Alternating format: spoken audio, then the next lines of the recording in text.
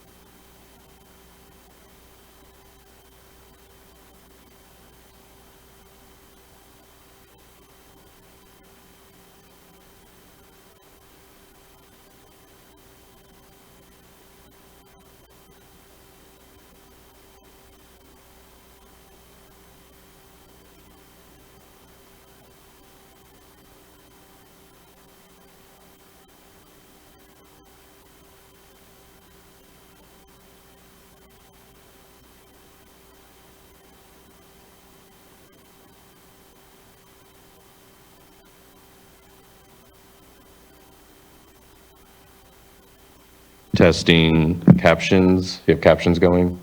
Testing 1, 2, 3. The webcast will begin at 9 a.m.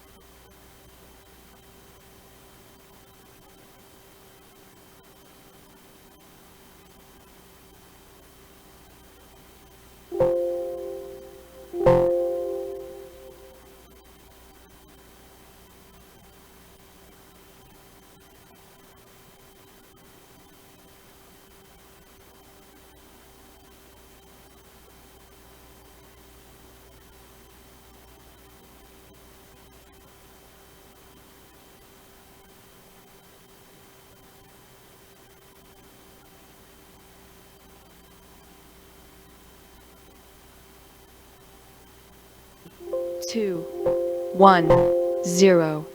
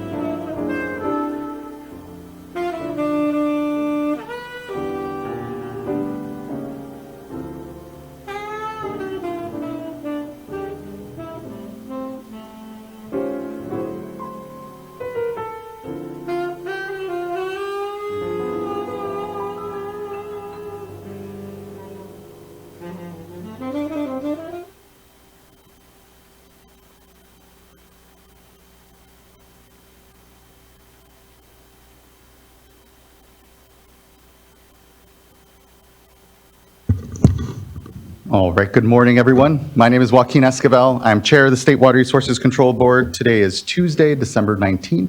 It is 9:02 a.m., and I'd like to call this meeting to order. I'll begin by introducing my fellow board colleagues.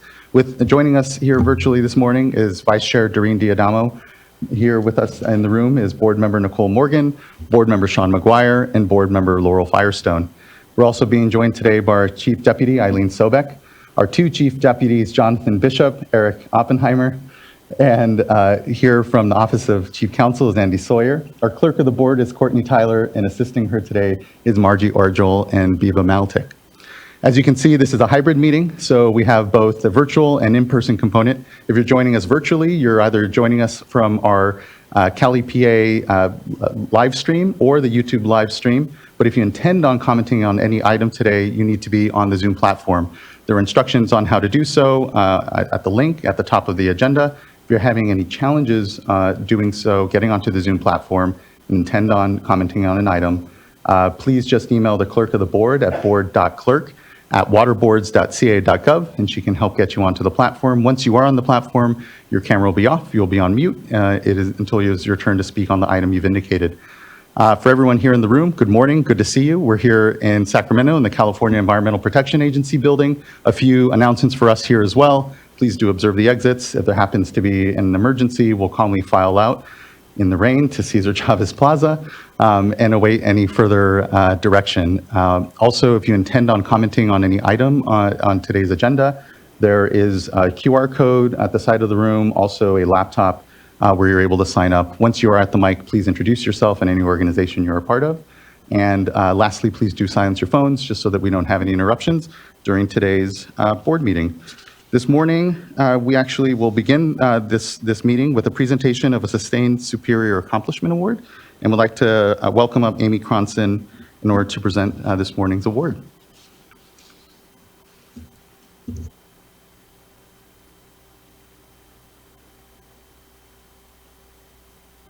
Oh, sorry, Amy, the mic isn't on. You'll need to turn on. It's you can use that one, or there's a button on the top of the mic as well. Okay. That works. Let's use this one. Good morning, Chair Esquivel and members of the board. It is with great enthusiasm that I'm here this morning to present this award to Britta Romans. Britta's strong dedication to equity and ensuring everyone's right to safe and affordable drinking water deserves acknowledgement through this Sustained Superior Accomplishment Award. Britta has been an engagement coordinator with the Office of Public Participation for the past 2.5 years. Britta's outstanding achievements in supporting equity in the past 2 years are visible in many instances, and I'll highlight two. Many people in rural areas of California rely on private wells or state small water systems, and identifying long-term solutions for these communities is often difficult both because of the spread out geographic nature of the communities and because of the limited or non-existent social infrastructure.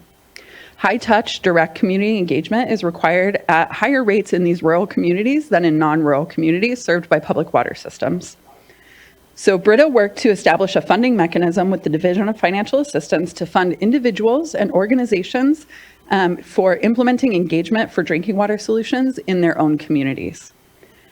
Brita worked to establish, Brita's work on this effort demonstrates a successful example of overcoming limiting and administrative barriers to developing solutions that reduce administrative burdens on communities and support equitable engagement. Brita has developed an innovative funding model that is being replicated in other areas, further expanding their impact on environmental justice communities across the state. Additionally, I'd like to recognize Brita's work on another specific project. The community of Ben Lomond in Santa Cruz County has had many years of water management issues. These issues were exacerbated by the 2020 CZU Lightning Complex fire and later the 2022 winter floods. When Brita joined the project, the community did not trust the state government or their water provider. Brita proactively addressed these challenges by developing an engagement strategy, building a relationship with the community, and thoughtfully coordinating a public meeting. Brita expertly facilitated the public meeting and fostered increased trust and community involvement. They also extended their commitment by helping community members with ongoing problems and connecting them with the right resources within the water boards. And that means taking individual phone calls from individual residents and paying attention to their needs. This community-focused approach enabled Brita to establish strong connections within various water boards, regions, divisions, and offices, providing continuous support during water outages, management changes, and the initial phases of the receivership process. Though challenges persist, Ben Lomond is in a better position today due to Brita's efforts, showcasing the impact of their empathetic, analytical, and thoughtful approach to promoting the human right to water. Brita's exceptional work in advancing equitable access to safe and affordable drinking water over the past 2 years exceeds all expectations. Brita's dedication to building connections between communities and state agencies aligns with and advances the Water Board's mission, vision, and direction. I personally could not be prouder of Brita's contributions to the water boards, Cali, PA, and all the communities that Brita interacts with. Thank you.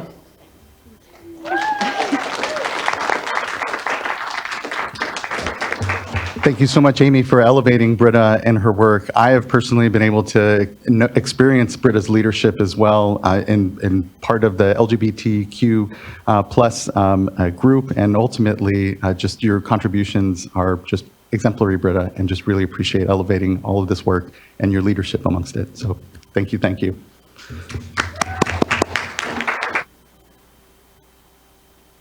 Quick photo? Yeah, we could, please.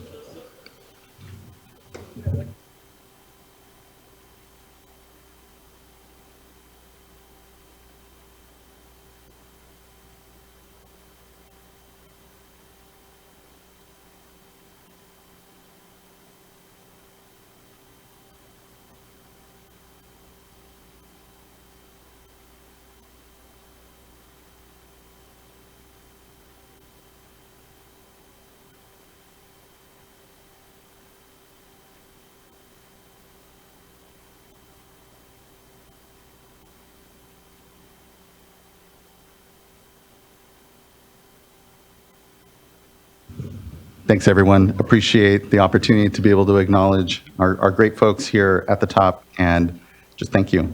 All right, that now brings us to public forum, and I want to note that we do have a number of public forum speakers. If you are signed up for public forum but are looking to actually speak on either any of the items later in the agenda, including Scott Shasta, I would ask that you reserve your comments for the item and not use public forum to perhaps get a comment in earlier. All that being said, let's go ahead and begin to go through. I will call folks in order of those that have been signed up here. And so I think our first person up for public forum would be Kimberly Burr, followed by Laura Hayter, and then Vivian Hellwell.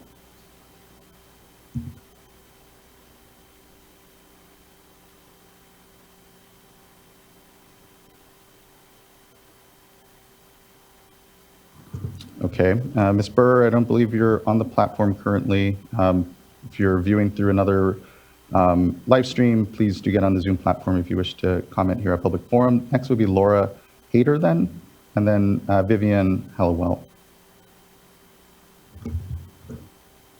Hello, this is Laura Rosenberger Hyder, and I'm I have a little bit of complaint about the Hathaway LLC and the Jasmine treatment facility.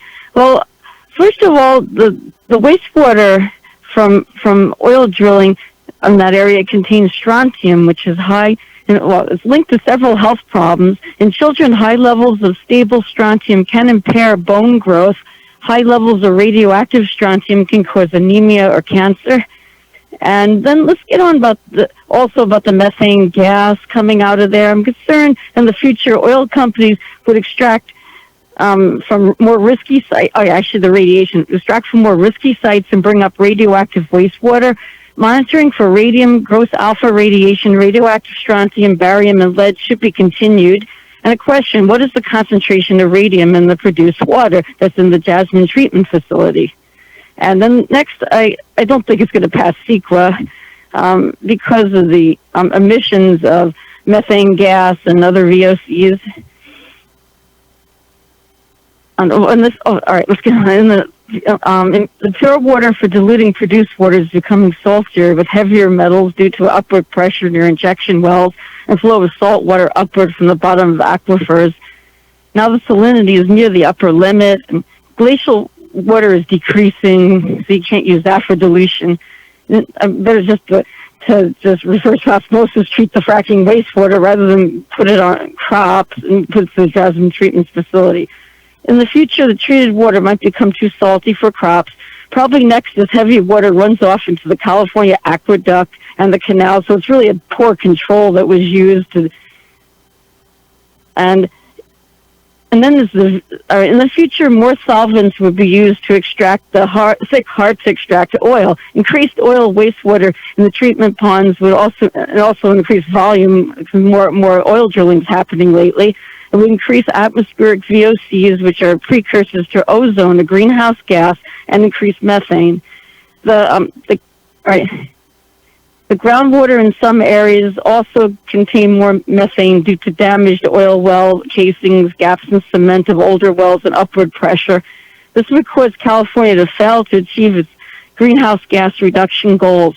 So I suggest you require covering of the wastewater treatment ponds and collection and reuse of the gases. And what is the methane concentration in the produced water? And that was my final question. Thank you, Ms. Hayter. I'm sounding Oh, like... at the present time. All right, thanks. So don't increase the amount. Thank you, Ms. Hayter. I appreciate you addressing the board here, public forum. Sounds like your concerns are around a facility and generally produced water and its safety. It's best for, I believe, the regional water quality control boards as a point for some of those questions. And what we'll do is follow up through email, and you can better direct some of those concerns with the regional water quality control boards, especially if it's about a specific facility. Thank you. Well, I didn't get heard. I didn't get heard on the public meeting. They said there's no objections. I had an objection. I wrote that I do have an objection. Please read it if I'm unable to. No, Ms. Hayter, you did provide us a public forum comment here, and like I said, we'll follow up through email. Thank you. Next, I'd like to call up Vivian Hellewell, and be followed by Peter Weiming Theo.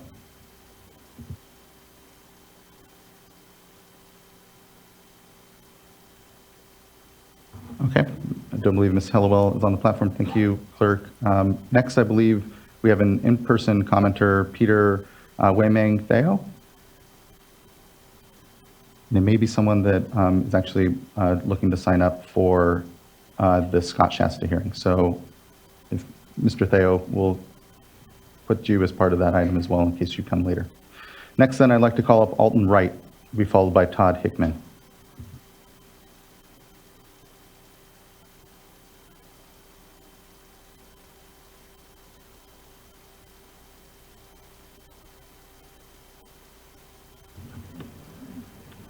Okay, next we'll go to Todd Hickman, followed by Sherry Hafer.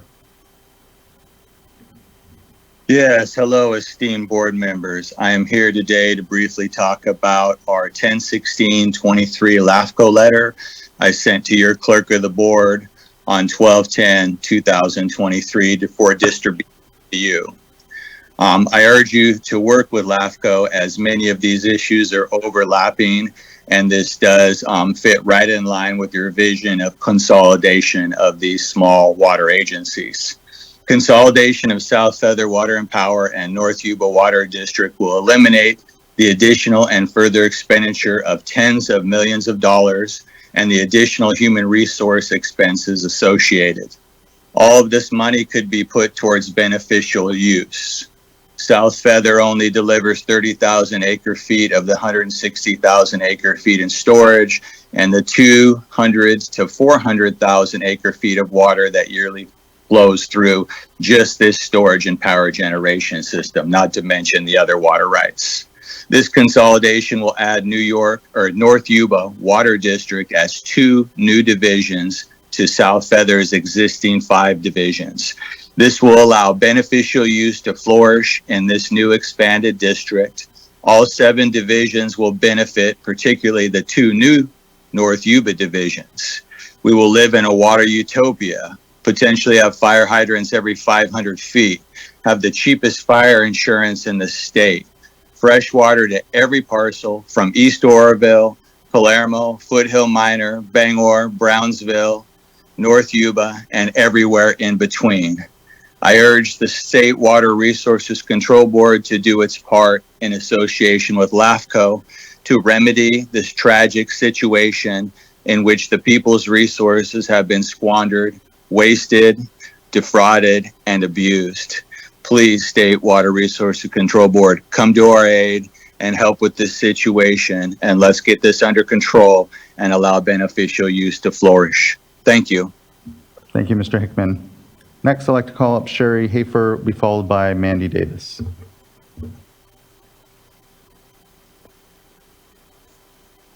Oh, Ms. Hafer, you should be invited to unmute here. There. Right. Good morning.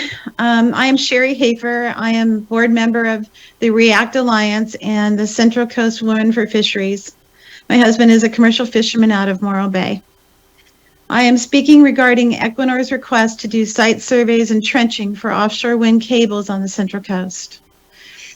The project description is too general. Equinor needs to provide more specifics for you to make an informed decision. You need to understand the exact location and how wide, deep, and long the site survey and trenching will require for this project.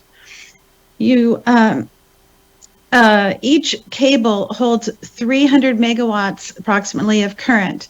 So for the 3.5 gigawatts, which is anticipated for the Morro Bay lease area, they will need at least 10 to 15 cables.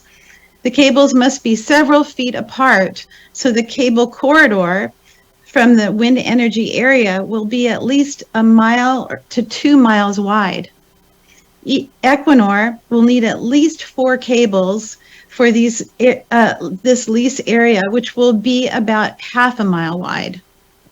The cables must be buried 10 feet per the BOEM EA. Most of the bottom on the shelf is hard unless they are in the very near shore. So how close to the shore do you anticipate burying cable? Will they have to trench through hard bottom, disturbing fish habitat and causing significant turbidity? Or in the shallow nearshore where multiple species live, breed, spawn, and live as juveniles before migrating to deep water? How many miles of cables do they plan on laying? The wind energy area is 30 miles from shore.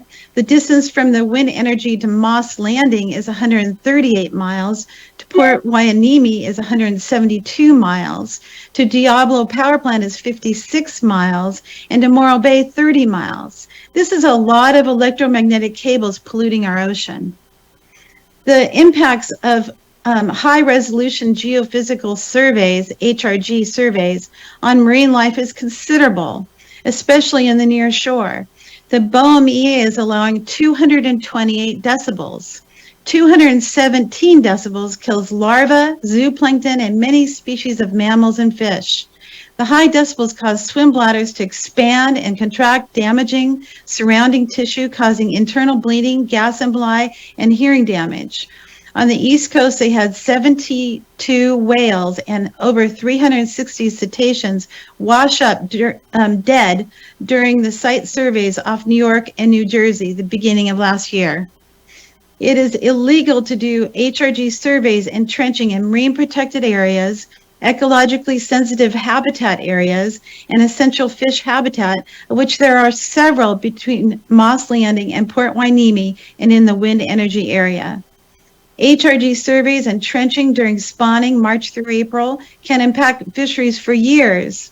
Equinor has said they want to begin in March or April. There are multiple deep canyons between San Simeon and Moss Landing that go all the way out the shelf. You can't just string cables across canyons. It's hazardous for fishing and mammals. How can you bury them in canyons? There are multiple fiber optic cables that would need to be crossed just south of Morro Bay. How will that impact our communication cables if an electromagnetic cable fails? Electromagnetic cable failure is common, causing water pollution from electromagnetic fields, EMFs, and a highly toxic chemical called sulfur hexafluoride used to insulate the cables. In the last 7 years, over 90 offshore cable failures have been reported in Europe. Causes of failures include delamination, voids, cavities, protrusions, inadequate application of jackets, cuts in materials, contamination, missing and wrongly applied components, and connections or incorrect dimensions, stresses from overheating and mechanical stress, electrolysis and corrosion. They also become emburied from the strong ocean currents. Exposure to EMF impacts migratory patterns of species that rely on the magnetic fields of the Earth for direction. Especially sensitive are salmon, crabs, sharks, and skates. Exposure of EMF to lobster larvae has been shown to deform lobsters and cause them to be bad swimmers. Please agendize this issue and allow public testimony and transparency and require more specificity from the offshore wind developers on this very important issue. Please do not rubber stamp this permit without doing more research and having a better understanding of what you are permitting. Thank you. Thank you, Ms. Hafer. I'll just note, there is no active permit before the State Water Resources Control Board on these projects. The Coastal Commission and or potentially the Regional Board are really the forum for this issue. There's nothing pending before the board on this permit. There is a permit from Equinor, the request. At the state, before the State Water Board? Yes, I don't believe yes, there is. Yes, and the comment period ended today. That's why we're coming before the board. Yes, it was. I'll actually look to our chief deputy on water quality here to educate whether or not there's a permit before the State Water Resources Control Board. I'm not familiar with any permit before the State Water Board. I will check with my staff if there is a 401 certification before the Regional Board, which may well be. Again, it may be the Regional Board. They're the primary permitting entities here, especially on the water quality nexuses. But so thank you, Ms. Hafer. Yeah, I can send it to your clerk if you'd like. To help. Yeah, thank you. Actually, I think there are a few more commenters in this vein, so that would be helpful for us, I think. Next, I'd like to go back. I believe we have Alton Wright now available. Yes, good morning. I apologize. I had some technology issues. Again, good morning, directors. I'm Alton Wright, a former board director at North Yuba Water District, a current 20-year Yuba County resident with lifelong family roots in Yuba and Butte counties. I'm a proud native Californian who understands that abundant water and well-managed water rights are paramount to our state's success. I believe you've been provided a copy of a letter that went to Cal LAFCO on October 16th of this year. I'm one of 3 signers on that letter. The 3 of us, Dr. Gretchen Floor, Mr. Todd Hickman, and I, have taken it upon ourselves to continue caring about the future of the citizens we once represented and wish for continual beneficial improvements to our corner of the state. These are our values.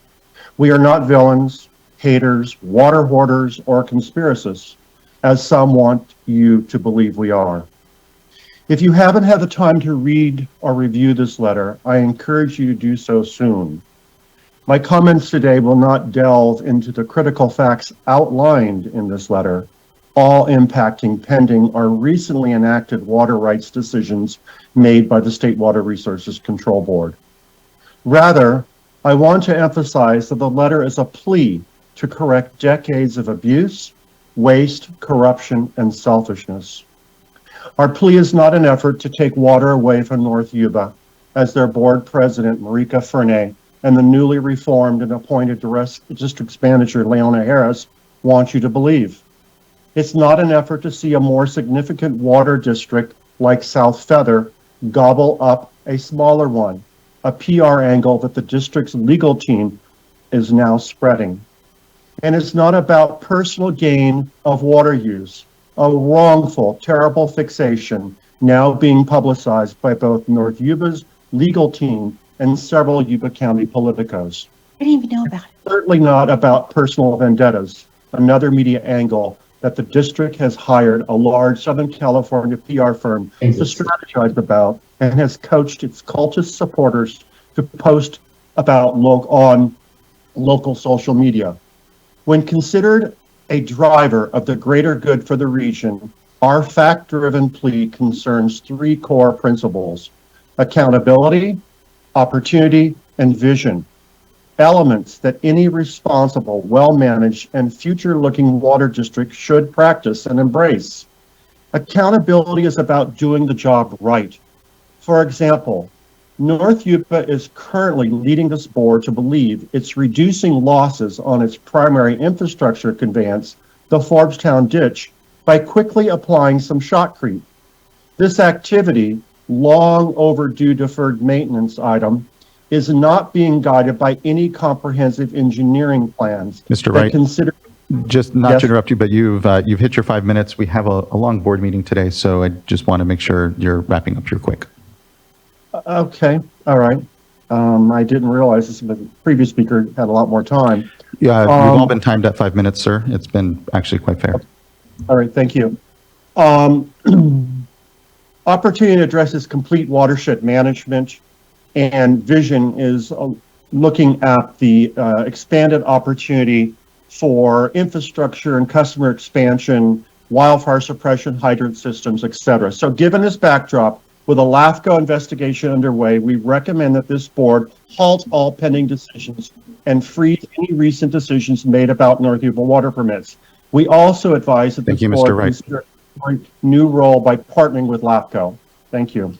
Thank you. I know we've continued to hear both that public comment and our staff have engaged quite a bit on this issue around North Yuba. I think some of the issues that folks are wanting us to address through our Water Rights Authority are probably better suited for LAFCO. So I appreciate the desire to continue to engage. I know that we have, again, on this issue, explored with folks quite a bit. So just thank you. And we have a correction here from our Chief Deputy on Water Quality on pending permits. Yes, we do have a 401 certification that's out for public comment, and today that doesn't come before the board. It is a delegated authority, but I will look into the comments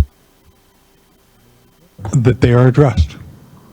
Thank you for that, Mr. Bishop. I think we have a few more commenters. And for those that are following up on the thread on the 401 water quality cert, do try to, if you can, not repeat too much, because I think there's about 3 other commenters in the same vein. So next I'd like to call up Mandy Davis. Will be followed by Nicole Dorfman and then Aaron Fukuda.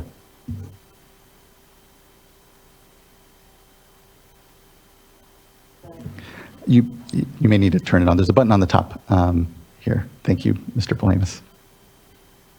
I am such a techno peasant. It's incredible. Perfect day to be commenting on water quality issues. Got really soaked on my way here. I hope you guys are a little drier than I am. So I am president of React Alliance, and I will be addressing the NWP6 permit that Equinor is asking for. And my background is this. I am currently a biologist, naturalist, and guide in the area of Morro Bay. But I worked from the late 1970s all the way to 2008 in the field of turbidity with Dr. James A. Patterson. I did research and marketing in relative technologies, and am quite familiar with the effects of turbidity on the water column and quality. So this is really, really relatable because it is a dredging project. I would like to read the letter that you have in front of you, and then I want to tell you a story. I am writing this letter on behalf of React Alliance to address the application for an NWP 6 for discharge of dredged or fill material by Equinor in the region described as, I quote, discrete locations for proposed offshore cable corridors at Moss Landing, Morro Bay, vicinity of Diablo Canyon Nuclear Power Plant, and vicinity of Port Hueneme. Equinor has offered no information about the specific sites, dredge ditch lengths, depths, potential bottom square footage disturbance, or equipment to be used. As you may know, the locations described, most notably the Morro Bay and Diablo Canyon regions, are extremely valuable, biologically diverse, and abundant marine ecosystems. The region is home to a plethora of marine mammals, commercially important fish species, and has a rich and abundant benthic community.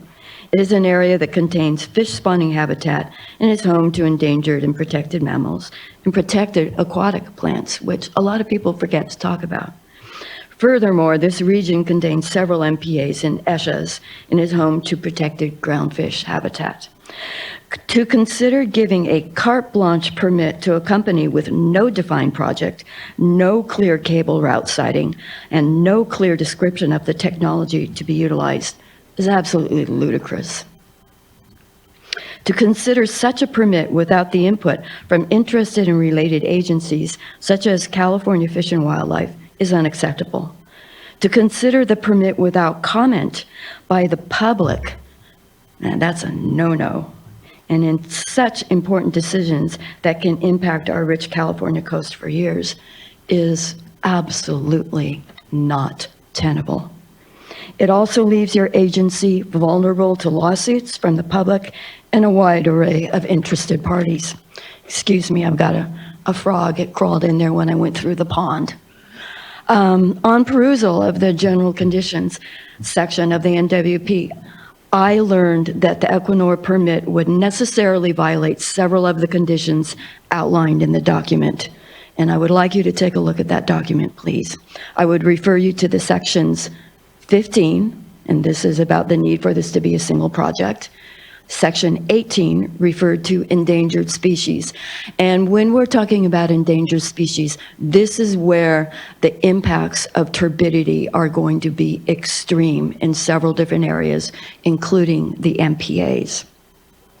Section 22, referring to activities in marine protected areas, including state MPAs and national estuaries. And Section 3, referring to the spawning areas. 26 as well, which refers to the need for a coastal zone management consistency concurrence. And finally, the requirement that a regional engineer give authorization after reviewing the project and its ability to meet the permit stipulations. As you can see, there are multiple reasons to deny this permit, as it will not comply with the general conditions.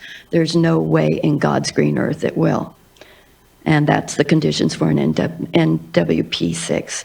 If you are not willing to deny the permit, in your next meeting in December, on this meeting, REACT asks that you at least agendize the issue in your next public meeting and then allow the public and other concerned state agencies to weigh in on this incredibly important permit issue. As the environmental aspect of this really refers to dredging impacts, I'd like to tell you a little story.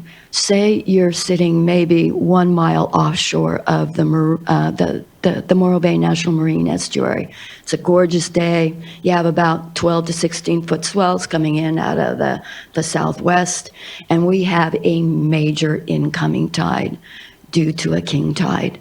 This happens quite often. And that tide rushes into the estuary, which happens to be an MPA and is home to many. Ms. Davis, I hate to interrupt you, but you did hit your 5-minute mark, and I know you're in the middle of a story, if you don't mind Yeah, rushing up. anyway, Finish it's a up. nice story, but imagine the turbidity plume and it moving into that estuary at 5 miles an hour and the kind of damage that it can do. This situation would be all up and down the coast in the near coastal areas. So consider this, and thank you very much for your time. Thank you as well for yours, Ms. Davis. I appreciate elevating this in public forum, and don't have anything immediately to react to, but we'll definitely be following up, so thank you. Next, I'd like to call up Nicole Dorfman, be followed by Aaron Fukuda, and then Amanda Davis. Oh, apologies, yes. Yeah, there's a Mandy and an Amanda Davis, so okay, appreciate that. And then next we'll go after that to Andrea Loomer then. Ms. Dorfman, you should be invited to unmute. Okay, can you hear me now? We can, good morning. Good morning. First off, my name is Nicole Dorfman, and I am also a representative of React Alliance. I live in Morro Bay.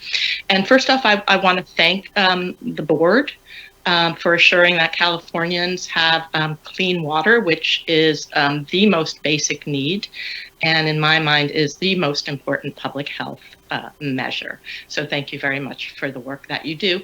I won't take up much of your time, but I just want to support and echo the words of your previous speaker, Mandy Davis, as well as Sherry Hafer, in questioning the legitimacy of this permit in light of the fact that there's no specificity of the equipment and methods to be used, no specificity about the total quality of materials to be dredged, no specificity about soil characteristics.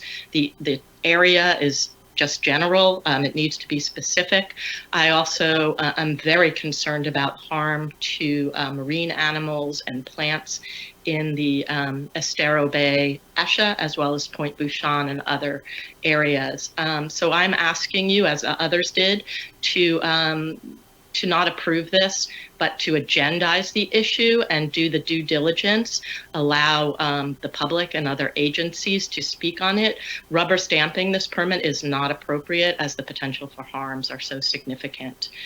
So thank you very much for your careful attention to this matter. Thank you, Ms. Dorfman. Appreciate your comments here at Public Forum. Next, I'd like to call up Aaron Fukuda, be followed by Andrea Luker, and I believe our last Public Forum commenter is True Lee. Good morning, Mr. Fukuda. Good morning, Chair, and good morning, board members. Merry Christmas and a Happy New Year. I wanted to take this time to maybe reflect a little bit back on some things that are happening within the Mid-Cahuilla Groundwater Sustainability Agency and the Tulare Irrigation District. We've had some pretty exciting couple of years bouncing from drought to flood years. And so 2.5 years ago, growers came to me and said in the middle of the drought that our communities were struggling. They recognized it and we needed to work on that. So we established an emergency ordinance to allocate groundwater and cut back. And that program has created some momentum, and you'll see how it worked in a drought and in a flood year. To start that program out, in order to get our growers understanding how an allocation would work, we contracted with Land IQ to give them a backcasting of their actual usage. So on average, they're using about 2.8 to 3.5 acre feet per acre. That could be surface water or groundwater. That primed the discussion. So when in 2022, we came out with an emergency ordinance to allocate groundwater and cut back, the number that we came out with was 2.5 acre feet per acre. So you can see we allocated less than, in the middle of a drought, what would need to be used, signaling that we needed to make some changes.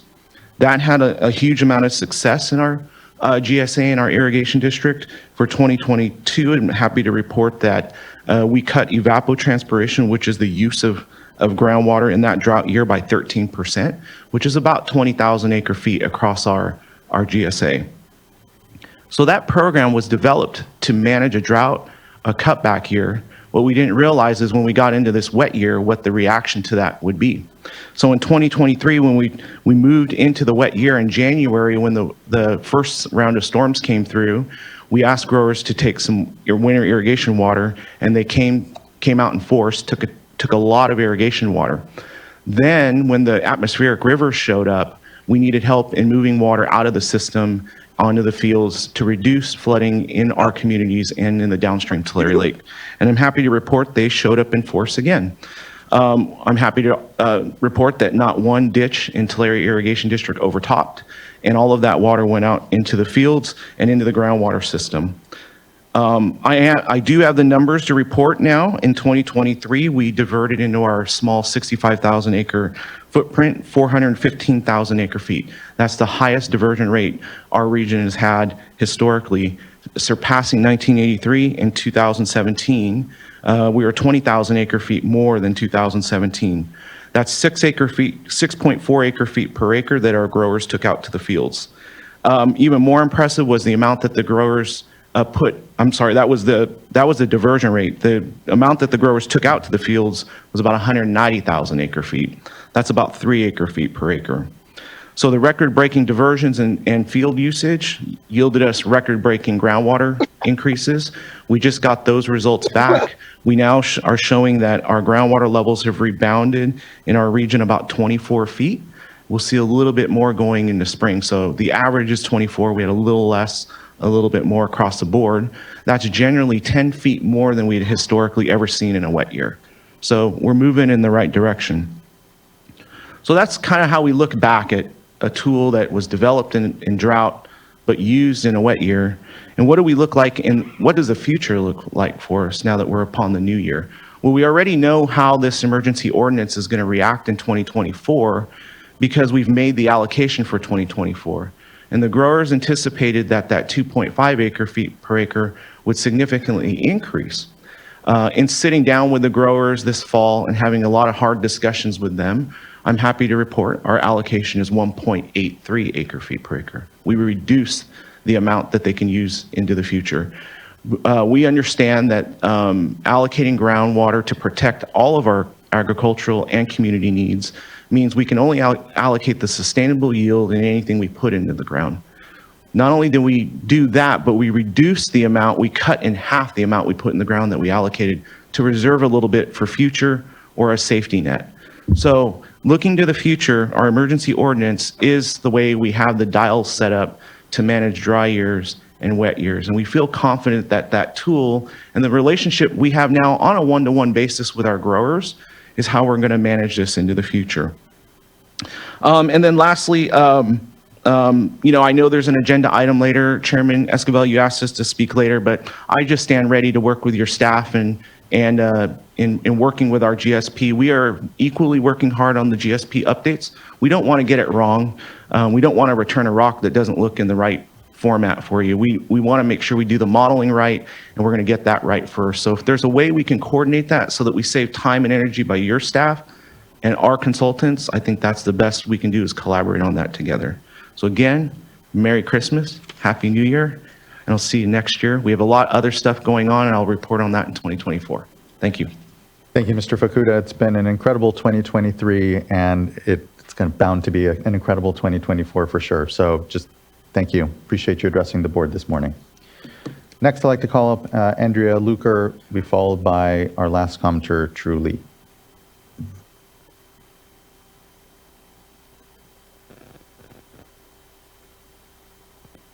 Good morning. Can you hear me? We can. Good morning. Excellent. Thank you. My name is Andrea Luker. First of all, happy holidays. I am a resident of San Luis Obispo County, and I'm also a board member of the REACT Alliance.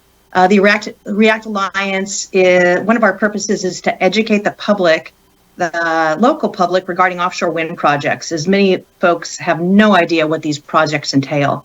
I will not spend much time this morning, but I want to make sure that you know that I absolutely align myself with the comments made by Ms. Sherry Haber, Ms. Mandy Davis, and Ms. Nicole Dorfman. Those comments were so eloquently spoken, and I won't repeat those, but we are very concerned about potential upcoming activities by Equinor. That is going to end my public comment this morning. I appreciate the opportunity, and I hope you have a great rest of your meeting. Thank you, Ms. Luker. I appreciate your participation in this, the plus up of other comments, and happy holidays to you as well. Next, we have True Lee. Good morning, members of the Water Board. I actually will want to reserve my comments for the later topic on the Shasta regulations. So just good morning to you guys and happy holidays. Thank you for that. I'll come back and speak later. Thank you for that, Ms. Lee. Appreciate it. Happy holidays and look forward to your comments here later on the Scott Shasta item. Okay, that wraps up public forum. Appreciate everyone's time this morning. I know it took us a bit to get through some of the comments and just appreciate everyone addressing the board and elevating their concerns. Let's now move into board business. The first item of board business is board consideration of the meeting minutes from the previous board meeting, December 5th and 6th. Any adjustments and or a motion? I'll move to adopt the minutes. I'll second. Thank you both. Ms. Tyler, can you please call a roll call vote?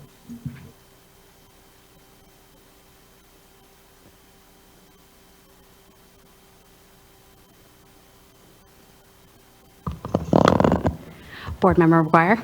Aye. Board Member Firestone. Aye. Board Member Morgan. Aye. Vice Chair Diadamo. Aye. And Chair Esquivel. Aye. Thank you. Thank you as well. The vote is unanimous and the board meeting minutes are adopted. Let's move on to item number 2, which is consideration of a proposed resolution approving the cross-connection control policy handbook. Invite folks up to begin presenting on the item.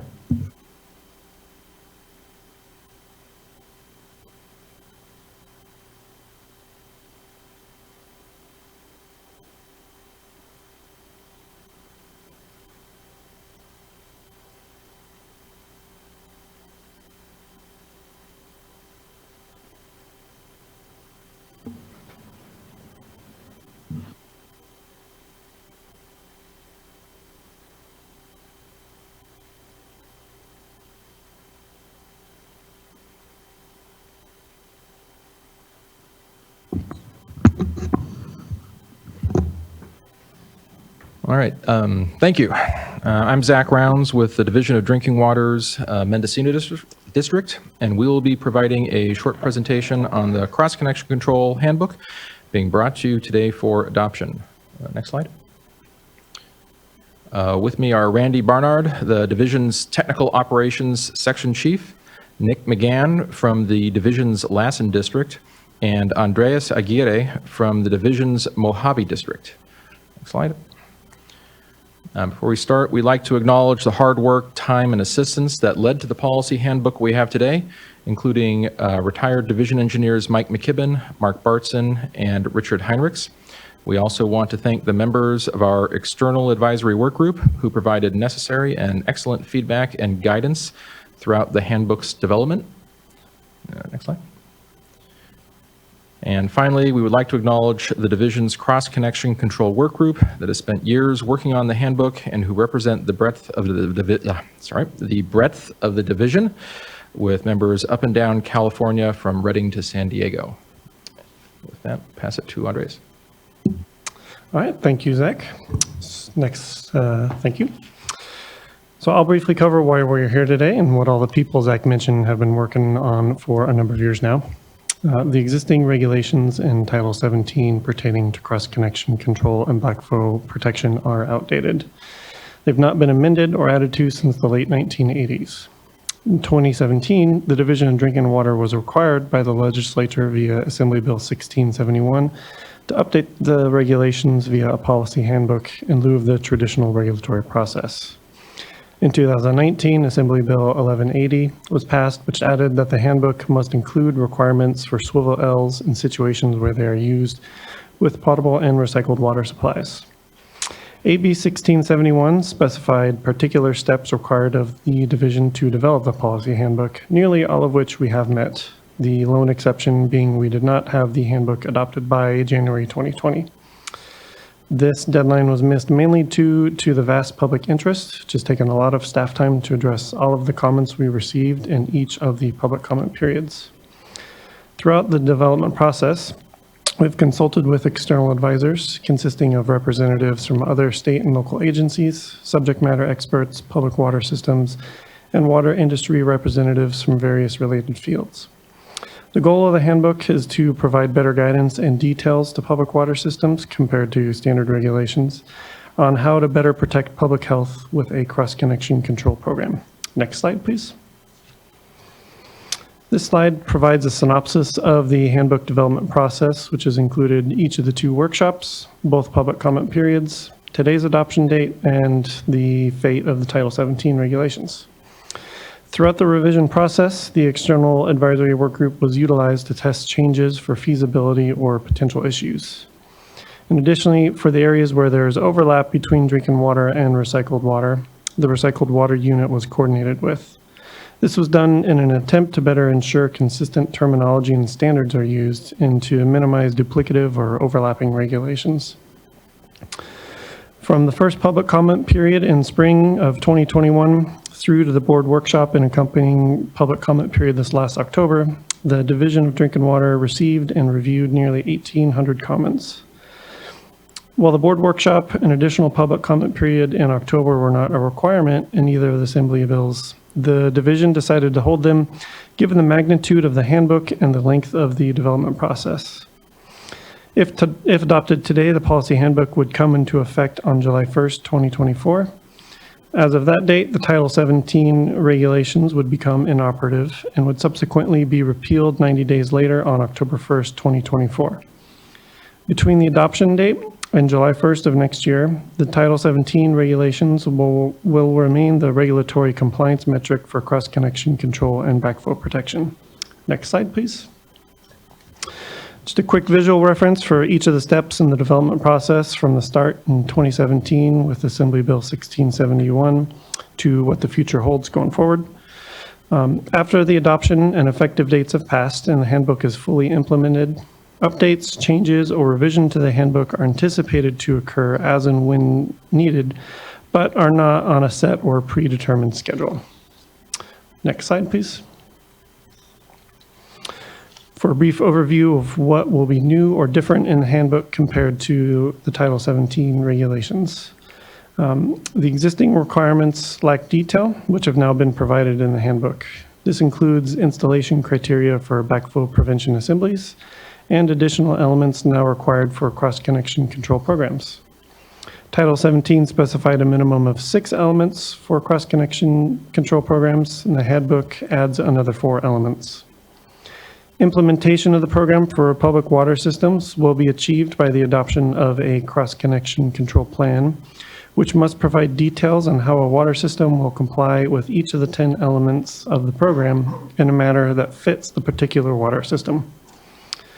New elements include mandatory reporting of backflow incidents, whether actual or suspected, the establishment of criteria for cross-connection control specialists and backflow prevention assembly testers, and accompanying this criteria is also the requirement for specialist and backflow tester certifying organizations to have ANSI accreditation within 3 years of the handbook effective date. Water systems will need to include public outreach as part of their programs and plans as well. This will help inform the public of the importance of and need for cross-connection control, backflow protection, and the roles and responsibility the public may have in that. Coordination with local entities when and where necessary must be outlined in each water systems plan. And the frequency of hazard assessments, whether on a set schedule or as determined by situational conditions, must be specified by water systems as well. And with that, I'll hand over the presentation to Andres. Thank you, Nick. Following the October 18th board workshop, changes were made in the handbook in response to comments and were incorporated in the final draft that was posted November 22nd. We received more than 60 comments from the workshop comment period. From this draft, another opportunity for comments was opened and closed December 12th. There were no substantive changes other than the implementation date and addition of reporting of falsification of reports by testers and specialists. Additional information was also included in the staff report. To accommodate some of the comments received regarding the availability of guidance documents, we changed the effective date from 90 days after adoption to July 1st, 2024. This will allow more time for guidance documents and templates to be drafted and made available by July 1st, in addition to allowing for more training opportunities. For falsification of records by testers or specialists, public water systems are now required to report evidence of record falsification to certifying bodies. The handbook includes requirements to conduct hazard assessments when a user premise changes account holder, excluding single-family residences. From the December 12 comments, language will be added to the staff report To note that this also applies to individual units of multifamily housing. This language is noted in the change sheet included in today's agenda. The requirement for a hazard assessment applies when the ownership of building changes account holder. Apartment buildings, condominium complexes, and multiplexes are often served by a master meter, which then either provides water to tenants or owners at a flat rate or through a sub-metered connections. In either case, a hazard assessment reassessment would only be required if the master meter account holder changed.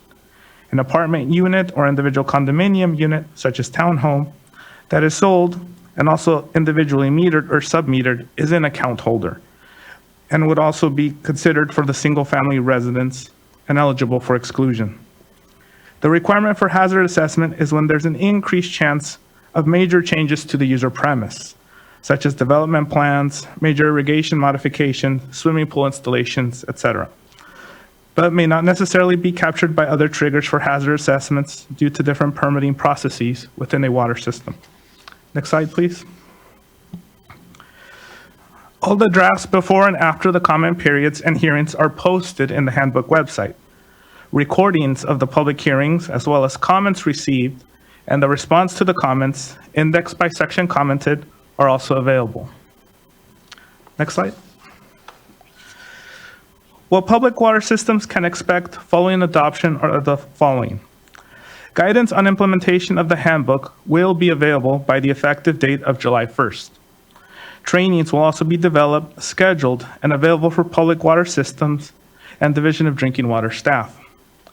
Division staff will reach out to water systems ahead of July 1st to alert of guidance and information.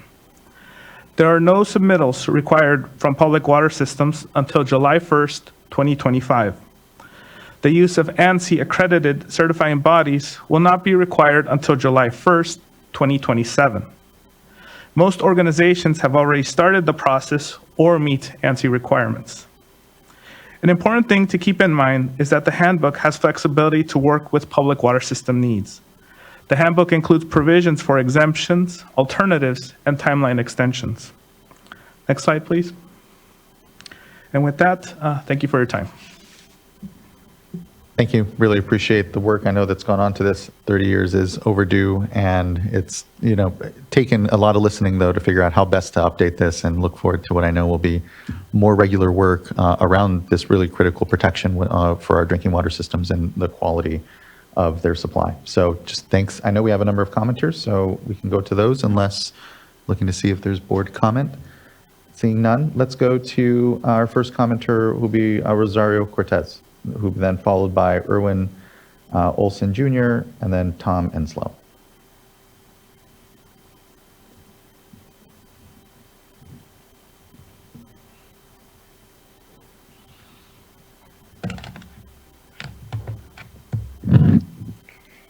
Good morning. Good morning. Mr. Chair and members. Rosario Cortez, Manager of Regulatory Affairs for Water Reuse California. Thank you for having me this morning. I want to thank the board for addressing our previous comments about the inclusion of the swivel L in the cross-connection control policy handbook. Sorry, it's a little mouthful.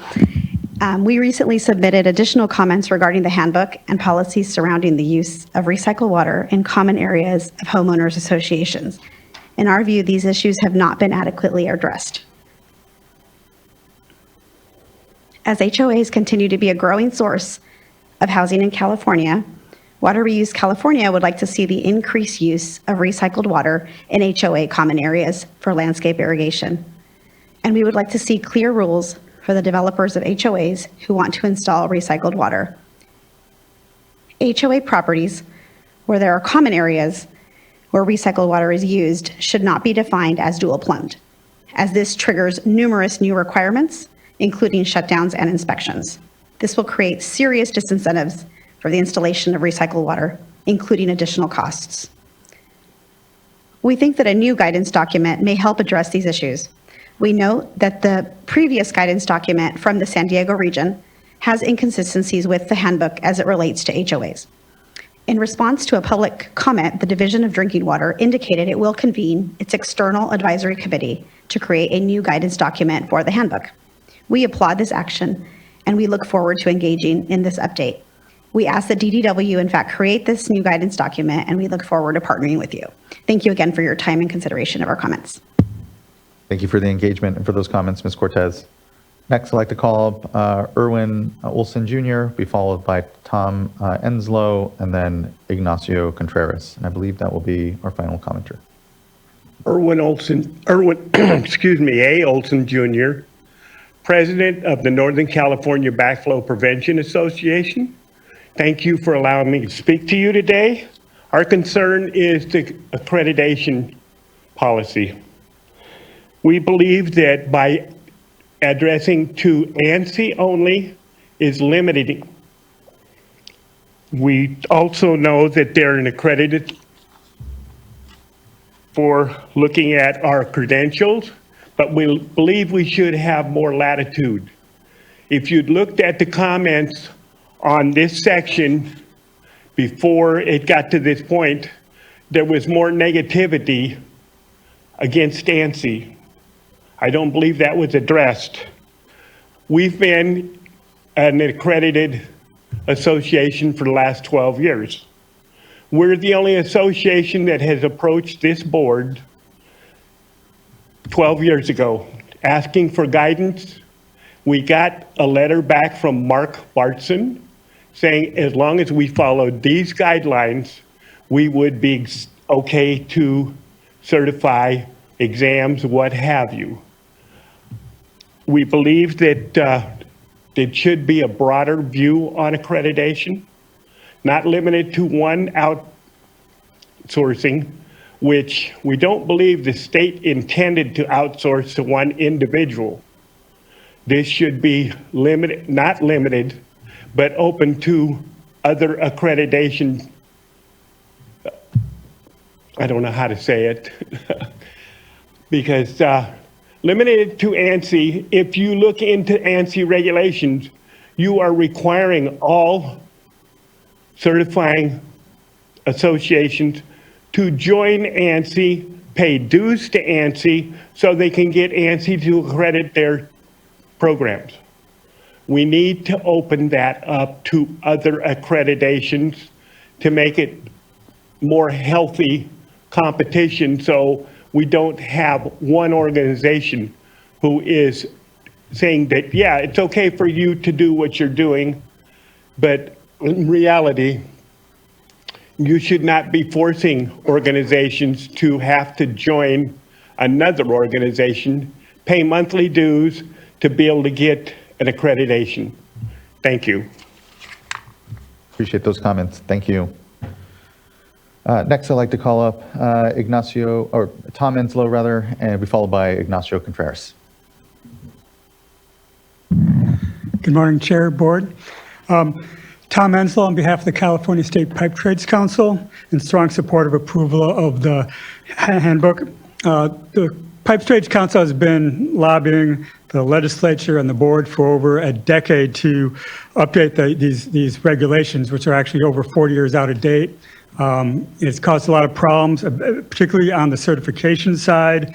These outdated certifications have been a major issue for the unions because the current outdated regulations allowed for discrimination as to what certifications were required, but depending on what jurisdiction had control. With over 500 jurisdictions, this created a patchwork of requirements of what certifications you needed. The last workshop, there was some guy that said just in his county, he needed 5 different identical certifications to work in that county because there was 5 different certifications required depending on the jurisdiction he went to. This lack of statewide consistency burdens plumbers. They're frozen out of certain markets. They're required to, have multiple certifications, stifled competition, raised rates, and it discriminated against our union members who the ASSE certification is their primary certification that's taught in a lot of the apprenticeship schools. This handbook finally addresses this issue, and I think in a fair way sets forth specific standards and a process to be state approved for a cross connection or a backflow tester, certification agency. The requirements in it are reasonable, but they're robust. And meeting those requirements will require all the certification agencies to make some changes. Right now, I believe AWWA is the only certification that's ANSI certified. ASSC, just like ABPA, has to get their certification. They're well onto it, but they're familiar with that. That's a international certification for certifying personnel. It sets forth the process, not the content. The content is set forth in your handbook.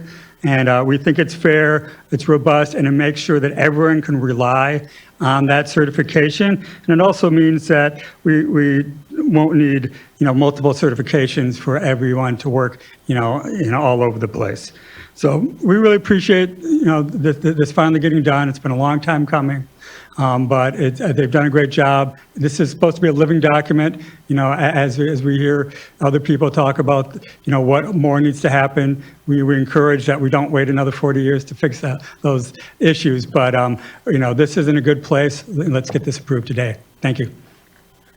Thank you for that. Really appreciate the comments. And the desire here is really to create a more standard and then robust system here and navigable. Mr. Contreras. Yeah, good morning. I'd like to first thank the board for the opportunity to speak today.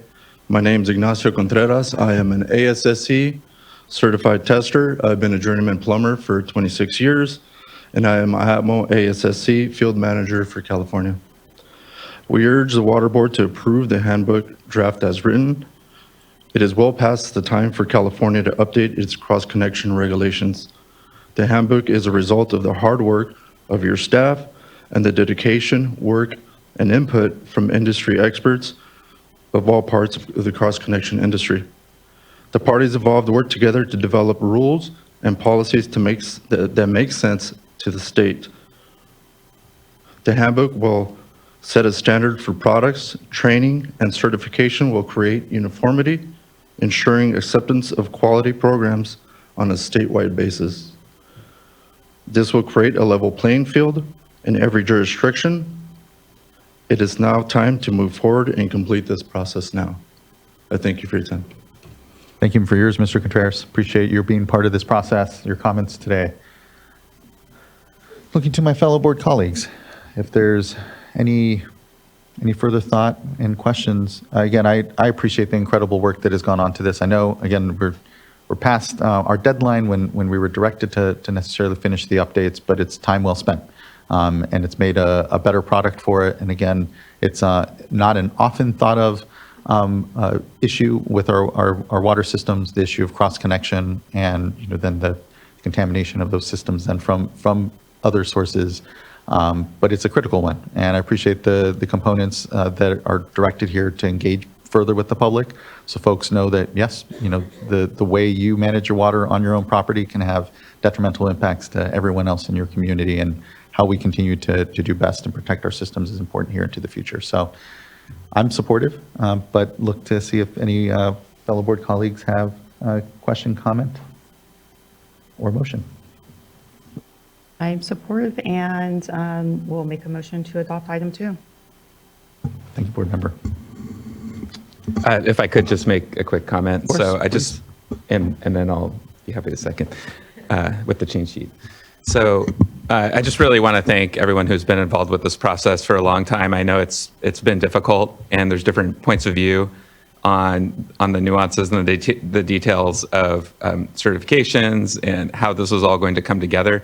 But I'm so just proud of staff and your diligence in working through all these different issues and getting to this point here today. Just the number of engagements, the workshops that you held. I mean, I really feel you did go above and beyond in terms of just taking in all of the input. So thank you for that. I just wanted to make sure that you heard from me that, as one of the 2 engineers on the board, that it's really well recognized that Division of Drinking Water here really has done, I think, a fine job in putting this handbook together. And I think a critical part of that is the guidance document that's to come. And so I also appreciate just shifting the date, the effective date to, I think, June, I believe, of next year, to provide a little bit of space to develop that guidance document. We heard from water reuse, I think some good comments just about areas that maybe can be clarified over this time frame. So I just want to emphasize how important it is, and I know you're committed to get this guidance developed over the next 6 months or so. And so I'll look forward to hopefully hearing back, maybe through an executive director's report or some sort of feedback, just to confirm that the guidance document is done and you've worked with stakeholders on pulling that together. But otherwise, thank you very much. Again, appreciate your work on this. Well overdue. So I'm going to make the motion to adopt item number 2 along with the change sheet. I will second. Thank you both very much. Ms. Tyler, can you please call a roll call vote? Board Member Morgan. Aye. Board Member McGuire. Aye. Board Member Firestone. Aye. Vice Chair Diadamo. Aye. And Chair Escobar. Aye. Thank you. Thank you very much as well. The item is unanimously adopted. Really appreciate, again, all the great work that's gone into it. Let's go ahead and give ourselves just a quick 15-minute break before we get to our next item here. And we'll come back at 10:25 and start in on item number 3, our direct potable reuse item. Thanks, everyone.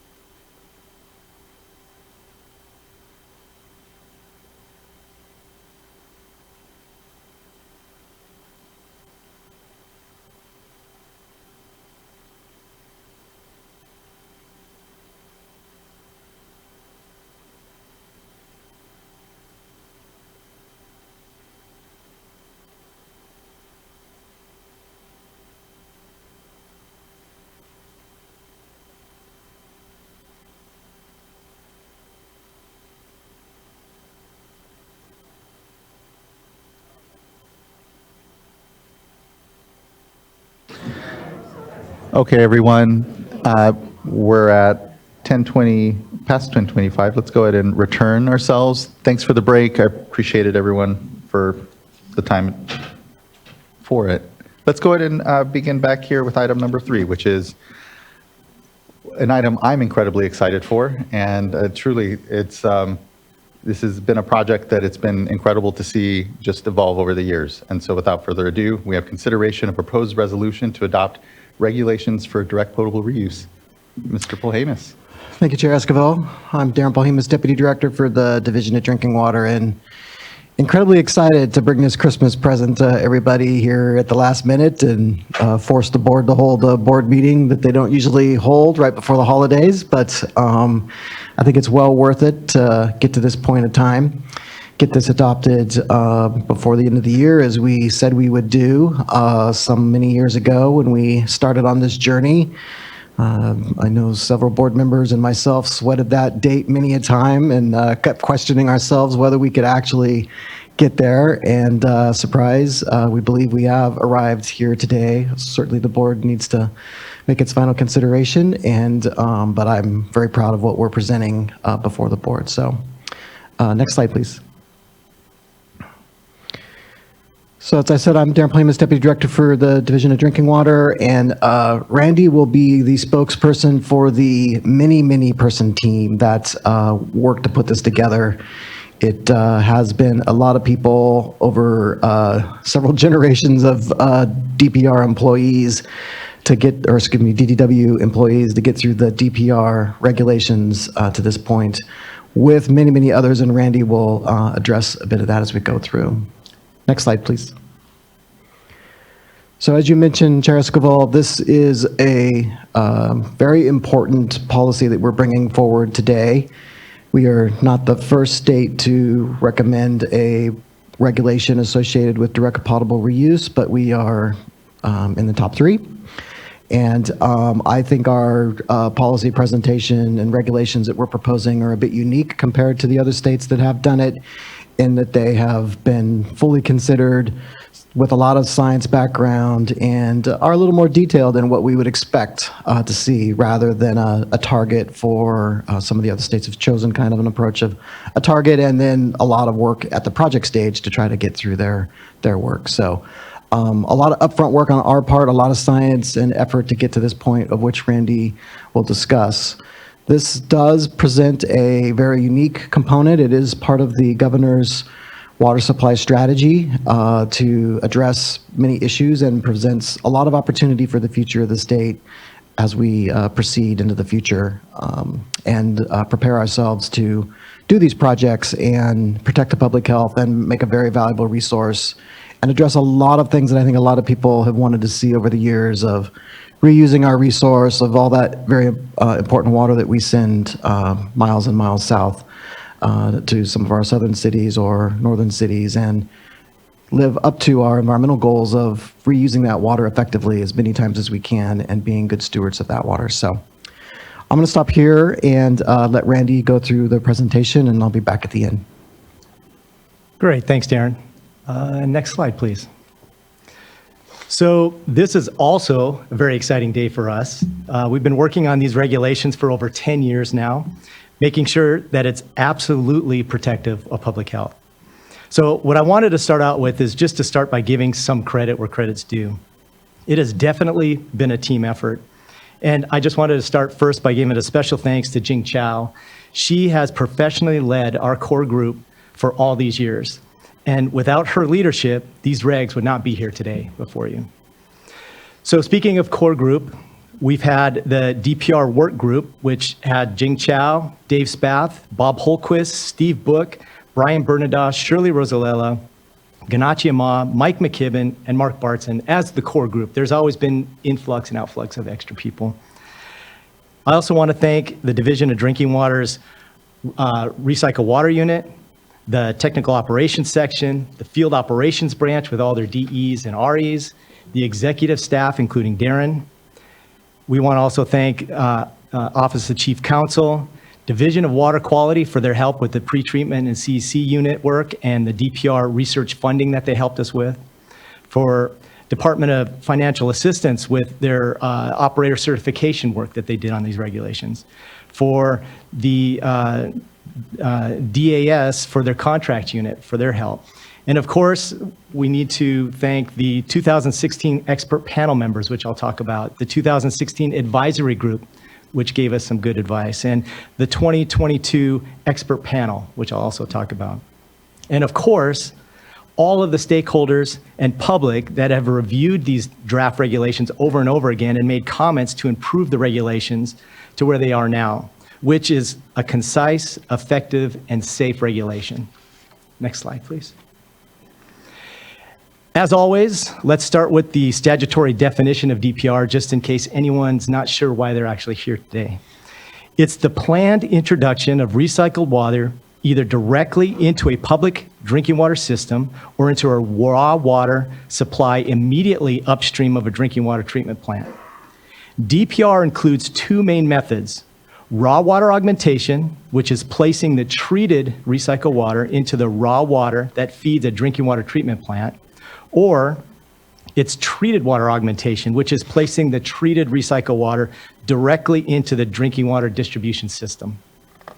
Next slide, please. So in California, potable reuse, and that's what DPR is, potable reuse, regulations fall into one of these categories: groundwater recharge, surface water augmentation, raw water augmentation, or treated water augmentation. The top two are indirect potable reuse, or IPR type projects. The bottom two are the types of direct potable reuse, or DPR. Now, an important point here is that a potable reuse project is completely voluntary. A city or municipality can choose to do one of these projects or can choose not to. The regulations that we develop are just tools in a toolbox. So a city picks the tool that's right for their community. It does not have to do a DPR project, but if it wants to, they have these regulations to ensure that they can make safe drinking water for the public. Next slide, please. Now, I know most people here are well versed on the background and bills that helped move DPR forward. But what I want to remind everyone are the third-party reviews that have been done for these regulations to make sure that they are protective of public health. So the legislature wanted to know if DPR was feasible, and it required DDW to convene and administer an expert panel and an advisory group to advise us of that fact. The advisory group was made up of stakeholders, EJ groups, environmental groups, and government experts. They provided review and recommendations to us at DDW and to the expert panel at the time. The 2016 expert panel was made up of world-renowned consultants and members of academia. They advised DDW on the feasibility of moving forward with DPR regulations. Both groups created documents we relied on to determine that DPR was feasible and could be done safely. Then Assembly Bill 574 required DDW to go ahead and develop DPR regulations and have them reviewed by another expert panel to ensure that the regulations we were developing were protective of public health. Now, this bill also required us to create a framework document to get the public and stakeholder input on these regulations to provide some transparency and clarity for what we were doing. The latest expert panel also made up of world-renowned experts, some from the last panel to bring consistency, but several new additions to allow for fresh perspectives on what we were doing, because it was several years later. These experts reviewed and commented on our final version of the DPR regulations. They verified that projects that follow these regulations will provide safe drinking water that is protective of public health. In July of this year, we initiated the rulemaking for DPR and started the formal public comment period under the APA regulation or requirements. We provided the final draft of the DPR regulations and the initial statement of reasons explaining the regulations, as well as a notice of proposed rulemaking. We also held an APA public hearing in September to receive oral comments from the public. Next slide, please. So this slide is to emphasize our transparency. For 10 years, we have been posting our progress and drafts on our website. We've received hundreds of questions and comments from stakeholders and from the public. And following the development of the final DPR regulations and the findings from the expert panel that they would be protective of public health, these regulations were formally placed in the hands of the public for review and comment. The 45-day formal comment period began on July 21st. During this public comment period, we also held a public hearing to present the draft regulations and collect any comments that the public might have at that time. As a result of the comments we received, and with further review of the draft regulations, the State Water Board revised the proposed regulations and had them re-reviewed by the expert panel one more time. The revisions to the DPR regulations were then again released for public comment, but this time for a 15-day public comment period. Now, after another close review, we determined that there were no further recommendations or revisions needed to the regulations. Responses to the public comments will be included in the final statement of reasons that we'll post. Next slide, please. Now, today is a huge milestone, but all the work is not finished yet. After a board adoption, we still need to complete the final regulatory package. That package will then undergo a number of internal reviews and approvals, such as those by Cal EPA and the Department of Finance. Then it all gets submitted to OAL, the Office of Administrative Law. OAL will have 30 working days to review the regulatory package and determine if the State Water Board complied with the requirements under the Administrative Procedures Act, the APA, for adopting these regulations. Once approved by OAL, they file the regulations with the Secretary of State, and then it'll subsequently be adopted into the California Code of Regulations. Generally, regulations become effective on one of 4 quarterly dates, either January, April, July, or October 1st, based on when the final regulations were filed with the Secretary of State. What we're hoping for is we're projecting April 1st for the DPR regulations. But circling back to the process for what we're doing today, I'll turn it back over to Darren. Next slide, please. So while we're completely focused on the direct potable reuse and maybe even myopic at times in looking at it, we do recognize how important it is that this is not done in just a vacuum and it is coordinated with many other facets of what the state and regional water boards do. And to that end, there has been several additions added to the resolution for consideration by the board that do address these. These 3 bullets here just summarize in essence those particular areas. Certainly, we know the constituents of emerging concern continues to be an issue, and both for DPR, for drinking water, for our environment, for our MPDS permits, it's a continuous threat in our society. And so to that end, we definitely are endorsing the working together approach of having a CEC program and a strategic plan in coordination with DWQ and the regional boards and moving forward, and tried to just make a hint towards that as a certain goal for us in that effort. We also know and heard the concern with several of the comments about making sure that the DPR permit is not done in a vacuum and contemplates the MPDS permitting activity that's necessary to do that. There will very likely in most instances be some form of environmental discharge from a DPR facility that needs contemplation and a permit, and we're committed to making sure that that happens.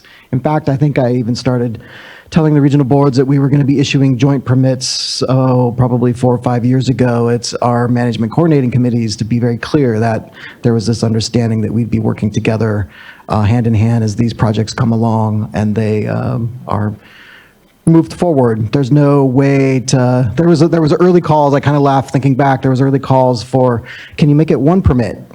You know, well, that would take harmonizing the Safe Drinking Water Act and the Safe Drinking Water Act and the Clean Water Act together, and that would take an act of Congress, and of course that's not going to happen. So we do need to figure out ways in our bureaucratic system to make it easier, but there will be a joint permitting activity that happens, and we've put a nod to that as well.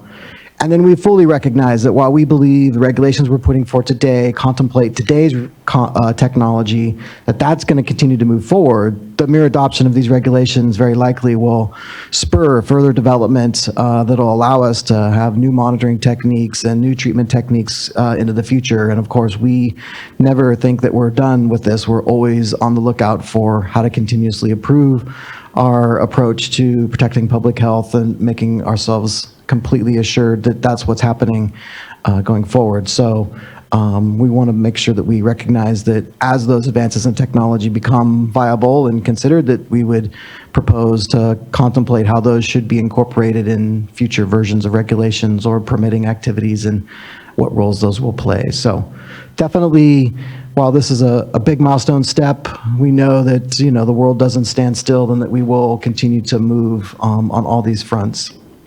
Next slide, please. And as with everything, while we celebrate the moment today, if it is adopted, if the board chooses to adopt it, there's a lot of work for staff to do. There's guidance, there's training, there's program review, there's regulatory oversight, and the real work begins. I'm going to give them today to celebrate, but on January 2nd, we'll be back to work on making sure that we know what's ahead of us when it comes to all of the work here. Some really great projects that are exciting are coming forward from our partners, drinking water partners and wastewater partners, and we want to be a part of that, moving and advancing this in the state of California. So much to do when we do get there. And next slide. And this will be our end slide here. This is certainly some information associated where people can go to find some materials, but we turn it back to you, Chair Esquivel, for commenters and questions. Huge thanks. I have a lot I want to say, but I'll first go to our commenters. I really want to hear from everyone here today and hear these reflections as the board considers this. Next up, so first, but I do look to other board colleagues in case there's anything.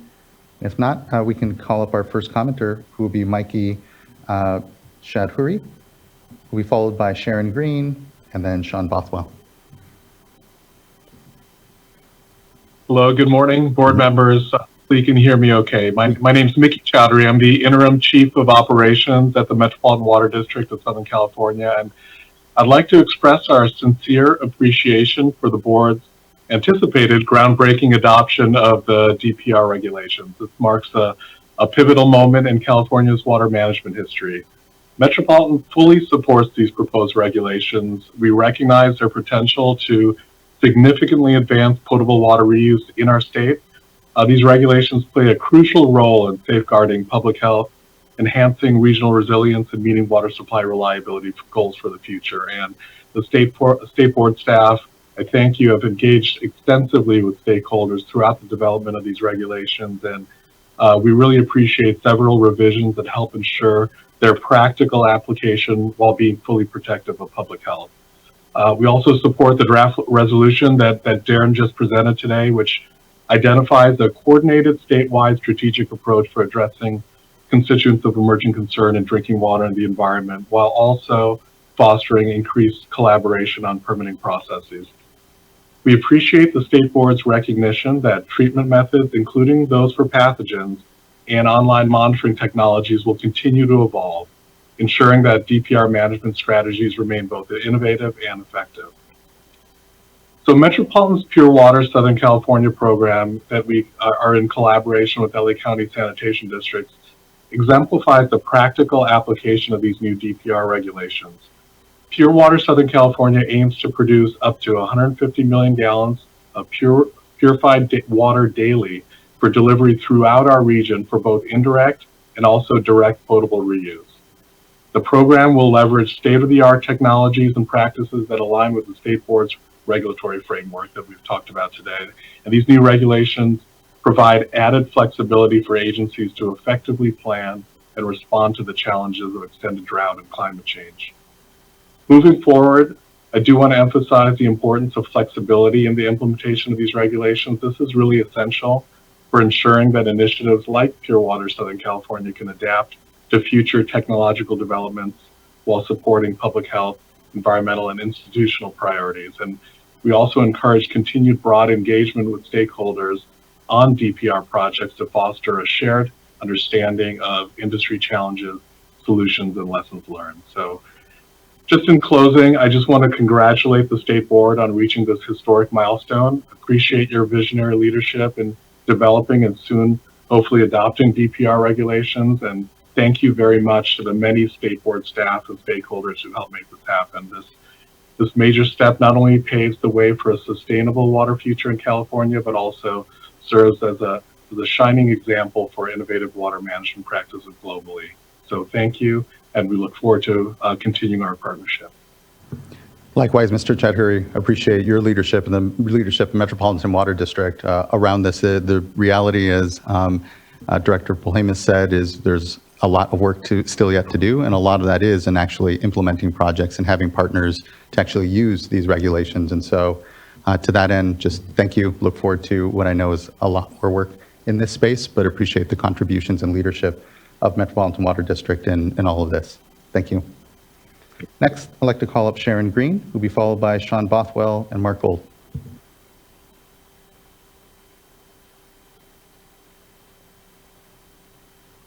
Oh, you should be invited to unmute again. Apologies.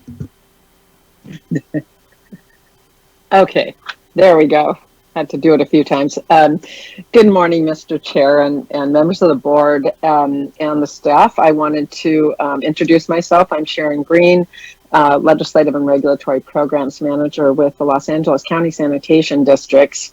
I want to start by saying that we wholeheartedly agree with Mickey's testimony that you just heard, so I'll try not to repeat that. We just wanted to add a few quick remarks of our own. Certainly, I can't not say this part, that the sanitation districts appreciate the over 10 years of work that has been done by the Water Board to get the regulations to this point. We thank the board members and staff, the technical experts who participated on all of the expert panels, all of those who conducted research as part of the direct potable reuse research program, which was substantial, and all of the many stakeholders who have participated in the process along the way. We believe that all of this robust scientific work that has been done to prepare the direct potable reuse regulations has led to regulations that are fully protective of public health and the environment. This framework will ensure that a significant amount of preparation will go into each DPR project that moves forward, and that only those projects that really can meet those standards, which are very high, and that can reliably operate these highly advanced technologies and complex projects will be developed. In other words, DPR projects are not to be undertaken lightly, and the regulations and robust project approval process are designed to ensure full vetting of such projects. We also just wanted to quickly specifically mention that we support the revised language that was proposed this fall during the public, the 15-day comment period. And specifically, there was one issue we had raised. So the change allows a regional wastewater agency meeting specific criteria to serve as a partner agency for the purposes of the joint plan on behalf of all of its satellite collection systems, which in our case is dozens. We have like 6 dozen partner or satellite collection systems. And this approach will be far more workable than a requirement for all of those satellite collection system agencies to also be partner agencies. And we thank the board for making that change, as well as many of the other changes that were made during that one comment period. So with that, we want to just state publicly that we strongly support adoption of the final DPR regulations by the board today, and thank you for the opportunity to testify. And we do look forward to working with the Water Board as we move forward with the project as was just described, our Pure Water project. Thank you. Thank you, Ms. Green. I really have to thank the LA County Sanitation Districts for hosting Board Member McGuire and I just last week over at Hyperion.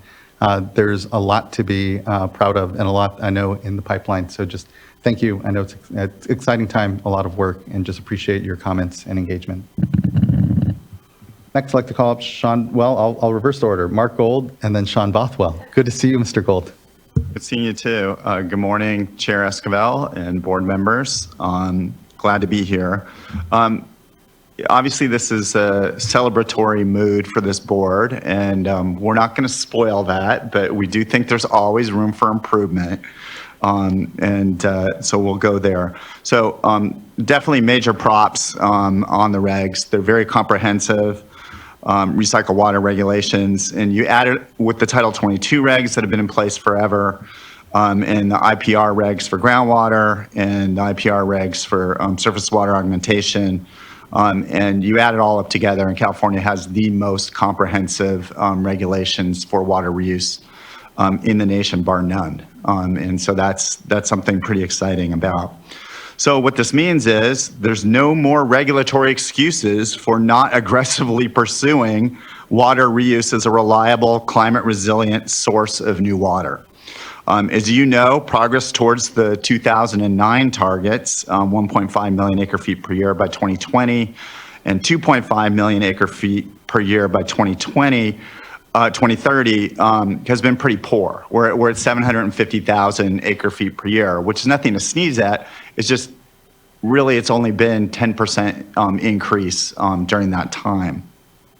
The targets in Governor Newsom's document on hotter, drier California are very, very modest, in 800,000 acre feet per year by 2030. So that's only an addition of 50,000 acre feet per year in the next 6+ years, as well as 1.8 million acre feet per year by 2040. And so we can do better than that as a state of California.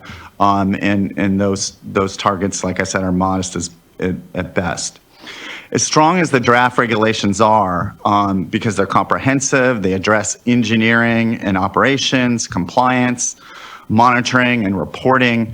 The one weakness is really in the area of consumer confidence, and just really an understanding that when it comes to direct potable reuse, there's going to be a very significant, large, small sector. I'm not saying it's going to be a big sector of society that's going to say, I don't want to drink this, that it's toilet to tap, and that we're really worried about it and the ick factor and all that. How do I know that? Because we've seen that. City of Los Angeles, City Council member Joel Wax ran for mayor against Jim Hahn, who beat him badly.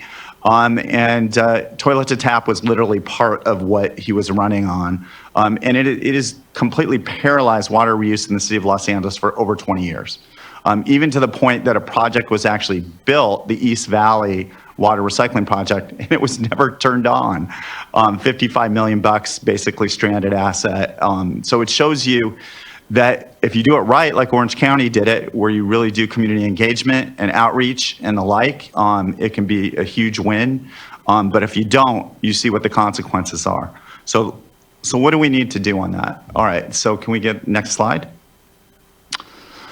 All right, so what we've decided to do here for ease of State Water Board response to this was not to mess with the regs. So Darren, you can calm down now. But the resolution, because it's a newer thing, it doesn't have the force of regulation, it's more advisory than anything else. And so that's what we're providing our recommendations here. So the regulation itself has numerous statements on the regulatory requirements to meet log reduction for enteric viruses, Giardia, and Cryptosporidium through monitoring and SCADA systems. Unfortunately, the monitoring and SCADA systems can't do that. They cannot do real-time monitoring, online monitoring for pathogens or pathogen indicators. That's just not there. So it's not adequate to ensure that there won't be pathogen pass-through 24/7, 365, because it just doesn't measure microbes in real time. And so for this consumer confidence purpose, we've created this language in front of you, and it's really to say let's try to utilize flow cytometry for monitoring purposes or equivalent online monitoring requirements by a date certain. That's one of the things that was really missing from the resolutions. There were not a lot of dates. It was a lot of intent without dates, which makes accountability pretty tough and progress even tougher. And so this was the recommendation we had here from the standpoint of adding this to flow cytometry. And just to remind you, and I know I shared this information with staff and some of the board members, It's not uncommon to use this sort of approach in Europe. There's been a ton of research papers as well on this. I'm not talking about flow virometry, which is a little bit ahead of its time and saying, let's go to there, which would be even better assurance. But cytometry, which would let us know if there's bacterial pass-through or Giardia pass-through or Cryptosporidium pass-through, the two protease pathogens. All right, so next item.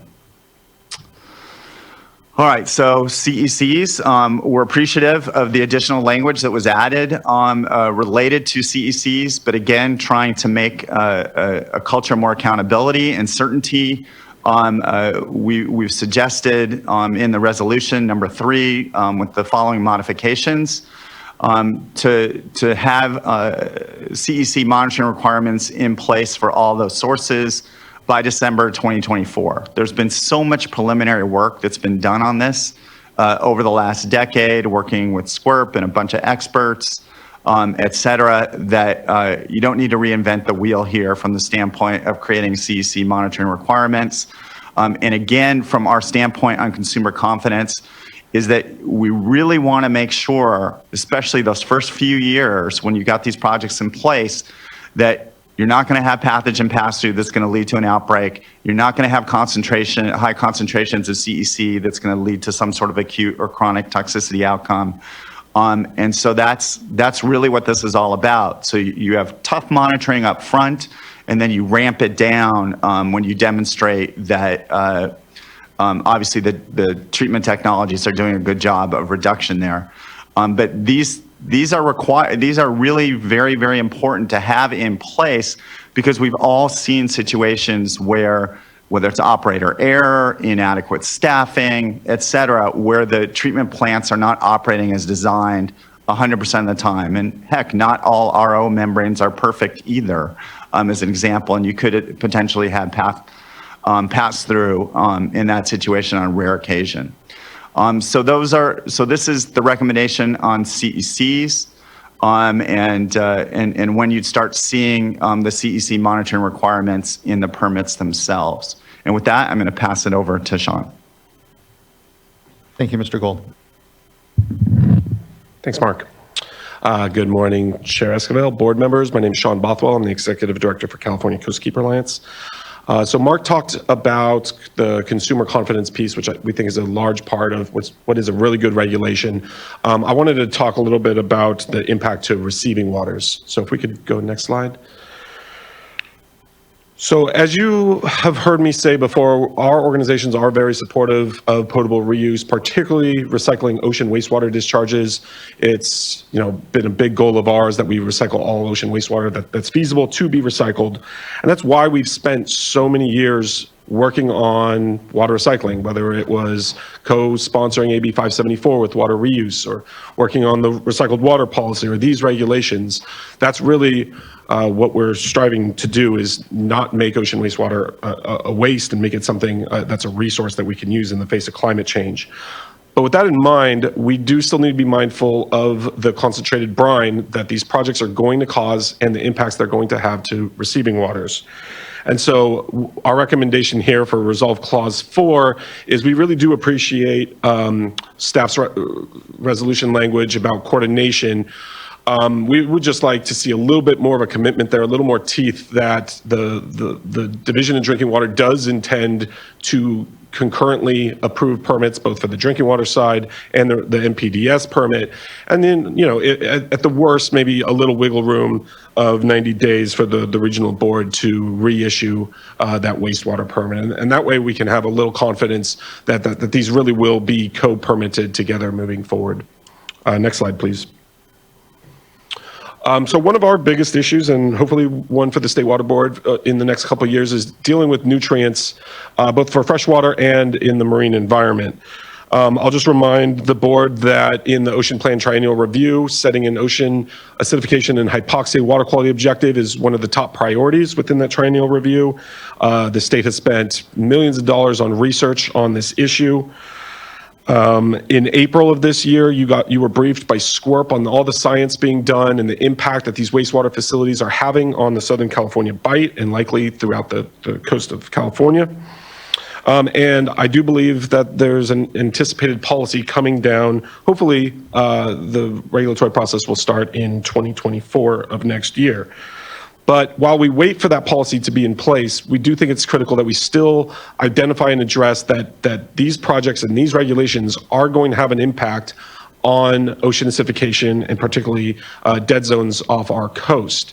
The science shows that as we do more recycling, the impact will become more spotty, but yet more acute. And so here in our two recommended new additions, both one resolution and a finding, that we identify that this is a problem, that these regulations are going to make the issue more acute, and that when regional boards do address the problem, that they need to address it with effluent limits that ensure that we're still meeting our beneficial uses when we're discharging wastewater, particularly leading up to any ocean acidification policy that might come in the future. Next slide, please. Oh, there is no more slides. What am I saying? I just want to conclude by saying, it's been a long road, and really want to congratulate the board for getting us here, for staff for a really good regulation. It was very thoughtful. I think it strikes the right balance of ensuring public confidence, but yet making projects feasible to move forward, which really was our goal moving forward.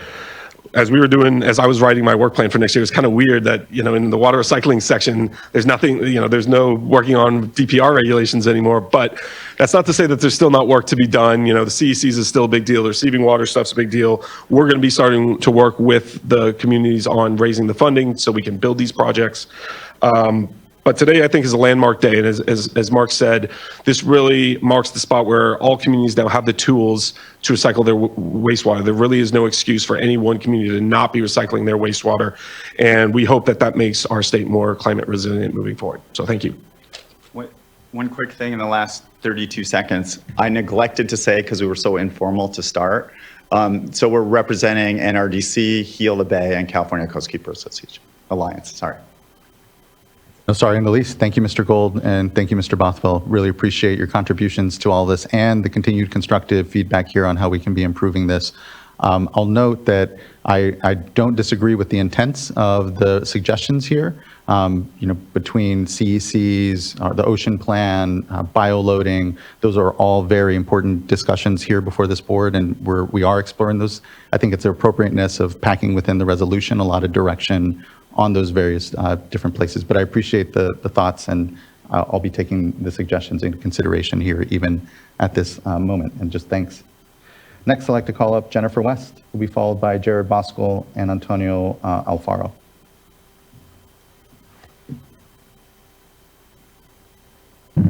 Thank you very much. My name is Jennifer West. I'm the Managing Director of Water Reuse California.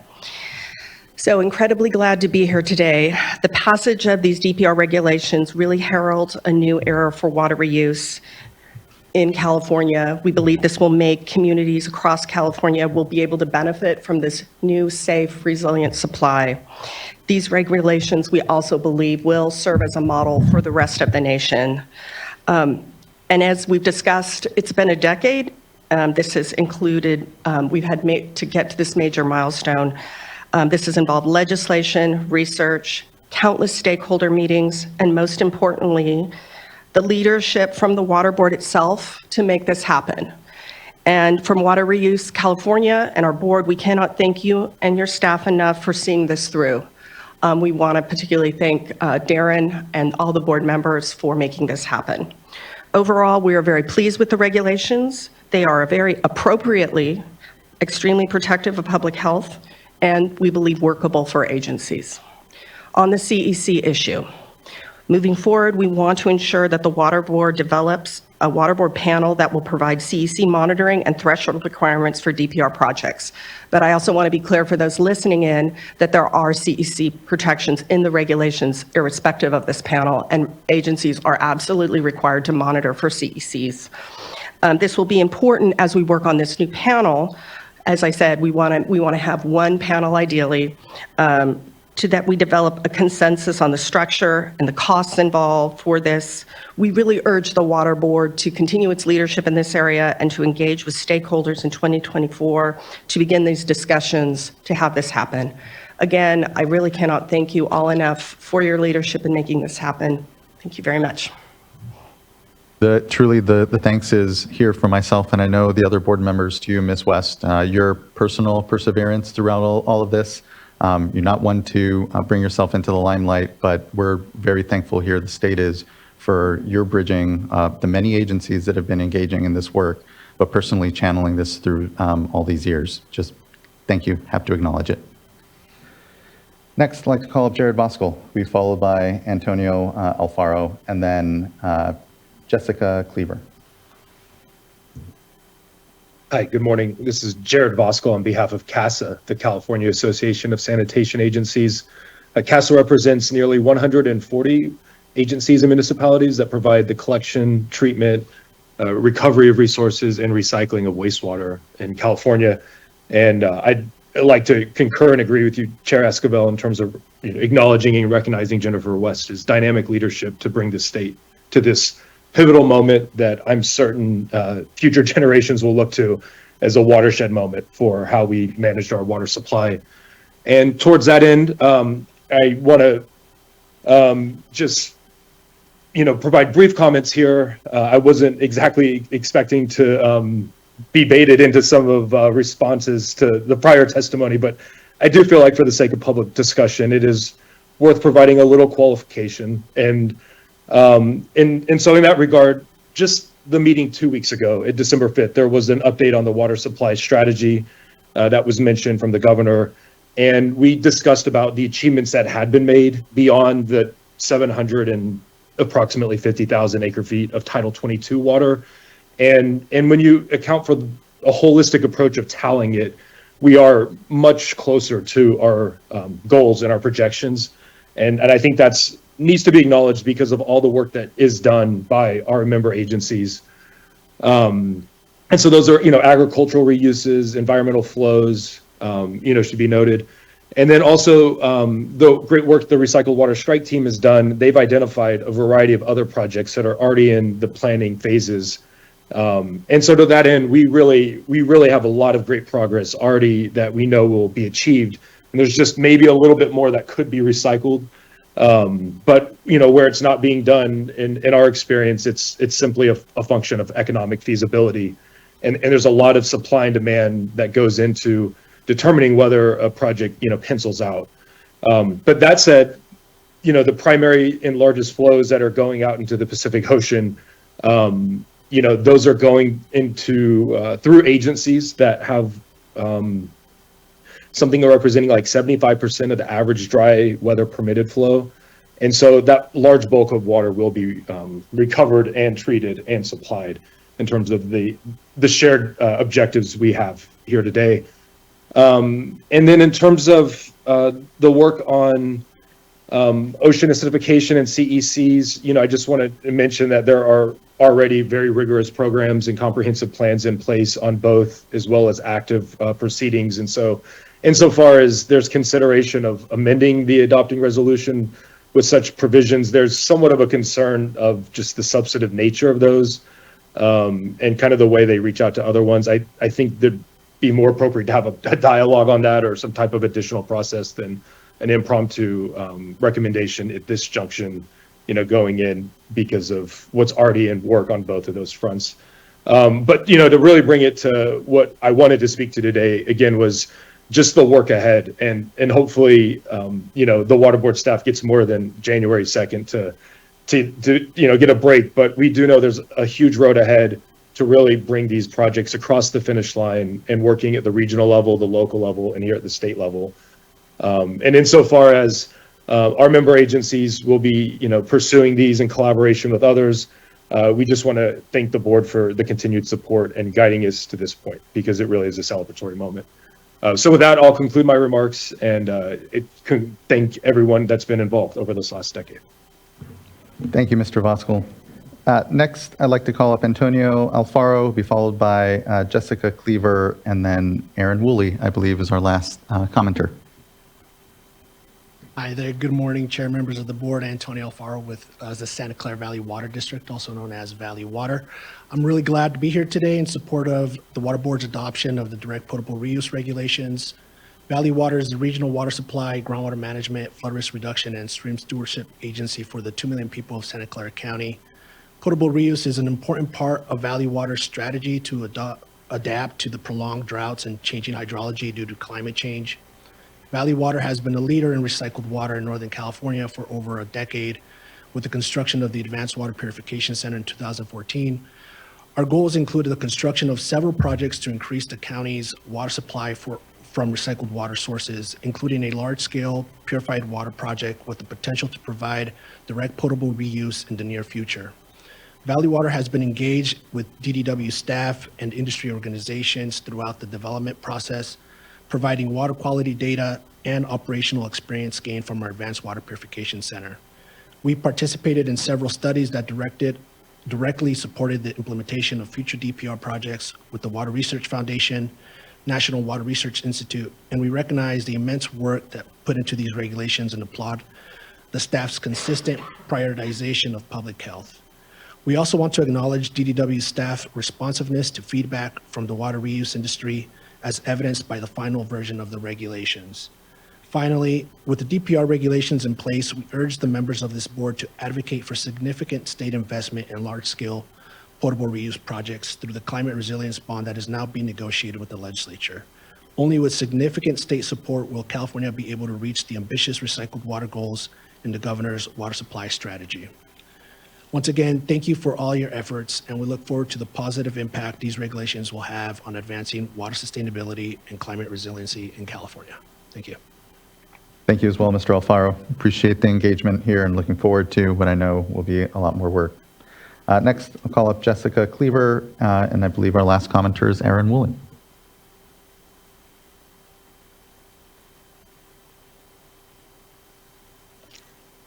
Hello, can you guys hear me okay? We can. Good morning. Excellent, thank you. Good morning, Chair Esquivel and members of the board. Thank you for the opportunity to comment on the direct potable reuse regulation that's under consideration for adoption today. My name is Jessica Cleaver. I'm a water resource specialist with the San Diego County Water Authority. We are a wholesale water provider in the San Diego region. We serve about 3.3 million people in partnership with our 24 member agencies. And water reuse has been a critical strategy in our efforts to reduce our dependence on imported water and to help us build a diversified water supply portfolio that's resilient in our changing climate. The Water Authority has long been a supporter of the state developing DPR standards. We've co-sponsored Senate Bill 322 back in 2013, which required the state to investigate the feasibility of developing uniform criteria for DPR. And thankfully, the state found that uniform DPR criteria were feasible, so the process could begin.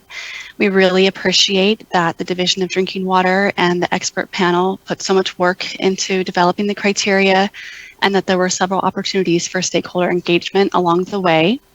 This most recent draft that's before you today provides greater flexibility for implementing new technologies in DPR projects.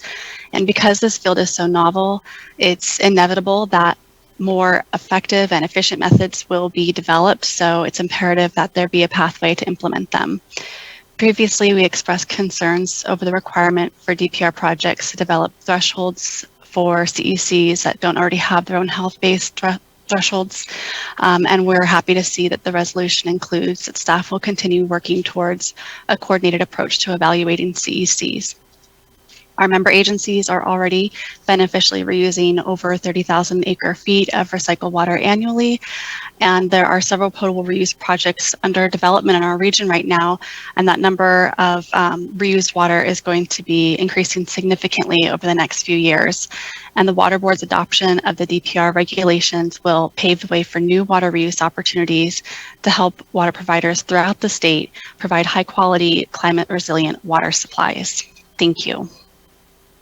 Thank you as well, Ms. Cleaver. Appreciate those good comments and engagement, and thank you for your contributions here. Next, and lastly, I believe we'll call up Aaron Woolley. Good morning, board members and staff. My name is Aaron Woolley, and I'm speaking today on behalf of Sierra Club California and our 500,000 members and supporters statewide. We appreciate the many years of extensive work by the board, staff, and all stakeholders in developing these regulations to authorize the use of direct potable reuse in California and provide a reliable and affordable source of clean drinking water for California communities while ensuring they're protective of public health. For decades, Sierra Club California has advocated for the development of a water portfolio that promotes local and regional resiliency while protecting water for the environment. We believe that California can meet its water needs and adapt to the impacts of climate change by pursuing projects that increase conservation, sustainable groundwater storage and management, and increase reuse and recycling.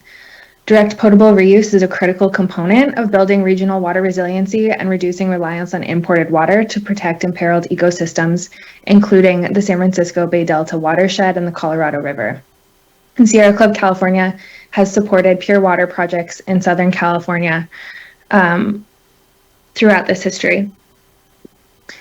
We appreciate that the resolution recognizes the developing technology and would encourage the board to look into the new technology that's arising to harvest minerals such as calcium, iodine, lithium, and others from the brine discharges. Again, we thank the board for its work and support the adoption of these regulations. Thank you for your time.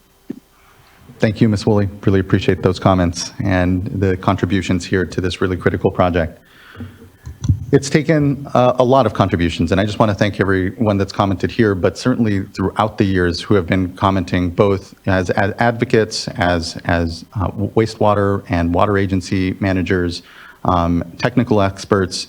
You know, I have to also give my thanks here at the top to Fran Spivey-Weber, who held the seat prior to me and was a huge champion of so many of these efforts, along with Tam Doduk and Felicia Marcus and Steve Moore, the previous iteration of this board. And so, you know, I've been at this board for 7 years.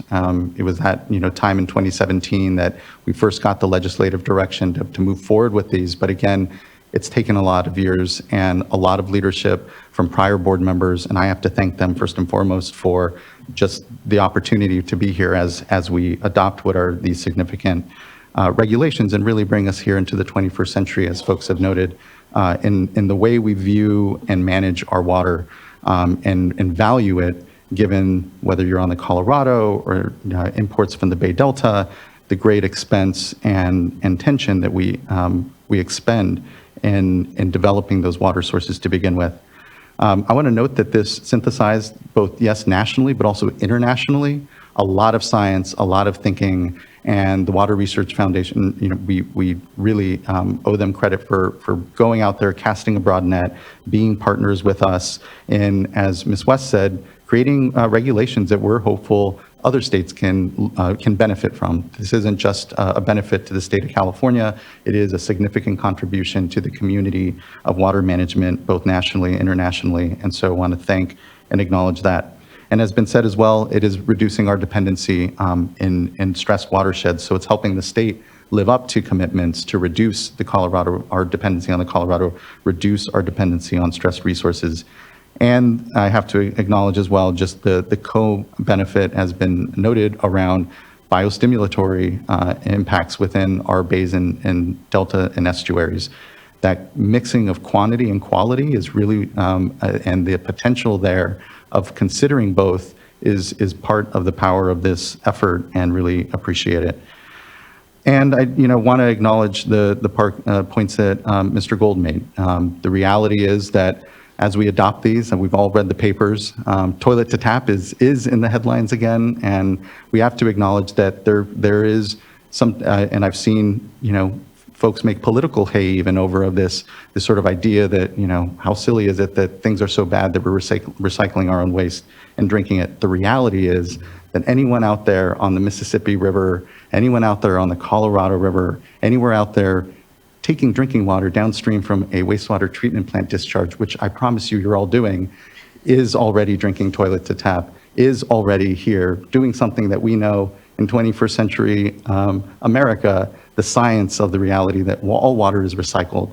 The reality, what we have here are standards, science, and importantly monitoring that allow us to have the faith that it is pure water. It's actually likely better quality water than many of those drinking water systems are pulling in now. So we need to bring the public along, and part of that is just understanding how our water systems all work now to begin with, because there isn't a bright line, and it is about the amount of treatment and the amount of intentionality you put in to clean your water.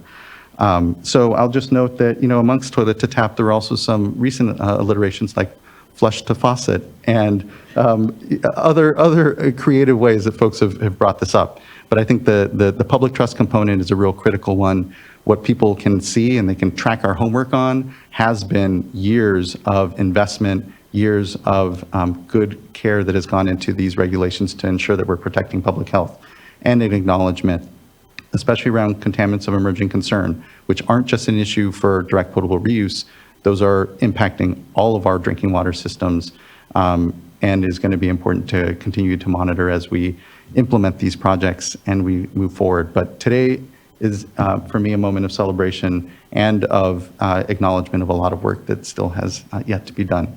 So look to my fellow board colleagues if there's further comment, question as well, and just really appreciate everyone's moment and work that has brought us to this moment and opportunity. Board Member Morgan, please. Thank you, Chair Esquivel. So I just would like to first thank Chair Esquivel for reminding us that all water is recycled. I think that it's important just to set the stage there, and then just really want to thank everyone for getting us to today. It is, for me, it's just a really exciting day. Want to thank the stakeholders. I mean, you guys are critical for helping us and really working hand in hand with the boards, the expert panels, and then also, of course, our staff, our great staff who have been working on this for 10 years. Michael, I really want to make sure that we just keep moving forward. This is just so critical. It's long overdue, and make sure that through implementation, we keep working together, make sure that we're being successful through implementation. And so I just had one ask, and I'm not sure, let's see how my fellow board members feel about this. Maybe just some general language within the resolution, just asking the Division of Drinking Water to continue to work with the Division of Water Quality and the regional boards through the implementation. I think that it'd be critical, just as we are moving through this, that we continue that collaboration with the three, really. Each of the regional boards where they have facilities that want to move forward, and then also with the Division of Water Quality, as we're moving forward, of just some of the different things that have so far just come up, just as we're moving forward with CECs, that's something that's going to be continuously evolving.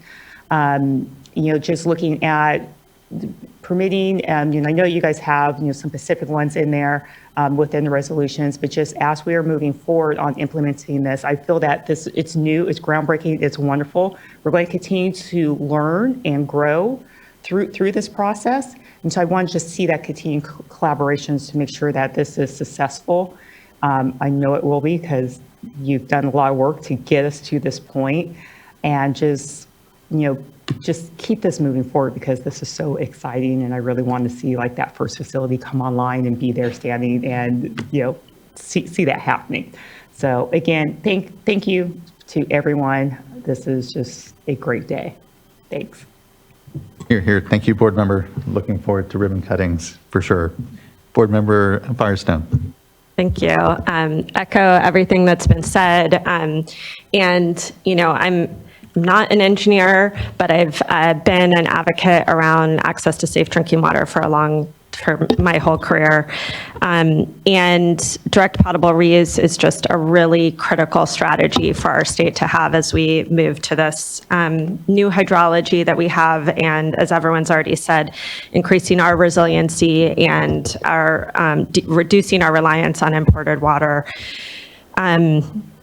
We do have, I appreciate the clarity that all water is recycled. I mean, all wastewater ends up having to go somewhere, goes into our environment. And what we're talking about with direct potable reuse and even indirect potable reuse, is just some of the strongest, most advanced treatment that is far more protective of both our public health and the environment across the board, and is I think something we should we clearly have technology that is safe and ready with redundancies in place to protect public health. And for me, there's the water that is recycled I would have a lot more confidence in its safety than a lot of the water that isn't treated as highly coming from groundwater or even some surface water sources in our state, and especially in some of the vulnerable communities. So I think this is really important for our state. As was already emphasized, public confidence is really critical here. And so I do appreciate this issue of we aren't requiring continuous online monitoring or cytometry right now. And that is a critical component for thinking about how to build public confidence. And it is being used in other countries.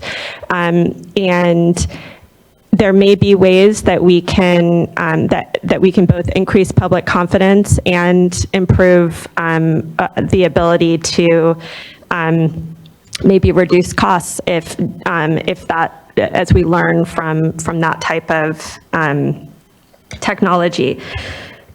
And I also appreciate the importance of flagging the challenges we have already with nutrients, ocean acidification, HABs, but also that is a particular concern that needs to be worked through as we increase concentrations of that and facilities are designed. And I think as folks have already said, also having a more comprehensive program on CACs. So I would just like to build on the suggestion of Board Member Morgan. I would really, the resolution is an opportunity for the board to direct staff on priorities and how we see what we want to see more concretely moving forward. I think, you have some specific resolution clauses on the CECs, parallel permitting, and following development of treatment and online monitoring technologies.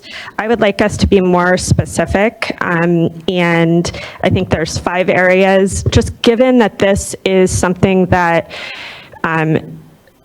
crosses those bureaucratic silos we have, crosses all our divisions, really across the state and regional water boards, and is holistic as we're looking to make sure that this technology can really be utilized and come to fruition in our state. I think there's 5 key areas I would want to see staff be directed to work on and report back on, maybe within 1 year. So, that we would direct staff to be working across divisions, regional boards, and with stakeholders to report back within 1 year on. One would be the use of cytometry or online continuous monitoring to strengthen public confidence and protection. The other would be coordinated approach on CECs. The third would be around simultaneous permitting or parallel permitting with regional boards.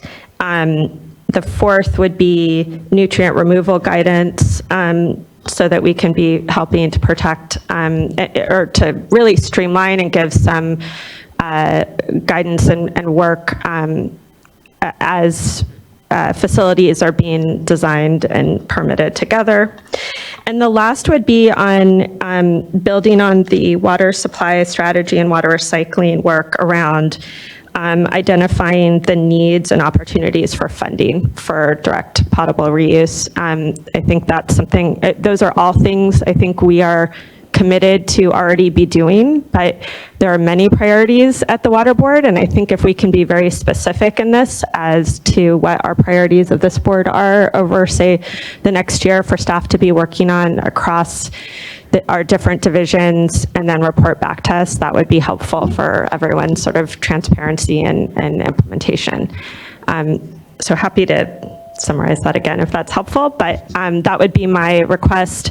The only other thing would in the resolution might be in the findings. I did like the suggestion of including something in the whereas clauses or the findings clauses, not the resolve clauses, just about the ocean acidification and nutrient removal as a particular issue. That's certainly something that's been discussed a lot, and just as background and context for what we're focused on in the more short term moving forward.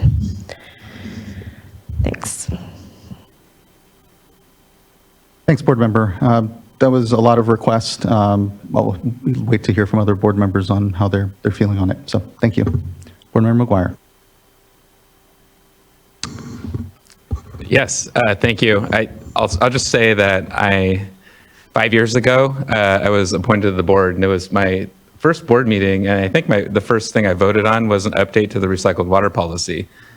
And that really, for me, solidified how important it was from a statewide perspective to embrace water reuse.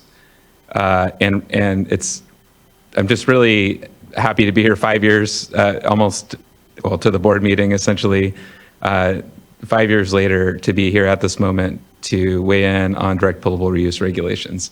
There were a lot of challenges along the road, and there were certainly a lot of times where I felt like December 2023 wasn't going to happen, and I know sometimes that does on these complex regulations, especially one that's groundbreaking as this. So I'm just really incredibly impressed that we're here at this moment, and I think ready to make this decision. So this is One Water. This is truly the opportunity that we have as a state to realize that vision that I know so many communities have been working towards for so long, and all of the great comments that have already been emphasized, so no need to repeat all of those. But I'm just really nothing is, to me, more satisfying as a board member. We have to make a lot of tough decisions here at the dais, but this is one of those where we're providing tools for communities to build water resilience. And so this is one where, I do get quite excited about. So I also wanted to follow up on the other board member, Morgan and Firestone's comments. You actually took the words out of my mouth almost verbatim. So I do concur with essentially with both of you, but board member Firestone in particular, your suggestions for a report back 1 year, whatever the appropriate time is. I was thinking about the suggestions from Mr. Bothwell and Mr. Gold in terms of adding specificity and timelines to some of the expectations around these evolving areas. So I do think it's going to take some time to get the flow cytometry and these other pieces to be ready for incorporation here. So I don't want that to slow us down, but I do want to hear how that's going. On the CEC side, I've been tracking that for some time now, and really encouraged to hear the intent to develop a CEC strategy. And it will be good to hear again some follow up and a little bit more concrete report back in terms of timelines and expectations. So I know it's probably hard to sit here today and say, hey, we can deliver all of these things by X date. So that's why I was thinking too that a report back to the board might be the most appropriate way to go. And I would actually also support a resolution finding on ocean acidification and nutrient removal. Not any changes in particular to the resolve clause or additions there, but something in the resolution to acknowledge that this is an evolving area. We are starting to get considerable amounts of science and information on ocean acidification and its impacts. And whether it's direct potable reuse, whether it's indirect potable reuse, or really any of these projects, we all need to be moving forward and better considering how that's going to impact the discharge side and our ecosystem. Thanks.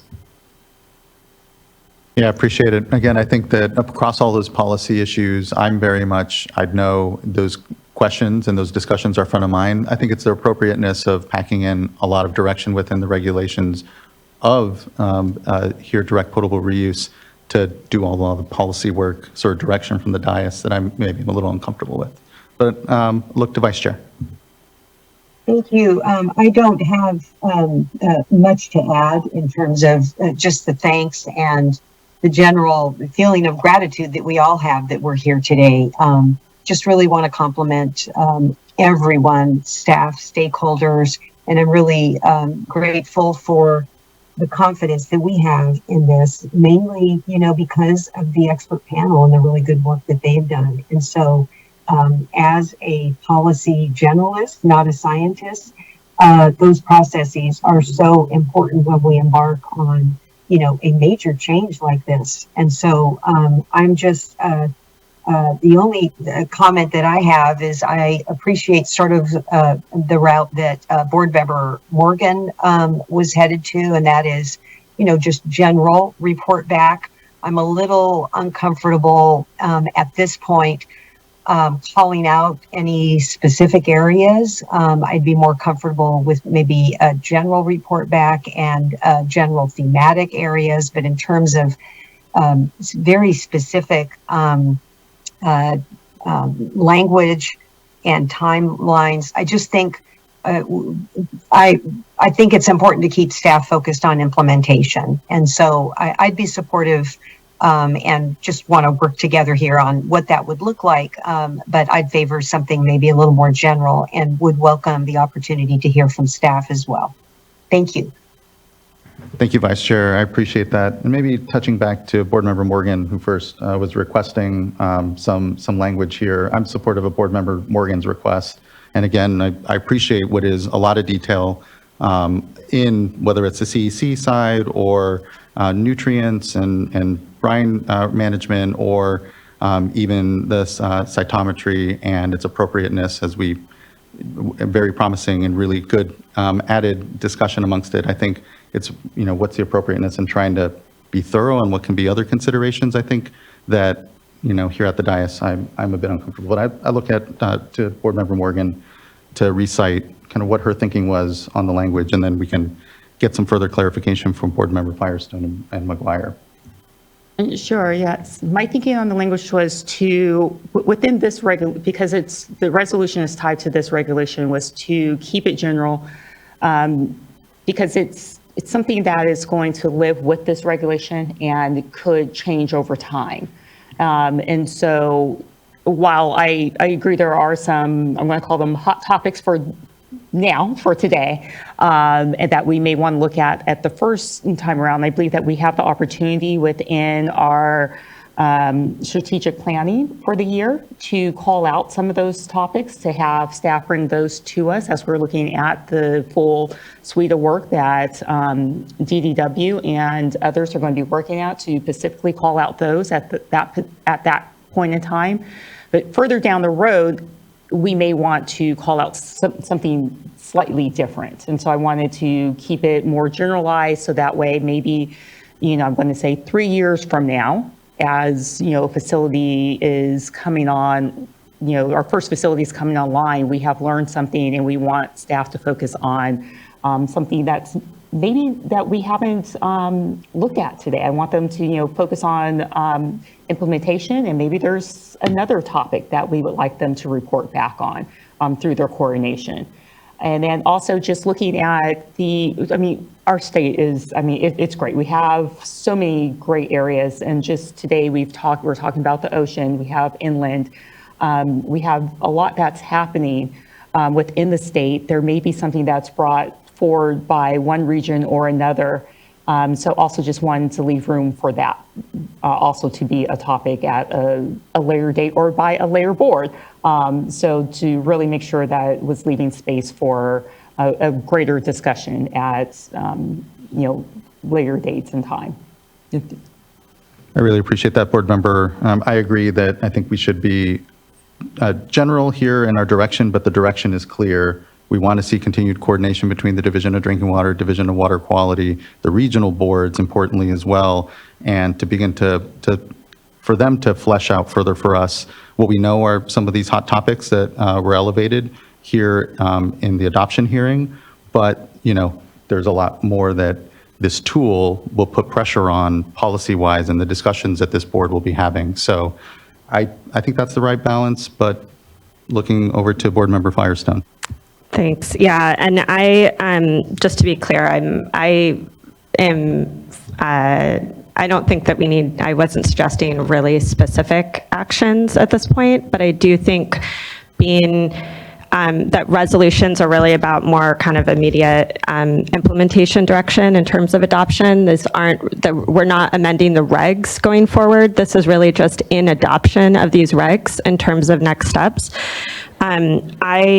I think it's more helpful rather than being totally general in acknowledging at least the topic areas that we are hoping staff can focus on, because there's so many issues, as you said. And so just in this first year, so again, not committing another board, that we would ask for a report back, again, not having specific language on the, what the suggestion is, but just on the topics of, the continuous monitoring, CECs, simultaneous permitting, and then and maybe simultaneous permitting and nutrient removal is just like a general topic. And then of facilities, and then funding needs and opportunities. I think that when we are thinking about what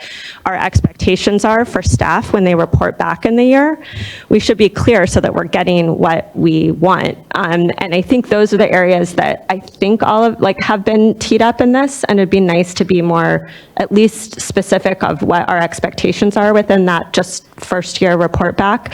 And I don't think we need to be what's the word, too specific or controlling on what the specific actions are within those, or suggesting a whole big new area. These are just sort of what we're expecting report backs on in the general topics. Yeah, I think I feel, especially because that's a lot of work within a year to kind of have within the report, and because I think more general is better. I'm still more comfortable not necessarily delving into specifics, but look to other board members as well.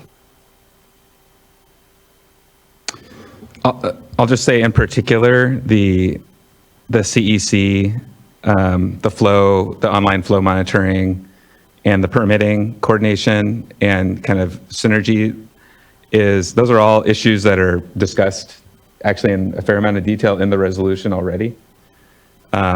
So I think, at least in those, perhaps the funding is a bit, I agree completely with the need to better understand what the funding opportunities and needs are out there. And I hope that the water supply strategy will help get us to that point of having a better sense for that.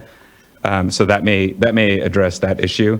But on these others, I do feel like those are already called out in specific in the resolution. So perhaps it's not too much. And I acknowledge that there's some disagreement here. I'm okay with some general reporting back language if we can, maybe staff can opine about what that might look like. But I do think these topics are the ones that I would be interested in hearing about when that report back happens. Chair Askell, if I may. Yes, please, Mr. Palamas. Yeah, thank you. So as I sit here, I certainly work for all of you. All the things you've said are exactly what we intend to do. I don't even really need a resolution to tell me to do it. It's my job to bring to you all these very important things as we go along. If you were to ask me what my list would be, it's going to be about 2025, because there's way more than we heard today that we need to contemplate as we go forward. And, so I think having a resolution that says that we should report back on our implementation, and then I, using my judgment that you trust me in to bring forward, I certainly made a note of these. I will bring forward other ones as they're appropriate, would be certainly doable. We've done a lot of work, like I can even today tell you what we've done on cytometry. Dr. Gold and Sean Bothwell did a good job of giving us a bunch of reference. We scrambled to try to see if we had missed something. We looked at other countries. We met with the actual makers of the cytometry equipment. It's not ready today. It may be very soon. It's very promising. We were super excited. We met with them and really came away thinking that this could be something to see in the future, or something very similar to it to provide the level of confidence that we always want to do. And it's just in the base ethos of the Division of Drinking Water that we take our charge of protecting public health with such high level of commitment that we're always going to push, probably to make some of you uncomfortable at some levels as we go along in some areas of where we're going to try to keep making sure that we're protecting public health. So if I can say anything, certainly I've listened completely. I've taken notes. I will be back in a year, although what I'd like to say is not exactly a year, because I don't want to force us to guarantee that we're holding a board meeting right before Christmas every year. So in an approximate year, we should report back to you about where we're at on a lot of topics with DPR. It is a very, very interesting topic. My sentiments completely lie with everything Dr. Gold and Mr. Bothwell said, because we have those shared concerns. I've coordinated with Deputy Director Mogus already. Will continue to coordinate with the EOs. It's just right in line with exactly what we're proposing to do. So a checkup on me to make sure that I'm committing to that, I think, is certainly warranted. But I don't know if I technically need the details, and it kind of can be distracting. And I'd like to be able to bring more than the 5 that we have here. Thank you, Mr. Polhamus. I think, between our discussion here at the dais, I think, and the record that it's now created for us, we have clear intent here to follow up on those issues, which, again, I agree, they're really pressing before the board, but then potentially others. And I think what I want to see is, here at this point, since it may be a little difficult to come up with exact language, here, just as someone makes a motion, incorporate, I think, what is broad direction here to come back, not exactly within a year, but within, around a year, in order to follow up on a number of the topics we heard today, including others, as we won't even have a full year of implementation at that point. As we know, we still have to go to the Office of Administrative Law. We go through a few things. So, sometime next spring even, I think, is probably the most appropriate time to really be kind of circling back on what are a lot of things that we've discussed and that are still going to be open, as, again, we've discussed this document and the work being a living body, because we're going to be learning a lot here, and that's the science and the technology is moving quickly. So if that's a good compromise for folks. Yeah, just to clarify, but we would be adding a resolve clause to, along Board Member Morgan's suggestion, and to report back within approximately 1 year. It would just be more general. Is that right? I think, if we're okay here at the dais saying we don't need necessarily to be written into the resolution, we can verbally add that emphasis as you're adopting without having to go back, because we'd have to go back, get language, come back, a whole resolve clause addition. Just direction to staff without a resolve clause. Yeah, if we're okay with that. And hold all of us to what will be a lot of follow-up on the specific things that have been brought up, CECs, nutrients, cytometry, et cetera, but without, again, having to necessarily put into language and enumerate everything. And we'll just use direction from the dais as we adopt, as opposed to trying to sit here around language for too long. If that works. Okay. Works for me. Board Member Morgan, would you like to make a motion? Okay, so let's see here. I will make a motion to adopt item number 3 with direction to staff to report back to the board in approximately a year, with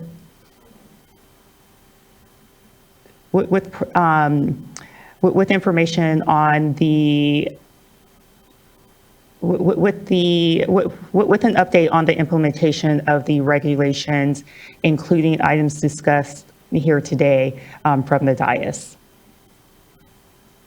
Thank you. I'll second. Thank you both.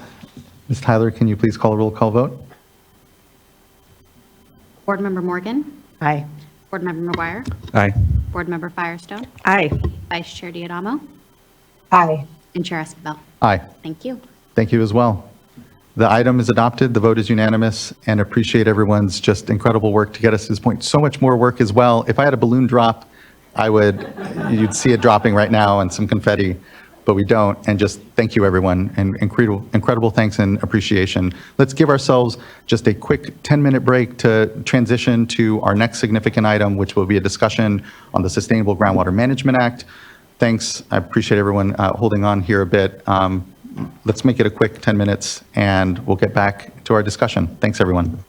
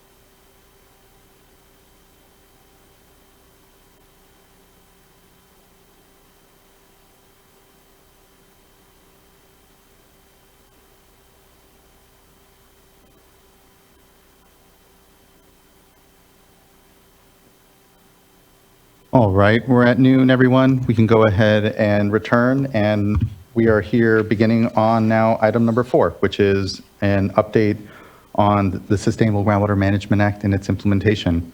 It's been a busy time, and so really looking forward to what I know have been a lot of discussions and work that has been going on. So hand things over. I think Natalie Stork will kick us off. Good morning or afternoon, Chair, Vice Chair, and members of the board. Today I'll be providing an update on SGMA implementation. I'm joined today by our Director of the Office of Research, Planning, and Performance, James Knockbauer, as well as Amanda Pearson and David Rose from our Office of Chief Counsel. Okay, next slide, please. For this presentation, I'll be discussing the following: where we are currently with state intervention, our current status. I'll provide an updated schedule for the hearings. I'll cover which basins are still under DWR review and which may be potentially coming the board's way in the future. And lastly, I'll cover what groundwater sustainability agencies need to do to avoid or exit state intervention. Next slide, please. Some quick background for those of you who are newer to the Sustainable Groundwater Management Act, or SGMA. SGMA required new local agencies called Groundwater Sustainability Agencies, or GSAs, to form and develop groundwater sustainability plans for their basins. These plans had to be developed, implemented, and submitted to the Department of Water Resources, or DWR, for review and approval in January 2020 for about 20 basins, and by January 2022 for about 60 more basins. In January 2022, the Department of Water Resources found several basins' plans to be incomplete, and GSAs had 6 months to fix issues and resubmit their plans to DWR for review. Last March, DWR determined that the plans for 6 basins shown here are incomplete. Those basins are Delta Mendota, Chowchilla, Cahuilla, Tulare Lake, Tule, and the Kern County subbasin. This was a trigger for the State Water Board's state intervention authorities under SGMA. Next slide, please. When DWR determines that plans or their implementation do not meet the requirements of SGMA, the board can begin the process of stepping in to address groundwater management issues. Here is that process. First, there is a trigger, such as a plan not being adequate. Then the board considers whether probation is warranted or state intervention is warranted. This is where we are now. The board can then choose to hold a hearing where you, the board, would consider whether to put the basin on probation. Probation means that the board and board staff will collect data on groundwater extraction and collect associated fees. If issues aren't fixed after a period of a year to address issues, the GSAs have at least 1 year to address issues with the plans. And if issues aren't fixed, then the board can take potentially the next step after a hearing to adopt an interim plan for the basin. The key thing is all of these actions are at the board's discretion, and at any time, if GSAs have fixed issues, they can provide a new plan to the board at any time for evaluation. Once the plan or plans are fixed, we can move the basin out of state intervention and back to DWR oversight. On the next slide, we'll cover where we are now with Tulare Lake. Here is the schedule we're following for Tulare Lake. On October 12th, we released draft deficiencies in the form of a staff report and sent a hearing notice to cities, counties, and DWR. The following day, we mailed a notice to all known pumpers, the hearing notice specifically. We held 2 stakeholder meetings, one virtual and one in person, on November 3rd and 8th. We had over 200 participants at the virtual meeting and close to 170 participants at the in-person meeting, which was held in Hanford. We received 34 written public comments during the public comment period, which closed on December 11th, so last Monday. And we received several more comments verbally at those stakeholder meetings. We will review all public comments submitted by the deadline and consider using this information to revise our staff report and recommendations to the board. We plan to release the final staff report in March of 2024 and issue a draft resolution for the board's consideration. The hearing is scheduled for April 16th of next year, where you, the board, will consider a potential probationary designation for the basin. This is the first time we have moved a basin towards a probationary hearing, and we've learned a lot during this process.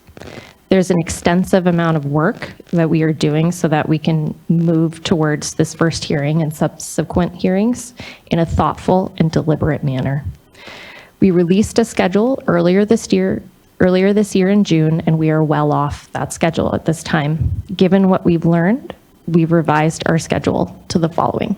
Next slide, please. Here is the revised schedule for holding probationary hearings. We have Tulare Lake currently scheduled for April 16th of next year. With this schedule, we have Tule in September of 2024, Kauai in November, Kern County Subbasin in January 2025, the Delta Mendota Subbasin in the first quarter of 2025, and Chowchilla in the second quarter of 2025, but only if needed, pending State Water Board staff and board review and determination on an updated plan that Chowchilla submitted on May 5th, 2023 of this year. Next slide, please. So here's an updated schedule for Tule, just to provide a bit of detail. So we plan in March to release the draft deficiencies in the form of a staff report and provide the notice to cities and counties. Soon after in March, we'd send the notice to all known pumpers. In April, we would hold those virtual and in-person stakeholder meetings. In May, the comment period would end. That's a comment period that starts when the notice and staff report are released. In August, we would release the final staff report and issue the draft resolution for consideration, and in September, hold that board hearing. Next slide, please. We recognize that some people will feel the timeline to hearings is too long and some too short. One of our goals in this process is to ensure we have strong public engagement in line with the board's mission. Meaningful public engagement and consideration of input takes time. The purpose of public engagement is to consider information brought forward, revise the staff report as appropriate prior to the hearing, and consider this information in drafting the resolution. Here's a quick overview of how people can engage with the board and staff during this process.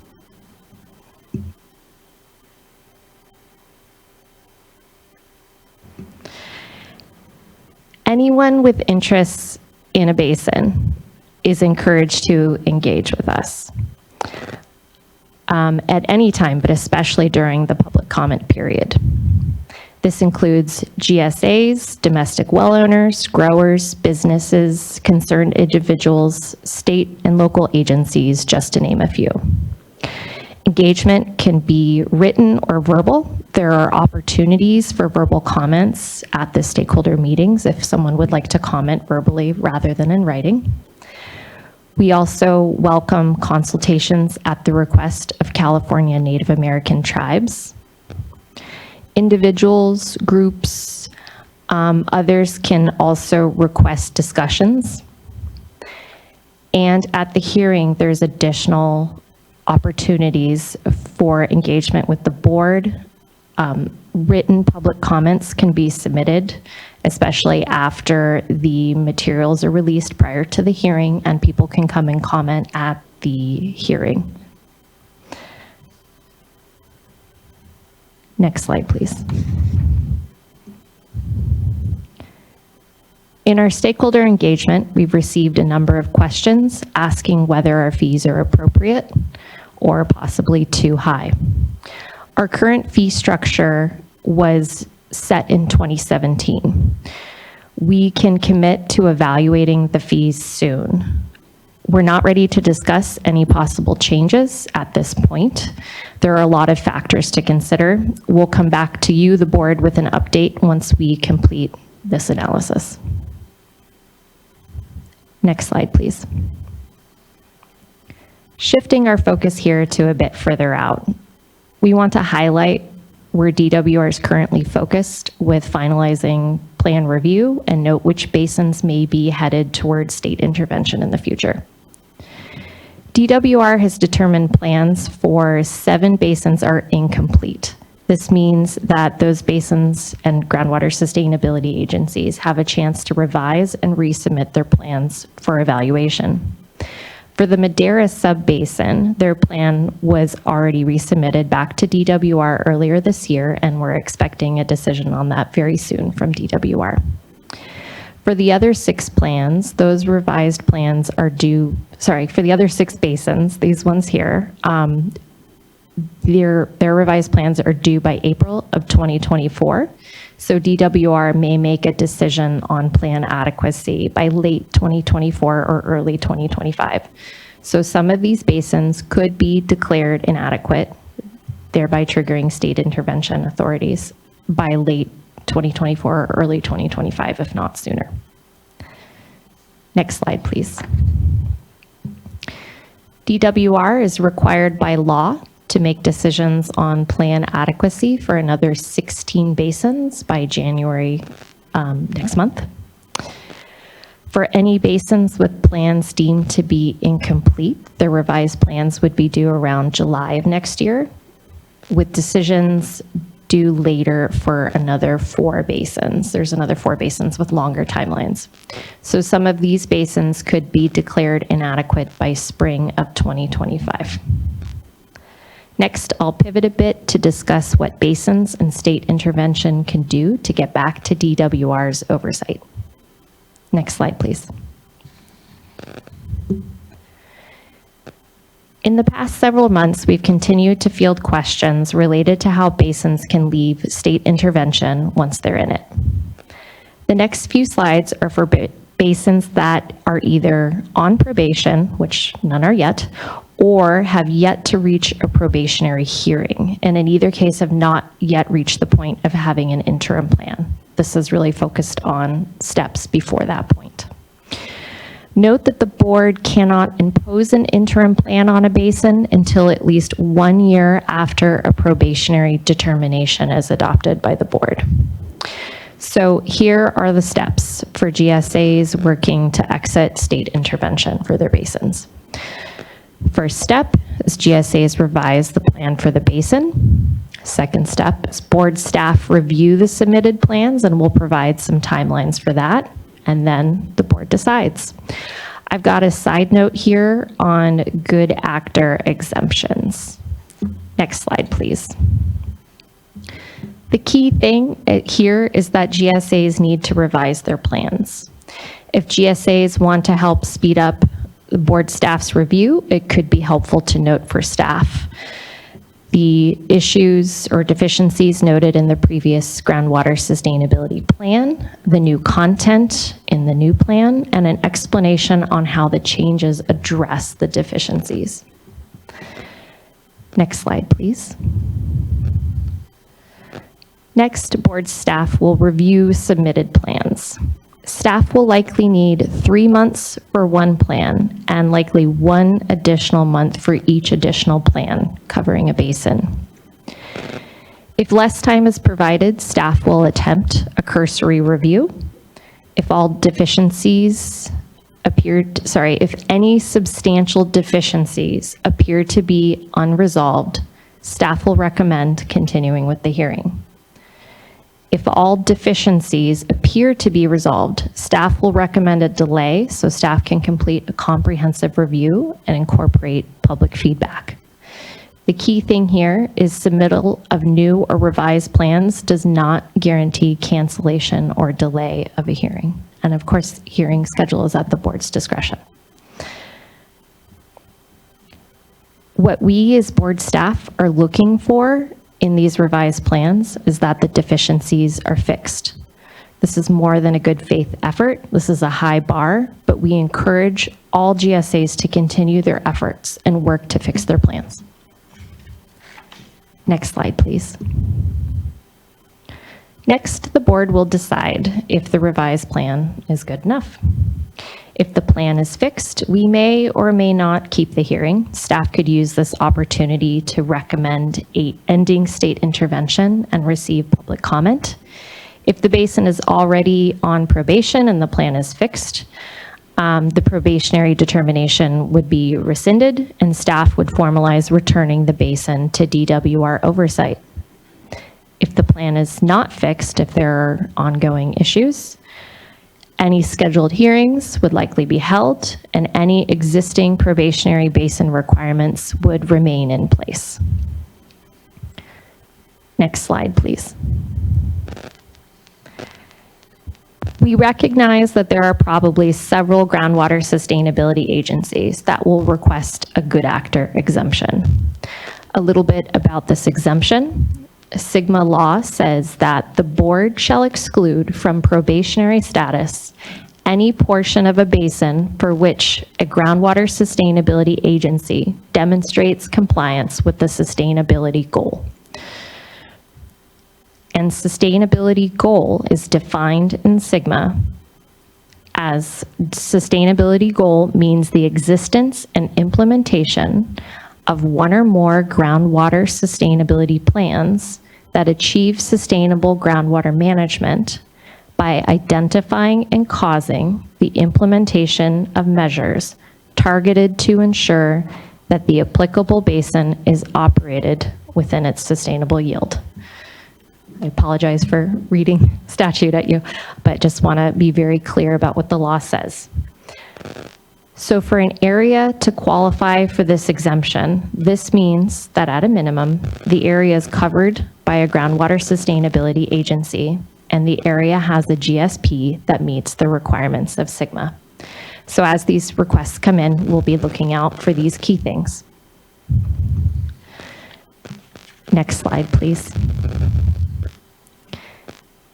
In the past several months, we've released new FAQs for groundwater sustainability agencies and for groundwater pumpers, especially targeted at those in these 6 basins.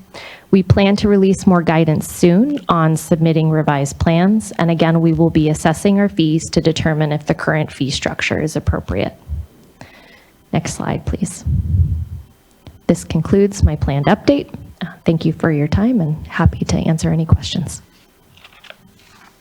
Really appreciate that, Ms. Stork, and I know all the team's work on continuing to move forward with the probationary hearing for Tulare and for laying out here a timeline that, yes, is not nearly as ambitious as we first laid out this last summer, but is a little more, I think, realistic now that we've really begun to engage and embark on this work. But always for me, it is an urgent matter to begin to process these basins for their own certainty so that they can hear, reflect, improve their plans, and we can move them back into implementation, which, I'm reminded, I feel that you look at state intervention and the way it was laid out within the legislation was meant to cover the full term of the law, right? So any point within, even after 2040, a basin can be brought, before the board for state intervention. And the reality is, at this moment, it's intervention around plans. And so the good actor clause, to your point, it presumes an approved plan and meeting sustainability goals, but we're here to be as flexible as we can with a lot of legislation that I think did its best to intend and encompass the work that the board would face both here at the beginning and implementation of SWRCB. I mean, I think of even the moment we had, which is tied to a fees discussion around just unmanaged basins, which we didn't get any.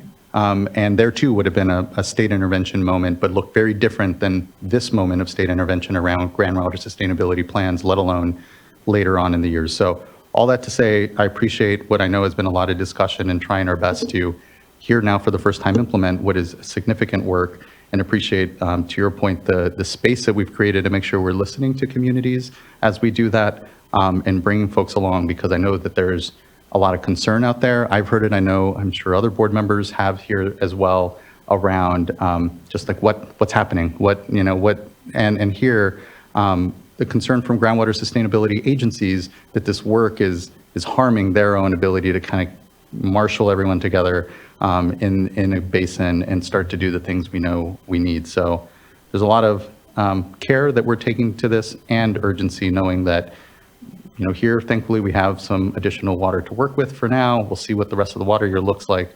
But these are the moments where we need to be implementing and doing our best to try to carry us through drier times in our groundwater basins. So all that to say, I look forward to, I know what is, we have about 14 commenters, but just here at the start, just acknowledge the balance here around the timelines that we're articulating, trying to stay firm to them so that people can plan for themselves when engagement and opportunity before the board to do right by this difficult work is occurring.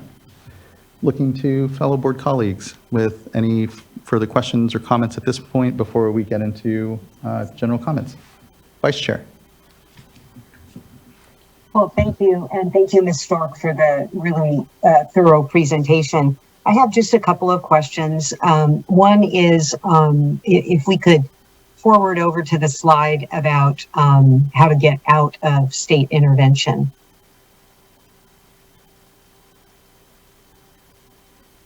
There we go.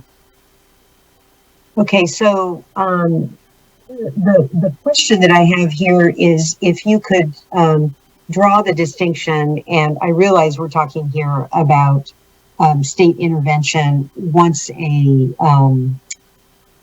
staff report and notice has been issued, but could you speak to prior to that official process kicking in? And I guess it wouldn't necessarily be state intervention yet. We've had a referral to us. So if you could speak to a situation where, for those that want to submit an updated plan in order to get back to DWR and not move forward at all with a staff report and a notice hearing. Sure, I can speak to that a bit. So this content here does pertain to that situation. When I'm referring to state intervention, I mean from that triggering event going forward when the State Water Board's authorities are activated. And so for basins that have not yet had a hearing, the key things are, number one, to revise that plan, reach out to board staff, and we've been in communication with all 6 of the basins through this time, meeting with them regularly to address their technical and procedural questions and concerns.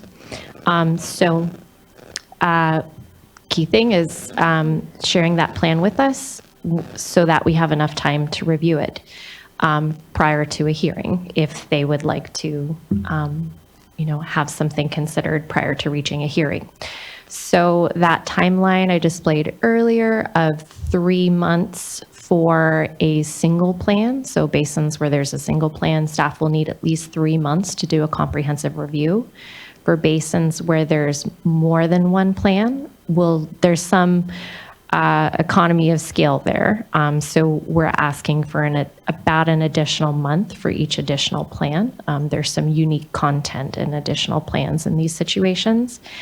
And we want to make sure that we have adequate time to review so we can make appropriate recommendations to you, the board.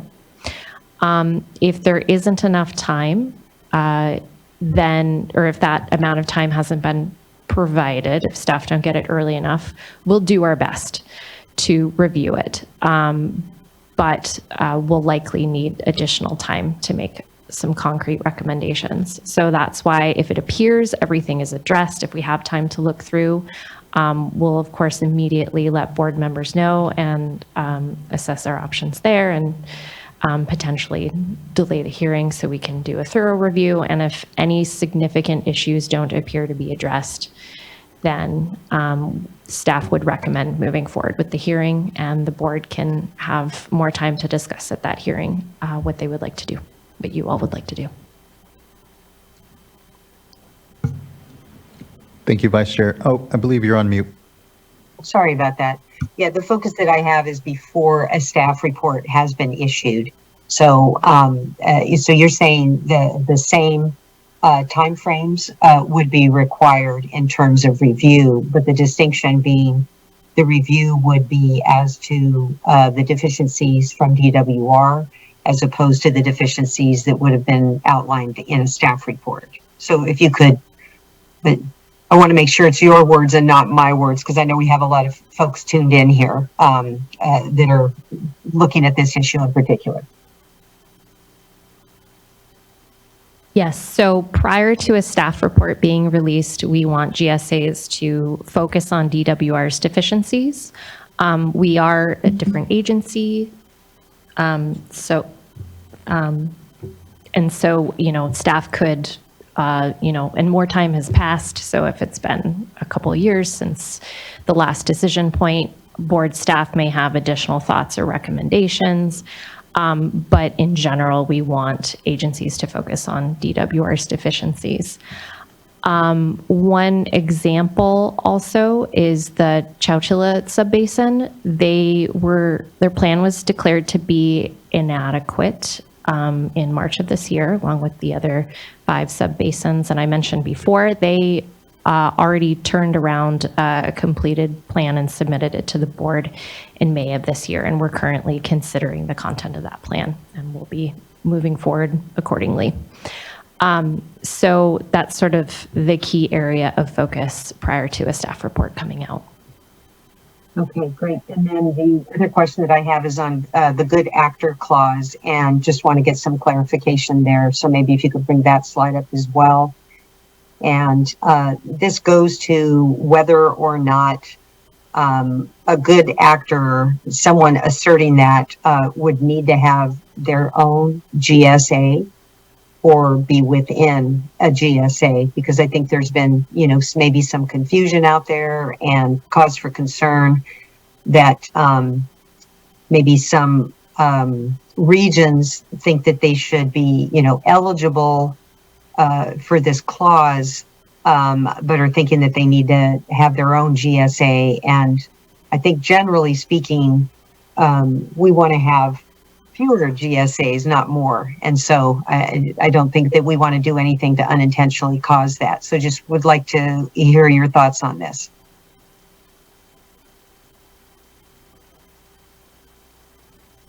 Thank you, Vice Chair. I will go back a little bit to the language of the statutes. The good actor exemption requires a GSA to demonstrate compliance with the sustainability goal, which does require that there be one or more GSPs. So there must be a GSA and there must be a GSP. I don't think the statutory language necessarily encourages GSAs to split into smaller and smaller units, in part because if there are multiple GSAs and multiple GSPs in a basin, there will potentially be concerns about coordination and how that's going with other areas of the basin.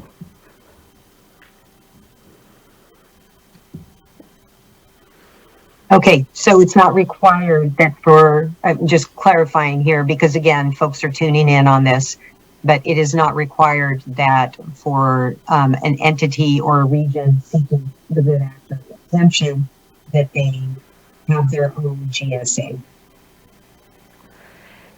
There should be a GSA covering the area, but if there is no GSA at all, then we're potentially in an unmanaged area situation with just a slightly different problem. Yeah. Thank you. Thank you, Vice Chair. And I think the clarification there is just to double check here that you don't have to be an independent GSA and within your own GSA then be the good actor to qualify for this. You just have to be within a GSA, I guess, is the point there. Yes, it must be a GSA that is demonstrating compliance, and there must be a GSP too. So as we read it, it's a GSA that can show that there's a GSP that covers the portion of the basin that is sought for the exemption, and that meets the sustainability goal. And I think that's where some of the concern, so I appreciate that. But I think what we may be seeing, and I think where we're trying to track is, are we seeing then folks splinter off from their GSA to create their own GSA so as to be able to qualify for the good actor clause because they are judged unto themselves as a GSA for the good actor clause? I think we are seeing GSAs, or sometimes people who are not GSAs yet, who think that is the correct path. Again, we've got a lot of concerns about coordination issues. If there are 50 GSAs in one basin, it seems that would be potentially more difficult for one to show that that small portion of the basin is meeting the sustainability goal when the other portions of the basin are not. I appreciate that. Yeah, I think again, what we're seeing is, in a desire to qualify for a good actor exemption, folks, further cleaving off from larger GSAs to say, well, that's how we can somehow then, qualify for this. And that, to your point, and for all of us, not the policy direction we're really wanting seeing basins to go. And I think there may just be some fundamental tension there. And I think the question is it in the statute, which it's sounding like it more is, or maybe some of our interpretation there. Board Member McGuire. Well, yeah, thank you for that clarification and the questions, and I'll ask it in my own way just to make sure I'm understanding as well.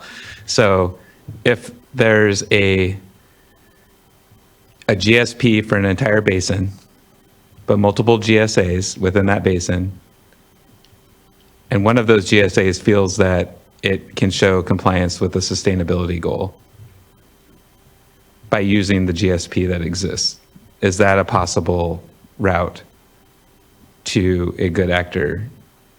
I won't foreclose it at this point due to the possibility that the deficiencies DWR identified for the GSP might not apply to every single portion of the basin. We could run through a lot of hypotheticals. There are so many factors to consider, but it's not entirely inconceivable that that could be the case, that there are deficiencies in a GSP that maybe don't apply to a portion of a basin, and a GSA might be able to demonstrate that.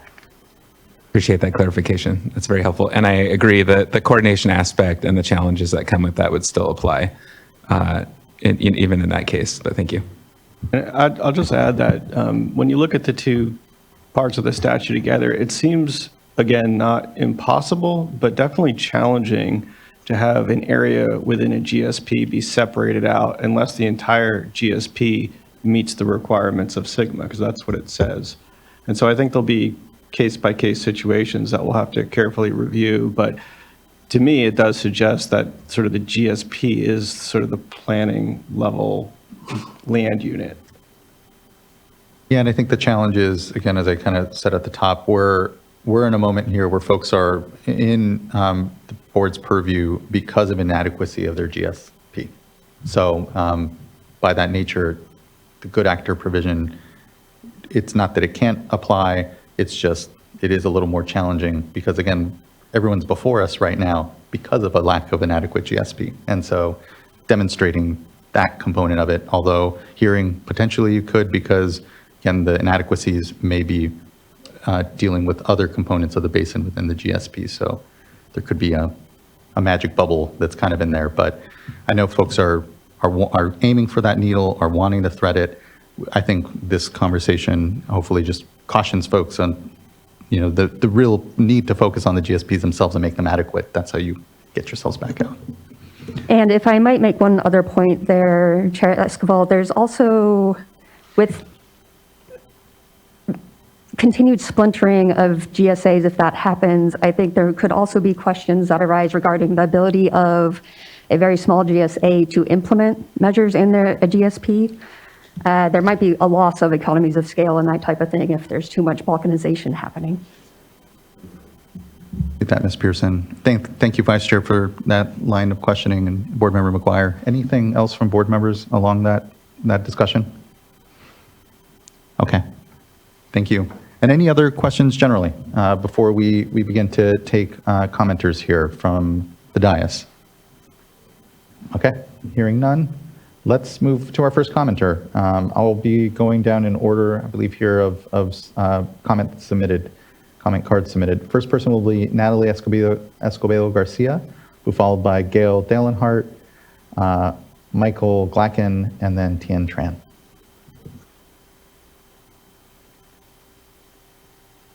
Hi, good afternoon. Can everyone hear me? We can. Good afternoon. Hi, my name is Natalie, and on behalf of Leadership Council, I'm here to provide comments regarding SGMA implementation. We support the report's emphasis on demand reduction. It is imperative all GSAs commit to reducing pumping in order to protect all beneficial uses and users of groundwater. Additionally, we appreciate the recommendation regarding drinking water, well mitigation, and ask that staff provide guidance regarding how to develop and implement a mitigation plan. We submitted comments regarding the Solar Lake Basin report. Our letter has additional resources to help support our recommendations. Regarding the reporting and fees recommendation in the Solar Lake staff draft report, we agree with staff recommendation to exempt domestic users utilizing 2 acre-feet or less per year from reporting and fees, since their impact on basin-wide water demands is by definition de minimis. We ask that the board extend this exemption to all state small water systems and small community water systems in the basin, and that for all other water systems that provide domestic water to disadvantaged communities, the board initiate a fee waiver process. Further, we support the staff recommendation to establish reporting requirements, extraction fees, metering requirements, and pumping restrictions. Thank you to SGMA staff for sharing an updated timeline for initiating probationary hearings in other inadequate basins. While we understand the need to balance thoughtful stakeholder engagement with setting timelines, we continue to ask that the board set probationary hearings as soon as possible. These sub-basins have now had at least 3 years to create plans that protect all users and uses of groundwater and have continued to fail to do so. They cannot be given additional time to submit inadequate plans that will continue to allow domestic wells and small water systems to be dewatered.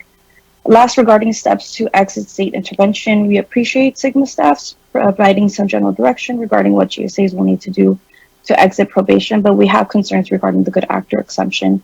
We have arrived at this moment precisely because these subbasins have failed to be good actors for years now. We will provide additional comments regarding this exception once I've had the opportunity to discuss with our legal staff.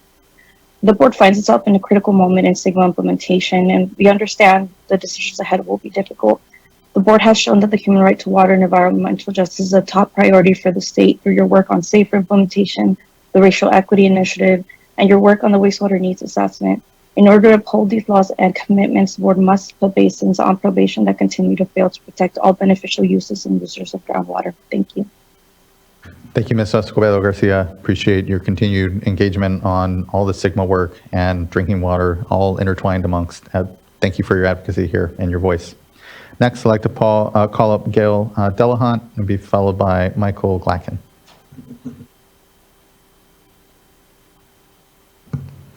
Good afternoon. Good to see you. Hi. It's good to see everybody today. I'm glad it's raining. Gail Dalenhart with Western Growers Association. I appreciate giving me the time to speak to you guys. We did submit comments regarding the staff report, and I just wanted to highlight the fee issue, and I'm glad to hear staff saying that they're going to look at that and maybe consider amending that a little bit. The fees, the pump fees that you guys could charge are really quite high. I want to remind you all again that we're not just paying pump fees to SGMA now to you guys. We're paying to our GSA. We're paying pump fees, and acre fees to our irrigated lands programs. I mean, we're paying a lot of fees. And frankly, a lot of these fees go for the same types of water quality issues. So I appreciate if you're cognizant of that as we move forward.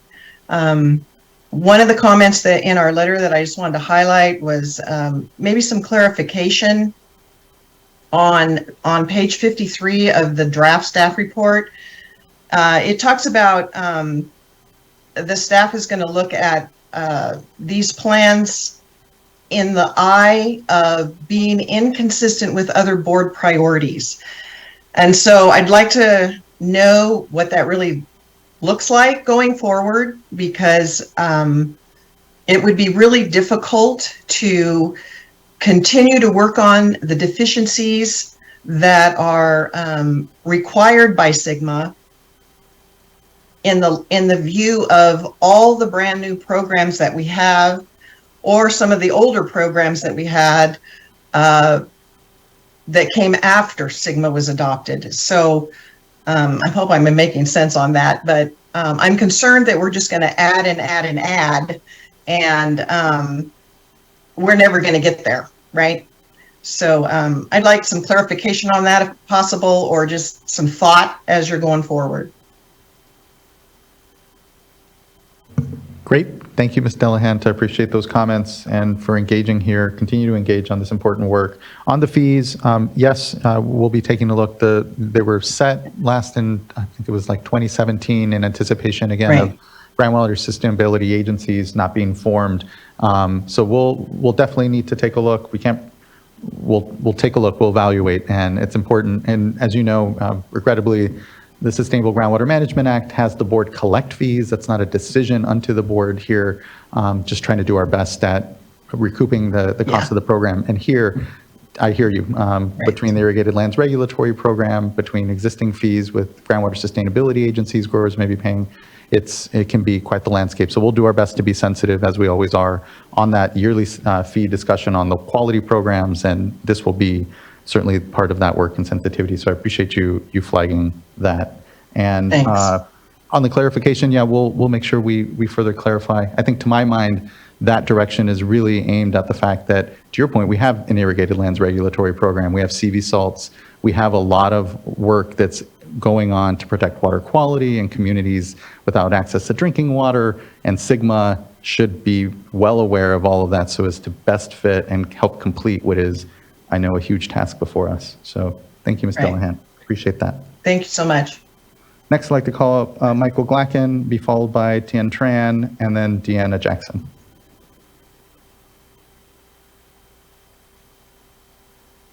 Hello and good afternoon, board members. Am I coming through all right? You are. Good afternoon. Wonderful. My name is Mikhail Glacken, and on behalf of Clean Water Action, I would like to provide comments today regarding the Tulare Lake staff report and the State Water Board's role in Sigma for the 6 inadequate San Joaquin Valley basins.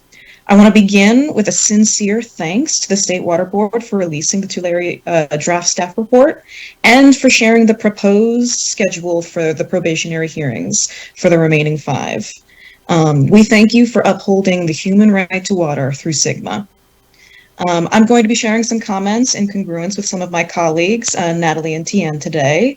These are drawn from a comment letter that we submitted on December 11th for this comment period. So we are just in full agreement and support the Tulare Lakes probationary designation. And I will comment specifically on water quality and climate resilience in direct reference to our letter. On water quality, we recommend that the basin be required to track other constituents of concern, such as TCP, hexavalent chromium, PFAS, and contaminants of emerging concern that pose a threat to the health of drinking water users. We also recommend that these contaminants be incorporated into the board's Sigma groundwater quality visualization tool. To prioritize climate justice, we recommend the board provide guidance and require the basin to conduct analysis on extreme climate crisis scenarios, and take that analysis into account for water supply planning beyond historical data sets. Crucially, reckoning with climate change impacts on disadvantaged communities, domestic wells, and public supply wells. Only after these recommendations are implemented and there are actionable steps to ensure long-term sustainability of the basin, discussion on exiting probation can begin. And just thank you again for your time, and Happy New Year. Happy New Year to you as well. Thank you, Mikhail. Next, I'd like to call up Tien Tran, be followed by Deanna Jackson, and then Cody Phillips and Alexandra Beering.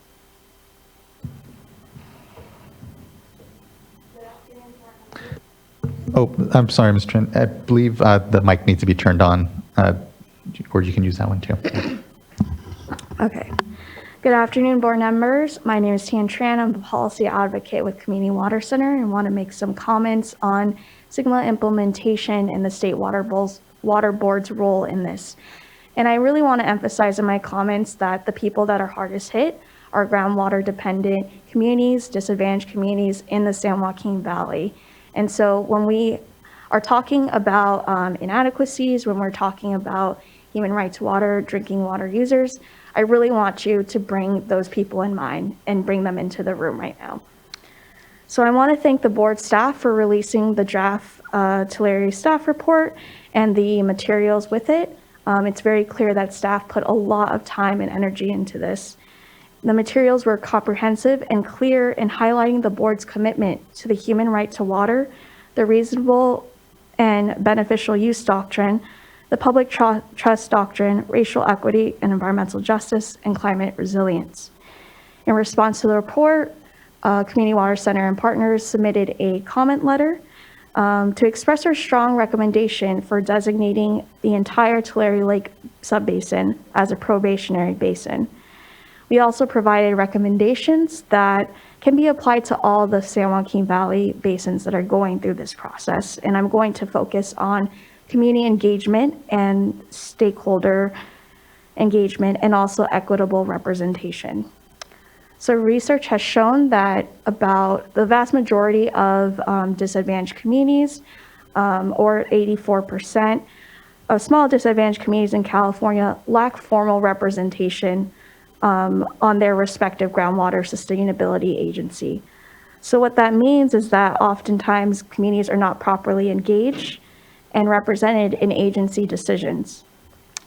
Even if representatives from small disadvantaged communities are on advisory committees, they lack voting power in agency decisions.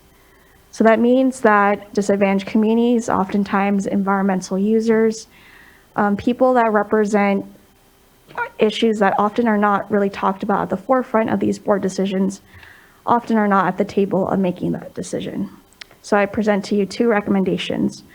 One, we recommend that the board analyze how the basin conducts stakeholder engagement and how this engagement shapes groundwater sustainability plan development and implementation. Then the board should provide actionable recommendations to improve stakeholder engagement. Two, we recommend that the board analyze the representation of all beneficial users and provide guidance on how to promote equitable representation and transparent decision-making processes. This work should be done in collaboration with the Office of Public Participation. There's been improvement and progress in some San Joaquin Valley basins, but ultimately there needs to be a stronger commitment to community inclusivity in SGMA. 1 or 2 public workshops a year are not enough, and community inclusivity is essential to SGMA implementation, especially when we are discussing good actor exemptions and the process for exiting probation. Community Water Center, our coalition of community members, also known as AGWA, and partners are all going to be here to hold the State Water Board staff and board accountable to make sure that the human right to water is reflected in SGMA. Thank you. Thank you, Ms. Tran. Really appreciate those comments and engagement and holding us accountable here all amongst this important work and continuing to advocate for communities. Thank you. Next, I'd like to call up Deanna Jackson to be followed by Cody Phillips, and then Alexandra Beering and Melissa Sparks-Grants. And you should be invited to unmute, Ms. Jackson. There we are. Good afternoon. Good afternoon, Chair Escobar, Vice Chair D'Amato, and members of the board. My name is Deanna Jackson. I'm the Executive Director for Tri-County Water Authority, which is a GSA with lands in both the Tule and Tulare Lake subbasins. So number 1 and 2 on your list. I want to thank staff for providing this update, including the recommendation of the revised schedule and information on how basins can exit intervention. I still have some questions and I'll work with staff for clarity on those, but I appreciate your report today. I'd also very much like to thank board members on their engagement with GSAs and basins. And we have come a long ways since we submitted our plans in 2020. and I look forward to sharing the progress that we've made, including development and implementation of demand reduction policy and other actions that we've taken in the last 3 years to move us towards sustainability. Both Tulare Lake and Tule Subbasin GSAs are diligently revising GSPs while continuing to implement management actions and projects. As we work through GSP revisions and prepare for probationary hearings, it continues to be a concern that we may lose the confidence of our stakeholders. And a probationary status determination could further erode that confidence and reverse progress, particularly in the areas of demand reduction policy and funding for domestic well mitigation. The Tulare Lake Subbasin plans to submit a revised GSP before the probationary hearing. Being first up, Tulare Lake doesn't have the extended time allowed to the other subbasins, and it's my hope that the board will consider this at the probationary hearing and allow the time necessary for the review of the revised plan before a decision on probation is reached. And I'd also like to say on the revised staff report comment that Tri-County submitted on the Tulare Lake staff report, we did write that report asking for a good actor provision. We have only 4,800 acres out of 47,000 acres in production in Tulare Lake. That 4,800 acres has been in the demand reduction policy since 2021. We do not have a disadvantaged community within the Tulare Lake portion of Tri-County and very little subsidence in that area. And so it remains a concern of ours because we did submit one GSP for Tulare Lake and it would be, a portion or an area. And I believe under SGMA law that would be allowed. These are just a few of our concerns. We appreciate your engagement and I thank you for your consideration today. And I wish you all the warmest of holidays. Thank you. Thank you, Ms. Jackson, to you as well, and appreciate your comments here and engaging what I know will be continued work here soon. Thank you. Next, I'd like to call up Cody Phillips, followed by Alexandra Beering, and then Melissa Sparks-Grants and Mark Larson. Good afternoon, Chair Esquivel, members of the board. My name is Cody Phillips. I'm the staff attorney for California Coastkeeper Alliance. First, I just wanted to thank board and staff for giving this comprehensive overview of the plans moving forward in the SGMA process. And during that process, we just urge the board to keep a keen eye on the importance of interconnected surface waters. When groundwater tables are unsustainably depleted, the heart of the landscape undergoes aridification. Streams are not just seasonally depleted, they vanish entirely.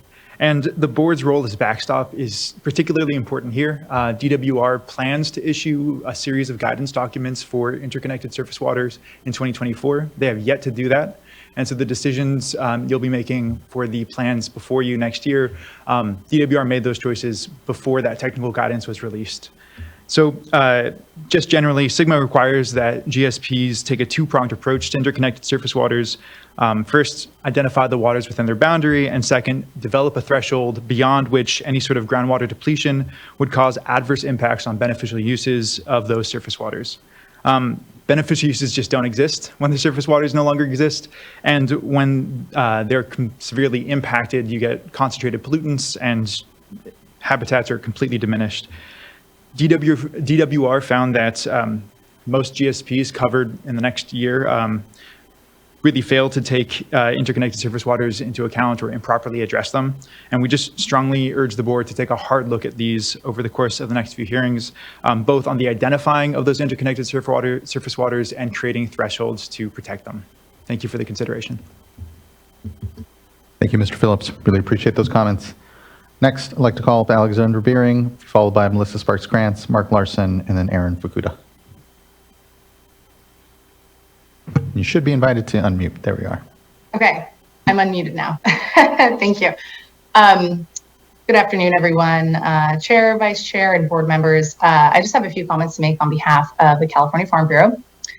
I think generally when SGMA was passed, I mean, the assumption was that state intervention was always going to be a temporary step to help basins come into sustainability, not a permanent state management with no opportunity for locals to reestablish control of their basin. And that was something that I think we've all been a little apprehensive about, or a lot of us have been apprehensive about. So appreciate the additional focus today on what are the steps and the detail on how to get off of the naughty list and get off of, state intervention status. I also just want to acknowledge that the aggressive schedule that was originally set and is still set for the Tulare Basin, but that was one of our concerns, that it was unlikely to allow for the sort of iterative, thorough work with locals that would be necessary to address all the deficiencies. So glad to see that that has been pushed out a little bit and there's a little bit more flexibility in the schedule. The reality is that this is going to be messy no matter what, because it is something that's new. This is a really different new thing that y'all and everyone else is dealing with and is edging into. And so it's important to be flexible and to pivot when necessary. And I was glad to see that the board and staff are looking at those as opportunities to sort of tweak what is working or not going forward. I also just want to acknowledge that there's definitely some concern and anxiety, I think, in the water community still about the potential for what, as a consultant, when I was a water resource planner, we would have called scope creep with SGMA, in terms of going beyond what is in the law itself and the requirements of the law itself, and sort of using it as a tool to fulfill other state priorities, which are important, like the human right to water and other needs, which are definitely priorities for the state, for California, and especially in the San Joaquin Valley. But when added on top as another requirement for basins that are already facing a high bar to achieve sustainability, it starts feeling like people are being set up to fail. So that is something I just want to make sure is voiced and is out there. And then I think, finally, I do want to urge you to continue being mindful of the potential countervailing trade-offs that exist in terms of regional economic impacts on areas of California that are already economically challenged. So appreciate all the work that went into today's presentation, including the additional level of detail, as well as your willingness to be flexible and pivot going forward. So thanks again for the opportunity to comment. And I would be a terrible public commenter if I didn't also wish you a happy holidays. Thank you. With or without the wishing of happy holidays, always a good commentary. I appreciate it. And ultimately, I know that that balance, but firmness, I think, is really important from the board. Yes, it's around flexibility, but it's also just clearly articulating. And here, hopefully, it's been helpful to articulate how to get out of probation, but just the expectations here collectively among us. And I just want to thank and acknowledge the Department of Water Resources, Mr. Gosselin as well, here particularly, for creating that bridge between our two agencies, for just speaking clearly, identifying deficiencies, and trying to get folks back here out of state purview, but importantly, local control never goes away. The whole premise and work of the board's intervention and state intervention here is to get things back into local control and to meet a measure to do so. And so I advise everyone to remember that, because to the extent folks want to use probation as an excuse to kind of back away, all that does is ensure state intervention for longer. Next, I'd like to call up Melissa Sparks-Grants, be followed by Mark Larson.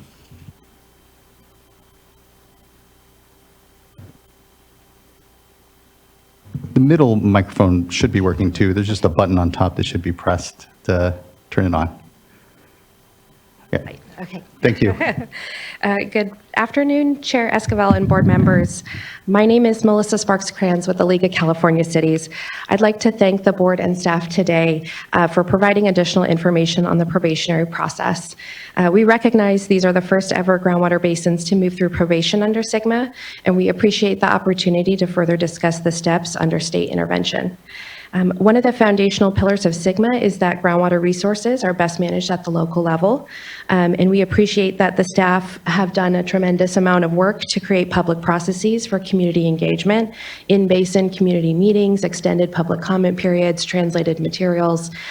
All of that will serve to support the water board and you all in your role by hearing from local agencies, jurisdictions like cities, and communities as this process unfolds.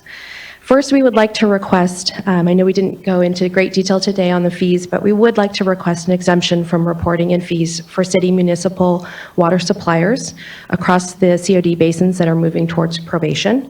We're not requesting the good actor exit probation route, but on the fees specifically. The State Water Board should exercise its discretion that's designated in statute to allow for the exclusion of certain classes or categories of groundwater extractors from the extraction reporting and associated fees. City municipalities work hard to provide a reliable and affordable water supply for communities. The additional extraction reporting and fees will impact the affordability of drinking water supplies for communities in the Central Valley. For example, as reported in the 2022 annual report for the Tulare Lake Subbasin, urban water use is roughly 4.3% of the total groundwater extracted in the basin. That's less than 5%. This is similar across the other 6 probationary basins in terms of urban use compared to total groundwater extracted use. You have the discretion to exempt based on the fees based on extractions that have, quote, minimal impact to the basin. So, an example from what we've heard from one city is they anticipate their fees to be between $500,000 to $1 million per year in reporting fees, which will impact the city having to raise rates and increase the cost of drinking water. The majority of these cities are, I'd like to highlight, are the same urban water suppliers who are going to be required to comply with the long-term conservation objectives that this board is currently moving forward in a separate rulemaking. We are requesting that the board exempt city municipal public supply wells under SGMA with these fees so that they can spend their resources implementing conservation programs that will ultimately reduce the demand on groundwater supplies, which aligns with the intent of SGMA. Rather than pay the state fees, we'd like to see those dollars invested in the community. And we request, we make this request on behalf of our cities to safeguard their fiscal sustainability and allow them to focus on the tangible conservation and demand reduction that they can do under the conservation objectives.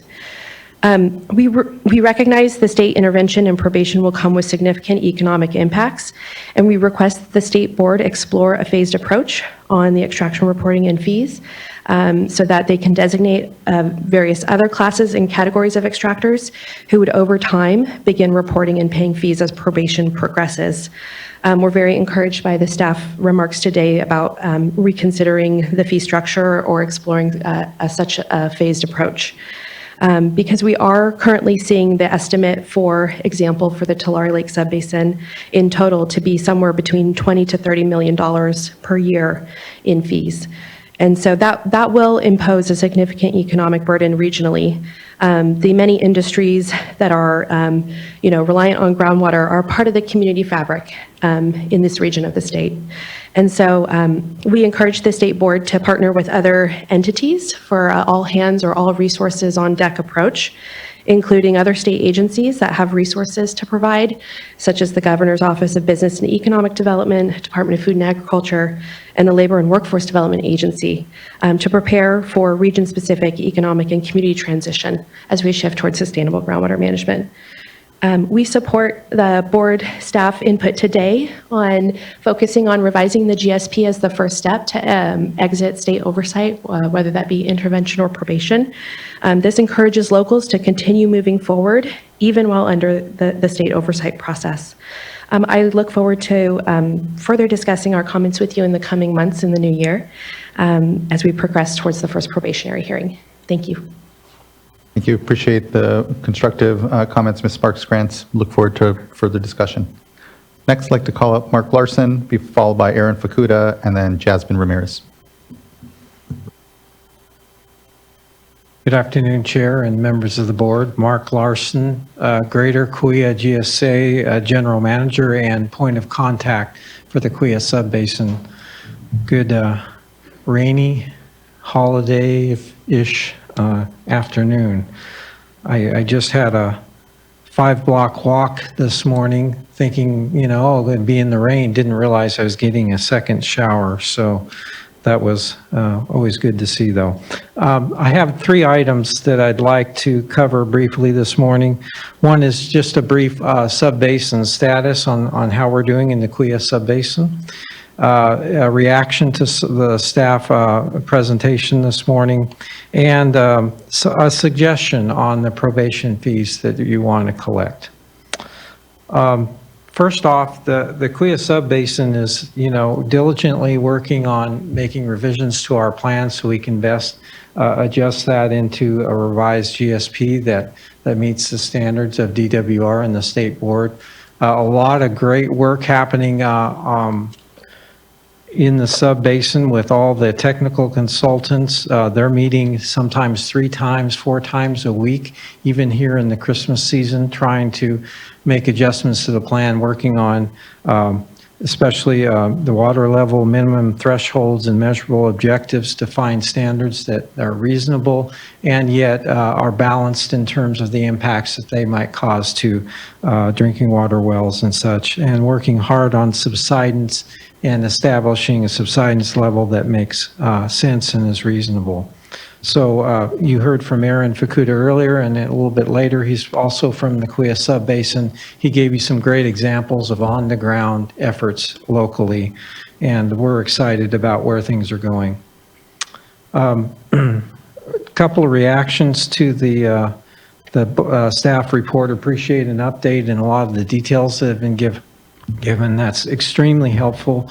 One of the common complaints I get as I talk to landowners trying to understand the rules and regulations that we're implementing in the Greater Kuya GSA plan is just tell me what the rules are and I'll figure out a way to make it work.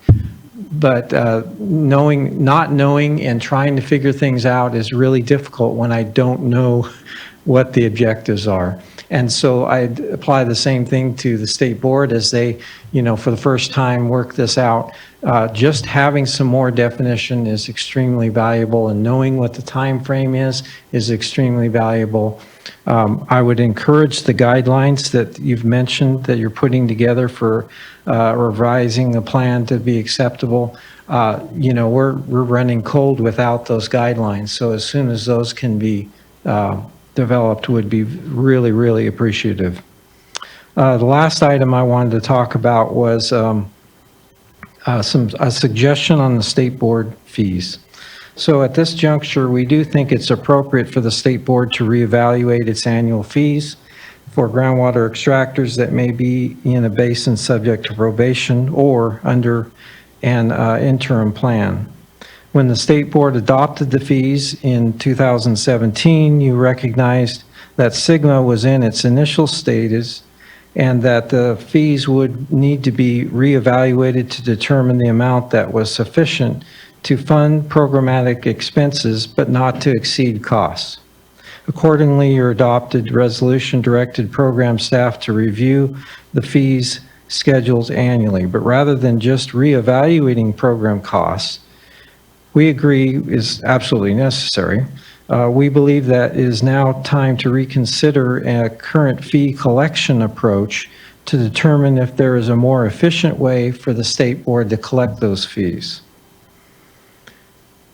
Collection of the fees under other existing regulatory programs, such as the Irrigated Lands Regulatory Program, could serve as a model whereby the third-party coalitions collect the state's per acre fee for growers within their coalitions and submit one fee to the state board.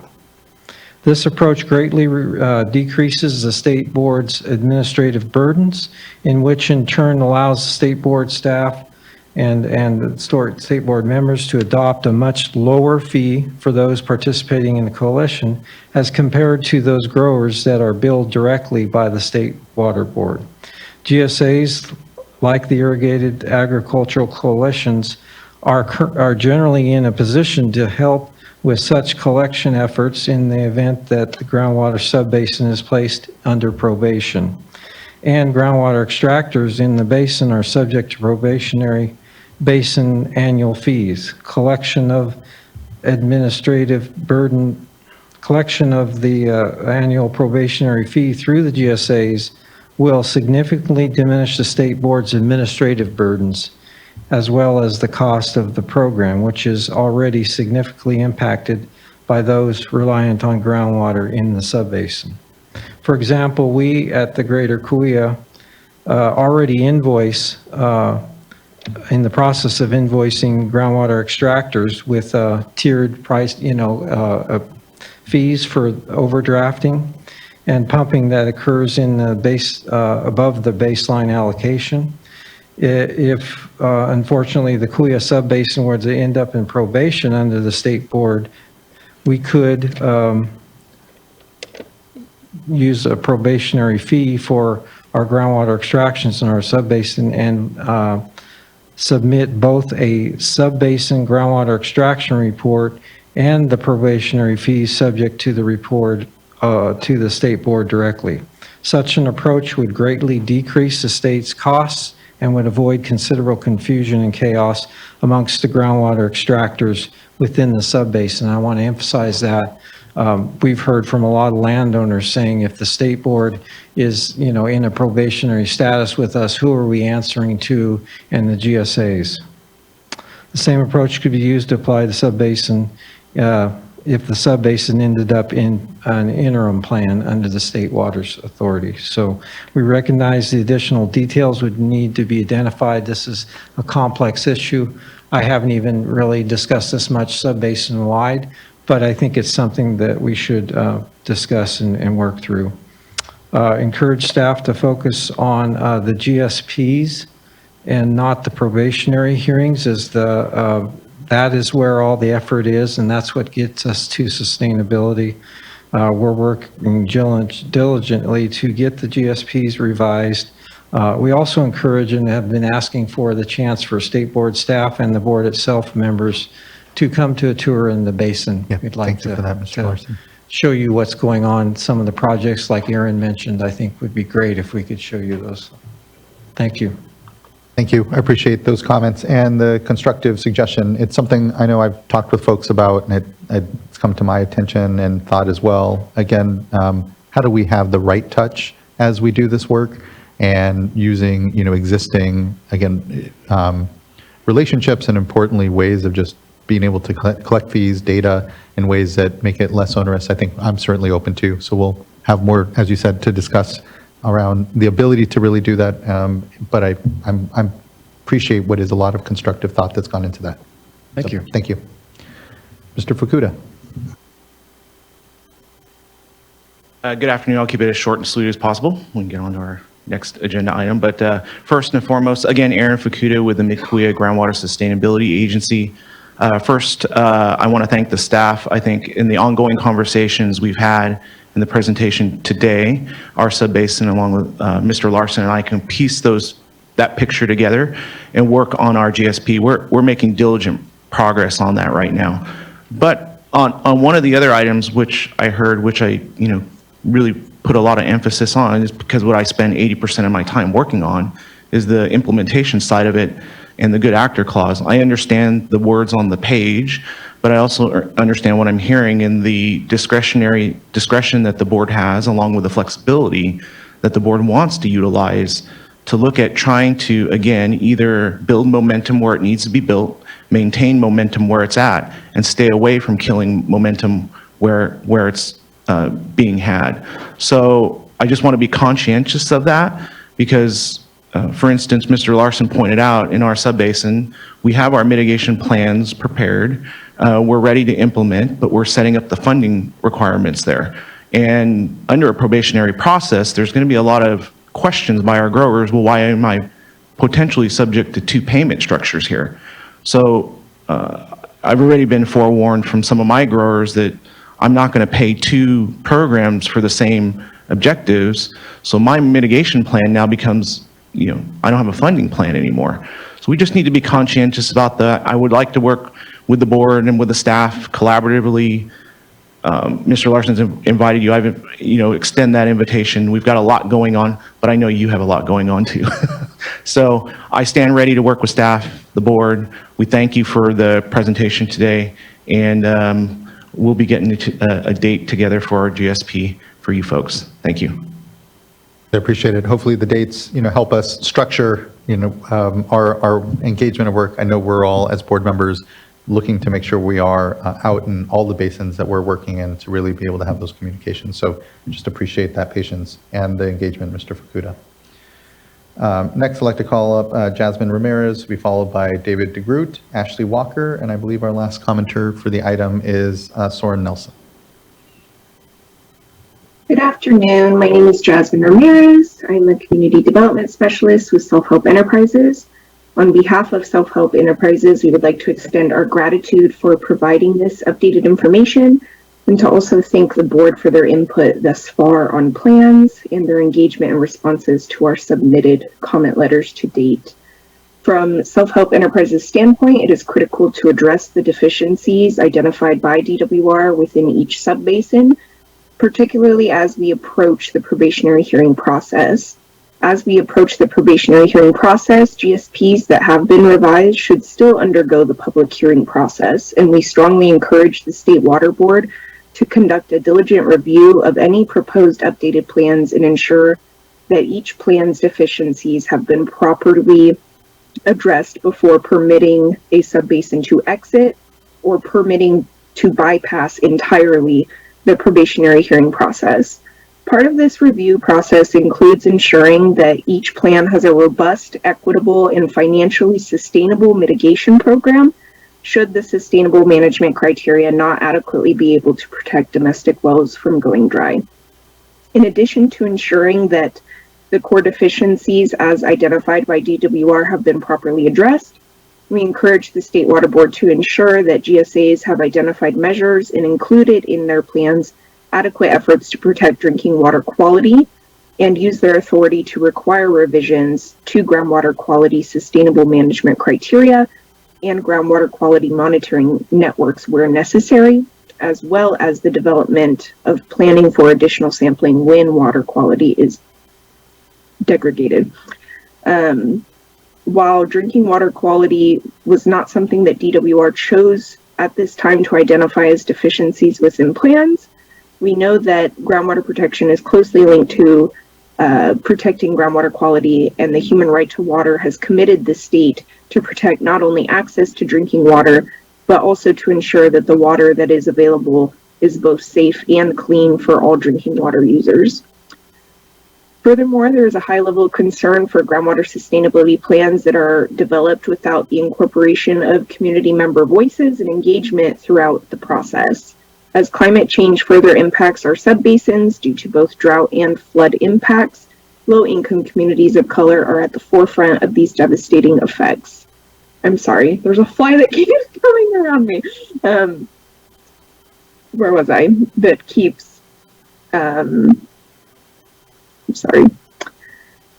Low-income communities of color are at the forefront of these devastating effects. For these reasons, we request the State Water Board work with the field GSAs to establish at least 2 board seats for disadvantaged communities and a seat for tribal members in order to have equitable representation and consider the interests of all beneficial users and uses of groundwater and ensure that groundwater sustainability plans are developed in collaboration with community members. In closing, we value the State Water Board as a partner in SGMA implementation and drought mitigation efforts, and we reiterate our support of the State Water Board and what they think is the best way to approach this process. Thank you for your time, and we welcome future conversations. Likewise, Ms. Ramirez, I really appreciate the leadership over at Self-Help Enterprises, yourself and others that continue to be a critical part of, have been our response to drought and on the policy work as well. So I appreciate your comments and your engagement around this important work. I know a lot of it does start to fall onto your organization when it comes to various GSAs that are looking to have their potential drinking water mitigation programs backed up by your organization. So just thanks for your critical work in the community. Next, I'd like to call up David DeGroot, be followed by Ashley Walker, and our last commenter, Soren Nelson. All right, good afternoon. My name is David DeGroot, and I represent the Tule Subbasin as the point of contact. So first, I'll make it pretty short and sweet. I won't try to repeat too much of what's been said already. First of all, really appreciate the updates today. in this informational hearing so that we have a chance to review and work with our stakeholders and our GSAs to react to the schedules and the updates provided today. Our staff, the state board staff and our GSAs have been working very closely together. We greatly appreciate that. I think it'll be a good path forward to finding the most efficient way to get from where we are today to back to the Department of Water Resources. And we encourage, the state board members to continue to encourage staff to continue to work with us, set up meetings. I know everybody is busy, but it's very, very helpful, productive, and instrumental in trying to find a way to get these plans back to the approval. We also are focusing our efforts on technical updates. It's an iterative process. You update technically, you look at all your minimum thresholds, measurable objectives, and then you review them with all your stakeholders and receive stakeholder feedback, which at times is non-technical, run it back through. It just takes time, it just takes effort to go through that process, which the Thule is fully engaged in at this time. And we are working diligently to submit our groundwater sustainability plans and our coordination agreement update prior to having any hearing. Now, we heard today that the review process on the state board staff side is going to take quite some time and effort, 3 months plus. And what we're really hoping is that when we submit our plan, that we will be available to help present the updates, identify the changes that were made from the plan, from the prior submittals. All these meetings that we're having with the staff, hopefully will get them up to speed quicker as to what we're doing so that it will not take an extensive amount of time to do the full review and to work us back into the Department of Water Resources.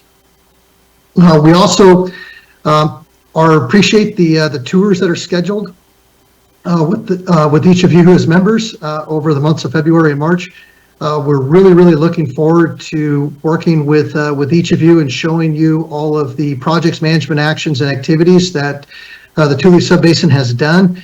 There's a lot of activity, a lot of good results that we're realizing. We're working through our annual report right now to identify, what has happened after a historical wet year, what the groundwaters have done, what the impacts have been reduced, and we're very encouraged by the implementation of Sigma and are very excited to show those to you and to introduce you to various stakeholders within our area during those tours. And with that, happy holidays and happy New Year. Thank you for the opportunity to speak. Likewise, thank you, Mr. DeGroot. Next, I'd like to call up Ashley Walker and then Soren Nelson. Thank you. Thank you, Chair and members. My name is Ashley Walker, representing the Eastern Thule GSA within the Thule Subbasin. First off, I do want to thank the State Board staff and DWR for working very closely with us over the last several months on revising the 2022 Groundwater Sustainability Plan. Eastern Thule GSA is working to revise our GSP to address the DWR deficiencies and comments that have been made by the State Board staff working through the process over the past several months. Part of our more recent efforts do include working with local community organizations towards well mitigation. As we work expeditiously to revise the GSP, we do strongly encourage the delay of noticing a probationary hearing for the Thule Subbasin. As Dave DeGroot did just mention, we do plan to present the State Board staff with a draft updated GSP very soon. We are aiming for the first quarter of 2024.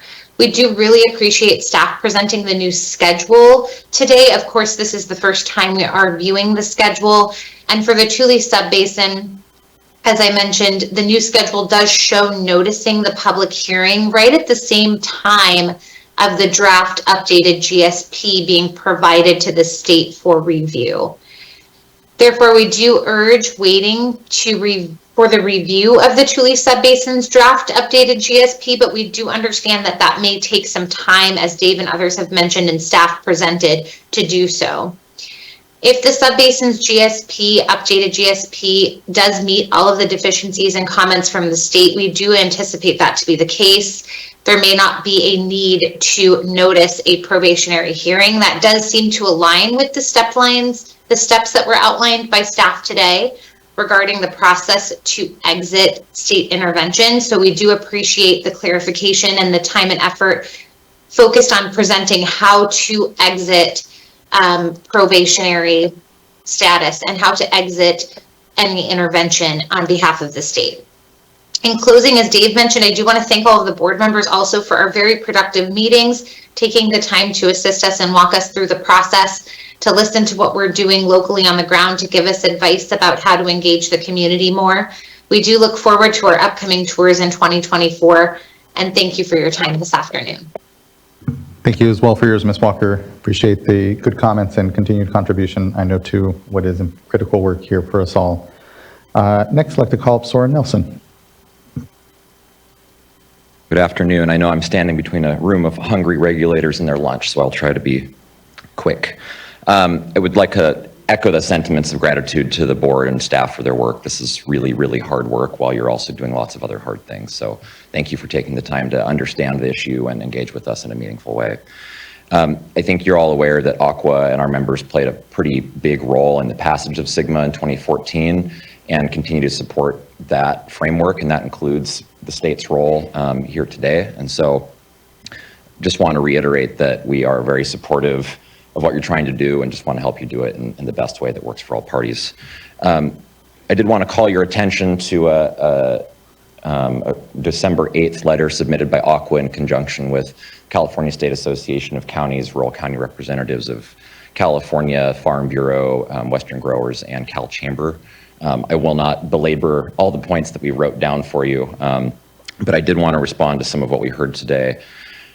I'd like to echo the encouragement that we feel on what staff shared with us on some clarification on the process, which I think has been a source of anxiety, and it's hard to over communicate on those issues. So really appreciate the extra information. On the fees, again, under the current fee structure that was set some time ago, it's a lot of money. And I think what we're asking, recognizing that you're bound by statute to recoup your cost through fees, is to closely correlate the cost of fees to the actual cost of the board. And it sounds like that's the direction you're headed. So we're really grateful for that. And then I did want to just say how much I appreciate the comments from the chair and the vice chair on the good actor provision. Again, I think this is an area where you are somewhat bound by statute and trying to navigate that as best you can, but I think it's in all of our best interests to avoid setting up an incentive structure for GSAs to all submit their own GSPs. That's not good news for anybody. I'll just close by saying, I think Gail mentioned this in her comment. Page 53 of the report does reference using consistency with other board priorities as a benchmark as the board is considering the deficiencies in the report and how they've been met. I think that that's an area that merits further board discussion. I think there's a lack of clarity on what is meant by that, and I think some are taking that as a moving goalposts, and that's hard to hit and under already pretty difficult circumstances. And so more clarity on that, and if we can be helpful with that, we'd love to be. So thank you for your work, and enjoy your lunch. Thank you, Mr. Nelson. Appreciate the engagement in those comments. Appreciate everyone's comments here. The Sustainable Groundwater Management Act and its implementation is amongst a lot of priorities I know out there, just one that continues, of course, to be front of mind for myself and this board, I know.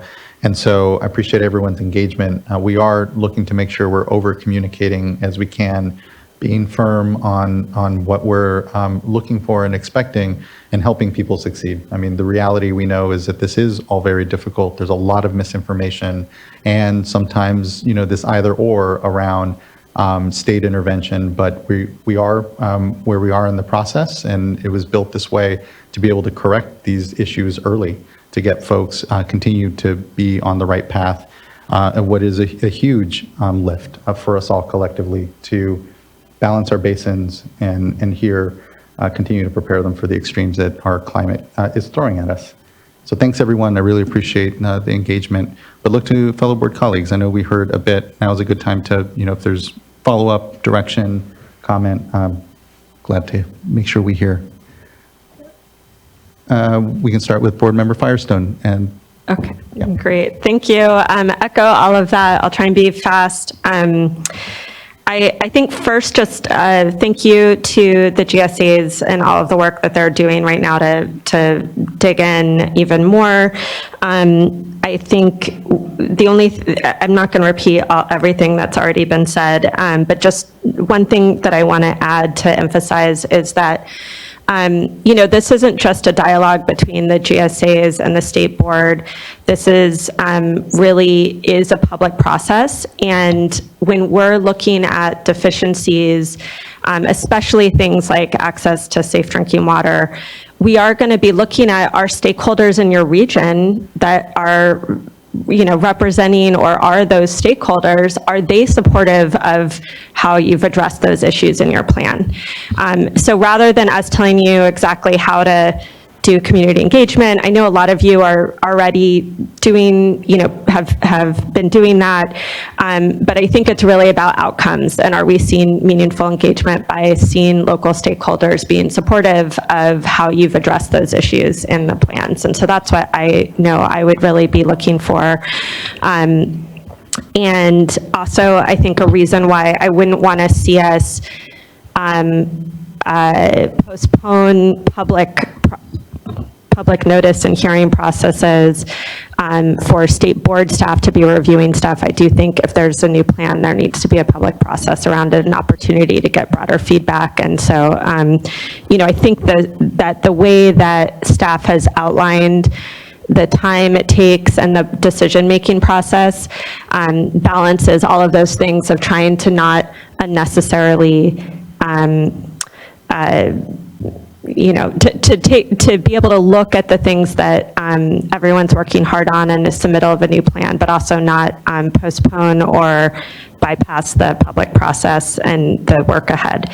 And then I think I'll just say for where there's going to be future opportunities and process quite around fees, but I will just say, since it was brought up here a lot, and I really appreciate us looking at both stakeholders bringing this up and staff looking at how we fit this into our, already big workload and timing to make sure we're looking at that. I am interested in looking at exemptions and fee waivers for state smalls or other very small communities. I do think we should be looking, I really like the idea both on reporting and fees of the kinds of constructive ideas that Mark, that you mentioned, just to basically reduce administrative time on everyone, and sort of also simplicity of who's in charge and where money's going, to emphasize the importance of GSAs as the managing agency first and foremost. On the municipal side, agencies are already now having to report really detailed information on pumping and supplies on their wells already. And so I'd also like us to be looking at how we streamline that reporting and don't have duplicate reporting, and then how that might qualify for fee reductions as well. So just, there's a lot to dig into on fees. I just thought I'd throw that in as staff are continuing to convene people to think about that. And I really appreciate all of this. I really look forward to continuing engagement. I will note, and I'm not sure how we're going to navigate this, but because of our budget constraints, I know our travel will be more restricted than it was before. So I think if, to the extent that we're not able to get as much in the field with GSAs as we would like because of those budget constraints, know that that's not because we don't want to be out there, but we are trying to save taxpayer dollars and balance our budget and be responsive to that. Thanks. Yeah, thanks, board member. I know we're having active discussions now on what constitutes mission critical, but I'll say I will be arguing firmly that this is all mission critical, and we shouldn't have to make too many of those choices. But yeah, more on that for everyone as we discuss it. Board members, others with comment? Vice Chair? Great, thank you. Thank you, and I'll try and go quickly here. Just want to indicate my support for looking at this fee issue sooner rather than later. The concern that I have is just that with the fees being, higher than what they should be, we can't decide today what they should be, but to the extent that it's causing angst in some of these communities, and if we're talking about quite a bit, then I think that it can be a distraction from just trying to get folks, really looking at the staff report or the letter from DWR or whatever they need to be analyzing. And so I just would favor us looking at this sooner rather than later. I like some of the ideas that board member Firestone and others have made about the GSAs being the managing agency, looking at ways to potentially reduce costs. And I would also favor looking at appropriate exemptions or some way to incentivize the collection of fees by the GSAs. And to the extent that some of these agencies have already developed fee structures, I think what we don't want to see is kind of pulling back from local fee structures because of something that we're doing to unintentionally cause that. And then just really look forward to ongoing processes here. I think that these updates are really helpful for us as a board and for the public. And just want to say what I've been saying to every GSA and stakeholder group that I meet with, and that is, even though this does feel very daunting and very challenging, do what you can to improve those plans and provide for improvements. Even if we do end up going to hearing, I think that will help to make our process go more smoothly if we end up with improved plans so that we can focus on, the remaining challenging issues. Thank you. Thank you, Vice Chair. Plus up your comments, and I agree on the fees. It's distracting here. Again, they were first adopted in 2017. So getting to that, helping provide clarity so folks know what to actually be expecting as they come in and what financial consequence may happen is really critical. So thank you. Board Member Morgan. I just wanted to quickly just thank staff for bringing this item to us to provide further clarity of the process, where we are, answer questions that have that you've been receiving, and to do it on this broader scale of just make sure that everyone's receiving the same information and that we're getting information out there as we, for the first time, go through this process. So, thank you for doing that. And just, this is it's a public process that we are still learning as we go through and implement this program for the first time here. And, just want to also just highlight that, as we're going through here, through this, and you did it on one of your slides, just highlighting the multiple opportunities for the GSAs, the public, stakeholders, and impacted communities to come and not just talk to you, but also to come talk to the board. And so through the workshops and through, these information updates prior to us getting to the point of, to the hearing, and then also the opportunity to request, meetings. And so I'd also just wanted to thank you for highlighting that, and that, this really truly is a public process for everyone to be able to engage with staff and with the board. So thank you again. Thank you for that, Board Member McGuire. Really appreciate the update today and the very helpful and constructive comments that we received from the stakeholders. I agree with the other board members, so I won't belabor all of that right now.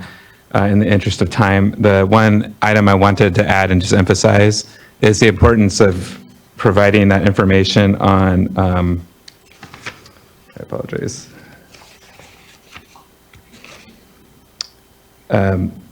The coming soon, more guidance on submitting revised plans bullet. I'm only reflecting on that after hearing from the stakeholder comments today, that there's a number of basins that are working on revised GSPs right now. And there's, I know you're meeting with them, and I really appreciate that level of engagement and trying to provide as much clarity as you're comfortable at this point in terms of what the expectations are. But it seems like perhaps that guidance will be helpful in answering and providing the GSAs that are working on revised plans a little bit more peace of mind that what they're working on is going to be in the right form for staff and the board to review at the end of this. And I'm sensitive to the timing because, as we heard from Thule, that notice is coming up potentially pretty quick, right around the same time they're looking to submit. And I note that some of the other basins are right on the heels of that too, based on the schedule that was just shared. So I'm not going to put you on the spot today and say when will that guidance be available, but I hope that it's available as soon as possible. Thank you. Thank you very much, board member. I think that concludes this item here. I know we have folks here for Scott Shasta. We're going to take a brief lunch. We'll just take 45 minutes or so. So we'll come back at about 2:30 and just appreciate everyone holding on for there. Also, we do have Hmong language interpretation for the next item. So if there's anyone here in the room that is going to be desiring that, please do speak with our board clerk, and we can make sure and be prepared for you when we go to comment in our next item.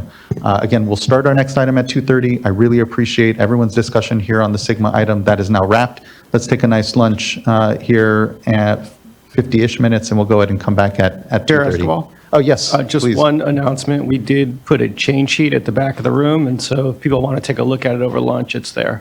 There is a change sheet for the next item for Scott Shasta. It's printed in the back of the room for anyone that hasn't received it electronically so that you understand the changes that the board is proposing here before adoption.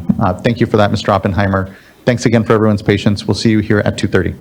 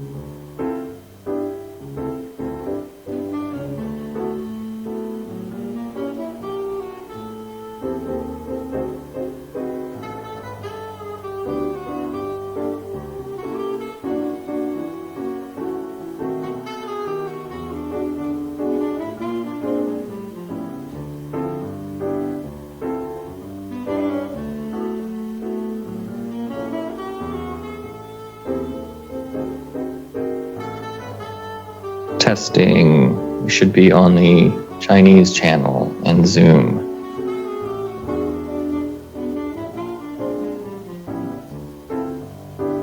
Oh, awesome. Thank you. You're on the channel as well?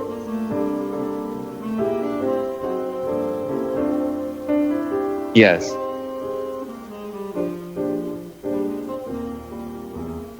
Oh, okay, good. Then we have our settings right then. I think we can only choose the one that shows up here. We have the choice between English and then it just says Chinese. So yeah, it's good to know that we're in the right one.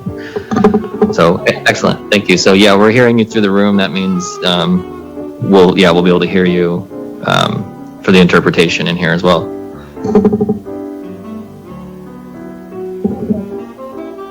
Okay, yeah, that shouldn't be no problem. I mean, as long as we're in the same channel as where you are. Okay, awesome.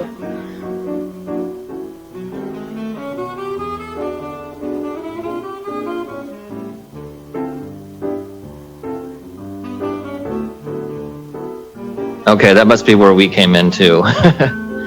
Because yeah, we only have the one choice. So yeah, this will be the one that we want to use then. Okay, well, thank you.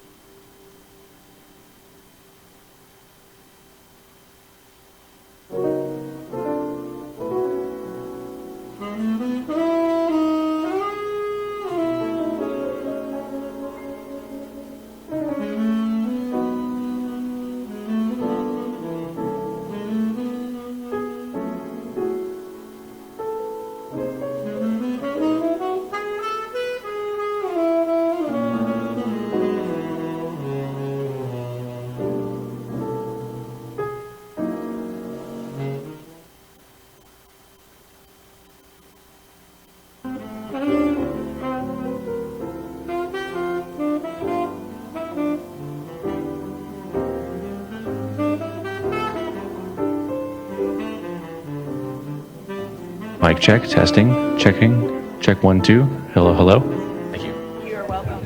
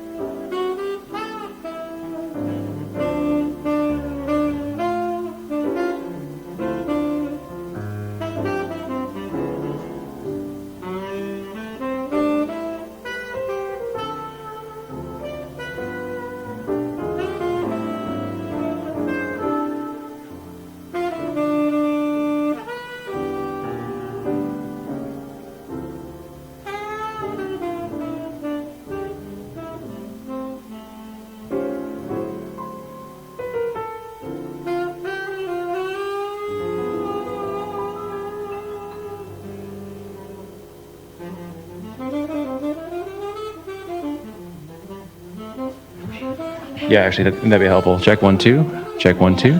Remuting.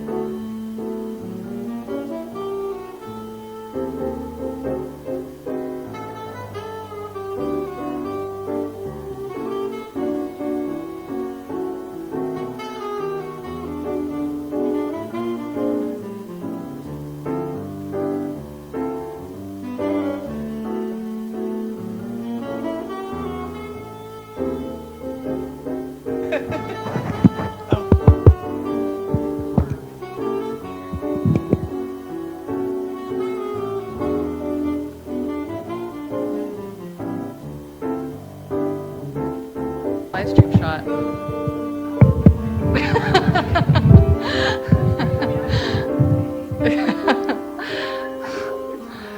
Test, test, 1, 2. Test. I'm putting in your lunch. Test, test.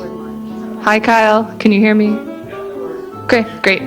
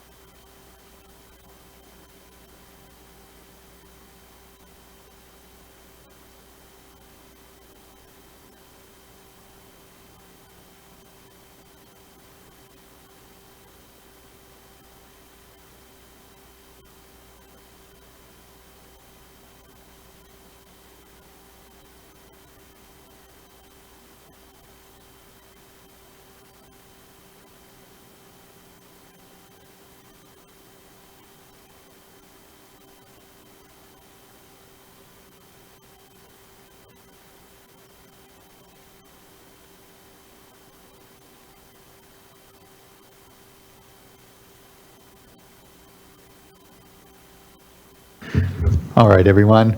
It is 2:31. We can come back here from lunch. Appreciate everyone's time here. At the top, I do want to note again, we do have Hmong language interpretation.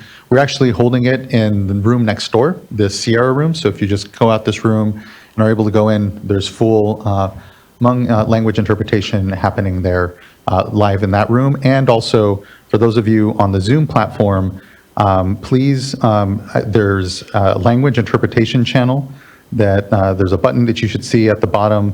It looks like a globe icon from on your screen. And from there, you can select Chinese and mute original audio. We had to choose Chinese on the platform since Hmong was not an option on Zoom. I want to note here before we begin as well that we ask all presenters, board members, and individuals providing public comment to speak slowly and pause occasionally to allow the interpreters to accurately capture your remarks. This applies to both English speakers and Hmong speakers. If you speak too quickly, we may ask you to slow down or pause.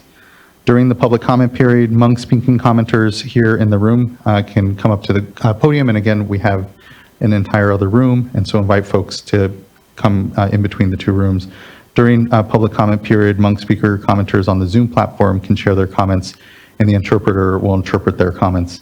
Once they start speaking in Hmong, our interpreter will interpret the comments. With all that being said, and appreciate everyone's participation today, we can begin along onto agenda item number 5, which is our proposed drought emergency regulations for the Scott River and Shasta River watersheds. Kick it over to folks. Good afternoon, Chair Esquivel, members of the board. My name is Philip Dutton, and I'm a supervising engineer and program manager here at the Division of Water Rights. I'm here today with Eric Ekdahl, Deputy Director of the Division of Water Rights, and Aaron Rakazi with the division, and Mariana Awi with the Division of Office of Chief Counsel. Today we'll be joined virtually by Crystal Robinson as well with the California Department of Fish and Wildlife, who will provide a brief update on the fisheries and other information related to the proposed regulation. Next slide.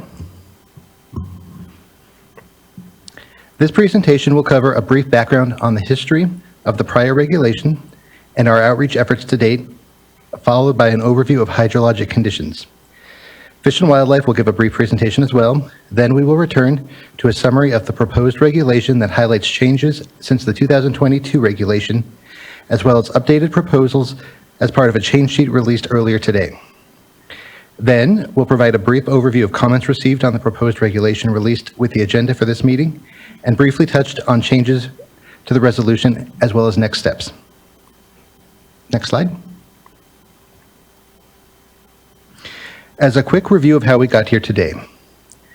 In June 2021, CDFW requested that the board establish drought minimum flows through an emergency regulation and provided the board with recommended minimum flows for the two watersheds. In August 2021 and again in July 2022, the board adopted adopted emergency regulations that were in place roughly from August 30th, 2021 through July 31st, 2023.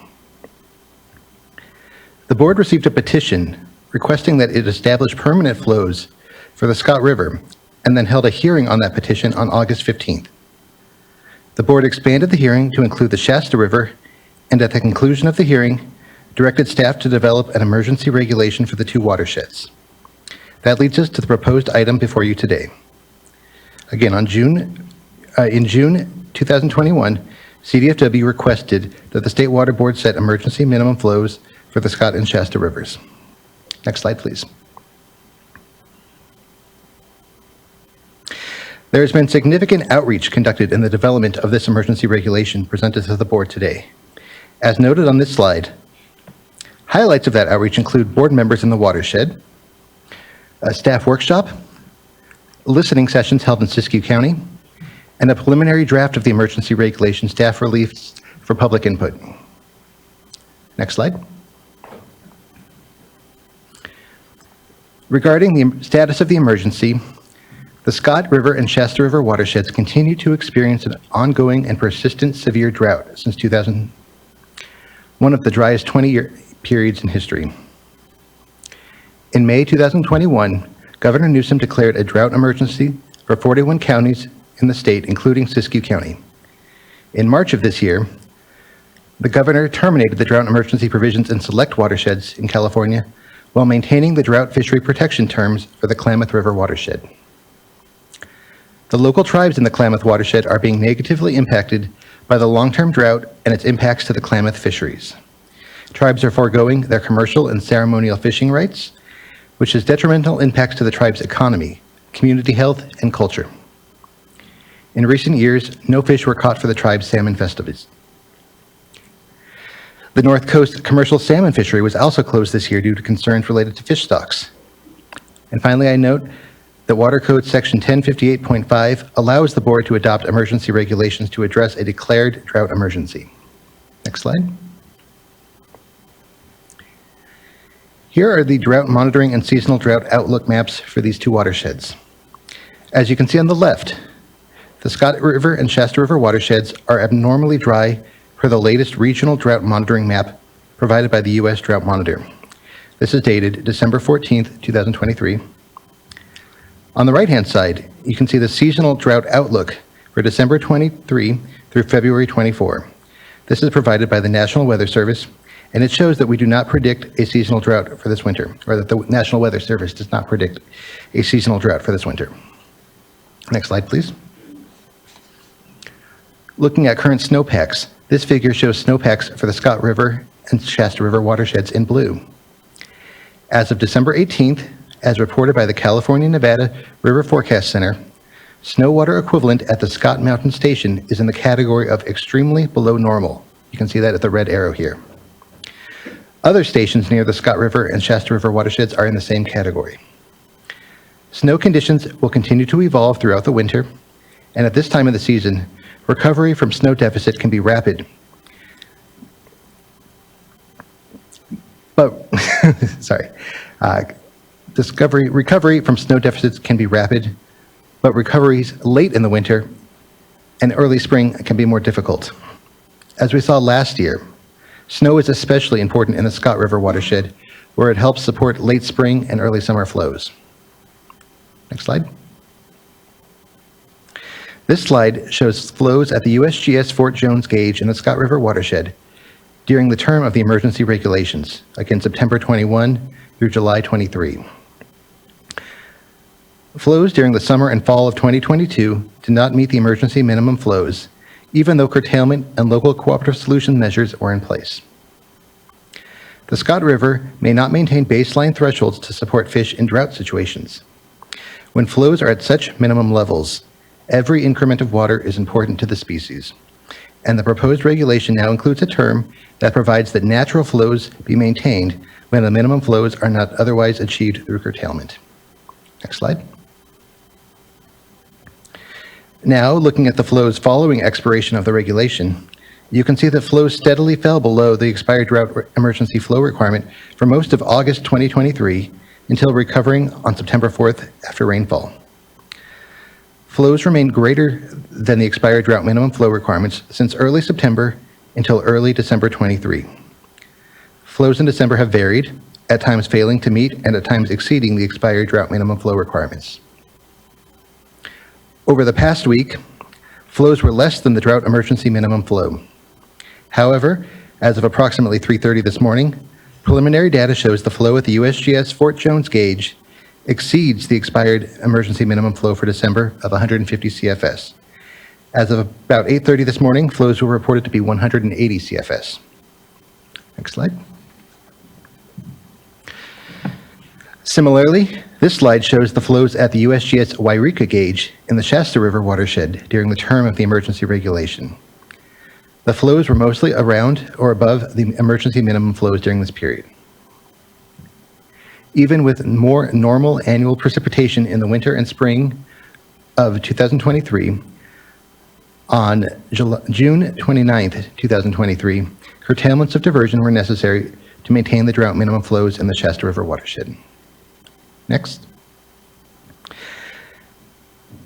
Looking at flows following expiration, flows in the Shasta River dropped sharply immediately after expiration of the drought emergency regulation on August 1st. Subsequent coordination by a group of major diverters in the Shasta River watershed resulted in improved flows that generally met a lower locally recommended flow target. Shasta River flows did not consistently meet the expired minimum flows until September 26, 2023. As of this morning at 9 a.m., flows at the Wairika gauge were 150 CFS, which is greater than the expired minimum flow of 125 for December. Next slide. Assessment of the emergency regulation is ongoing, but some of the benefits associated include improvements to groundwater levels that support earlier recommendation or reconnection of the Scott River, longer periods of connection at locations throughout the watershed and watershed-wide, improved flows even during poor hydrologic years, improved water temperatures, and an overall improved habitat for salmonids. Next slide, please.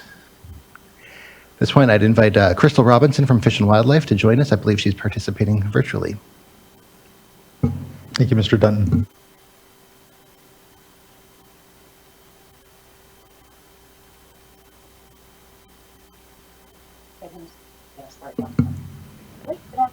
Ms. Robinson, I apologize. You are unmuted, but your audio is not really coming through very clearly. Might want to see if you can change microphones. I know if you click the little caret next to the microphone icon, you might be able to switch it up.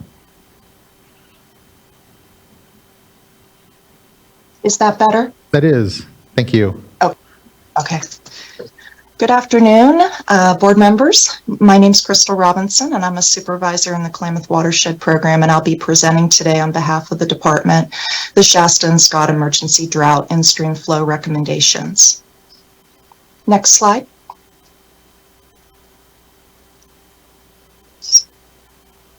I wanted to briefly touch on a few general points that are important considerations in this process of establishing an emergency flow regulation. Next month, the Klamath River Reservoir drawdown occurs, and this is yet another milestone in the largest dam removal river restoration effort on the planet. With that anticipated turbidity conditions in that event, we cannot stress enough the importance of ensuring an in-stream flow on the Scott and Shasta that mimics the natural flow condition.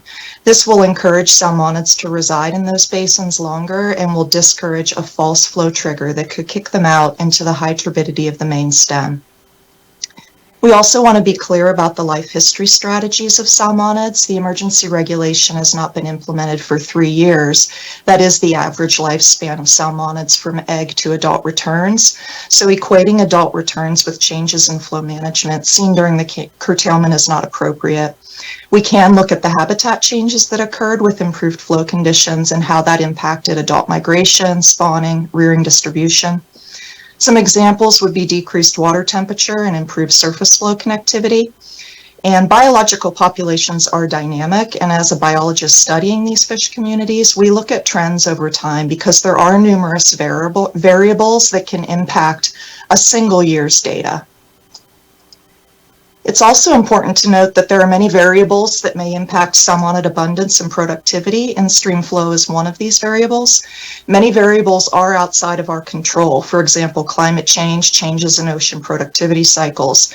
However, in-river water management is one variable we can manipulate in an effort to recover these populations.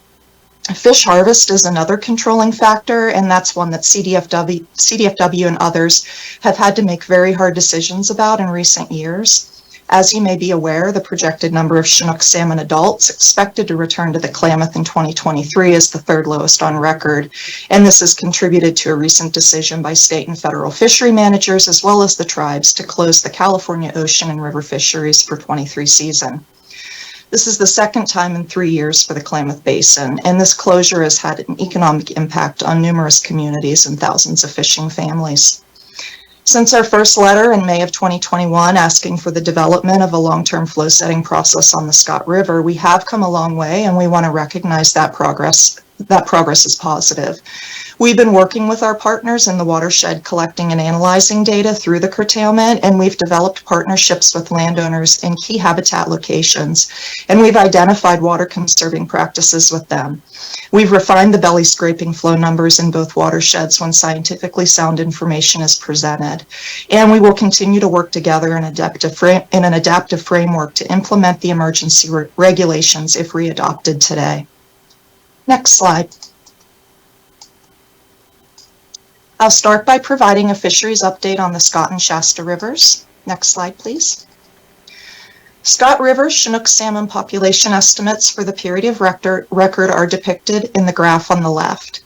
As we noted in previous presentations to the board, Chinook salmon are declining in the Scott River faster than the Klamath Basin as a whole. You can see that there are below average returns in 7 straight years and 15 of the last 20. As of December 12th, we've had 1,064 adult Chinook through the fish counting weir on the Scott. This is below the median and the mean for the period of record.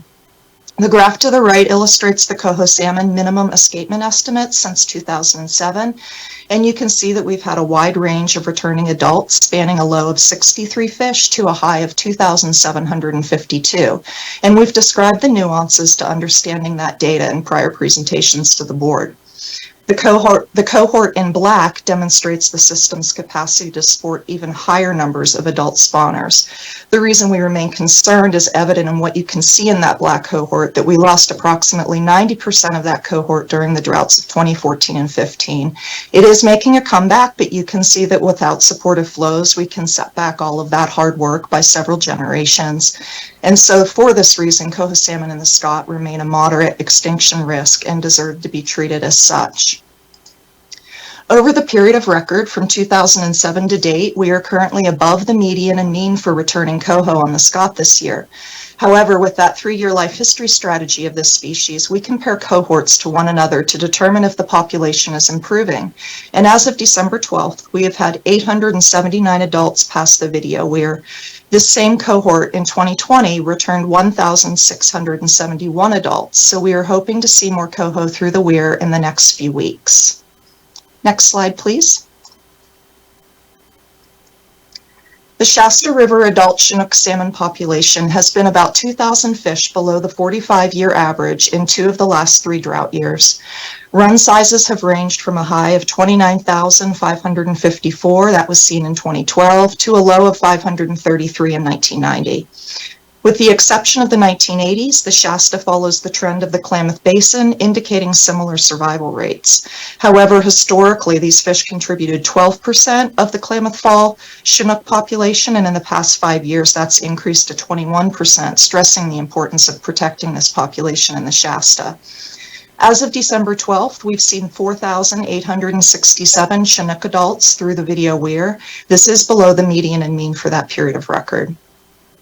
Coho salmon minimum escapement estimates on the Shasta since 1978 are depicted on the right, and the population is at very low numbers. There's an average of 43 individuals returning since 2014. The number of coho salmon spawners needed in the Shasta to avoid depensation, that's a condition where very low population numbers can increase the risk of extinction through multiple factors.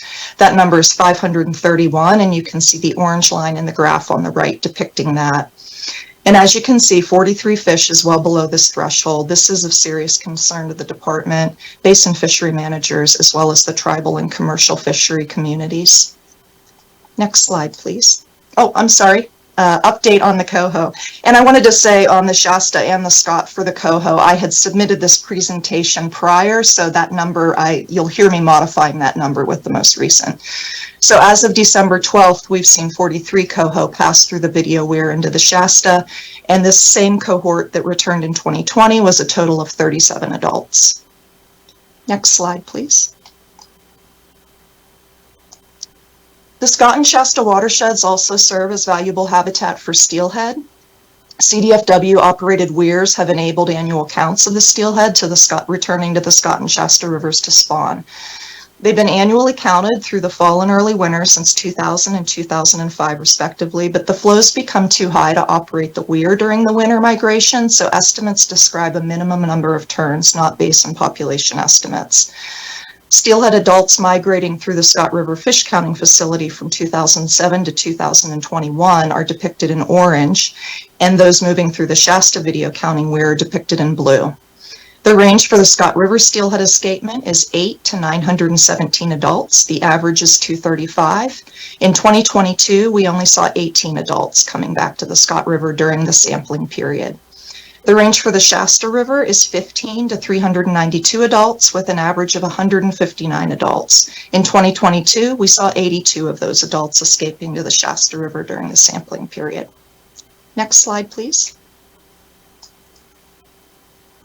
So in summary, Scott River fish populations are a fraction of what they were 100 years ago. While coho salmon numbers are showing a bit of improvement in some brood years, Chinook salmon populations are getting lower. Access to the valley for spawning is becoming more and more of an issue as we continue to experience declines in snowpack and water demands remain static. The system has become fragmented due to the lack of surface flow connectivity, leaving isolated habitats during base flow.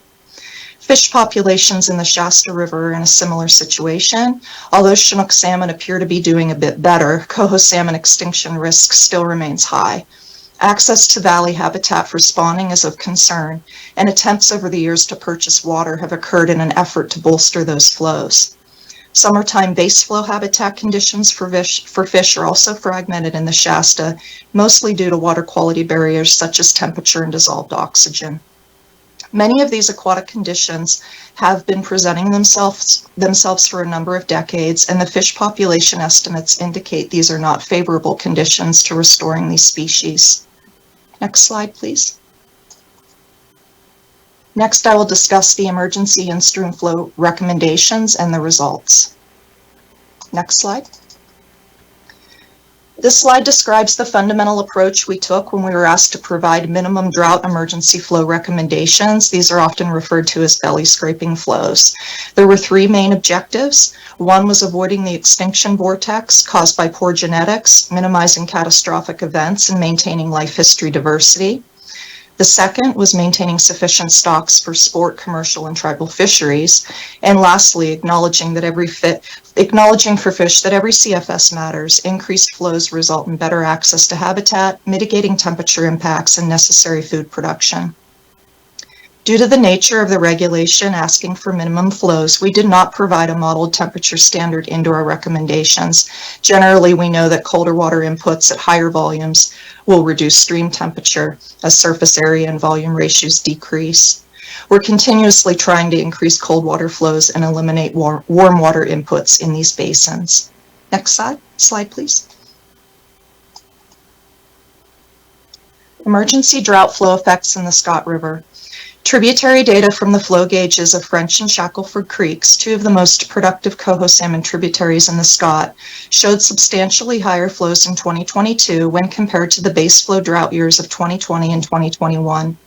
Groundwater data shared with the department also showed higher elevations in 22 when compared to the previous two drought years. This data indicates to us that flow conditions on the west side tributaries as well as groundwater elevations were improved during the implementation of the emergency drought regulation. Improved surface and groundwater conditions support connectivity during migration of salmonids. We'd also like to note that during the summer of 2022, our field crews performed snorkel surveys in 4 reaches of the lower Scott Canyon. Surveys occurred when the gauge was meeting the emergency flows, and crews noted that all salmonids were observed in good condition at this flow and corresponding stream temperatures. Flows then dropped in July and August below the emergency flow recommendation targets, and crews noted salmonids exhibiting fungal infections, anchorworm parasites, in all but one survey reach. Approximately a dozen dead fish were also seen on one survey location, a mix of salmonids, native and non-native species.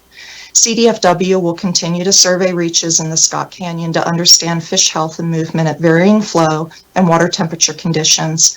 While these thermal refuges seem to provide some relief to ambient Scott River conditions, the department is still concerned about fish density, disease, and predation in these areas. Next slide, please. Emergency drought flow effects in the Shasta River. We did see habitat improvements with the implementation of these flows in 2022. The temperature analysis, water temperature analysis was conducted by the Regional Water Board's staff, showing temperature decreases during the curtailment.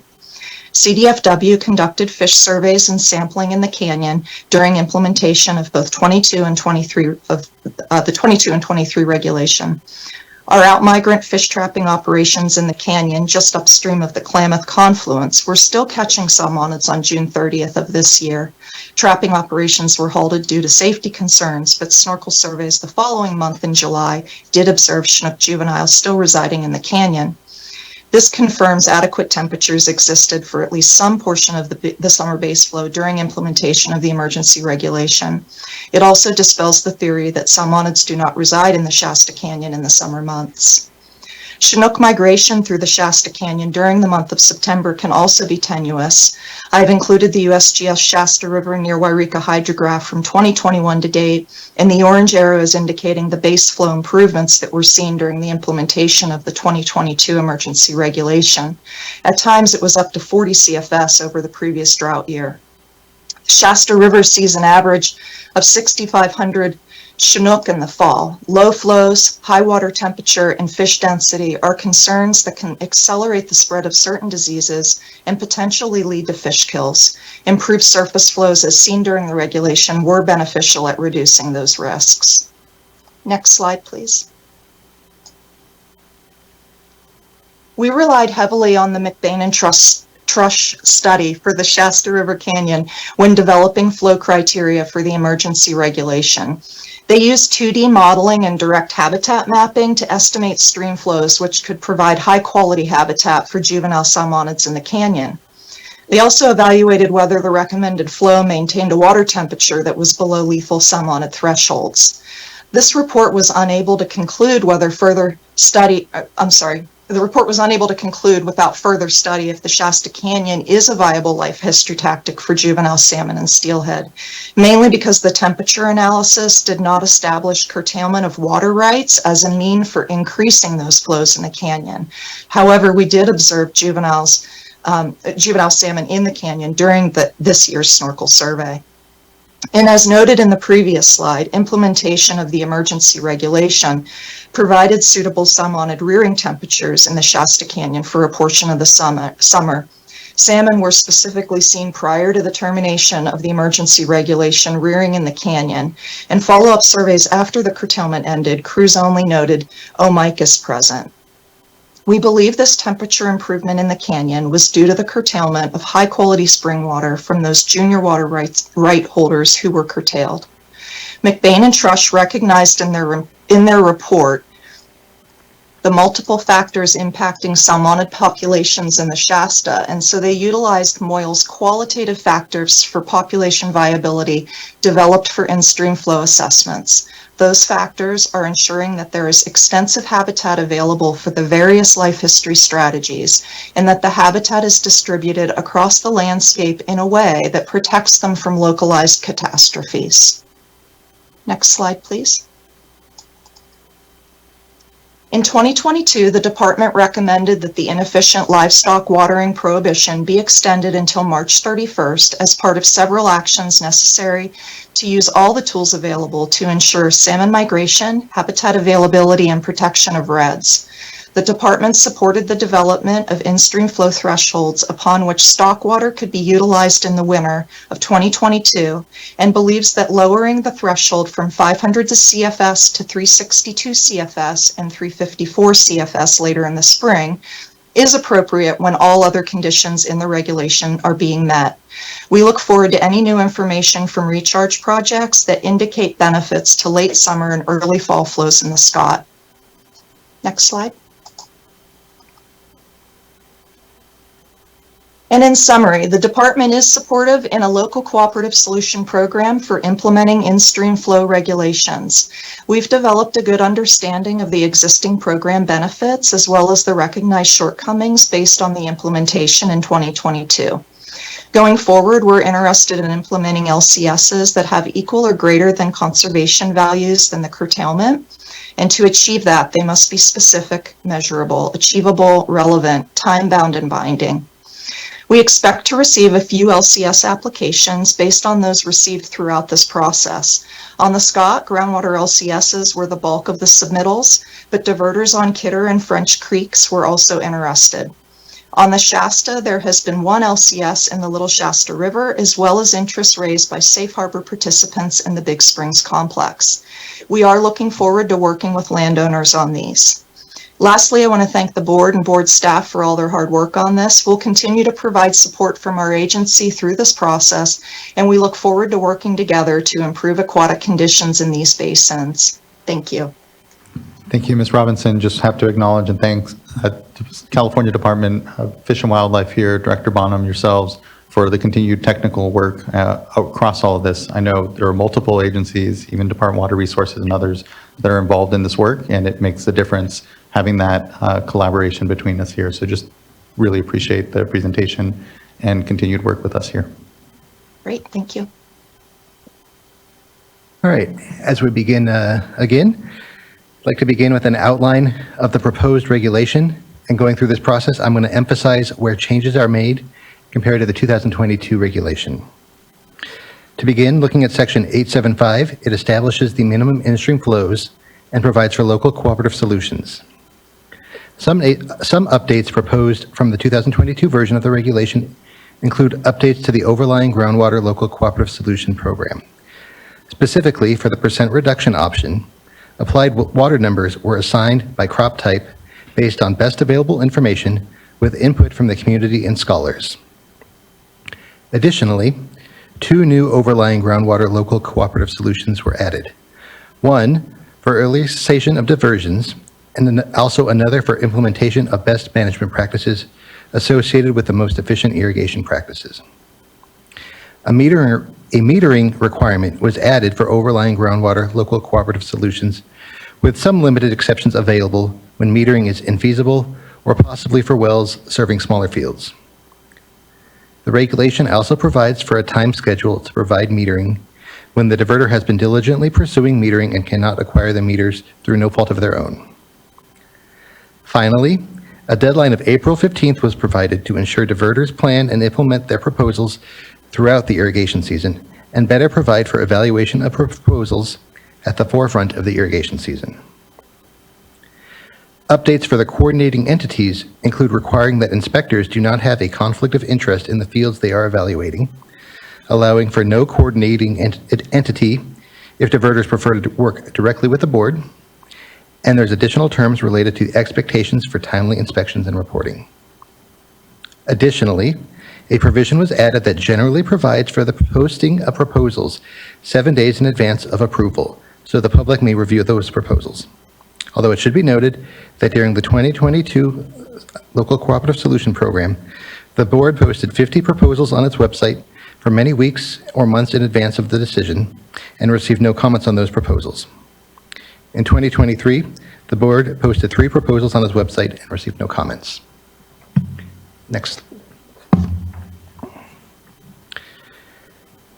Section 875.1 covers provisions related to exceptions to curtailment for non-consumptive uses. This and other provisions related to certifications for exceptions have been updated to remove penalty of perjury language. This does not substantially change the standard of certification and is still enforceable. However, it may alleviate concerns raised by parties related to certifying that to the best of their knowledge without the fear that penalty of perjury language could be imposed. Section 875.2 provides the exception to curtailment for minimum human health and safety needs. Language that was originally incorporated via reference to other drought emergency regulation provisions has been updated to allow a nonprofit or governmental entity to certify on behalf of the diverter, and also to simplify certification for use when there's 55 gallons per person per day or less, by allowing for water users to certify that alternative water sources have been pursued when they are purchasing water, and by removing requirements to attest individual conservation measures in addition to meeting the 55 gallons per person per day standard. As you can see, some of the updates are reflected in the change sheet that was released earlier today as noted by this asterisk. Section 875.3 covers the curtailment exception for minimum livestock watering and includes no changes beyond the removal of the penalty of perjury language that was incorporated into all certification provisions. Section 875.4, which provided for curtailment of the Klamath River watershed based to protect senior water rights, is proposed for removal for a variety of reasons that will be discussed when we go over the change sheet in a couple of slides.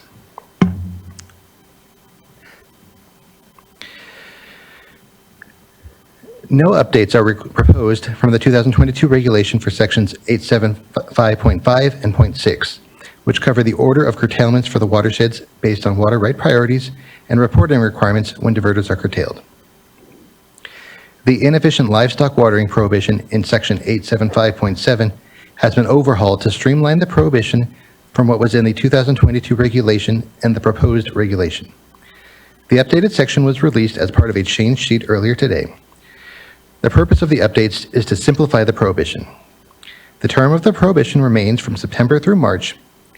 The updated provisions in this change sheet note that diversions for inefficient livestock watering may occur when all of the following are met. First, minimum flows are met without curtailment. 2, sufficient flows have occurred for migration of fall run Chinook and coho as determined by the Department of Fish and Wildlife. 3, tributary connection is established and maintained. 4, diversions do not exceed 10%, but may be up to 20% of the flow during high flow events as defined by the 2017 flow report. And finally, 5, that red disturbance is avoided through management of the bypass flows. The provision also provides for reduced requirements above Joinell Dam. The notification and reporting requirements mirror those in the proposed regulation and require diverters to notify the board in advance of making diversions for inefficient livestock watering, as well as keeping their records that must be submitted to the board upon request.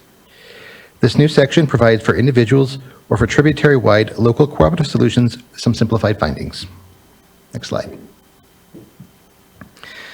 For section 875.8, staff propose updates that provide additional examples of information that may be requested under an information order to support contingency planning if the drought were to continue.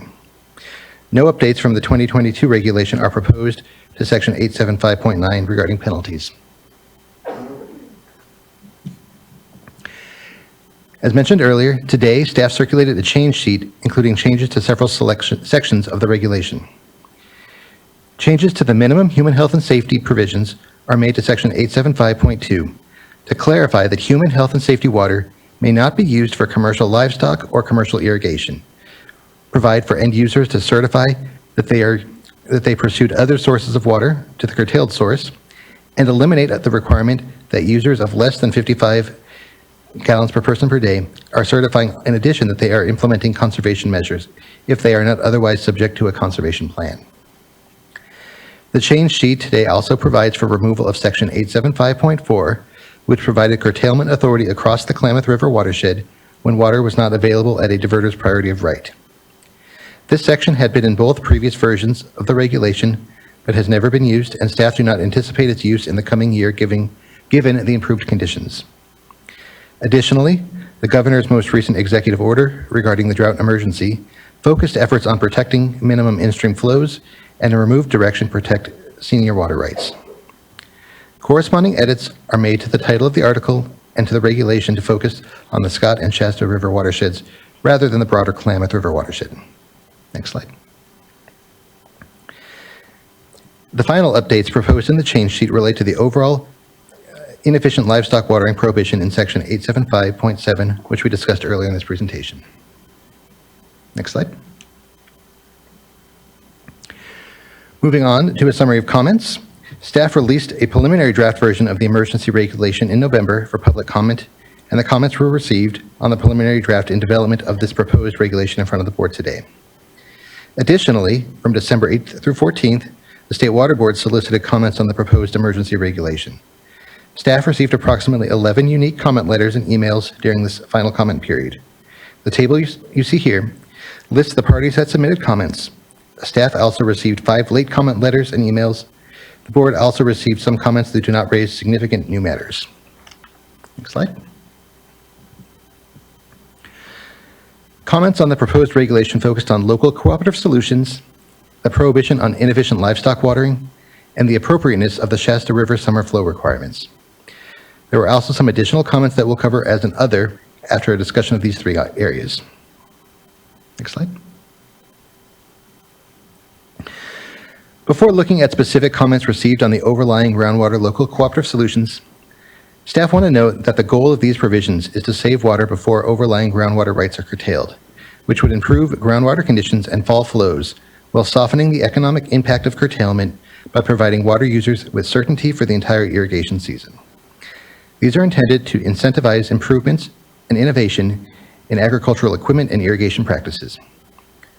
Overlying groundwater local cooperative solutions are intended to address the time delay between groundwater pumping and stream flow depletions.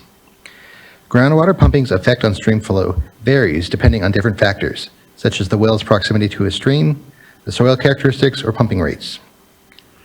The effects from the pumping are averaged across the watershed. As a voluntary solution, these local cooperative solutions provide the benefits of early water use reductions that do not necessarily follow the traditional water rights priority order. Many comments received contain constructive criticisms and suggestions for these local cooperative solution programs. Staff received feedback on the two newly proposed types of overlying groundwater local cooperative solutions. Commenters requested to review the scientific support demonstrating these new types of LCSs are effective at reducing consumptive use and achieving the flow requirements. While these LCS scenarios have not been specifically modeled, model results from very similar scenarios indicate the local cooperative solutions, including these two new types, will reduce consumptive use and support late summer and fall base flows. These local cooperative solutions effectively allow for early curtailment of groundwater ahead of its senior water right priority to support flows later in the year. We don't know the timing and volume of precipitation we will get this year, or if the precipitation will come as rain or snow. Therefore, it is difficult to predict groundwater levels and the stream flows that will occur. Our goal is to improve the uncertainty on the effects of groundwater curtailment with metering data that is required for these local cooperative solutions and model updates. The overlying groundwater LCS options in the draft regulation lack certainty, in part due to the lack of reliable, fine-scale groundwater use data in these watersheds. The three options now included are not intended to be equivalent to one another. With additional data and lessons learned, the LCS options can continue to be refined in the potential future years and iterations. Commenters specifically proposed an alternative to the timeline of the graduated groundwater cessation LCS based on the concern that the existing language is too close to the standard practice and will therefore not provide positive impact on groundwater flows. Staff's interpretation of the modeling supporting the LCS in the proposed regulation will improve groundwater levels and stream flows and find that this is more persuasive than the generalizations in the Foglia 2013 reference regarding general irrigation timing. The local cooperative solutions also include a requirement that the irrigation reductions will provide substantial reductions in use. The board will be looking for meaningful rather than insignificant reductions in evaluating the graduated cessation LCSs. Additionally, comments criticize the timeline and cost for the new metering requirements. Regarding well metering, there were comments on data frequency and on reporting, and a request for a minimum acreage threshold. Updates to the LCS program include timeline flexibility for installing meters, as well as Deputy Director approval of exceptions for wells irrigating less than 30 acres or where meters are found to be infeasible. Metering will still provide essential information on applied water use in these watersheds. Applied water varies within the watershed based on soil type, crop type, local hydrology, and more. Even though the state has a current expenditure freeze, there is an exception that could allow the meter purchases to proceed, and we are working through the details of the exemption process, but fully expect that this purchase meets the criteria for exemption because of the nature of the declared emergency we are responding to. There were also requests for additional LCS options, such as for a % reduction of surface water and groundwater recharge, and flexibility for water year types. There was also criticism for the lack of LCS option for pasture farmers. Staff have added the graduated cessations and best management practice LCSs. Water year typing is incorporated into the BMP LCS, and irrigators can choose not to participate in the LCS program if it is a wetter water year. Next slide. Generally, commenters requested to simplify and standardize the enrollment process. Staff are changing the LCS program to add flexibility. We understand flexibility creates new complexities, but would suggest that adding options to support and better understand the impact of creative solutions warrants that additional complexity. Staff will work with community members and representatives to reduce barriers associated with that complexity. The proposed emergency regulation contains clearer monitoring requirements. In addition to metering, there are clear monitoring and information reporting requirements for the coordinating entities. Upon request, a coordinating entity must provide information to the State Water Board. Petitioners have generally provided maps to staff as part of the LCS approval process, but map unavailability should not constitute a barrier. Commenters requested public review windows for pending LCSs, and a pending local cooperative solution will be posted online for at least 7 days for public review. And again, I do want to note that overlying groundwater LCSs were posted on the website for months last year, and we received very few comments on them, if any. Slide. Moving on to livestock watering. Several comments have been received related to livestock watering prohibitions during the comment period for the proposed regulation. Some were in support, and some of them were in opposition. Some commenters criticized the Scott River flow requirement as too high and harmful for late summer and early fall base flows, even after the changes in stream flow thresholds of 362 CFS for January and February and 354 CFS for March. Staff were requested to redefine new protections for pulse flow in the Shasta River. Regarding the language, avoid disturbing reds, some commenters noted and suggested to modify that as it creates uncertainty on how to comply with it and with CDFW regulations. Staff consulted with CDFW, the Department of Fish and Wildlife, and initially proposed no changes, although we know that that language has since been modified with today's change sheet. Commenters raised concern on how the flow requirement changes in both the Scott and Shasta for stockwater diversions may impact current groundwater recharge opportunities.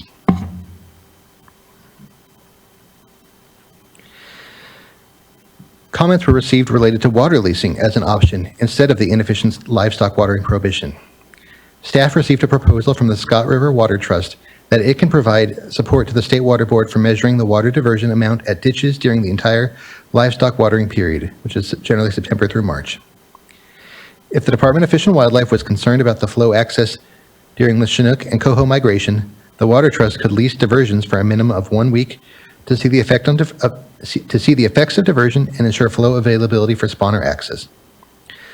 The Water Trust committed to monitor the stream flow and continue the lease until spawning flows are attained as recommended by the State Water Board and CDFW. The board has updated the inefficient livestock watering prohibition provision significantly with today's change sheet in an effort to streamline the provisions and provide for diversions when reasonable to also protect fishery resources, and it encourages monitoring by the Water Trust and others to evaluate implementation of the updated provisions for future refinement. The regulation does not prohibit water leasing, and staff would welcome continued work with the Water Trust if they believe increased coordination would be useful for the revised regulation. Next slide. Staff have received comments stating that the Shasta summer minimum flow numbers are incorrect, being that they are either too high or too low, or that a new method based on safe harbor agreement should be enacted. The proposed flow numbers are unchanged from last year's expired regulation and are supported by the Department of Fish and Wildlife and the National Marine Fisheries Service. We received comments that the Shasta Canyon has little suitable habitat and salmonids don't rear there during the summer months. California Department of Fish and Wildlife did snorkel surveys in July while flows were still high under the emergency regulation and found fish in the canyon reach. I want to take a moment to discuss where the flow numbers came from and why these minimum flow numbers were used. The flow numbers came from the study by McBain and Trush on the Shasta River Canyon in-stream flow needs. The study investigated the in-stream flow needs for all life stages of salmon and steelhead in the canyon and provided a range of monthly in-stream flows dependent on water year needed to support the fish. Parties' debate of temperature impacts pointing to temperature increasing with high flows, while others note that the study didn't account for increased cold water from Big Springs, but increases in cold water resulting from curtailment of users under the regulation and decreased temperature in the canyon reach. Next slide. Staff received comments on the preliminary draft regulation that were substantially repeated in late comments on the proposed regulation regarding the human health and safety exception. As described in the earlier discussion on today's change sheet, staff have updated language to further reduce the complexities of the required certifications. The full revisions can be seen in the circulated change sheet. Additional comments received but not responded to with updates to the proposed regulation are summarized here on this slide. There were comments that the Safe Harbor Agreement in the Shasta River watershed should be able to serve as local cooperative solutions. The standard for voluntary options that avoid curtailment is equal or better protection, such that the proposal must be equivalent to the protections provided by the regulation. The information the board has received regarding Safe Harbor agreements includes many improvements or commitments that are not in effect and which still require infrastructure or funding to pursue. Which of these actions have been implemented is not clear. Additionally, the information the board has received regarding the Safe Harbor Agreement indicates that the flow effects and the protections of flows generally are highly uncertain. Safe Harbor agreements often cover actions that relate to protections from multiple species beyond the fisheries, and the board does not have a proposal regarding how to consider these benefits vis-a-vis the flow focus of this regulation. Fish and Wildlife and the National Marine Fisheries Services are not limited to considering benefits to anadromous fish in weighing whether a local cooperative solution provides equal or better protection. Staff will continue to work with parties interested in pursuing local cooperative solutions, including coordination with these agencies to determine equivalent protections. There were also comments about the need for real-time quantifiable verification of the regulation's benefit. This is something we will continue to work on in coordination with locals, agencies, tribes, and other non-governmental organizations. Enhanced monitoring and reporting will help with the assessment of the regulation and inform future refinements when appropriate as the board looks to longer-term efforts. Additional comments relate to the lack of compensation for water losses. The board's proposed regulation does not prohibit funding for actions taken in line with the regulation, but staff understand that external parties are less likely to provide funding for such actions. There was limited funding available in the past for fallowing in non-curtailed situations, but such funding is not available in all instances. Staff highly encourage diverters to pursue available funding for alternative livestock watering systems and more efficient irrigation systems as it is available. Right, let's go back. There was also comments related broadly to the need for groundwater recharge. The livestock prohibition has been substantially streamlined to provide for livestock watering in a manner that staff believes provides for incidental groundwater recharge opportunities associated with that watering through unlined ditches, while also including appropriate conditions for protection of fisheries. These updates were discussed earlier as part of the change sheet, and the regulation does not prohibit groundwater recharge projects. Staff are actively supporting development and submittal of such projects. Finally, there was a comment that the board lacks authority or is overreaching in its use of the drought proclamation to adopt emergency regulations. The board's authority is clear under Water Code Section 1058.5 and the direction provided in the governor's executive order. The fiscal impacts of the regulation were calculated in a similar manner to last year, except that the fiscal impacts are estimated for 3 different flow forecast scenarios. An expected range scenario, based on the state of flows in November of this year, an extreme drought scenario, and an above average scenario. The State Water Board estimates that the total cost to all state and local agencies due to the proposed emergency regulation at approximately $1.4 million for the expected range scenario, an estimated $2 million for the extreme drought scenario, and approximately $300,000 for the above average scenario. As shown on the slide, the estimated costs from the agencies are found in 4 categories: revenue loss for municipal water supply agencies, revenue losses for non-municipal water supply agencies, county and state agricultural tax revenue losses, and reporting costs. The estimate of fiscal costs from different agencies are reported under the different hydrologic scenarios. The reporting costs item, though, remains the same for all scenarios.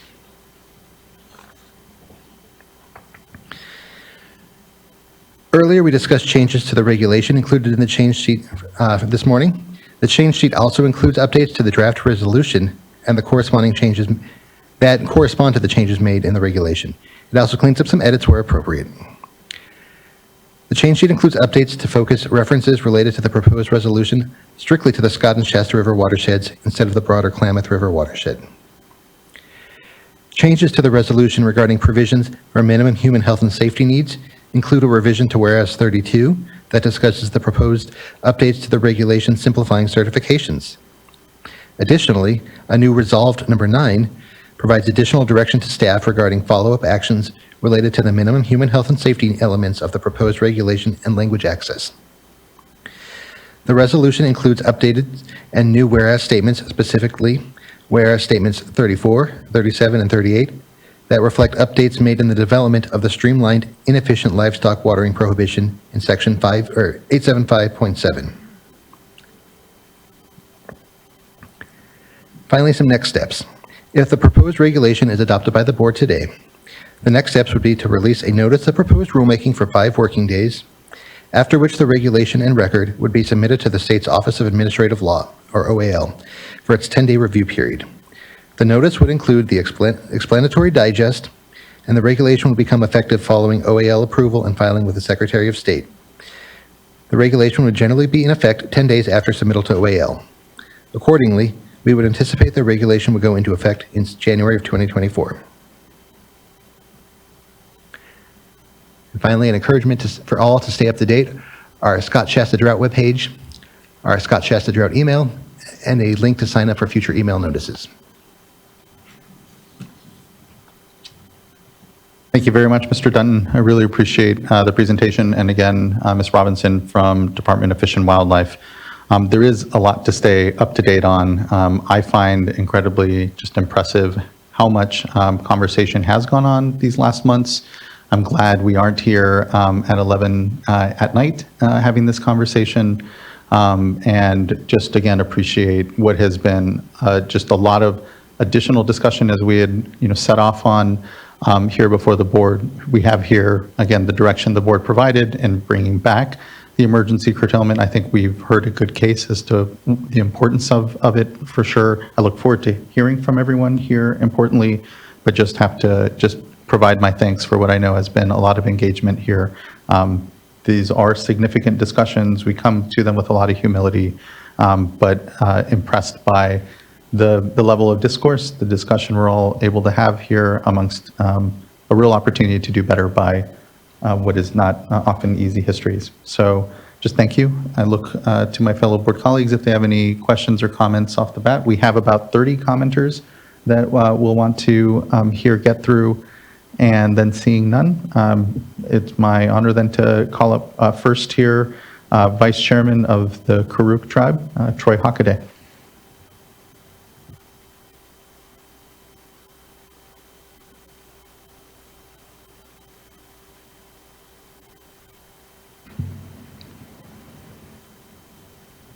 Good afternoon. Can you guys hear me? We can. Good afternoon. Thank you for joining us, Vice Chair. I'm not the Vice Chair of the Cook Tribes, just to let you know. I'm a council member for the Cook Tribes. Oh, apologies. Apologies, Mr. Hockaday. It's all right. I appreciate you guys letting me talk in front of you guys again today.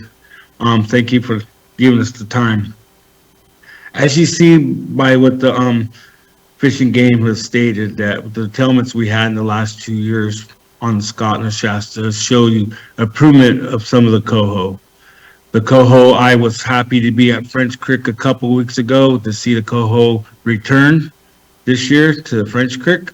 It was awesome to see that. But it was real scary at the time because we have just finally this last week, we were starting to get some rain, a little bit of snow in the mountains. I hear reports that drought is gone. Drought's still here. We live it every day. The farmers live it every day. The fish and the water still live it every day. We're still in a little drought situation. And as the weatherman said a little while ago, that we can't predict what's going to happen in the next 2 or 3 months. We just start, like I said, we just started getting snow in the mountains. The rivers, yes, I like that. As they said, the rivers have come up today. That is awesome. That means fish are going to get into their spawning grounds in the Scott and the Shasta, and also the other tributaries on the Klamath. That is good news. But the water on the Scott, if everybody knows, even the farmers know, the water did not start running through the Scott Valley until the middle of November. That's when the river came back together. And as I reported earlier this year, in October, the first week, about the end of October, the coho were at the mouth of Scott waiting to get there. So look, it took them almost a month and a half to get to their spawning grounds because of no water, even though we had flow entailments. So if you take those away, just think the fish would probably not got here until today, until their spawning grounds. That would have been almost 2.5 months, well, 2 months, you know, instead of a month and a half to get to their spawning grounds.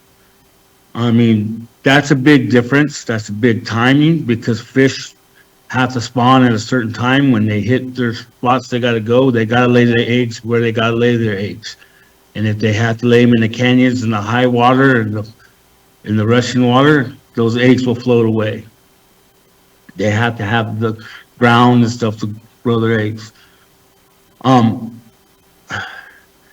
I don't know what else to say to the water board, but it's so important for the fish to have these flows, and we have the documentation in the 2 years to show you the proof that it is an improvement. It's slowly getting to where we need to be. We also got to think about the big fires we had on the Klamath River. We have Indian Creek, and we have the Indian Creek drainage. We have the Elk Creek drainage that had decimated fires on there. Within this year and next year, we're going to find out what the percentage of the coho and the fall runs was habitat. It was hurt during those fires with all that debris and stuff coming down. Fish and Game was working hard right now on data. So is Kuruk Tribe, the Yurok Tribe are working on data right now. For those are going to be, you know, it's going to take away from our fish counts. As you noted, that the Shasta and the Scott are big producers for coho and fall Chinook. Even with the dams coming out, it's not a fix-all for the Klamath Basin. It's not a fix-all. It's still going to be 4 to 5 years before the brood stock gets up to where it needs to be in the upper basin once the dams come out. And then we got to make sure that the water and quality and everything up there is for the fish. So that's still another 8-year process out. With decline of the coho in both of those tributaries, as you've seen the numbers and heard the numbers that we have there, we need those tributaries. We need those flows to keep those fish stocks there. I agree with the farmers, you know, they need to make money. They need to live their livelihoods. That's what America is all about.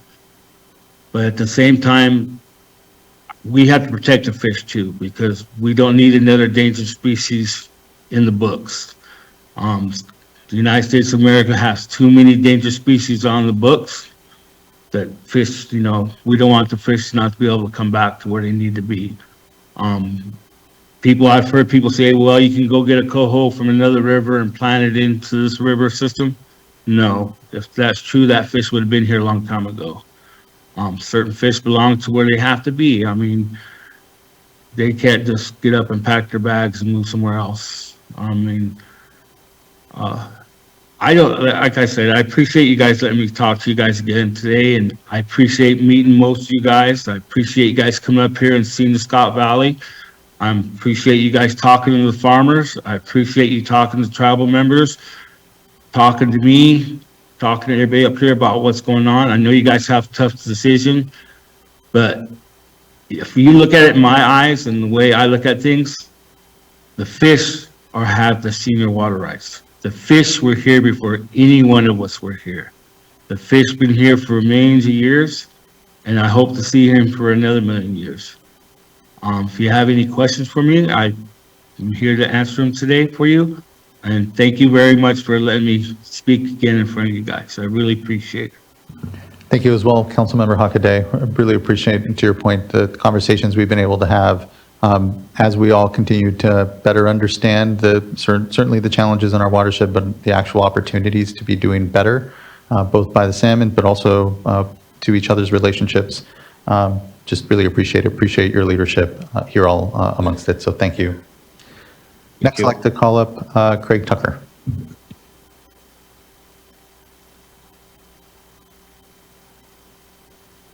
Hey, hello everybody. My name is Craig Tucker. I'm a consultant for the Karuk tribe. Been working on this many years. Appreciate the opportunity, and I do appreciate all the really hard work that the water board staff and the board members themselves have put in this. I just want to make a few comments. The fish really are at a crisis, really all over the state of California, all over the Klamath Basin. But the fish in the Scott and the Shasta are, those populations are declining faster than in other regions of the Klamath. And I just want to say, in 43 years of record, and I'm talking about Chinook salmon in the Scott, the average is about 4,800 adults returning. But from the 2015 to now, that has been only about 1,600 fish. It's a 66% reduction in the number of adult Chinook salmon returning to the Scott.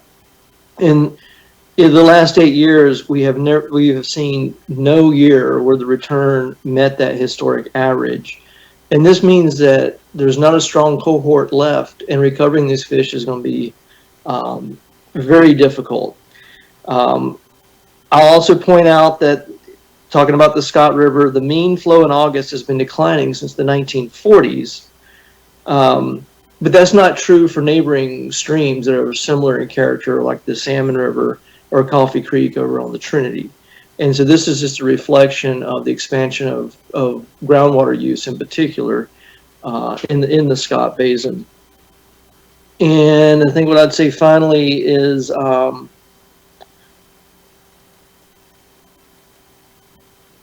we simply, these Chinook salmon are the workhorse and the backbone of California salmon fishery, both for tribes, tribal subsistence, commercial harvest by some tribes, and commercial harvest by fishermen in the ocean.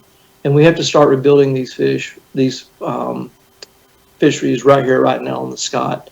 So we want to implore you to adopt these emergency regulations. We've got detailed comments on why some of the LCSs proposed, the new LCSs proposed, we think are weak and should be revisited. But overall, we want to see these emergency regs adopted and get to the hard work of developing a permanent rule to protect flows in these two rivers, so that we're not just, I'm afraid that we're going to time out on these emergency regs and we're going to be right back to where we started. So we really want to get past the E-regs, the temporary regs, and get focused on permanent flow protections. Thank you. Thank you, Mr. Tucker. Really appreciate that, your continued engagement in all of this work. Thank you. Next, I'd like to call up Lauren Sweezy, be followed by Doug Maynor, Glenn Spain, and then Nick Jocelyn. By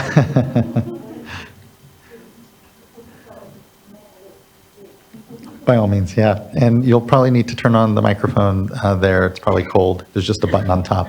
So thank you, Ms. Sweezy.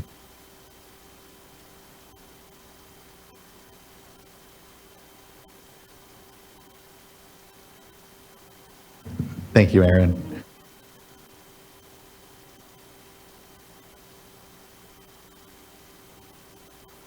Green means go. All right. Well, hello from Scott Valley. So many of you I have met up close and personal when you did the Scott Valley tour, which of course I appreciate you coming to my valley and seeing what it's like. For those of you that don't know me, my name is Lauren Sweezy. I'm a hay farmer. I'm also a volunteer for California Department of Fish and Wildlife for doing the Chinook spawning survey for this year. I'm also one of the organizers of AGWA, which is Scott Valley Agriculture Water Alliance, and we are a communications group. We're not here to blame or shame. We're only here to communicate the truth, and I really like that angle. It kind of allows me to always be upbeat and see something positive rather than nag, nag, nag. So Why I'm here today is to share my Chinook spawning videos, which I am so excited about. And I have to thank Alex very much so for helping me get those videos to you so you can see them today. I started my spawning walk through the river on October 9th, and I did that through December 4th. 2 times a week, I walked within the riverbed with my waders on, my little, actually used fence posts for stabling myself because you're walking on gravel, sometimes low water, sometimes high water. And what I did is I looked out for fish, for spawning sites, and then a little bit later, dead carcasses. That was where the fun really started with the fish count. And I can tell you from experience, a fresh dead fish to have to scrape scales off of is way easier than a long-lived dead fish. So that's why you really want to do this 2 times a week, because a week apart, I did have to do that once, it was not so pleasant. So, as I was saying, I started this walk of doing the salmon spawning October 9th. When I would do the collection for the fish and game so that it could be sent off to their lab, it's a collection of scales, of tissue, and the OT bone, which is this cool little bone. It's actually, everyone has it, but especially the fish. It's so noticeable right now. It's way in their forehead, and it's kind of their sense of smell. It helps that process. But the biggest process that it helps to keep their life cycle going is it tells them when it's time to leave the ocean and come up and spawn. And it's a really neat thing to be able to collect that. Also through that, there's other genetic information that they can find. For instance, who is continuing this spawning at this particular site. I mean, I learned so many cool things about Chinook salmon. And I had been a fish counter years back, several years in a row. And never have I ever been as excited as this year because of the size of the fish that I was finding and taking videos, because now you have a camera and the camera can do just about everything you want. So I could take videos of the spawning of the fish, and that might be a good time to see some of those videos. So this is a picture under our bridge. You've got a female who's putting the eggs in. You've got males in there that are saying, me first, me first. And you have a very small jack salmon, which is a small 2-year-old male. They really shouldn't be there, but for whatever reason, his little signal went off and he came on up. But this is what I was seeing on my 1.2 miles of river stretch that run through my ranch. And so I could just go out there, and from here to you, Juan, another spawning site. That distance would be so close from the bridge to the next spawning site. And it was absolutely fantastic. So you'll see, here's 2 males that have, they're starting their run to go up to the spawning site, which is just ahead of them, which I didn't get in the video. But they're very, very large. One of the males that I got out of the river, of course, remember now, I'm getting them when they're dead, was 93 centimeters. That's over 3 feet in length. Females, 84 centimeters. That's just shy of 3 feet. That's bigger than I'd ever seen any other time I was spawning. I was counting the spawning count. And so it made me think, my gosh, why are we having these huge, huge fish? Like here, you've got 5 of them all together. And it's just amazing and it's great. Well, could any of that have to do with the fact that the commercial fisheries were shut down for fishing? And that they don't have, the fisheries don't have a limitation on size, how big of a fish they can take. They only have a limitation on how small of a fish they can take. But a bigger fish, a female, will have more eggs than a smaller female. So perhaps this can be wound into the process of how they determine the fish harvest. That maybe every other Appreciate year that, Ms. they could Squeezy. I'll change just it. note, we've gone a bit beyond your 5 minutes, just to try to wrap it Just up. so me, Yeah. I'll wrap it up as much as I can. But what I wanted to let you know, most importantly, is I think the commercial fishing industry does need to be woven into this process of thinking, do you always just go for the biggest fish because you are getting paid by the weight? Maybe not if you want to create more fish. You don't want to kill something that is creating bigger numbers of fish compared to taking a smaller number maybe every other year. And another thing I wanted to add is after I was done with the spawning and most excited, as you can see, I went ahead and usually we have a spokesperson, Theodora Johnson, who speaks for AGWA. But it wasn't possible for me to get a hold of Theodora, and I really wanted to talk to the Forest Service, because if we want to continue to have continuous Chinook in our river, and that's for everyone, we need to think, how are we going to get water there? First and foremost, recharge, winter recharge for water in our basin. And in order to do that quicker, the Forest Service is going to have to lower their requirement for their flow. So I went ahead and called the new supervisor for the Klamath Ms. National Sweezy, I Forest. apologize, but to be fair to others, I would ask that you try to wrap up your I'll points. keep it faster. Okay. No, So I very did fast. speak with We're him, past your time, And I unfortunately. spoke with the deputy of the Salmon District, and they both are working on a plan currently so that the recharge number can be lower, so we can start recharge January 1st. And I know we can all work together. The end. Thank you. I apologize to have to cut off. We have a lot of folks here, and I appreciate what is going to be a lot more follow-up, I know, on implementation as this board decides on this, Ms. Sweezy. So appreciate the positivity and, importantly, further connecting with what is a real exciting life cycle, otoliths and all, and salmon. So thank you. Next, I'd like to call up Doug Maynor, be followed by Glenn Spain, and then Nick Jocelyn, and then Alexandra Beering. Good afternoon, as opposed to good late evening. I can't tell you. Yeah, right.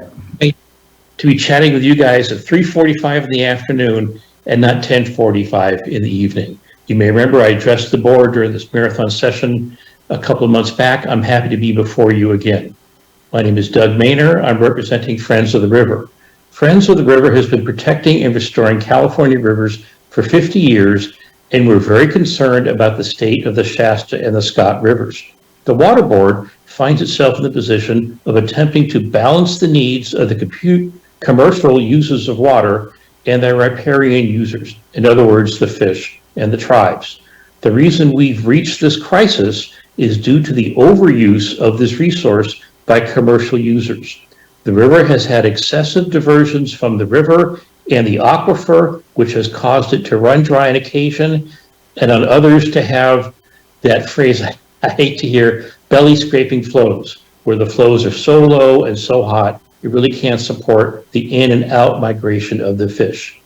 As you attempt to find a balance between commercial use and that of the tribes and the flows the fish need to survive, I want to remind you that the fish have no alternatives. If there's no water, they die. The environment suffers, as do the tribes, who, as we know, have been sorely abused over many decades. The commercial users, the farmers and ranchers who've abused this resource, have the ability to adapt. And I don't mean to be harsh to the commercial users. My ancestors were sheep ranchers, and I understand the hardships they've put up with. But the reality is they have overused this resource, and we need to be aware of that. The commercial users have options the fish and tribes do not. They can adjust to reduce flows. They can grow less water-intensive crops than, for example, alfalfa. They can find other uses for their land besides their current water-intensive uses. Farming and ranching, commercial use of water, is a risky business, but these are a resilient bunch, and they will find alternative uses for this water and their land, and they will survive. The fish don't have these options. So I ask you on behalf of those who cannot defend themselves, who cannot talk to you today, those who cannot adapt, to please protect the river and the environment. And if the folks who have overused this precious and vulnerable resource suffer from reduced flows, that's the result of their overuse over the years. They will adapt. Thank you.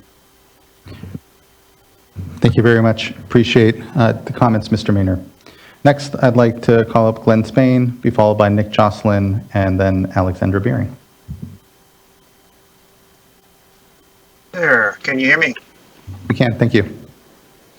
Thank you. My name is Glenn Spain. I'm the Executive Director for Pacific Coast Federation of Fishermen's Associations, PCFFA. I want to remind the board that there is a lot at risk here. There's a lot going on here. And one of the things that the board has been provided information is the large role that the abundance of Scott and Shasta Chinook particularly play, and coho play, in determining our whole West Coast fisheries. Remember, under weak stock management, when there is a weak stock, we are limited by everything else, and everything else that we can catch. There may be 100 fish from abundant stocks from hatcheries somewhere out the ocean, but because there are impacts, potential impacts on ESA listed coho, on ESA listed other fish, and on very weak stocks in the Scott and Shasta, we're foreclosed. That's why so many in the past several years, our fishery in Northern California and Southern Oregon has been limited or closed, and closed this year also because of the weak stocks in the Scott and Shasta in the past years. So that is a real problem. In terms of the proposed emergency rules, in general, we support them, but there are some reservations that we have, and there are a number of things in our comments, our written comments, that I want to direct you to. I won't emphasize those. They're there in writing. We've had some very good professional modelers look over the issues. We are skeptical that it will be enough. One of the problems with setting the minimum floors so low, so-called belly scraping flows, is that there's always error in your measurement. If you intentionally target the lowest possible flows, which is what a lot of these rules do, then 50% of the time you're going to be wrong. That means 50% of the time the fish may be, because of the natural error in the system, may be getting less than they need to provide for bare minimum survival. That's a problem. We have to build in a precautionary principle to these rules. We have to make sure that they're also enforced. There are a lot of options for how we get there, but we have to have clear goalposts, and that is the essence of the emergency flows. We have to have those goalposts in place for the oncoming drought next in line. There will be other droughts, and there are not a lot of other options for the fish. So that's all I have to say, and I refer you to our written comments dated December 14th. Thank you for those, Mr. Spain. I appreciate your comments and engagement on this. Next, I'd like to call up Nick Jocelyn, followed by Alexandra Beering, and then Jess Harris. Hi, my name is Nick Jocelyn with the Mount Shasta Bioregional Ecology Center. Thank you for an opportunity to engage on these difficult issues. I've been pleased to meet some of the board members in person, and I appreciate the effort you all are making to understand these two very complex natural systems. Many of us believe that this E-reg is just barely enough to prevent the final collapse of the fisheries in both rivers, and more broadly, the collapse of the natural environment as a whole. That includes a possible collapse of all human uses of these two rivers. We know that no one here wants to see the entire environment collapse. The urgency to act on the E-regs and then swiftly act on permanent regulations to protect the rivers and all beneficial users cannot be overstated. These challenges this board will face in the effort to adopt permanent regulations will very closely mirror other efforts needed in other parts of the state where water is overallocated and the environment is left to be the last in line of beneficial uses. We need the board to act boldly in the face of these challenges. Finally, we look forward to working to help you prioritize and expedite the permanent flow recommendations so that we are not left without any flow protections. Without adequate permanent flow protections, recovery will not be possible. And I'd like to add quickly, since it was presented today and was new information to me, we would expect an open and transparent process with the Forest Service to determine whether it is in the public interest to surrender their water right that are in the Scott River decree.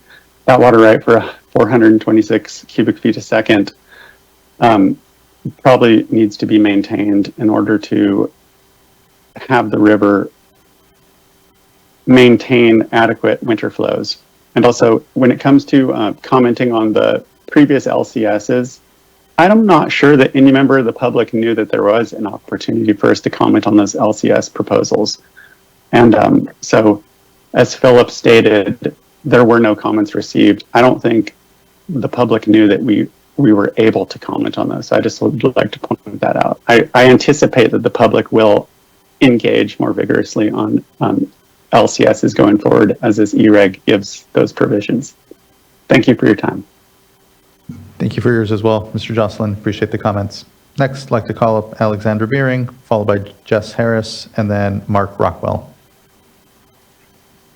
Good afternoon, everyone. I'll keep my comments brief. I'm Alexandra Beering from California Farm Bureau.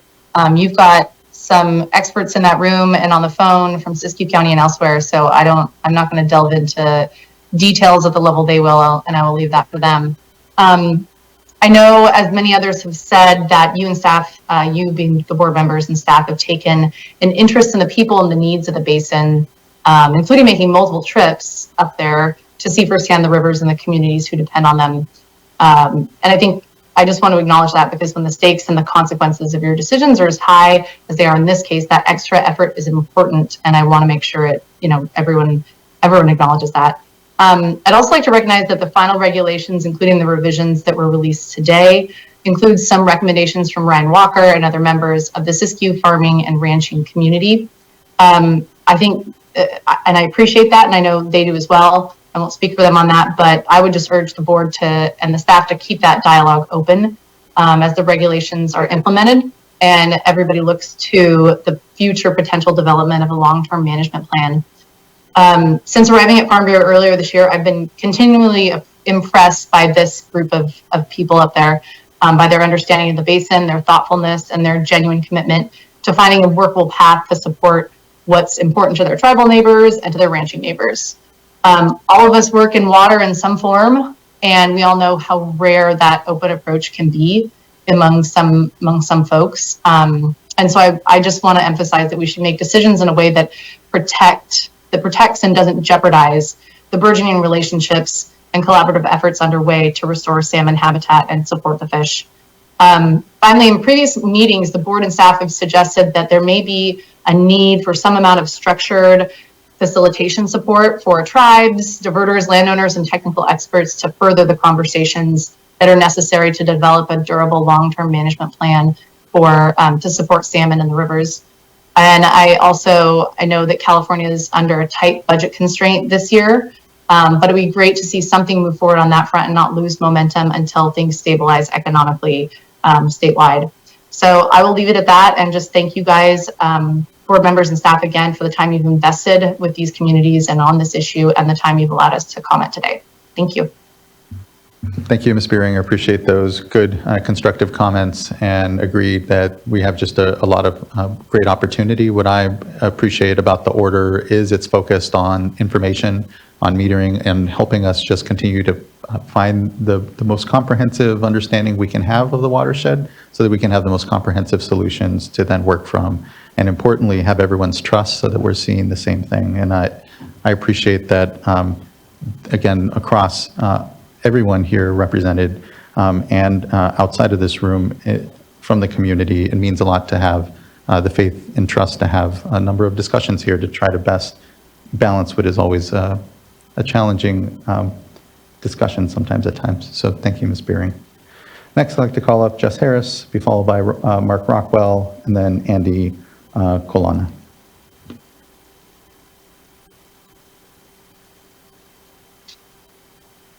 All right, thank you for having me to speak today. I wanted to talk to the board about a few different things. I believe that the flow recommendations are too high. Referencing the McBain thrush study that CDFW cited earlier, the McBain thrush study was very clear that minimum flows are not a solution to fish population recovery. And they actually cite velocity and water depth far more, which is not a necessity of minimum flows. And actually minimum flows in that study on the priority reaches of the Shasta River, all but one were under 10 CFS. One was 13. So these belly scraping flows, this like scary terminology that's getting used, doesn't actually fit the McBain thrush study. Normal late summer flows gauged on the Shasta River were 30 to 50 CFS, and that's on a normal year. So this recommended flow is on the high end of a normal year in late summer flows. Actually, looking back, August 3rd of 1970, which was recorded as a good water year, was 31.3 CFS. So we're not approaching anything that hasn't happened before. I know that there is a lot of fear mongering, with the populations of the fish, but this has been a consistent thing in our area. We are a high desert area. Minimum flows during the drought year should certainly not be on the high end of a normal year. And I believe that the State Water Board, through all of this needs to define, what engages a drought emergency. It's an argument, but it doesn't need to be an argument. There needs to be parameters set that distinguishes when we enter an emergency, drought order. They can't continue forever, and they shouldn't be used as a last resort. I feel that lack of reasoning and cause for violating the water rights is a strong argument for litigation. And litigation for damages and loss could be a significant problem for a state that's projected to be $68 billion in the hole next year. Honestly, I feel this is a lazy approach to a complicated issue. Why are we not flooding winter fields when we have winter flows and recharging our watershed? Going back to 1970, March 15th, 1970, you had 679 CFS. Right now we're at 150. In the draft, the staff writes about inefficient ditches, for example. The only inefficient ditch is one where the ground is so dry that it rapidly soaks up the water. If the ground's saturated, ditches are very efficient and help contribute to recharge. Many other factors contribute more heavily to these fish populations than just flows. These other factors are not being addressed. Studies and science are not actually even being applied here. And extreme environmentalism and weaponization of the Endangered Species Act is becoming disastrous for our community. Logging and wildfires is a previous example, and this is the next step. Real solutions are necessary, and I believe that they're possible, but this is not the answer. The State Water Board using this emergency order to violate water rights, to me, is an abuse of power, and it's an agency overreach. You're supposed to be serving the people, not violating the rights. And, you talked about the faith and trust, but you're losing the faith and trust. That's why there's not more people on the farm and ag side on here speaking, because they don't feel that you have their best interest. And that's not beneficial for collaborative efforts. The ranchers and farmers have come to the table to collaborate and find solutions with you guys. The State Water Board has not acted in good faith with that. It's, the CDFW says this, we're going to stamp that. The State Water Board shouldn't be acting as a water czar, and not forgotten its responsibility to the people. Your responsibility is to the people, not fish. As much as we all agree that conservation is crucial, your responsibility is to the people. These regulations show a disregard for our community and an unwillingness to act as a good partner for the betterment of our community and our local environment. Thank you for your time. Thank you, Mr. Harris. I really appreciate your engagement in this discussion, and I know we have a lot that we're trying to bridge here across this, and do know that this board isn't trying to represent agriculture, it's not trying to represent tribes, it's not trying to represent any one community. It truly is trying to do our best to balance amongst it, but appreciate your honest engagement here and your reflection here and thoughts about the work. Next, I'd like to call up Mark Rockwell, followed by Andy Colonna.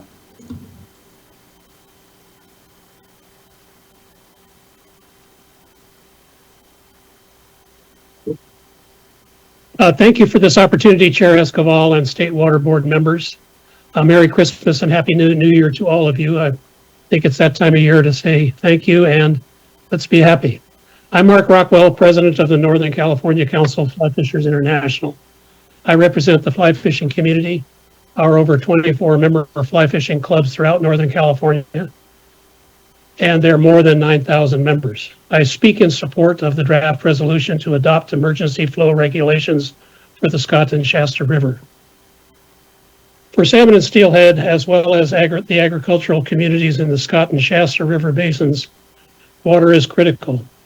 Ranchers and farmers need to know they will get water and when that water will arrive and in what quantities. This is critical for planning for their crops, livestock, and hay production. Fish also need water certainty, as their survival, frankly, depends on it. Coastal communities and fishermen also need water certainties to support the fish they catch and to support the citizens and families that live in those communities. So there's a lot on the line here, and the Scott and the Shasta recovery of salmonids is a really important part of that. We sent letters earlier this year of support for passing, for support for past emergency flows in the past years, as well as 2 letters that we sent in July and August of this year requesting permanent flow standards for these rivers. This emergency declaration is needed to make sure that the fisheries have water this year, but the best way forward is permanent flow standards, not just relying on emergency actions. It would create the certainty needed for both fish and planning ability in agriculture. We ask you to pass emergency flow levels for 2024 and finalize a permanent flow standard in the years ahead. Thank you for this time to comment, and happy holidays. Thank you, Mr. Rockwell. Next, I'd like to call up Andy Colonna, be followed by Eileen Kim, and then Matt Parker.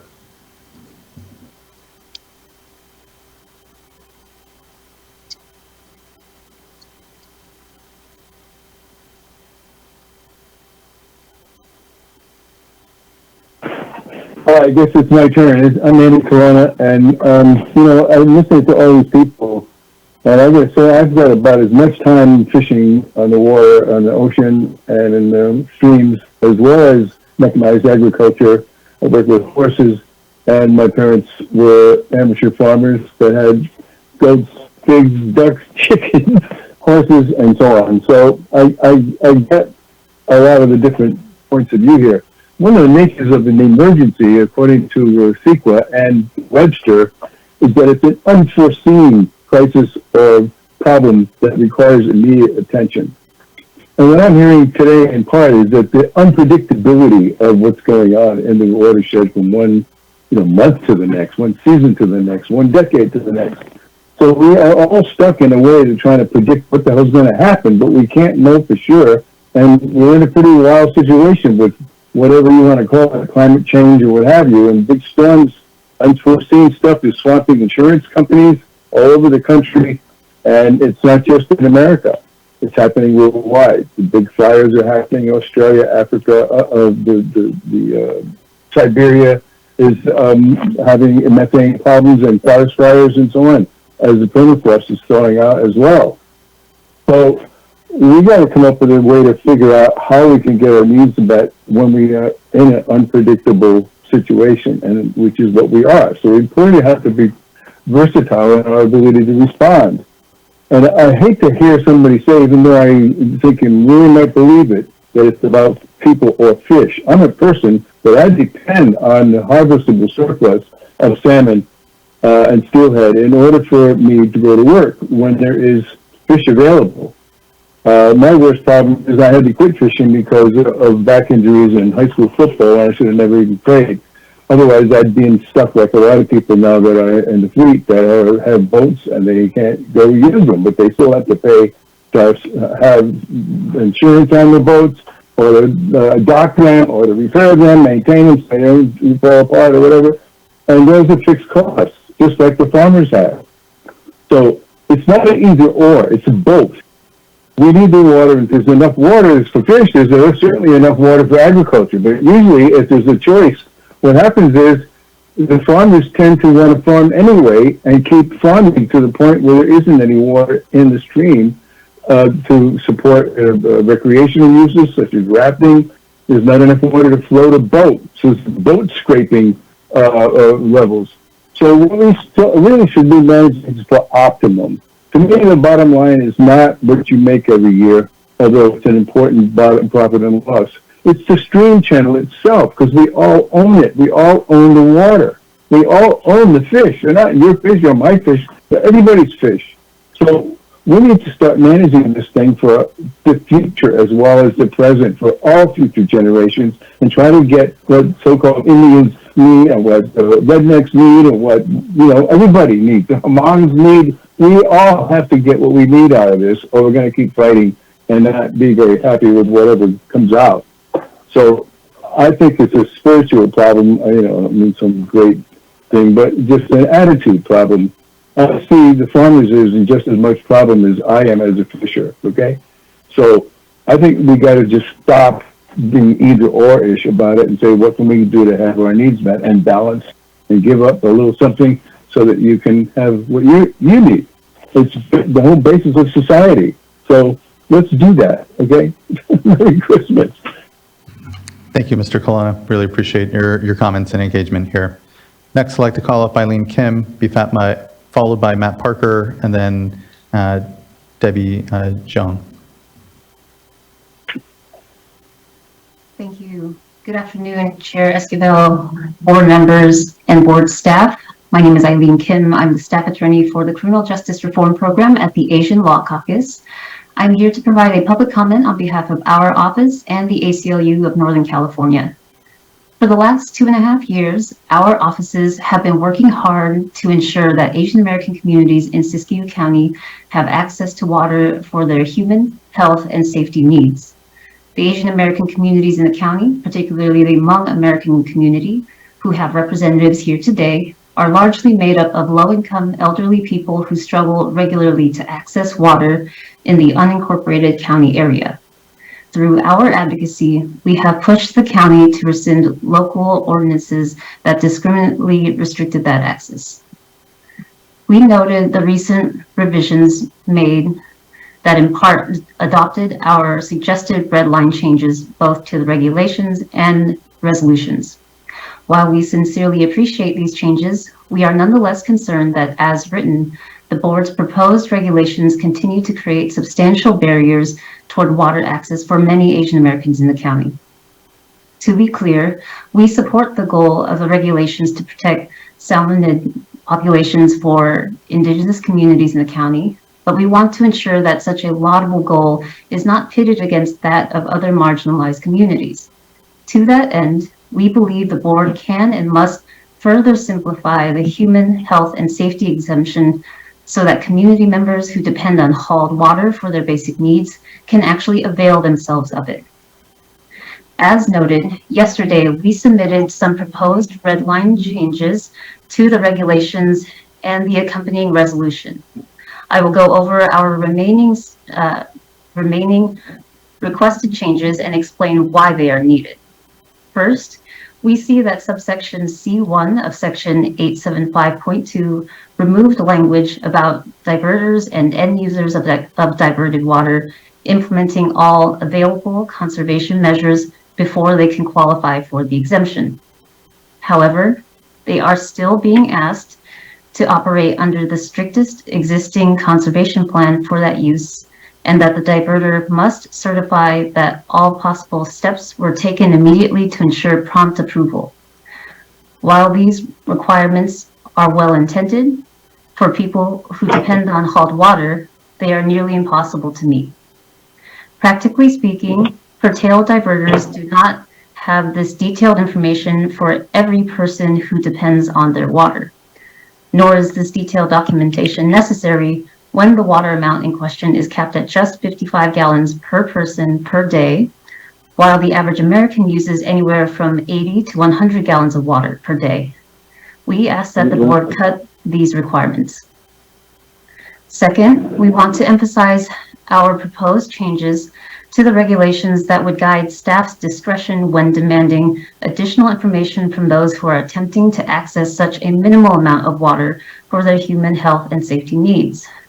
The current draft of the regulations allows staff to request untold additional documentation from people who file petitions for these needs without any limits on such information and without any required substantiation from staff as to why the information is necessary.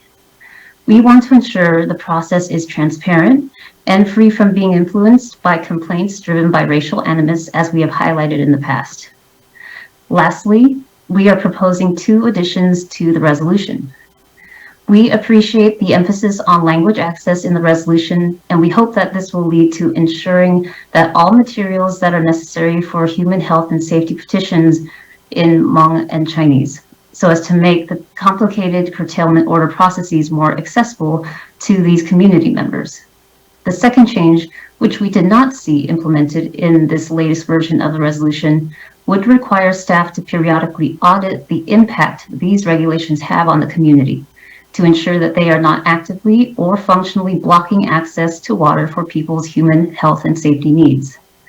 These changes are necessary to minimize the impact of the regulations on vulnerable county residents and ensure that domestic water use, the highest water use under the Water Code, is not impeded by these regulations. Thank you very much for your attention and consideration.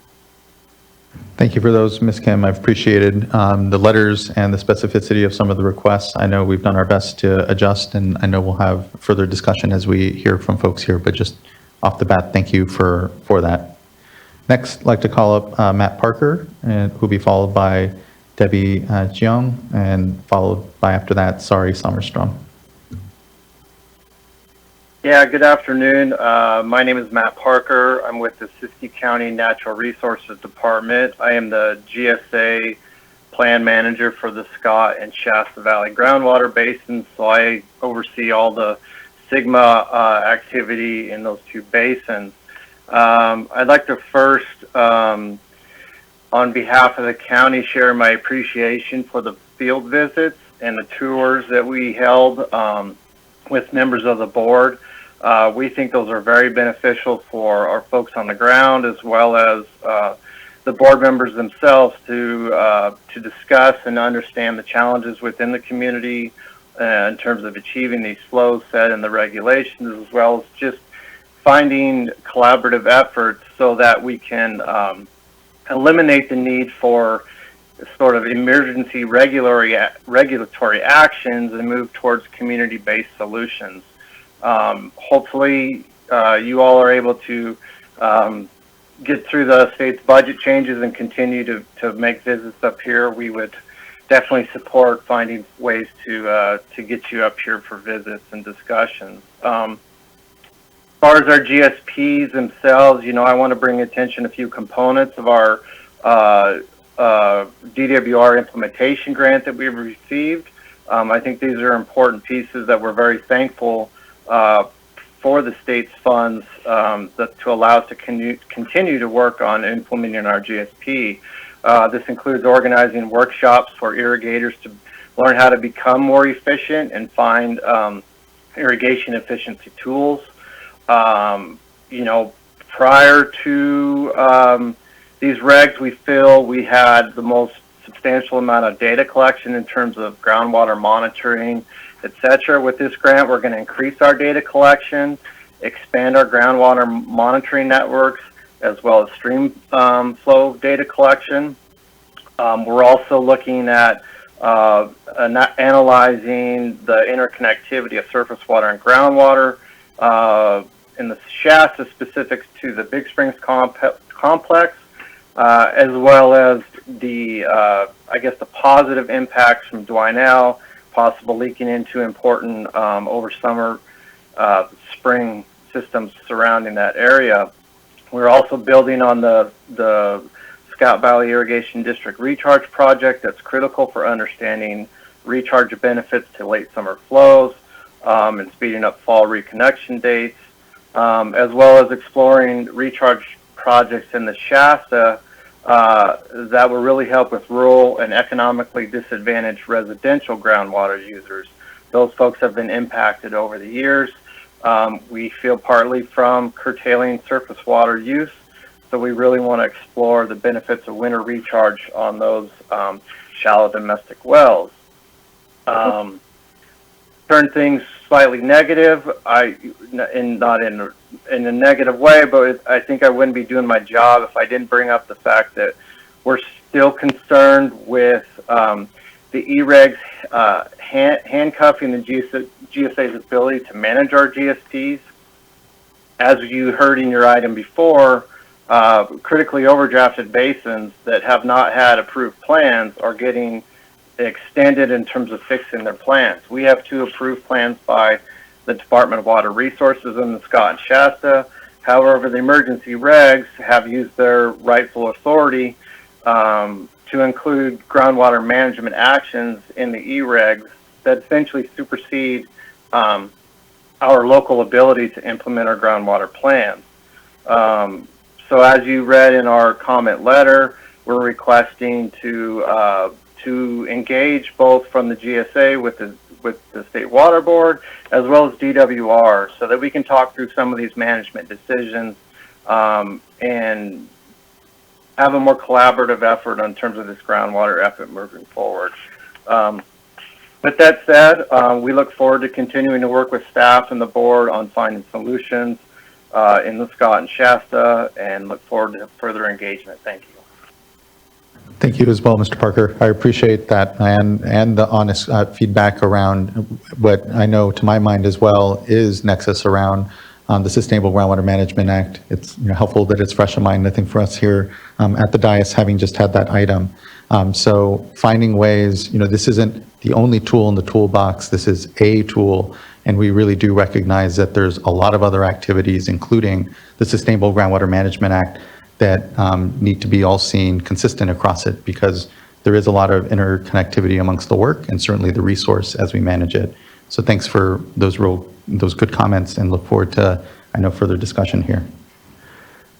Next, I'd like to call up Debbie Zhang, who will be followed by Sari Sommerstrom, and then Vivian Hallowell.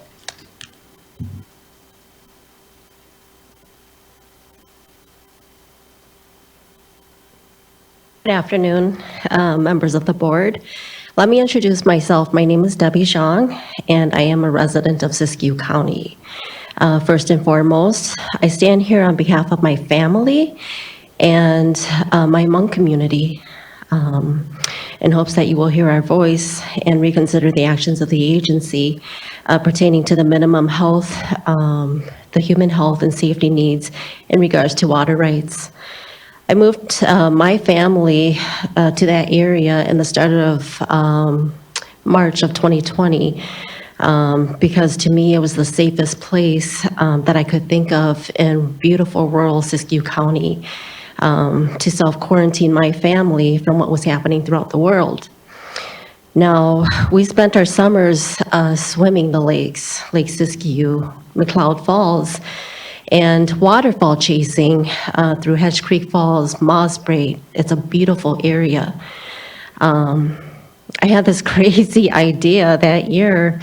I moved my family out there and made it our homestead. I ended up raising over 200 livestocks of poultry, goats.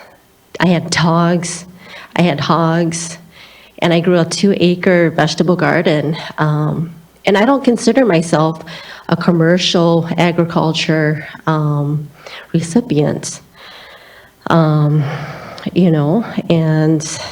what I made from my grow with my vegetables and my animals in return because of the COVID that was in place. Many of my community didn't have access to these resources.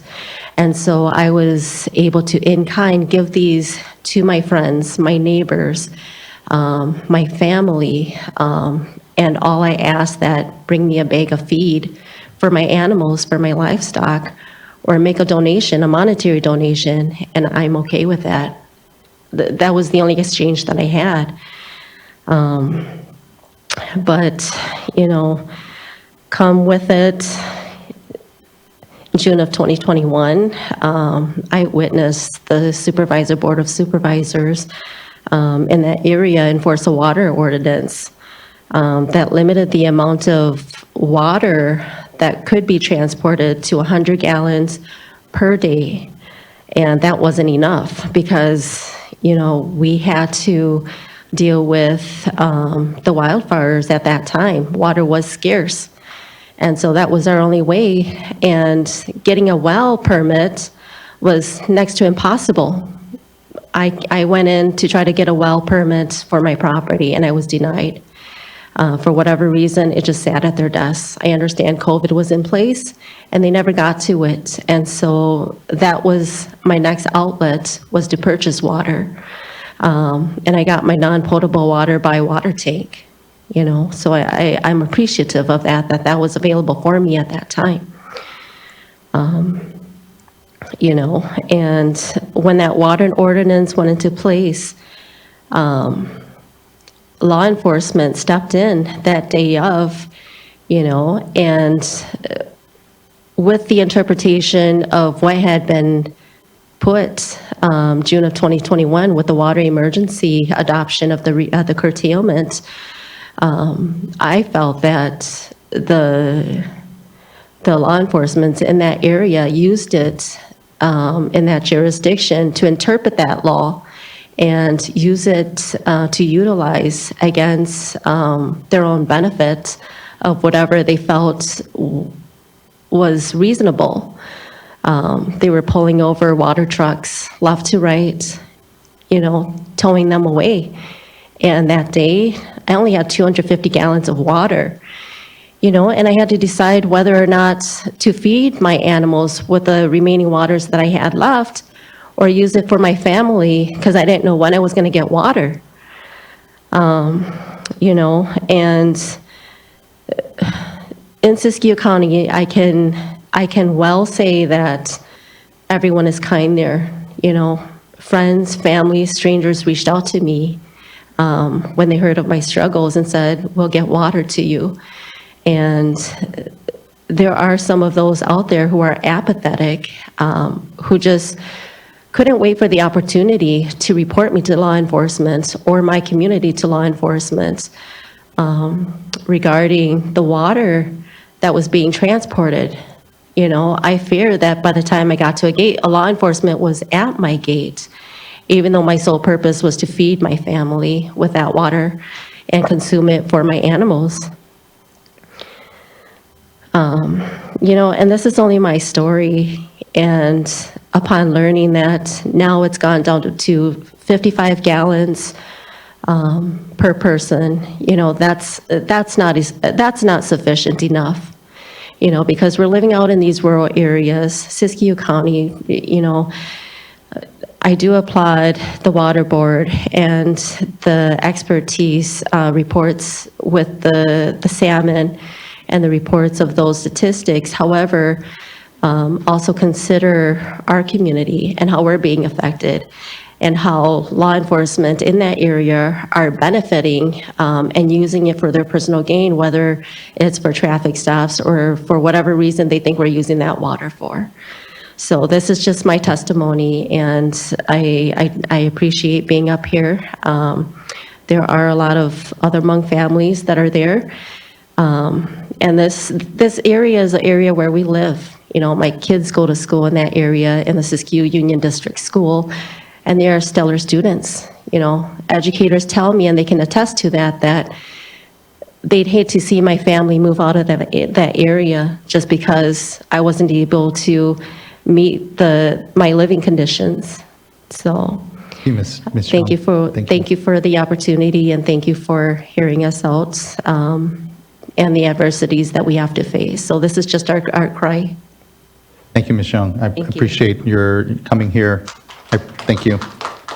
And the whole community, and looking forward to hearing continued feedback. I know these are not uncomplicated issues, and before the board is curtailment of flows, but they interact and intersect with our communities in complex ways, and just appreciate the bringing testimony and hear voice to the community as we adopt this, because the consideration here is really important. So thank you. Next, I'd like to call up Sari Sommerstrom, be followed by Vivian Hallowell, and then Cody Phillips. Good afternoon, board members and staff.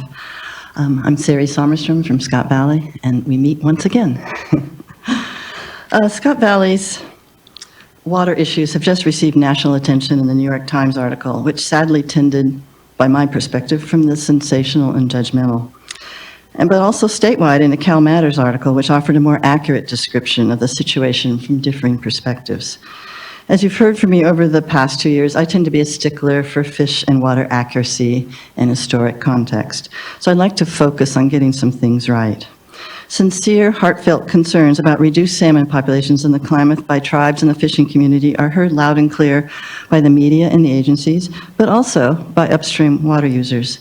Believe it or not, local farmers and ranchers also like to go sport fishing in the rivers and ocean and see and have observed the changes. I've been thrilled myself by watching the return of Chinook and coho salmon in the Scott streams over the last 35 years, and depressed when their numbers are low.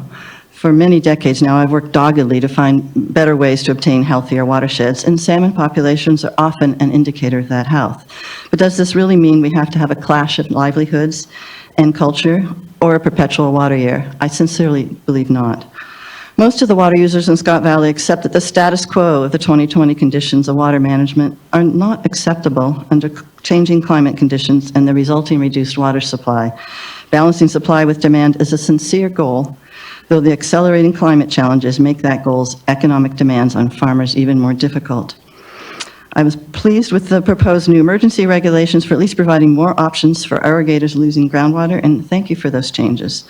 I was going to talk today a little bit about my repeated concerns about stock water use in the wintertime, and it looks like your changes that have just been proposed may have addressed that, so thank you. I won't go there anymore. So now I'd like to address the State Water Board draft resolution. The facts do not support some of the findings in the resolution. This resolution only became available in the last few days, but facts can also be found in CDFW's own data and reports. For instance, number 7, asserting that steelhead adult returns showed a record low in 2022 is disingenuous at best. CDFW's annual report states clearly that, quote, the number of observed steelhead should be considered minimum number of returns and not basin estimates, as, quote, a large fraction of the adult steelhead migration occurs outside the operational window of the counting facility, that is, January through April. Why are these misinformation, which is so easy to confirm, in the resolution? I don't understand why these numbers show up there. They're easily to check with the department's own numbers. The department's outmigrant reports of juvenile steelhead leaving the river offer a more complete picture, and they also do not show a significant decline.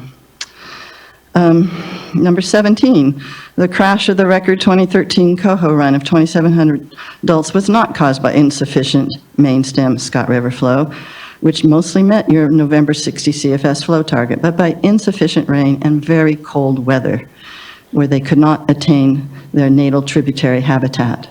This problem was not caused by ag diversions. I worked with the Scott River Water Trust at that time, and we desperately sought where any diversions could be leased and did that.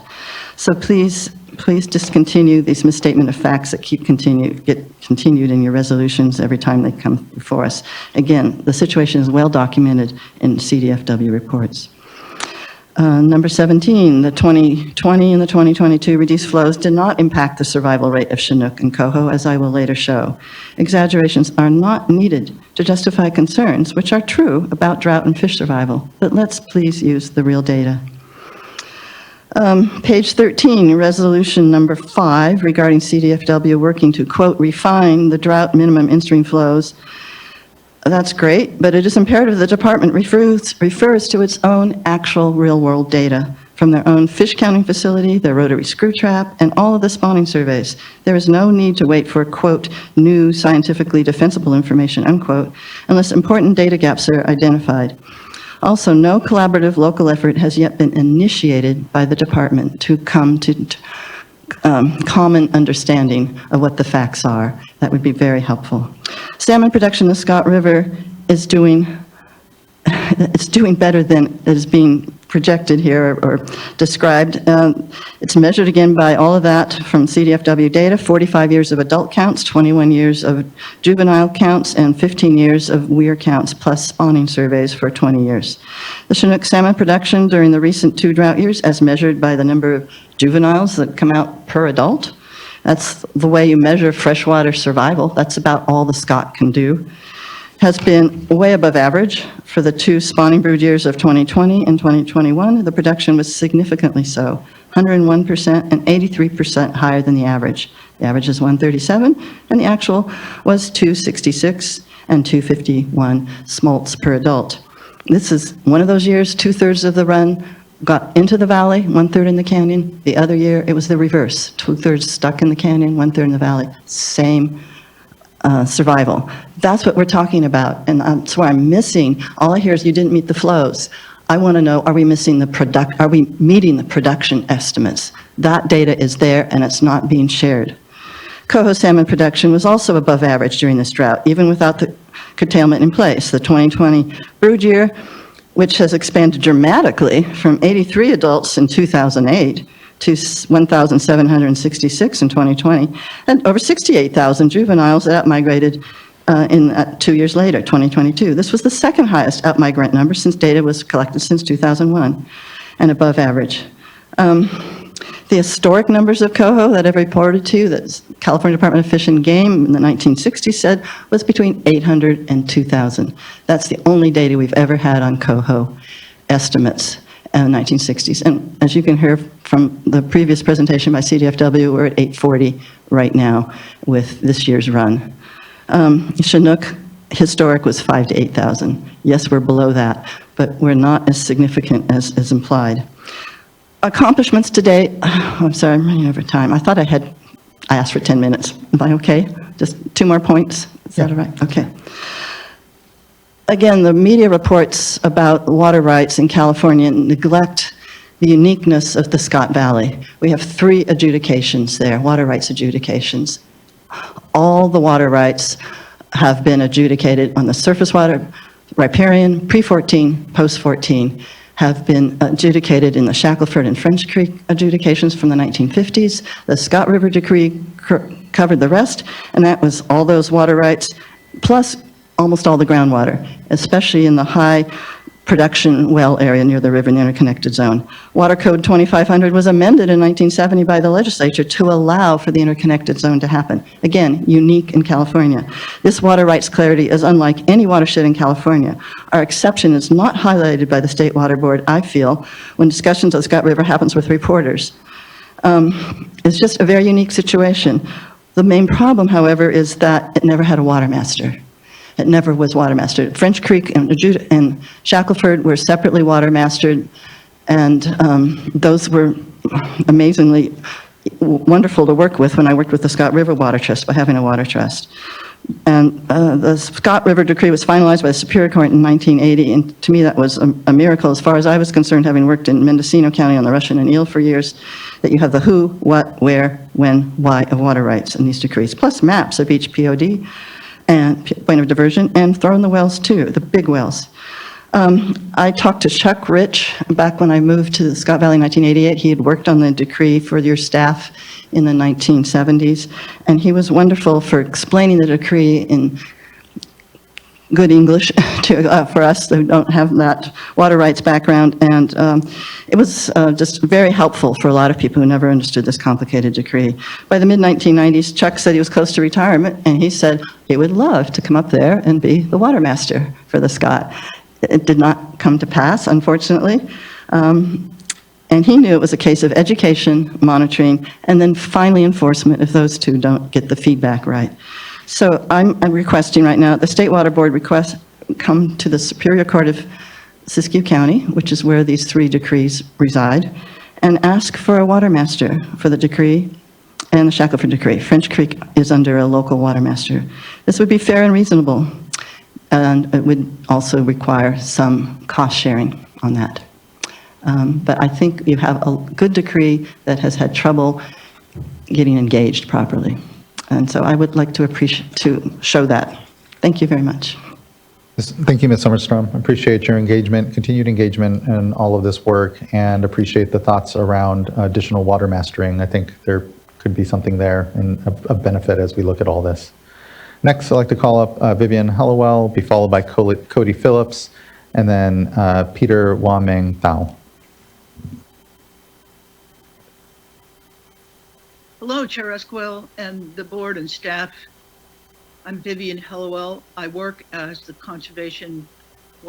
Watershed Conservation Director of PCFFA. However, I'm speaking today as a commercial fishing family person. My family's fished for salmon for 50 years. We live near Eureka. We've had closures for fishing on Klamath River fish since the 1980s, starting in the 1980s. And one year we had a closure all the way to Mexico probably because of the 2 marked fish that we caught together and delivered to Bodega Bay. They extrapolate how many that represents. But most years we have to fish south of Point Arena to fish for salmon because the Klamath Management Zone has been closed, and we're not landing big fish that could be spawning in the Scott Shasta. But we are part of the community that relies on the water and the fisheries in the Scott Shasta.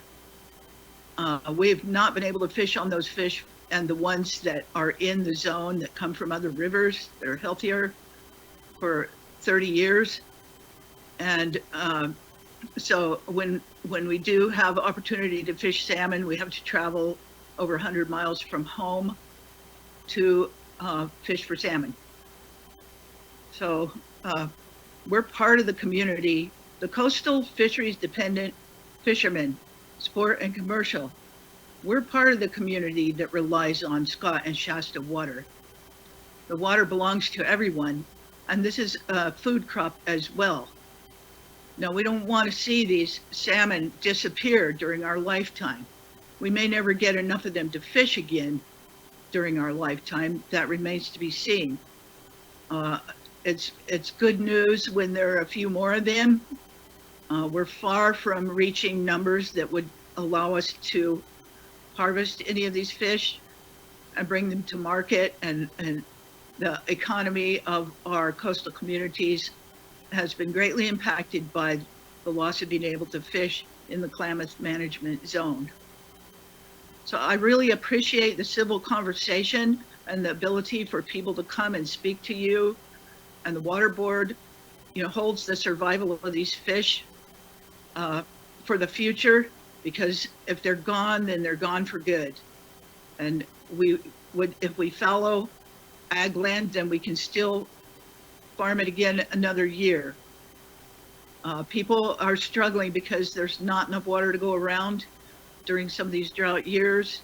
And if we don't maintain what's needed for these salmon, we are going to lose them. So I really appreciate these emergency regulations. I don't know if they are adequate, and I know you have to consider many things. It's late for balancing things when the fish are endangered for so long. Please do your best to take care of them, and so that all of our communities can adjust and try to survive as best we can until there's enough water for everybody. In agriculture, the incentive is to supply as much as you can for the demand of the market. And so we need to be careful and make sure that this water is allocated fairly among all users. and that means everybody has to do without some. Well, we've been doing without for a long time here, so we're hoping to have salmon in the future, and agriculture, and healthy families.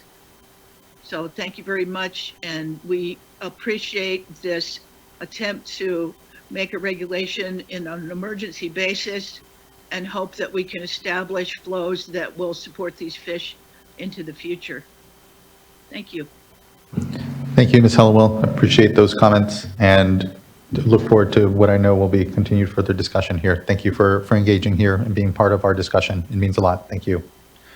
Next, I'd like to call up Cody Phillips, be followed by Peter Waming Thao, and then Chai Ya.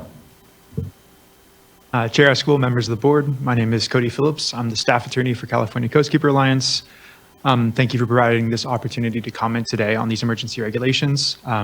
I'm going to keep my comments focused on the Shasta River, though my points, many of them can equally apply to the Scott. First, I'd like to say that we're in strong support of moving forward with these emergency regulations, and thanks staff for their incredible work, not only putting these regulations together, but engaging stakeholders and really doing quite a lot in a very short amount of time. These regulations will ensure that the Shasta is protected for one more year. But I'd like to focus the board's attention on the status quo of the Shasta and the need for permanent in-stream flow regulations. Water's been appropriated from the Shasta system since the 1800s, and Water Order 98-08 states pretty clearly that this waterway is fully appropriated between May 1st and October 31st. During irrigation season, every drop of water is accounted for, and this doesn't even take into consideration groundwater, and groundwater withdrawals have only continued to increase in the Shasta. And as a reminder, the Shasta is heavily influenced by groundwater. During irrigation season, the Big Springs complex accounts for about 80% of base loads in that area. And while the board has an obligation under the public trust doctrine to balance the needs of the appropriative water rights system against the needs of public trust resources, historically, this board has completely failed to perform this duty. And as a result, pretty unsurprisingly, the Shasta is entirely out of balance. Environmentally, economically, and culturally important salmon have and will continue to be extirpated if the board refuses to act. And those that have suffered the greatest from this lack of oversight will continue to suffer. The environment will continue to degrade as salmon fail to bring new nutrients to the system, along with all the other environmental benefits they represent. The fishing industry will suffer great economic harm as fishing season is canceled year after year. And California will continue its pattern of devaluing and harming tribal cultures that are defined by salmon in this waterway. The board's historical lack of action has also harmed the agricultural interests that have been allowed to grow and thrive in this region. By failing to balance the needs of the environment with the appropriative water rights system, the board has allowed for reliance on an extremely unstable system, where any actions necessary to protect vital resources are going to harm those that have come to rely on this status quo. While change is hard, change is absolutely needed. Now, we recognize that the board has used emergency regulations in previous years to protect this waterway, and hopefully in 2024. But it is improper for the board to rely on these ad hoc emergency regulations and flow levels insufficient, by CDFW's own words, for long-term management. This reactive approach is pretty starkly juxtaposed to the new way that California is approaching water management. Just to give two examples of proactive management that the board is now intimately familiar, the direct potable reuse regulations that you adopted today, the Making California, or Conservation in California way of life. We're looking at water in a more proactive way, and this method that we're looking for in-stream flows and unreasonable use is entirely reactive. We urge the board to adopt these regulations and to direct your staff to immediately begin the process of developing long-term in-stream flow regulations on the Shasta. Hoping for rain and scrambling to react when it doesn't come is outdated and inappropriate. Please create a timeline, identify the milestones, and just begin now. Thank you.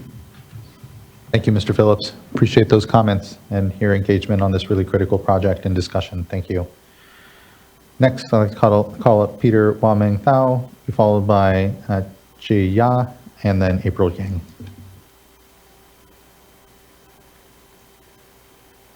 First and foremost, let me say good afternoon to Mr. Chairman of the board and its member. My name is Peter Tao. I am a resident citizen of Siskiyou County for the last 8 years, and also is concerned activists on behalf of the Asian American community, mainly the Hmong community in the Siskiyou County. I am here today, and along with me, with such a short notice in reference to this hearing, I have a small group of Hmong community who took the time to drive down for the purpose of this hearing. And we are here today mainly for the new curtailment regulation that most likely it will pass into law. And as a resident of Siskiyou County and is commenting on behalf of the Asian American community, I strongly urge that the Water Board should look into simplifying and re-evaluating the need of the water usage. By moving forward with what you had considered the right thing to do up in Siskiyou County, it will be an extreme impact to the community, especially to the Asian community up in Siskiyou County. In my today's comment, and as a community activist, I am hoping to work alongside with the water boards in shifting this matter in the right dynamic and in making the right decision that will benefit the community as a whole. Furthermore, please allow me to elaborate and pinpoint my community's need into your agenda and assisting you in finalizing your decision that you will be making in the next few days. According to Sheriff LaRue, his statistics says that Asian American holds a population of 6,000 plus in the Siskiyou County, mainly in Shasta Vista, Big Spring, and Butte areas. With that being said, we are population compatibility with the city of Wairika. Based on 2020 census, we represent 3.62% in Asian American population throughout the entire county of 43,000 plus countywide population. And with that being said,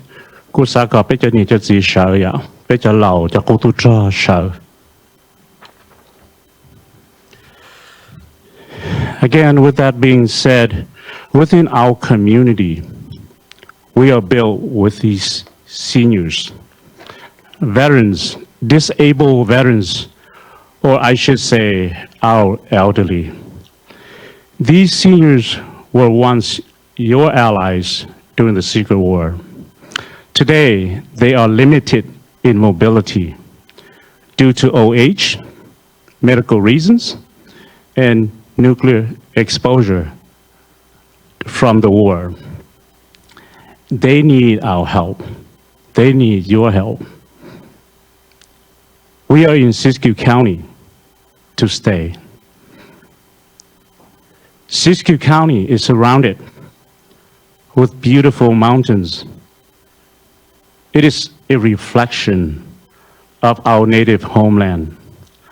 Often it reminded me and the people behind me in countless Hmong American who live throughout Siskiyou County. It reminded our beautiful city of Longchang, which is the American CIA home base against the North Vietnam. We have families who relocate to Siskiyou County to raise a family, as Debbie mentioned earlier. Our children will be our milestones success. If you should not consider our needs and the needs of our elders, and let me repeat, they were once your allies. And instead, the water board should allow curtail well owners to pass and only providing 55 gallons per day per person. That is just not possible. It would never be possible. It will make it extreme harmful to the community, not just the Asian American community, but also the community at large, for those that are affected and living in undeveloped areas like the Asian American that are mainly reside in undeveloped areas. Besides, if it did pass, where is our resource? Where is our resource? In the past, we encounter and experience and outlimit our resource due to local government placing, aiding, and abating ordinance on local providers and practice law enforcement tactics against the community, mainly Asian American. In my closing remark, our governor appointed you all with confidence, trust that you will do the right thing to serve the citizens of California. Therefore, my confidence in you that you will make the right decision.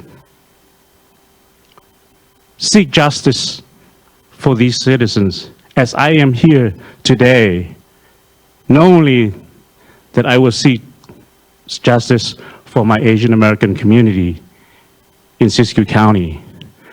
The year has come to an end, and let me conclude this with happiness and looking forward to work with the Water Board, that we will have a great years and great success in 2024. Thank you. And again, my name is Peter Tao. Thank you, Mr. Tao. I really appreciate you traveling down and others in the community here and raising your voice. I know there are complex challenges within our communities, and the board is here to do its part, to listen, and to, importantly, I know that here, the forum that the board provides is a fair one, and we're here to be balanced and ultimately listen to the concerns of the community. I know the adjustments that have been made so far in the resolution, and what I look forward to, I know, is further comment here and some reflection on how we continue to make sure we bring the right balance to the work, knowing again that there's a lot of dynamics here that we're looking to make sure and create the right forum, and that forum is a fair one where everyone's voices are heard amongst it. So thank you, Mr. Tao. Next, I'd like to call up Chai Ya, who will be followed by April Yang. Yes, hi, my name is Chai Ya. I was a court interpreter. I'm retired now and living over there in the Shasta Vista subdivision area. And I've been living there for the last 8 years. And I just want to tell the board that the area where we live, especially the Hmong people are, and I'm one of the Hmong people too, that in that area is a desert, high desert area. There is no water. All the water there are being transported in there. And I volunteer there as a fire safety council and also as a POA member there. And in the area, we have about 1,600 parcel, and in that, 95 or 96% of the residents there are Asian. So whenever you make the law or the local make an ordinance, we get the blunt of that law enforcement. So for the last 8 years there, it was a miserable 8 years. I thought it was a beautiful place, nice and cold, and feel like my own town back in Laos.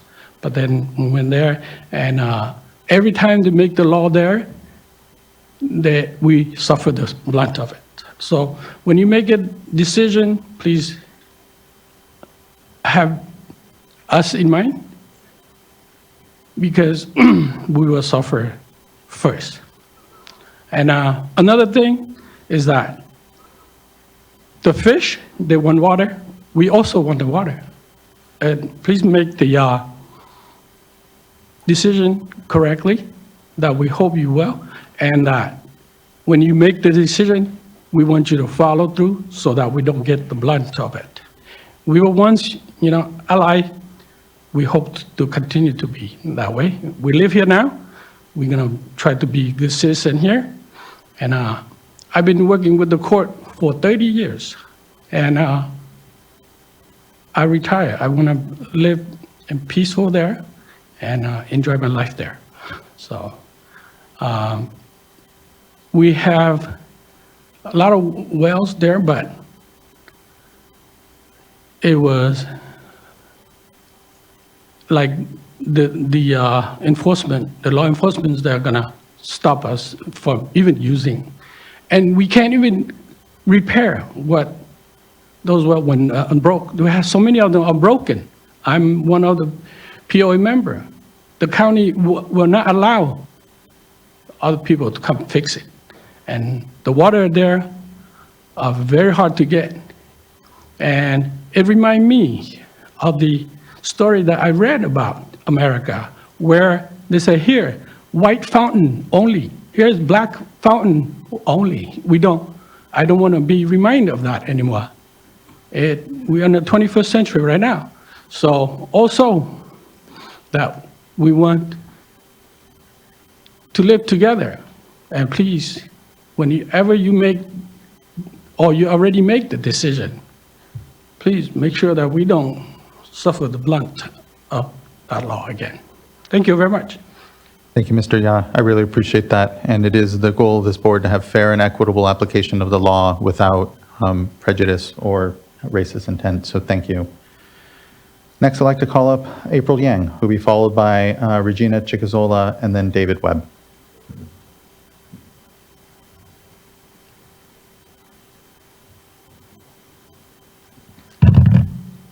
I guess it's good evening now. Thank you. My name is April Yang. I don't know, somebody wish, I know I have my voice today, so my name is April Yang. I'm a member of the Hmong community in Siskiyou County. I am here today to address the issue in regards to groundwater user in Siskiyou County, where the state makes a law to limit it to 55 gallons per person in an undeveloped area. It was clear and understand that the county created this water onus to wipe out the Hmong community in Siskiyou County. Because of the Hmong community live there in an undeveloped area. The county has racial profile and treated the Hmong community more worse than in a communist country where they are being controlling our water rights. Regardless of our ethnic group or our root of origin, we are human and we are requesting to be treated like human. By passing these laws, it is just a way of genocide our community. No water is the most dangerous genocide weapon in the world. Let the history be a lesson, so let not repeating the same mistake that the county had done to the Hmong community. I understand it is very important to have the fish as it is naturally. I know that there is a way, and I believe there's a way to do it without other costs. I urge the water boards to simplify the regulations so that people in my community can continue to get water. If this regulation goes into effect, it would be difficult for my people, my community, to live in Siskiyou County. Thank you for your considerations. Thank you, Ms. Yang. I appreciate again your voice and contributions here. You know, I'd like to here actually take a moment to go to Mr. Ekdahl and our folks here on staff, just to, again, reiterate how, again, have heard and have accommodated to simplify the process of reporting around these human health and safety amounts, and importantly, might be helpful just to clarify when they actually apply or don't as well to the communities here. And any thoughts additionally, if there's anything you'd like to add, Mr. Ekdahl? Thank you. Absolutely. And this has been an ongoing topic that we have been working very diligently to try and find a pathway forward. We do not intend our regulations to limit water supply for human health and safety purposes or to prevent access to clean and safe, reliable water supplies. What we're hearing today is, kind of the tip of a much larger iceberg. And there are a number of intersecting jurisdictions, priorities, and it's resulted in a, as you're hearing, very complicated and very unfortunate scenario. There are reports that people aren't able to get domestic wells, that permits aren't being processed, that it's being held up or just not moved forward, that there's a claim to do loop where you can't get a domestic well unless you have a water supply, but you can't get, or a sanitation supply, but you can't get a sanitation supply unless you have an address. You can't get an address unless you have a water supply, and it just goes around.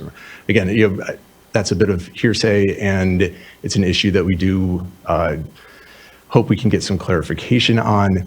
But the division itself has put together regulations that provide for continued delivery of hauled water. So I want to be very clear that the regulations would allow for continued delivery of hauled water. There is this 55 gallons per person per day component to it. That's been in place not only for this community, but for over 14,000 curtailed water rights over the last 3 years. So that's not a unique kind of thing that has focused on this one community. That is the basic efficient water use as described in the 2018-19 legislation making California a conservation way of life.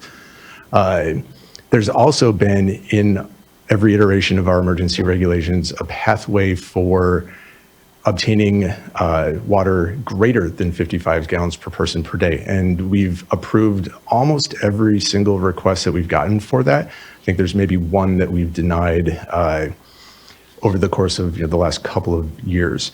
That includes if you have greater needs for domestic animals, domestic gardens, the scenario that was described earlier.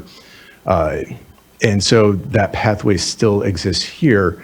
What we do include in the regulations, and I think what you're hearing some concerns about, is the pathway for obtaining that permission or that exception. I don't want to call it a permission.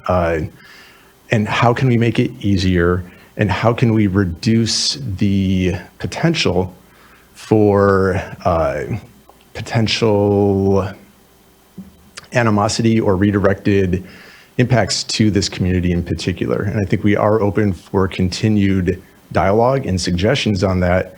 We've added the 2 requirements where we can have a government entity or a nonprofit entity serve as kind of that reporting entity, so that individuals wouldn't be necessarily named or have to name themselves if they felt threatened. And our understanding is that they have and do feel threatened to do that. So we could set up, or a third party could be set up to help do that. That third party could also serve that role for kind of obtaining these higher water use amounts. I do have to mention why we have the need for the verification process, and that is illegal cannabis cultivation. There is hundreds of illegal cannabis cultivation sites in Siskiyou County, many of which are located in the Shasta Vista neighborhood. We have kind of aerial photography that shows the number, the extent. There's a lot of it. I want to be very clear, in no way, shape, or form am I suggesting that every Hmong person is growing illegal cannabis, and that is absolutely not the case. But we do have a very significant cannabis issue in Siskiyou County. The water use associated with that is probably pretty low. We actually can use those same air photographs to figure out the acreage associated with that, and we total up the 1,300 or so outdoor sites that we've identified and the 1,300 or so greenhouses that we've identified recognizing that all 1,300 of those greenhouses might be growing something else. It could have carrots, it could have any number of things. It's about 300 acres total.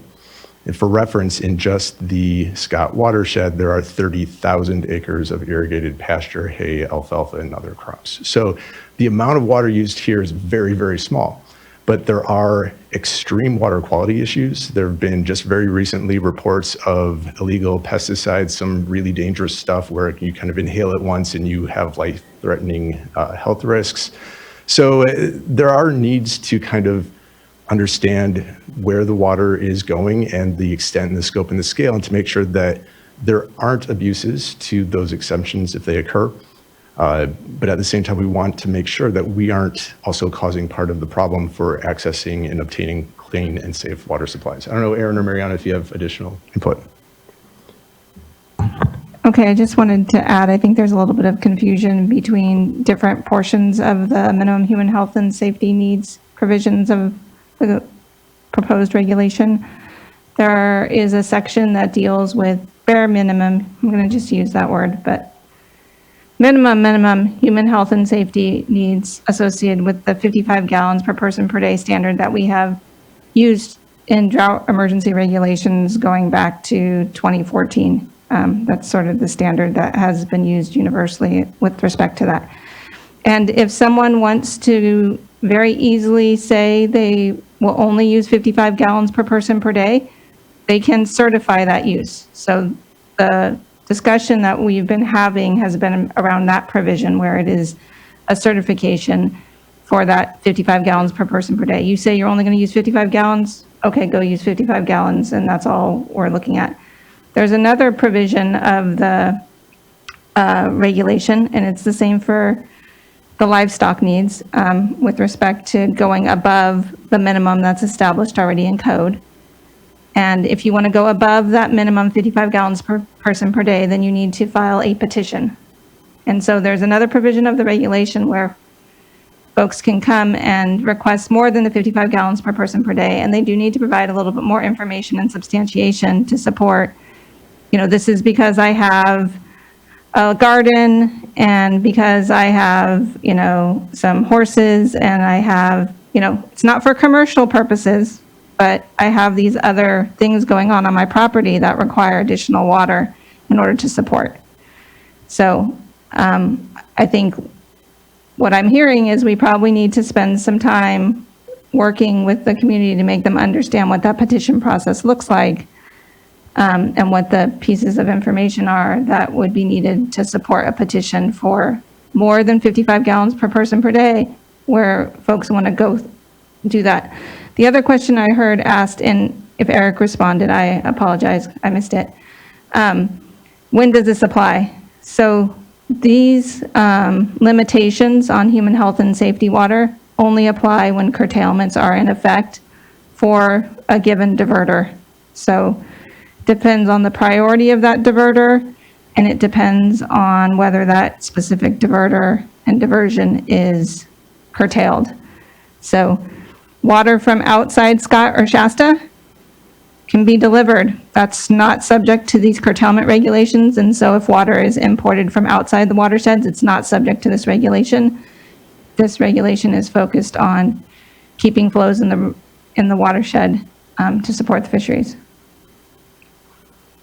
I really appreciate that. And, you know, I think to your part, Mr. Ekdahl, part of it is just the ease at which both, you know, the human health and safety amounts easily you can certify, but it is this more petition process that I think folks are concerned about. And I think, especially working with the groups that are working with the Hmong community here, I think we can figure out how to articulate, again, what the process is, how to make it simplify and to clarify some of these issues, or, you know, maybe just misunderstandings around when it actually applies. Doesn't apply to water coming from outside the region. It is around source water that's being hauled and sourced from the various streams that folks are dependent on. And so thank you. I really appreciate everything we've heard and look forward to, and here I think actually the second part I was going to say is, first, you know, I'm really hearing the concern being, how does this an easy process that folks can have access to? And then there's the issue of just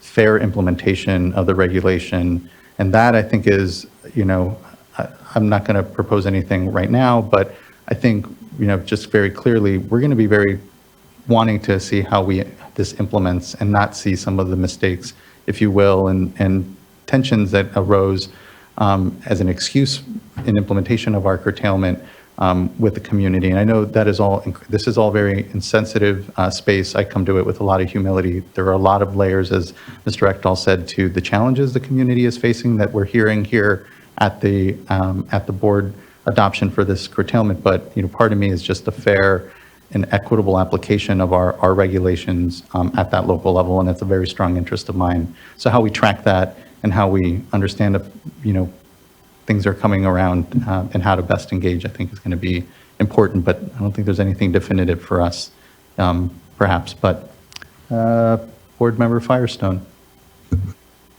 Thanks, and I'll just add to that discussion. I think it was very helpful to Aaron, your distinction between first of all, I think this board is very clearly committing to ensure that everyone can access basic amount of water for health and human safety. And 55 gallons per person per day, we have eliminated as many barriers as we could find that were about exactly how you use the water. If you're rationed to 55 gallons per person per day, you're really at basic human health and safety needs, and we don't need to get into folks' business about exactly whether they're using it to brush their teeth or have a bucket in their shower. Sorry? 55 gallons? Yeah. Are you asking how much water that is?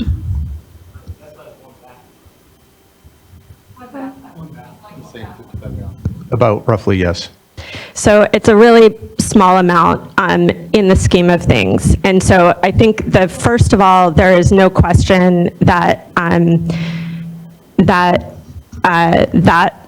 should not be, that our intent is to ensure that folks have that basic amount. That's the same amount that we have for across the state as Eric Ekdahl just said. But it's also, but also to clarify that there is a pathway for unique circumstances where you need additional water, and the only source of water that you can get for that additional water is water that otherwise would be curtailed. And so what I guess I would like to propose is some additional language, and I sent it to Mariana, hopefully you got it. And we can talk about it more, but just to clarify, the intent here for me is to address some of the,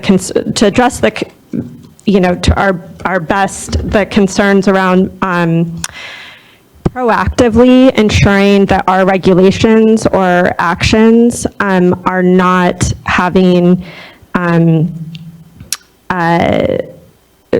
contributing to barriers to access water for health and human safety or other discriminatory actions. I have experience in seeing how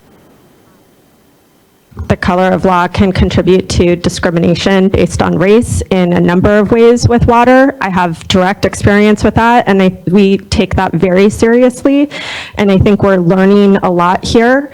And if we can be going above and beyond by, I think, what we started with the listening session on was it September 30th? And October 30th, thank you, where to get information directly from the community about how things play out in practice. That sort of proactive engagement on our part and the commitment to continue to do that, I think is a piece that we need to be really explicit about if we can, rather than sort of passive. I know that's something that's really important to all of us, is making sure that there isn't ways that things play out that have a discriminatory effect, even though that isn't the intent. And to be clear that but our intent is actually the opposite of that, to make sure that there's equitable access. And then to bring back, expeditiously, if we do need to amend these to address any issues that come up, to bring that back expeditiously to the board if it's not already delegated to be addressed by the deputy director. So I'm hopeful that we can talk through more of this, but I'm hopeful we could add some more language around more proactive community engagement, particularly with the Hmong and Asian American communities where this is a concern, to make sure that these work the way that they're intended and that there's not discriminatory effects. And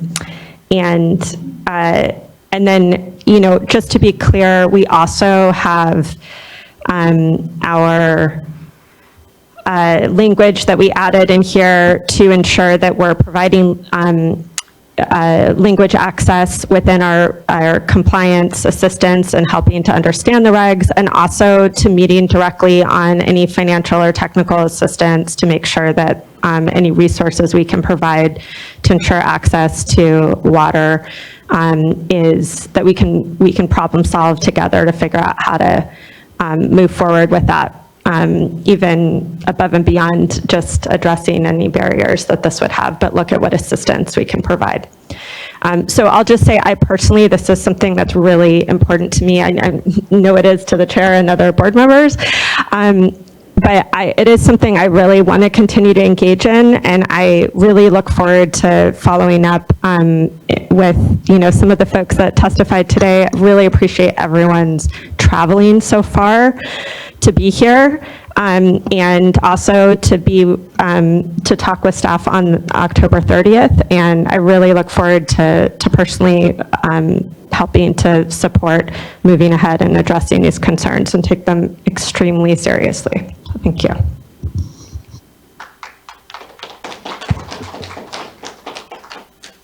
Thank you, board member. Anything further from Mariana or Saren Raghazi? Yes, I just wanted to confirm that I will draft up some language about proactive action for an action on the resolution. And we also were looking at whether there's another tweak or two that perhaps should happen in the regulation in terms of the petition process, making sort of similar changes along the lines that we made to the certification process. I think that might also be appropriate in light of what we've been hearing. Thank you. Let's move to our additional commenters here. We still have about seven or so folks to get through. So let's first go to Regina Chigazola.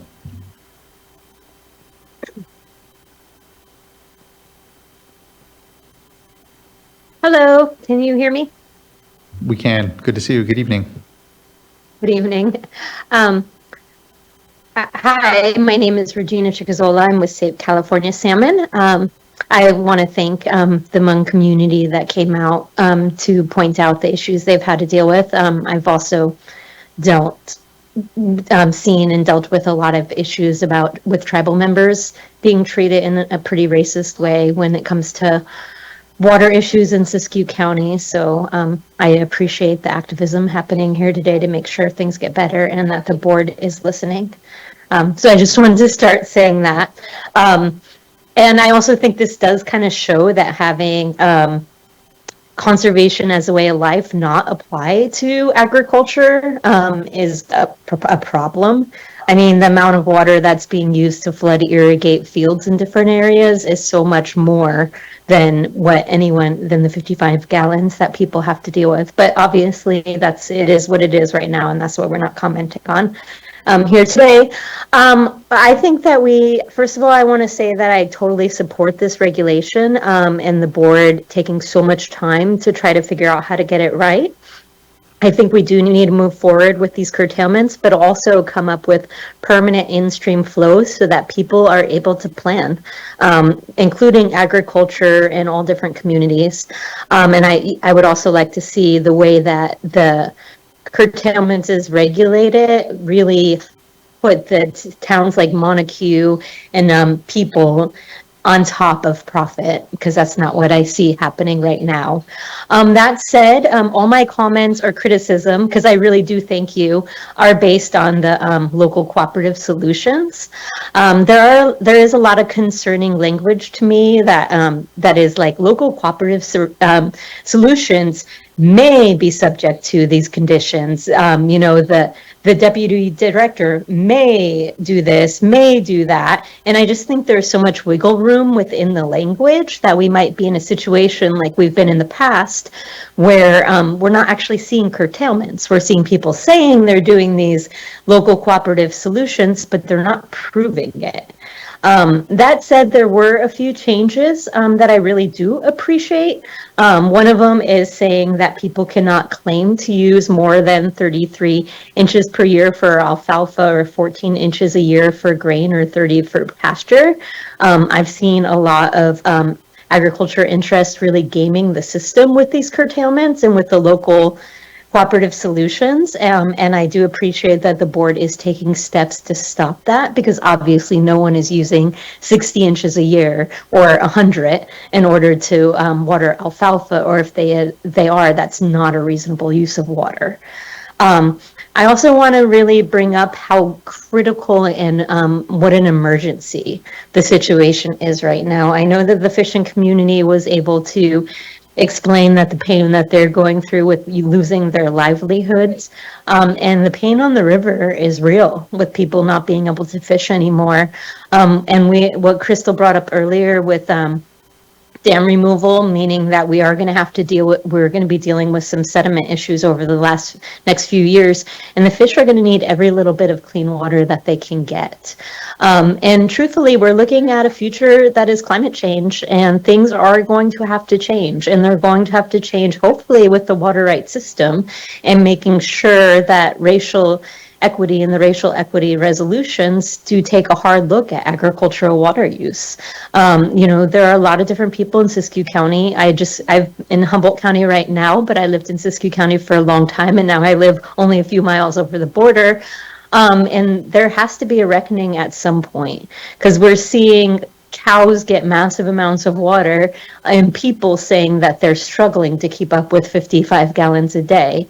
We're looking at cities like Montague, not sure if they're going to have enough water, and then we're seeing flood irrigation on certain fields and people claiming that they're using massive amounts of water for alfalfa.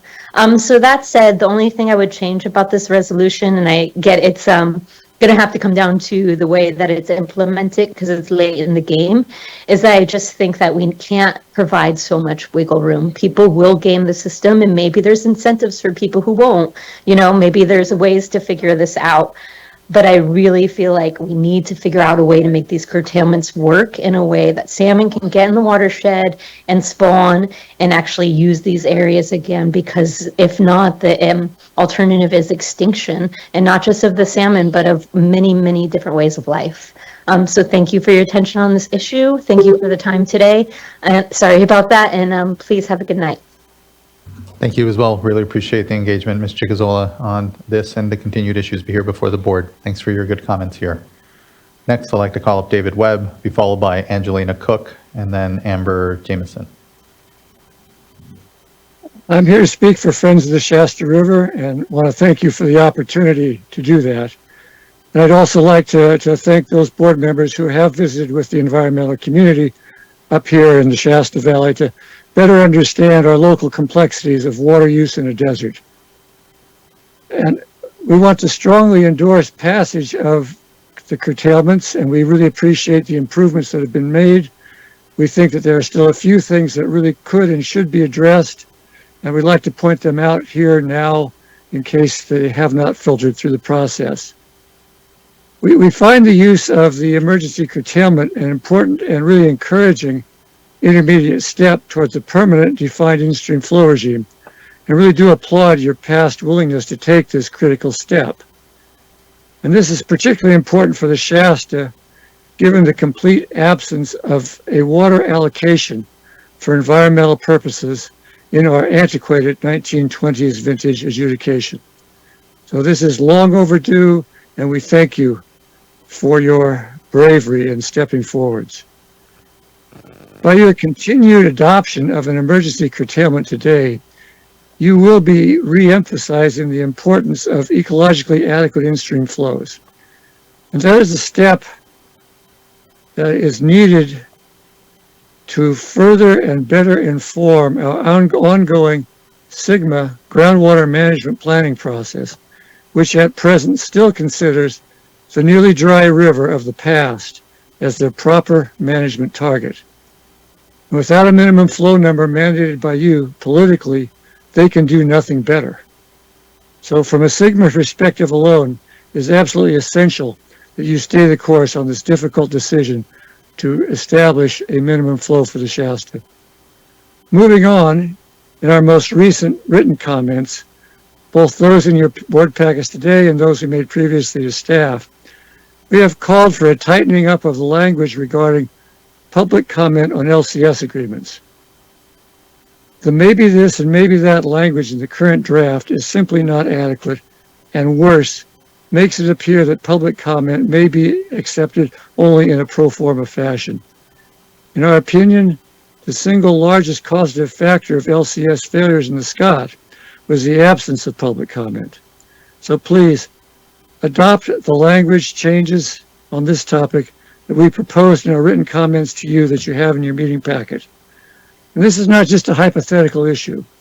As your staff mentioned, lots of LCSs were posted.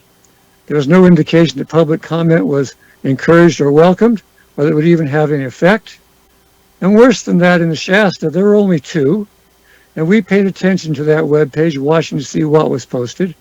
We had no comments to make on the one for the Hart Ranch, but the one for the Montague Irrigation District was received by your staff on April 29th. It was not posted until after the decision was made on September 6th. And that post-fact decision posting really caused us a great deal of irritation and certainly didn't encourage public comment. And it simply should be removed as an option from the LCS process. All LCSs should be posted prior to decisions being made, with the understanding and expectations that public comments are welcomed and embraced. We also wish to remind you that when the Department of Fish and Wildlife came to you requesting the emergency curtailment in 2021, they emphasized that the 50 CFS minimum flow in the Shasta was not biologically adequate over multiple years. Compounding that problem, the 50 CFS minimum has been treated instead as an average or a possible target, with flows routinely dropping below that supposed minimum about half the time. We strongly encourage you to increase the minimum to 70 CFS to both better meet biological needs and also to address the realities of real-world water management in a desert. And finally, we again point out that the Shasta, with an apparent summer base flow of 150 CFS, when flows drop to that baseline in late summer, if everyone then still able to divert water reduced their consumptive use by the LCS 15%, that would only yield 22.5 CFS of additional in-stream flow. And what that tells us, in essence, is that a 15% reduction is targeting failure. We need to at least have a 30% reduction in the Shasta to hope to succeed. We want to thank you for your consideration of these issues. Strongly encourage you to vote and adopt curtailment today. If you can make the adjustments we're suggesting, we would really appreciate it, but please act today. Thank you. Thank you, Mr. Webb. On the posting of the LCSs, just wondering if we can get just a kind of a verbal thumbs up that we'll post them as we receive them. But Yes, we will post them as we receive them. I will caveat sometimes they are so insufficient that they are not worth posting at that point and not an actual submittal. So we do work with folks to make sure it is something that's I also want acceptable. I do want to note the instance that Mr. Webb was referring to was not a groundwater overlying local cooperative solution. It was a very complex human health and safety /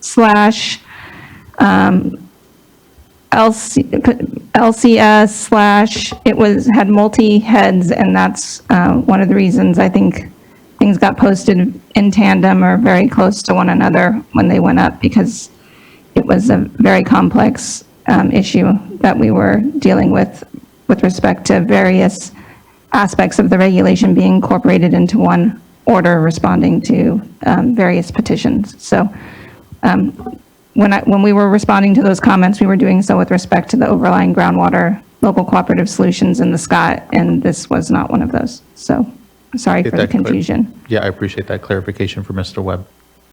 I think I also want to clarify, and I look to Mariana and Aaron if I get off track here, but we're not proposing a full public comment period for each LCS. If we do that, we don't have the staff to do that. It will essentially sink the program entirely. And so we have to try and find a way where we do make it publicly available and we do solicit input and feedback, but there may be circumstances where we do approve them before the full 7 days is up and as we go along. Appreciate that caveat, and just thank you again to Mr. Webb for his comments. Next, I'd like to, well, actually, before I move on, I didn't know if other board members wanted to wait. Thank you. I think you answered my question. And I haven't been to the LCS webpage where these documents have been posted, but hopefully after this meeting, you'll make it clear how one would submit input if they have some, even if it's an informal comment process. Yes, I envision we will have very similar to last year. It will say local cooperative solutions, and it will show who is proposing something and provide a link to what they've submitted. And then it will show what the final decision is relative to approval or not. And at the top, it will say, send comments to scottshastadrought@waterboards.ca.gov. Thank you. Thank you, board member. Next, I'd like to call up Angelina Cook, be followed by Amber Jameson, Nathaniel Kane, and then Ryan Walker. Good evening. Can you hear me? Good evening. We can. Thank you. My name is Angelina Cook. I live in McLeod, and I've been working to safeguard public health and safety by building capacity for water conservation and ecosystem restoration in Siskiyou County for the past 20 years. Due to the failure of current government to regulate watersheds for equity and diversity, as well as public health and safety, I am running for Siskiyou County Supervisor in the upcoming primary election.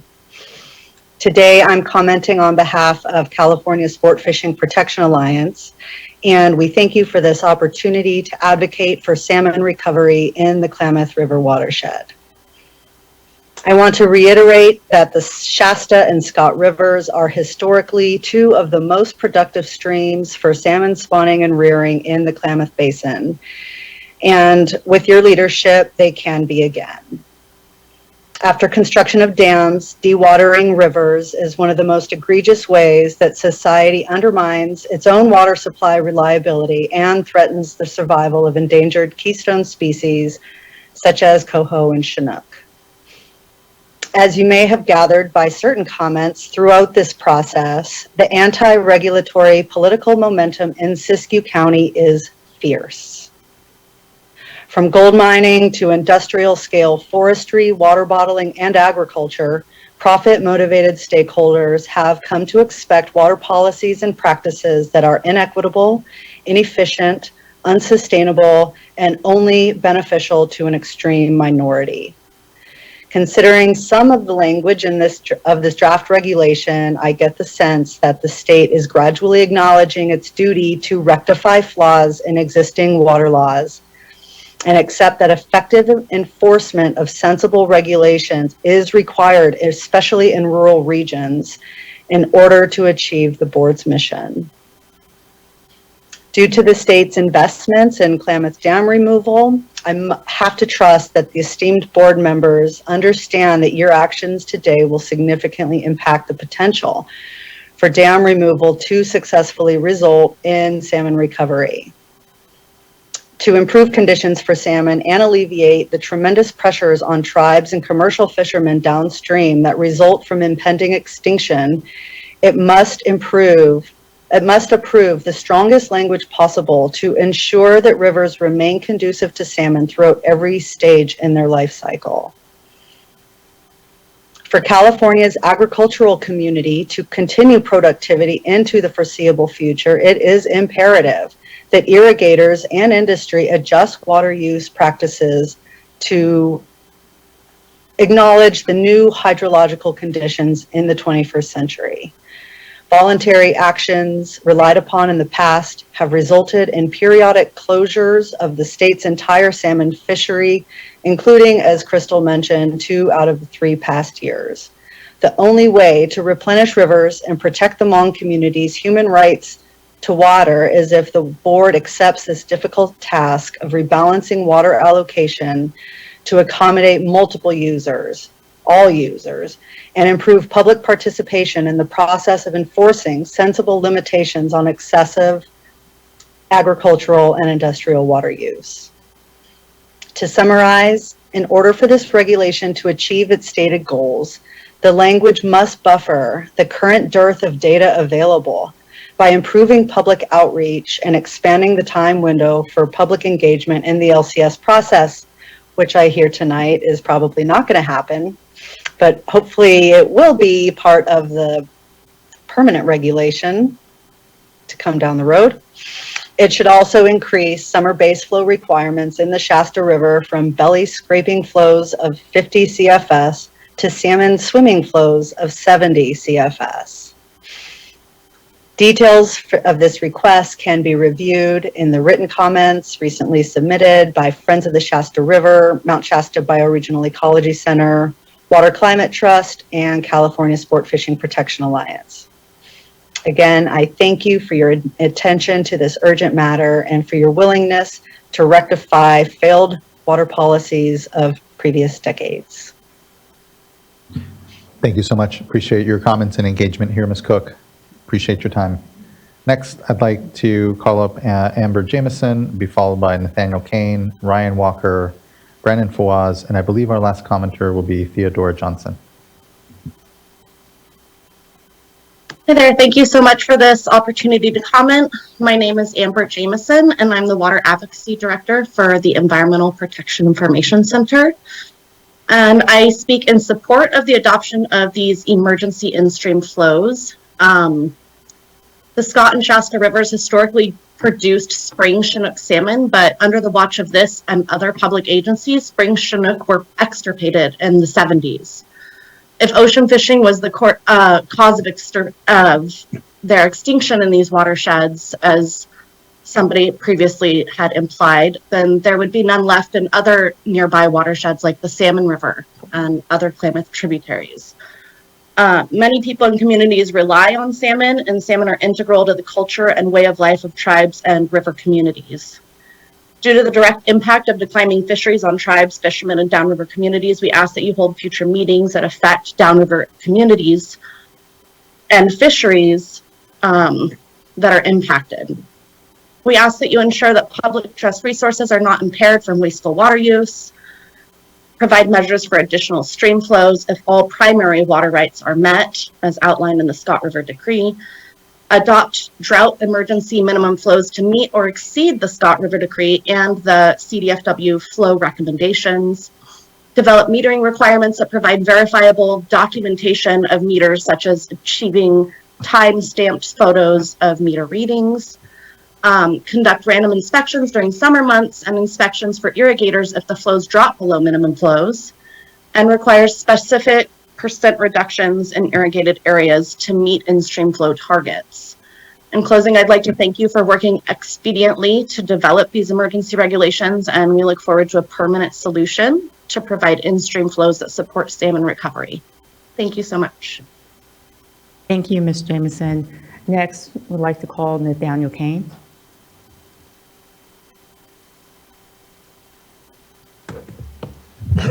Good afternoon / evening, Chair Esquivel and members of the board. My name is Nathaniel Kane, and I am here on behalf of the Karuk Tribe, Environmental Law Foundation, Pacific Coast Federation of Fishermen's Associations, and Institute for Fisheries Resources. We strongly support the adoption of these emergency regulations.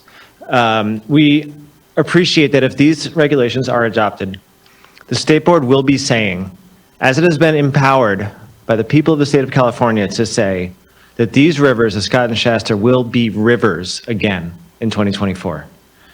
The 2024 will be one more year where there will be minimum protections for fish passage and for juvenile rearing in these critical rivers for these species that depend so strongly on this board's support for their continued survival and that are so important for the continued survival and thriving of the communities and tribes that depend on them.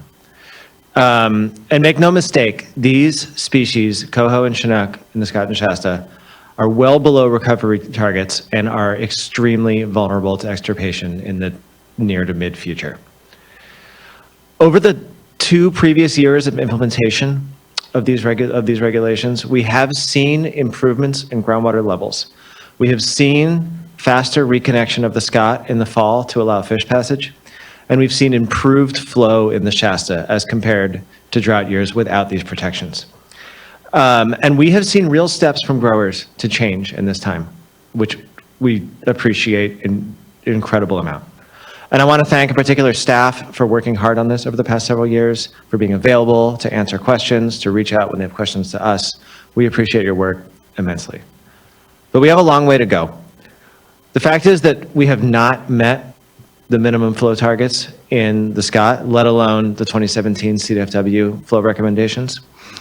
And the Shasta continues to experience serious water quality issues and serious issues meeting the flows. So we appreciate the changes in these regulations for 2024 that make the emergency regulations more transparent than they have been. In particular, the implementation of metering is a huge, huge step. And that is going to answer a lot of the outstanding questions about the efficacy of these regulations and the changes in behavior and how that relates to flows and how that relates to fish populations. I cannot understate the importance of that particular measure, and we really strongly support its inclusions. We still have significant concerns about, in particular, the graduated cessation local cooperative solution option. We still have not seen evidence justifying the particular schedule that is in these regs. We have not seen model runs, and I think it was admitted today that those model runs may not have been done. I really think that we need to apply the precautionary principle in this area, and we need to have evidence underlying what the board's going to do here. So we would urge the board to either remove this provision entirely or to adopt the more precautionary figures that we suggested in our comment letters, which is 40 to 45% cessation by July, 75 to 80% in August, 90 to 95% for the last couple months of the season. And there's more detail on that in our written comments. And lastly, these emergency regulations are just that. They're emergency regulations. They are designed to be short-term for a time of scarcity. But there is an urgent need for permanent protection for these rivers. And that's why we petitioned this board in May for permanent regulation.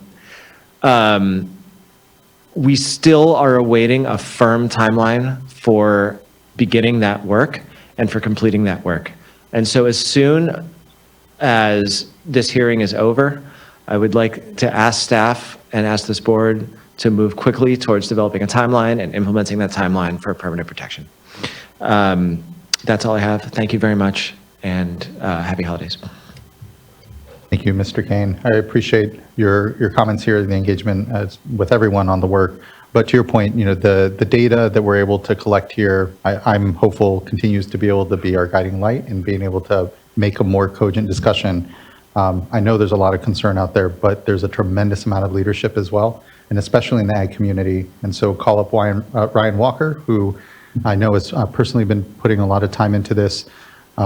Just thanks. I know, as you've heard today, the current concerns are wide-ranging, and the tensions, I know sometimes, to the comments of one commenter with the ag community can feel particularly sharp. And here, doing my best to make sure we're communicating how we are trying to bridge across to all of this. And your leadership means a lot, Mr. Walker, amongst it. So good to see you. Well, I appreciate the comments, but we're all friends here, I hope. Good evening. I'm Ryan Walker, Siskiyou County Farm Bureau.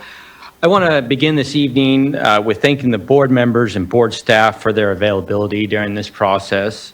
Throughout the prior emergency regulatory process and this round of emergency regs, we have always felt that we have a line of communication with both staff and board, and that's gone a long way to I think, make it the best of these regs. Nonetheless, as president of Siskiyou County Farm Bureau, I am obligated to bring the frustrations of my members to this board. As farmers and ranchers, we often have a limited scientific knowledge about a lot of things. Weather is not one of them. Weather is not small talk for us. We live and die by weather. Some of our members have personal weather journals that go back decades and even generations. And we know when we are in a drought.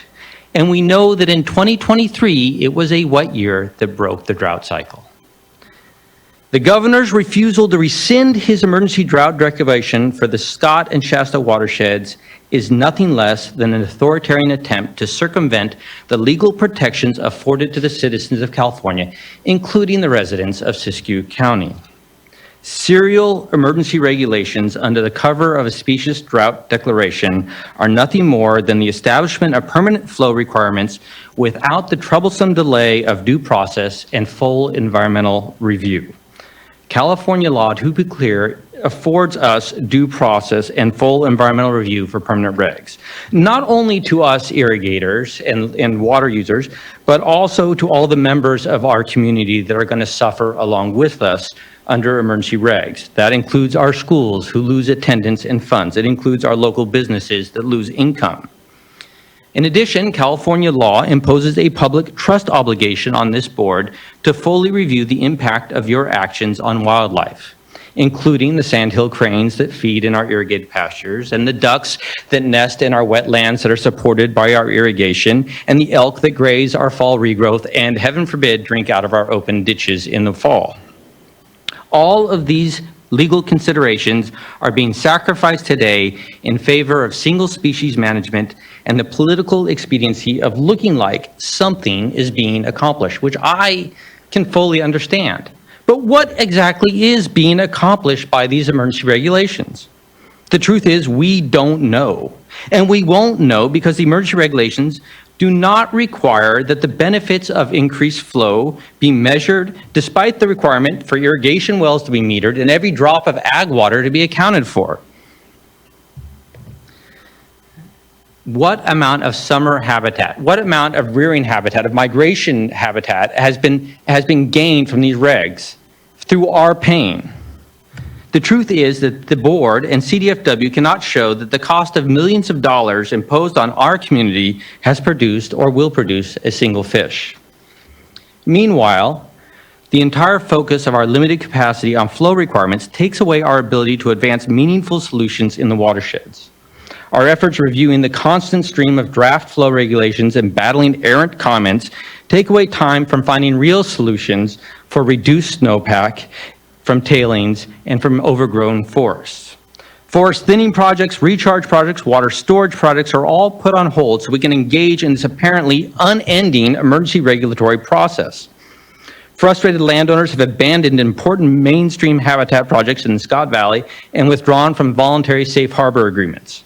And who can blame them? What is the point of collaborative engagement on solutions when the specter of yet another state agency jumping into the fray hangs over our head? As if ESA and TMDLs and SGMA were not enough, now we get repeated annual temporary emergency regulations on flow. While it might be convenient for this board to point to the governor's failure to recognize reality as cover for the emergency regulatory action proposed today, I would respectfully remind the board that each of you also took an oath to support the law and the Constitution of this state and cannot avoid the obligations of due process and environmental review. Frankly, however, our community does not have the financial resources to defend our rights against the power of the administrative state of California. I don't think any of us have doubts about what board action will be taken today. Nonetheless, Siskiyou County Farm Bureau requests that the board step back from this questionable emergency regulatory process and work with irrigators and other stakeholders to find a more productive, collaborative way forward. Thank you for your time and for so much work on this subject. Thank you for your time and for all your work on this subject, Mr. Walker. I know when I think of the arc of the communications that we had in that lake workshop to now, I think there's a through line, and even no matter how this board decides on this item right now, look forward to what is a lot more engagement and discussion I know we'll continue to have across all these efforts. Truly, really appreciate it. Next, I'd like to call up Brandon Fawaz, and our last commenter is Theodora Johnson.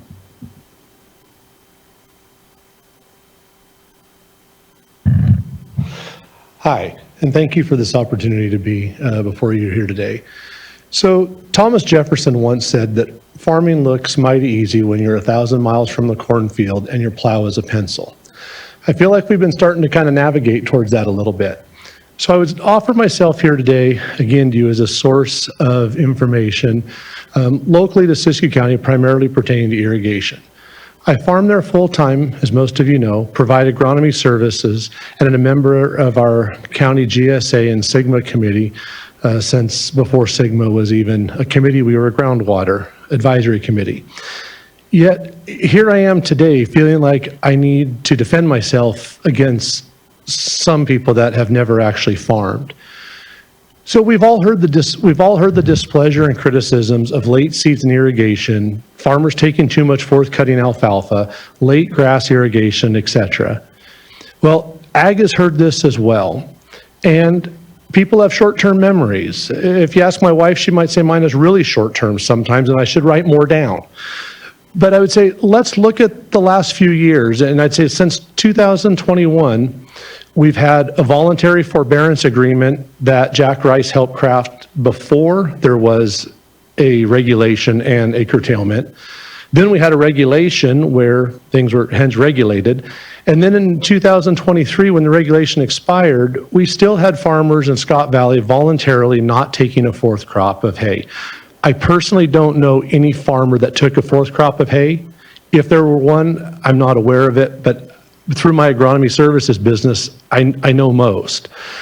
This was done on a voluntary basis and due to the harder model supporting the fact that curtailment or forbearance of late season irrigation would be more beneficial to the resource than curtailment of early season irrigation. So if we look back, starting in 2019 and older, there's lots of water that was used in September and August, September, October. So just for record, I brought power bills that I could reference in case anyone questioned I wasn't making anything up. From August 19th, 2020 through September 18th, 2020, August, September was the highest water use of the year on one particular pump. Same site, August 19, 2019 through September 18, 2019, August, September was the highest water use of that whole season. Different location, 2020, the mid-July through mid-August, highest water use. May was the second highest water use. But mid-August through mid-September was the third highest water use, and mid-September through October was the fourth highest water use. So on that site, out of 6 months of irrigation, 3 months were all late season as the highest water use, only to be beat by May, which was early season. And then lastly, in 2016, mid-August or mid-September, again, was the second highest water use, only to be beat by May.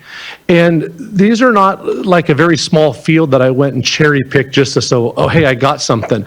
One of these is actually the very largest field that I farm.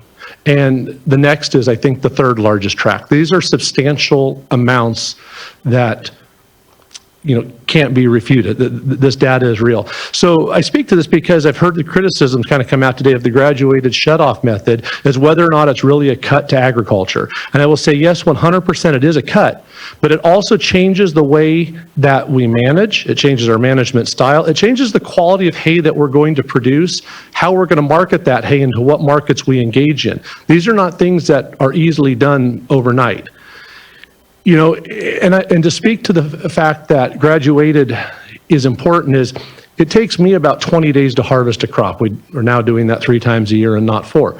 It takes my son 20 minutes to mow the lawn because it's a small lawn, and so that's easy. It doesn't take a lot of management there because it's 20 minutes. But for the hayfield, it's 20 days. So if our goal, and I truly believe that it is coexistence of farmers, communities, if you heard me before, I'm a school board member and a city councilman.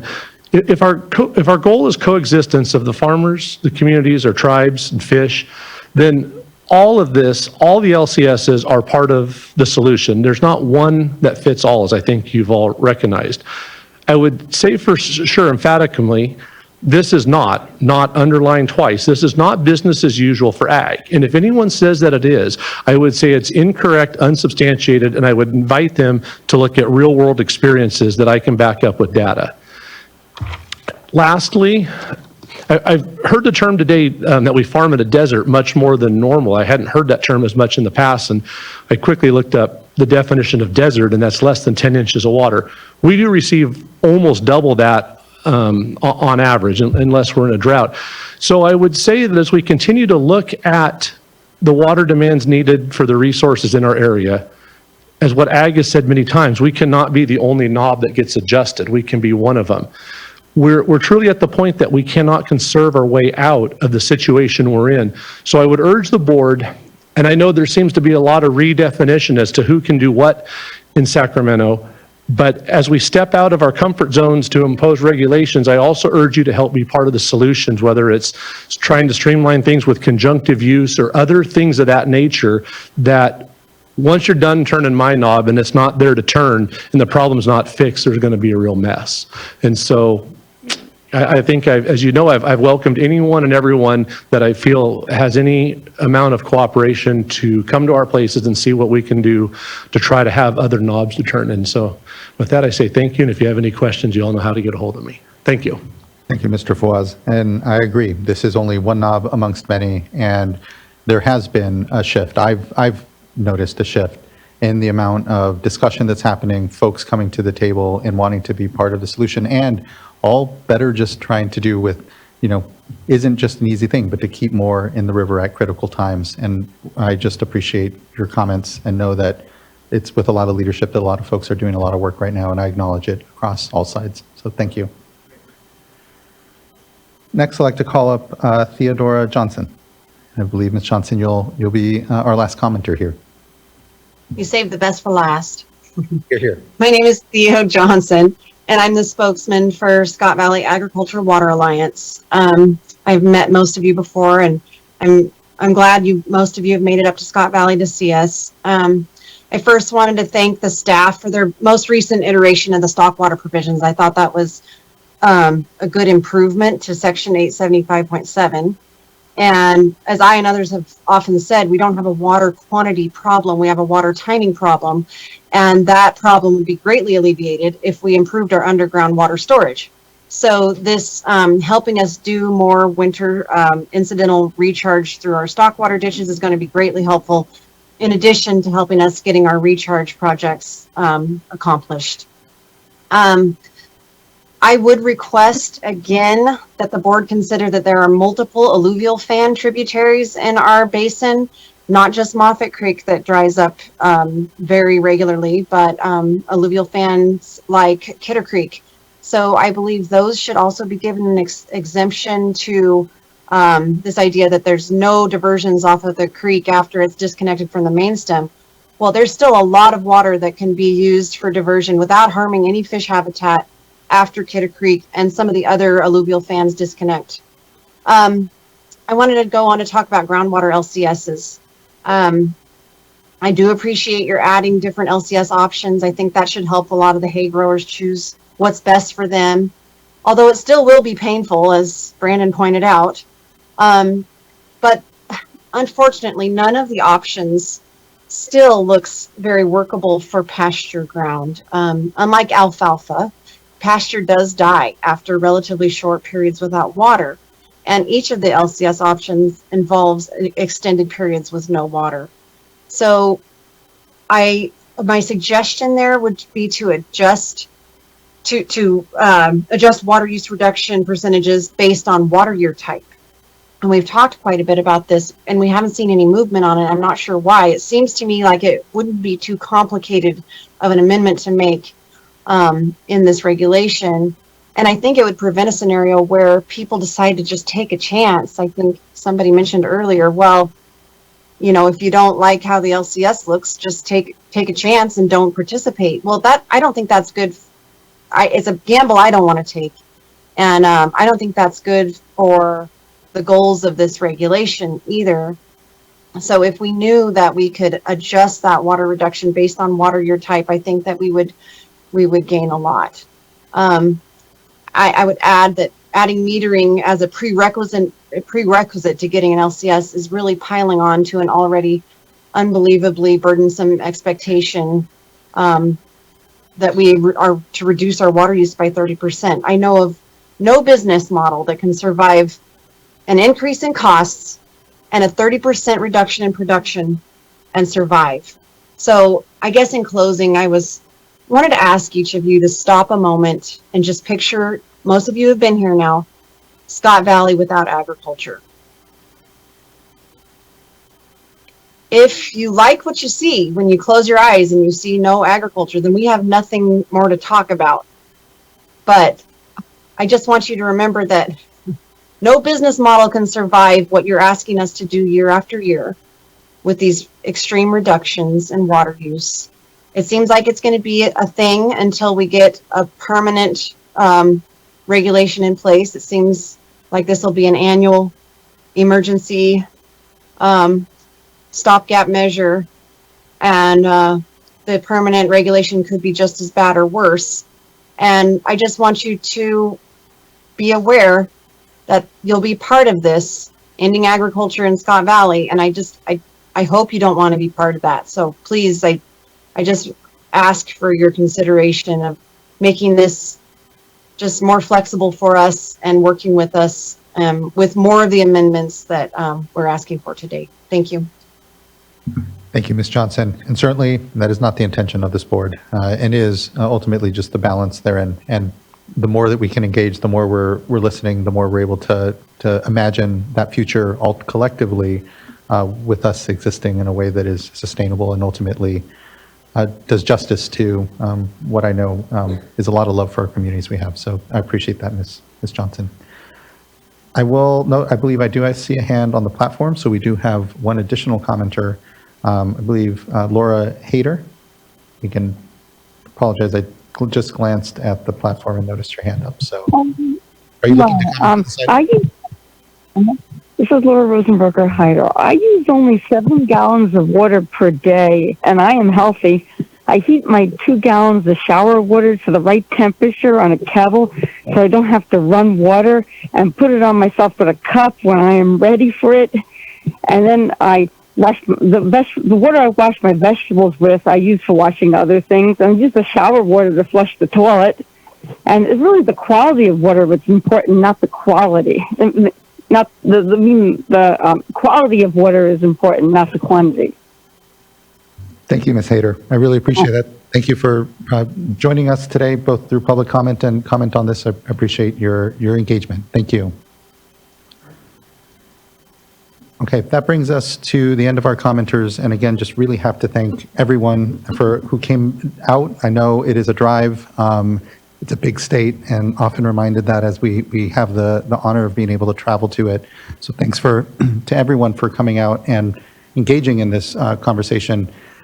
It has been incredibly rewarding and enriching to continue to connect with folks. And I know there is real tension and frustration around even, from multiple communities on how the curtailments are necessarily implemented.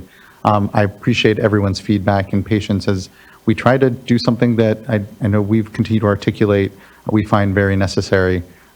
We have here a window, and I want to note the frustration around the yearly emergency regulations. I think we do need to pivot.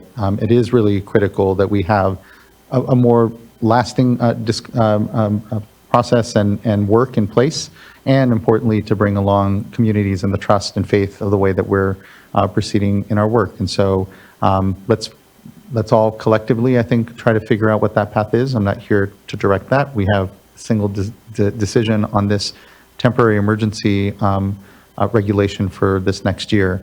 But I, again, have to reflect on the humility I know I feel. This is a lot.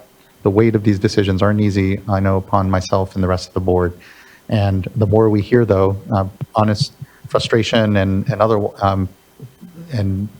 otherwise, the more we're able to do our job of balancing. And that's truly what the goal is here, is to balance what are watersheds that I think we can all agree are out of balance. The climate change is putting incredible pressures, and this is just one knob, but it is part of what I feel is an important component of being honest about reconciling our watersheds and figuring out what can they best sustain and how we can collectively all bear through what we know is a drought always around the corner. And even these last months, we're really appreciative of the storm doors opening right now, but we're abnormally dry. And I think further complicates the way we can cleanly see drought conditions or not, and especially impacts that still linger up and down the state, which this board I think is familiar with. All that to say, just looking to fellow board colleagues, so if there's anything further to reflect on, request, but I'm feeling comfortable with the regulations, if not with a lot of eye toward how we continue to implement in a way that doesn't further divide communities, doesn't further frustrate folks, but instead circles us back around about this shared fundamental challenge we have in our watersheds. Vice Chair.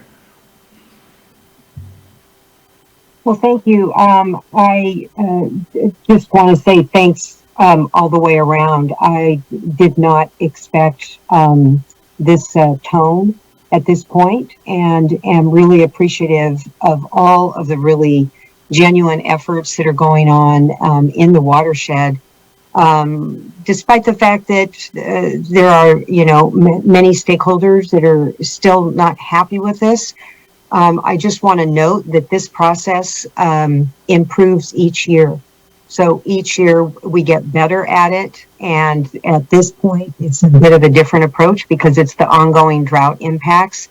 And staff, I think, did exactly what we asked of them, and that is spend more time in the community, despite the fact that it's an emergency reg and we have the ability to move quickly. Let's slow it down a little bit and spend some additional time in the communities. And we did that as a board, in each of us individually, and staff did that many times. And just really appreciate all that the stakeholders did to educate us. And for those that continue to be frustrated, please work with us through implementation and help to document what worked, what didn't work, because I know we're not here to talk about next steps, but I think there is going to be a next step, and whatever that next step will be, we will be better informed than we are today. I know there's frustration about metering, but that additional information will really help to set the tone and provide, I think, additional options for all to consider. And then the other thing that I just want to point out is that this process, through an emergency process, we really do need to be focused on the emergency at hand, the ongoing drought impacts, but through a normal process, whatever, exactly that process would look like. If we move forward looking at long-term solutions, we will be looking at all impacts and how to protect all of the reasonable beneficial uses. And so have heart for those that don't feel that, we really had the time to dig in on every detail here. I think that, we're poised to move forward with a longer term solution, and we will have that opportunity through that process to dive in deeper. And this additional year of another emergency regulation, I think will, as I said, poise us to have, more information that we'll need at a later time. So I'm comfortable at this point. I've read through the change sheet, and even before that, with the additional changes that were made, I think that the changes have been thoughtful and responsive to comments. So I'd be prepared to make a motion at the appropriate time. Thank you so much for that, Vice Chair. Agree with all your points. And Ms. Ragazzi. I just want to flag before we do put a motion out there, I think we have some language for you to consider relative to the human health and safety item that we discussed earlier. Appreciate that. And we'll hear from further board members here. Board Member Morgan. Thank you.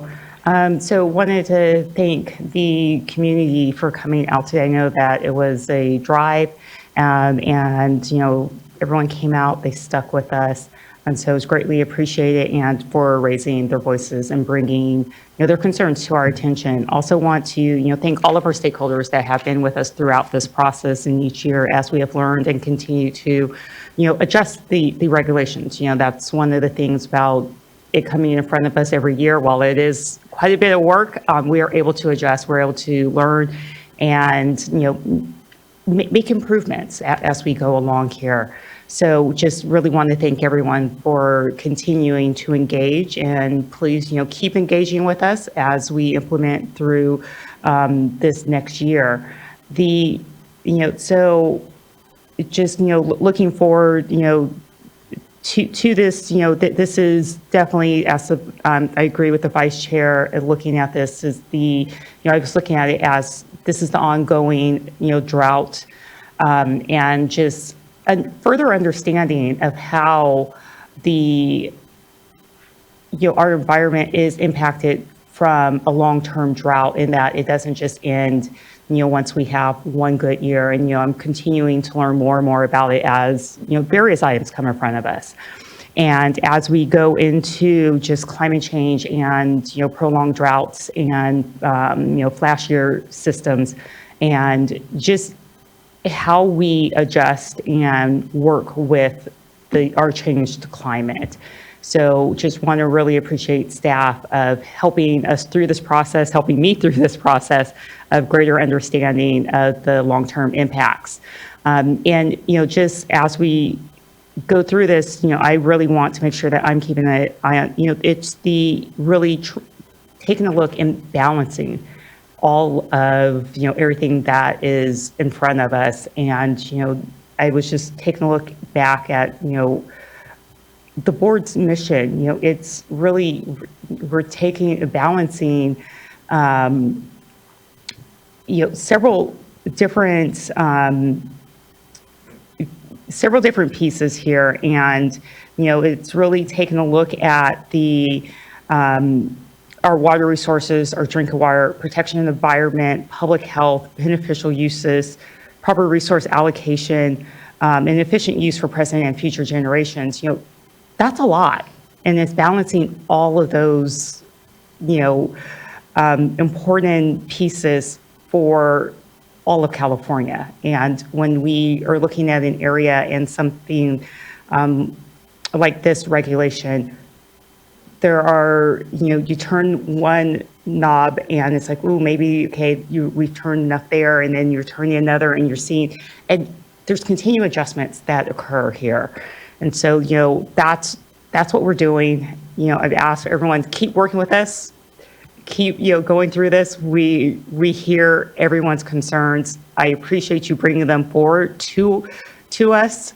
That's how we learn, we work together, and we can continue to make these incremental adjustments so that we can complete that entire mission that's in front of us.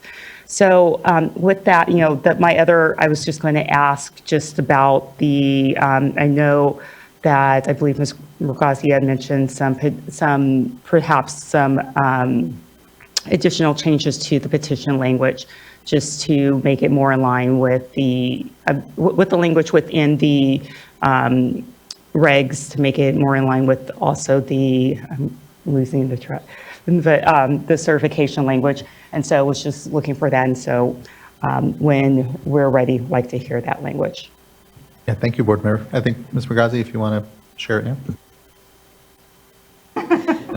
Who has it on her computer right now? Even though it was ably drafted by Ms. Murgazi. So it would be on page 16 of the proposed regulation. It would be change first to section 875.2 C, little c, Arabic number 2, big D. And so it would read, describe any other additional steps to the diverter, and then comes the part that we would add, or the end user, comma, as appropriate, comma. And that would be the end of the added text. The rest of the sentence would be, will take to reduce diversions and consumption.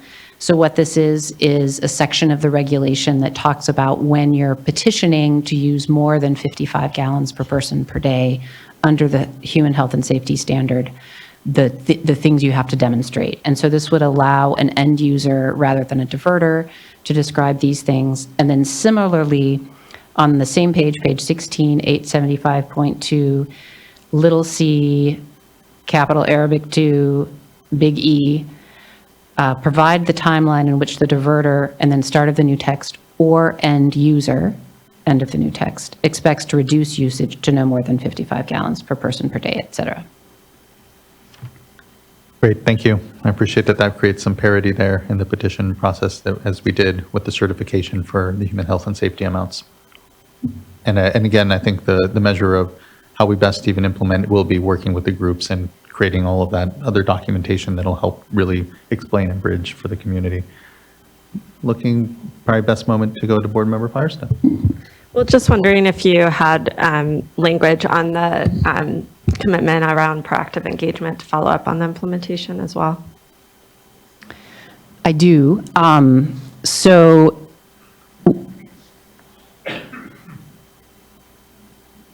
Yeah, I don't know if that was. I was wondering if it would be possible for just a very quick break to just run through the language before I read it into the record and then possibly send it to Courtney and so that she could read it. We haven't seen the language yet, so I think it might be helpful. Maybe we can take a short break, have that shared. Before we go on break, though, just in case there's anything else to work on, would want to go to Board Member McGuire. Well, maybe I'll just say, sorry, just I don't have other, just to get my comments done. Apologies. I don't have any requests on changes, but just so I'm finished with that, with my overall comments are just, I'm not going to repeat all the good things that other board members said. It's a long night. I totally agree. I think there's been really a lot of improvements in that have come out of all the engagement and learning and extra time that we took, and I just really appreciate all the work that went into that. I also really agree that we, and I think I've said this, I think we probably all said this in different ways, but nobody thinks it's the right way to manage in this new climate to have to do emergency regulations year to year. And we are still in learning mode, but I think, so I look forward to and appreciate that we do need to be talking about timeline for for next steps in terms of more permanent in-stream flow regulations that at least include a baseline minimum for each life stage is my opinion, and I would just look forward to those discussions as soon as we can after we get this through. I do appreciate it's a big workload to develop these and implement this. So, but I look forward to those discussions. I also just appreciate that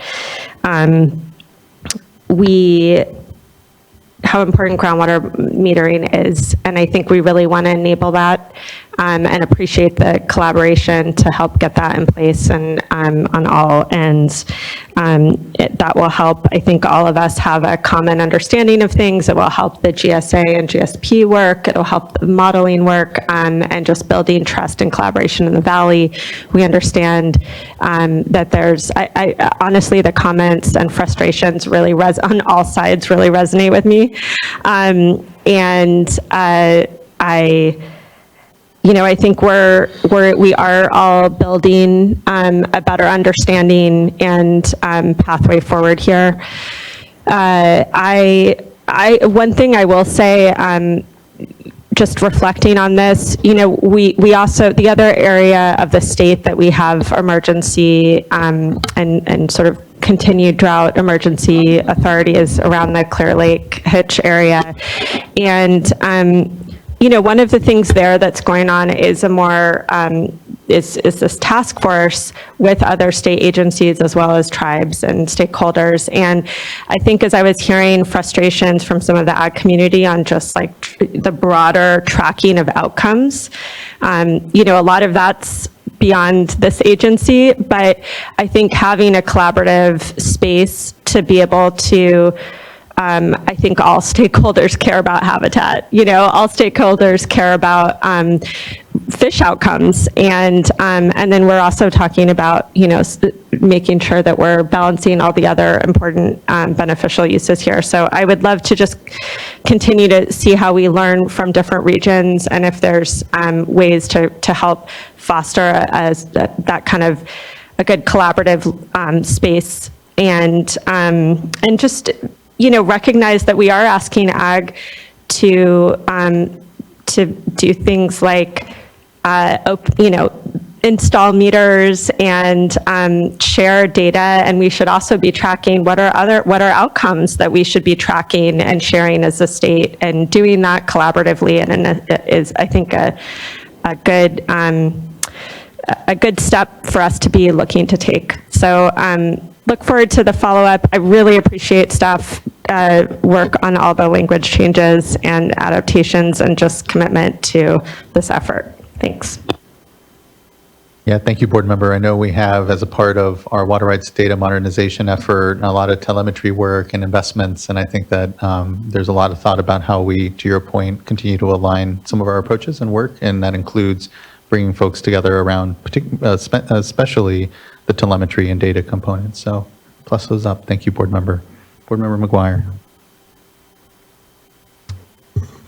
I can't think of anything to add on top of all the great comments that have already been articulated so well by the other board members, to be honest. So I just want to thank everyone for being here, and for those in particular who've stuck around here all day. Thank you for making the trip, sharing your comments, and certainly this is not a decision I take lightly at all. And it's not lost on me that this is the only watershed in the state that we're considering this type of action this year.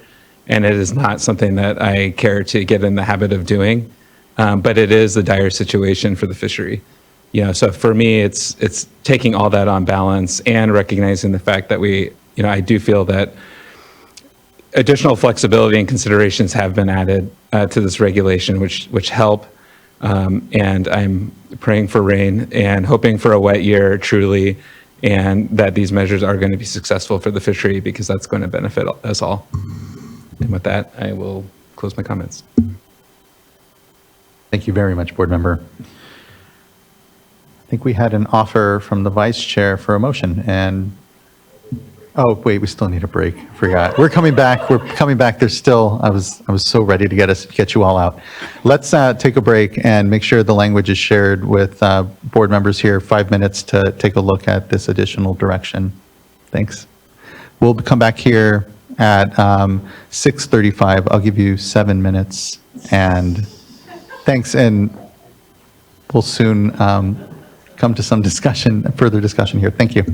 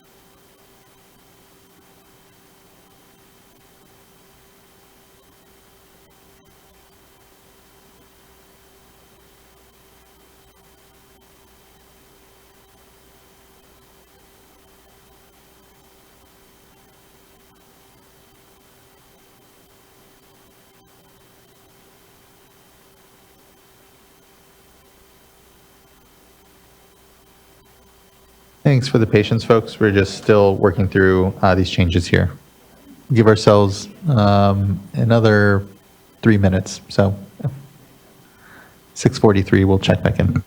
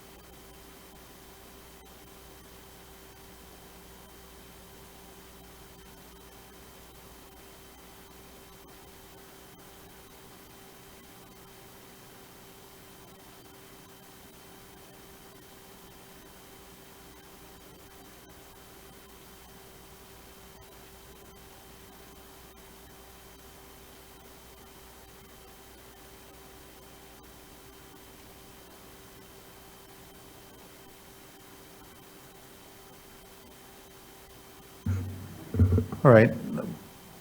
Appreciate the sharing of this language. Why don't we go ahead and pull it up and folks can quickly walk through it.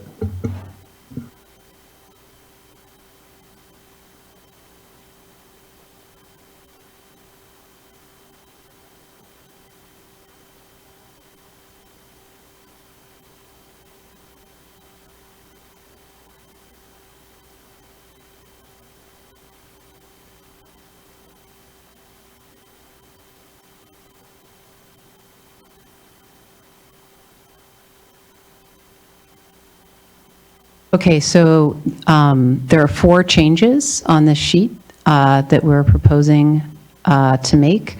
The first would be to item 1 in the resolution under therefore be it resolved on page 13.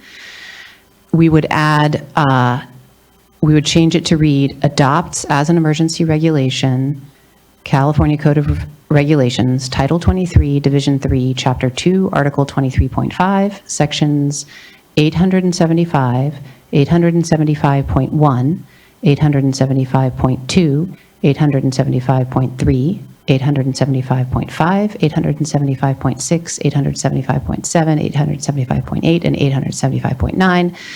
New language as circulated on December 15th, 2023, with the changes in change sheet 1 circulated on December 19th, 2023, and with the language read into the record on December 19th, 2023, semicolon. And for the record, the language read into the record is what Ms. Owie is now reading into the record. It doesn't include anything else. The next change would be to the therefore be it resolved section of the resolution on page 19. It would be paragraph 9. The last sentence of that paragraph says staff is directed to coordinate across divisions as appropriate and continue, and then we'd add the word proactive engagement And then there's a whole series of new text and the deletion of the rest of the existing text. The new text is with the Hmong and Asian American communities to clarify the purpose of the regulations, provide clear information regarding the status of curtailments and whether those curtailments could affect hauled water, provide clear information on the processes for certifying minimum human health and safety needs or petitioning for increased use greater than 55 gallons per person per day, and identify whether the regulation has resulted in unintended limitations on water delivery for minimum human health and safety needs. If barriers caused by the regulation are identified, staff are directed to update the State Water Board in an upcoming meeting and to provide potential solutions, if possible, semicolon. And. We need to add at. We need to add the word at an upcoming meeting. Apologies. After the word State Water Board, we need to add the word at. I don't know if Courtney, if you can do that.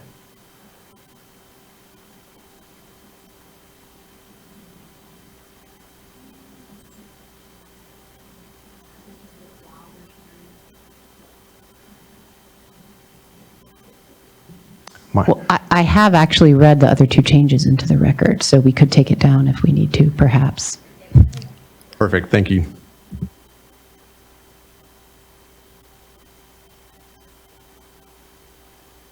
And then the other two changes were already read into the record, but if you would like me to review, I'm happy to. No, it's okay, but they're up visually for folks to review. But those were somewhat minor, but impactful on that second part. And appreciate the work on the language. Otherwise, I'm supportive. I see nods from board members generally, so thank you. With that, I think we can go to the vice chair and for a motion. Okay. Well, I will make a motion to, now I've forgotten the item number. We're in item number 5. To approve item number 5 with the change sheet and with the changes read into the record and posted by Ms. Owie. Thank you, Vice Chair. Looking at Mr. Sawyer, and I think that passed muster for sure. And so then looking for a second. I'll second. Thank you both. Ms. Tyler, can you please call a roll call vote? Vice Chair Diadamo? Aye. Board Member McGuire? Aye. Board Member Firestone? Aye. Board Member Morgan? Aye. And Chair Esquivel? Aye. Thank you. Thank you as well. The item is adopted and appreciate what I know is going to be a lot more work still yet here all collectively. So thank you, everyone. That concludes item number 5 and brings us to the last item on today's agenda, which is board member reports. And at 6:40 or 6:50 in the evening nearly, I'm going to keep mine as short as I possibly can, but looking to board member Morgan. I do not have anything to report. Board member others with reports. I don't have a report, thanks. I went to the North American Water Loss Conference in Denver, and I spoke about water loss and really the water energy nexus and where there's opportunities to continue to reduce water loss and also help us adapt to climate change and lower greenhouse gas consumption as well, or production. So I thought it was a very good discussion and was really just proud of California for being a leader with the water loss regulations that we have.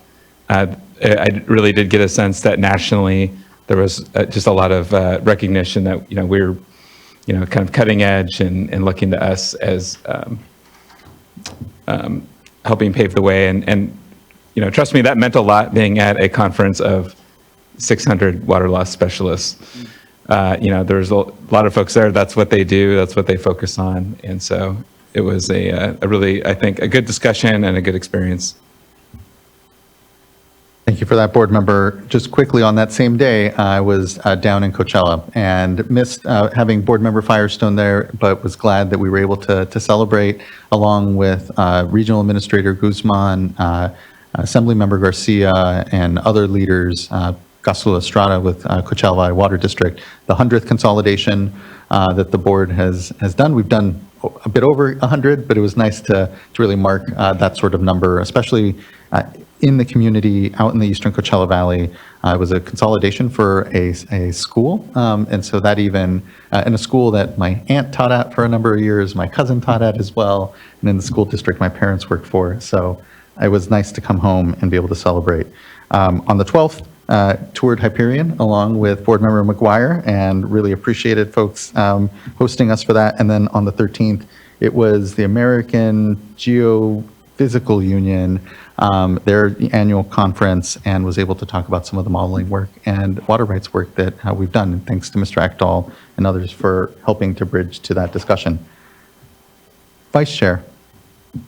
I only have one thing to report, and that is that because you had other events to go to, Chair, I represented the board at the Advancing Restoration Interagency Summit at Asilomar, and this was an opportunity for our staff at the state board level and regional boards, along with Department of Fish and Wildlife, same thing, their state team that is working on restoration, and also their regional offices.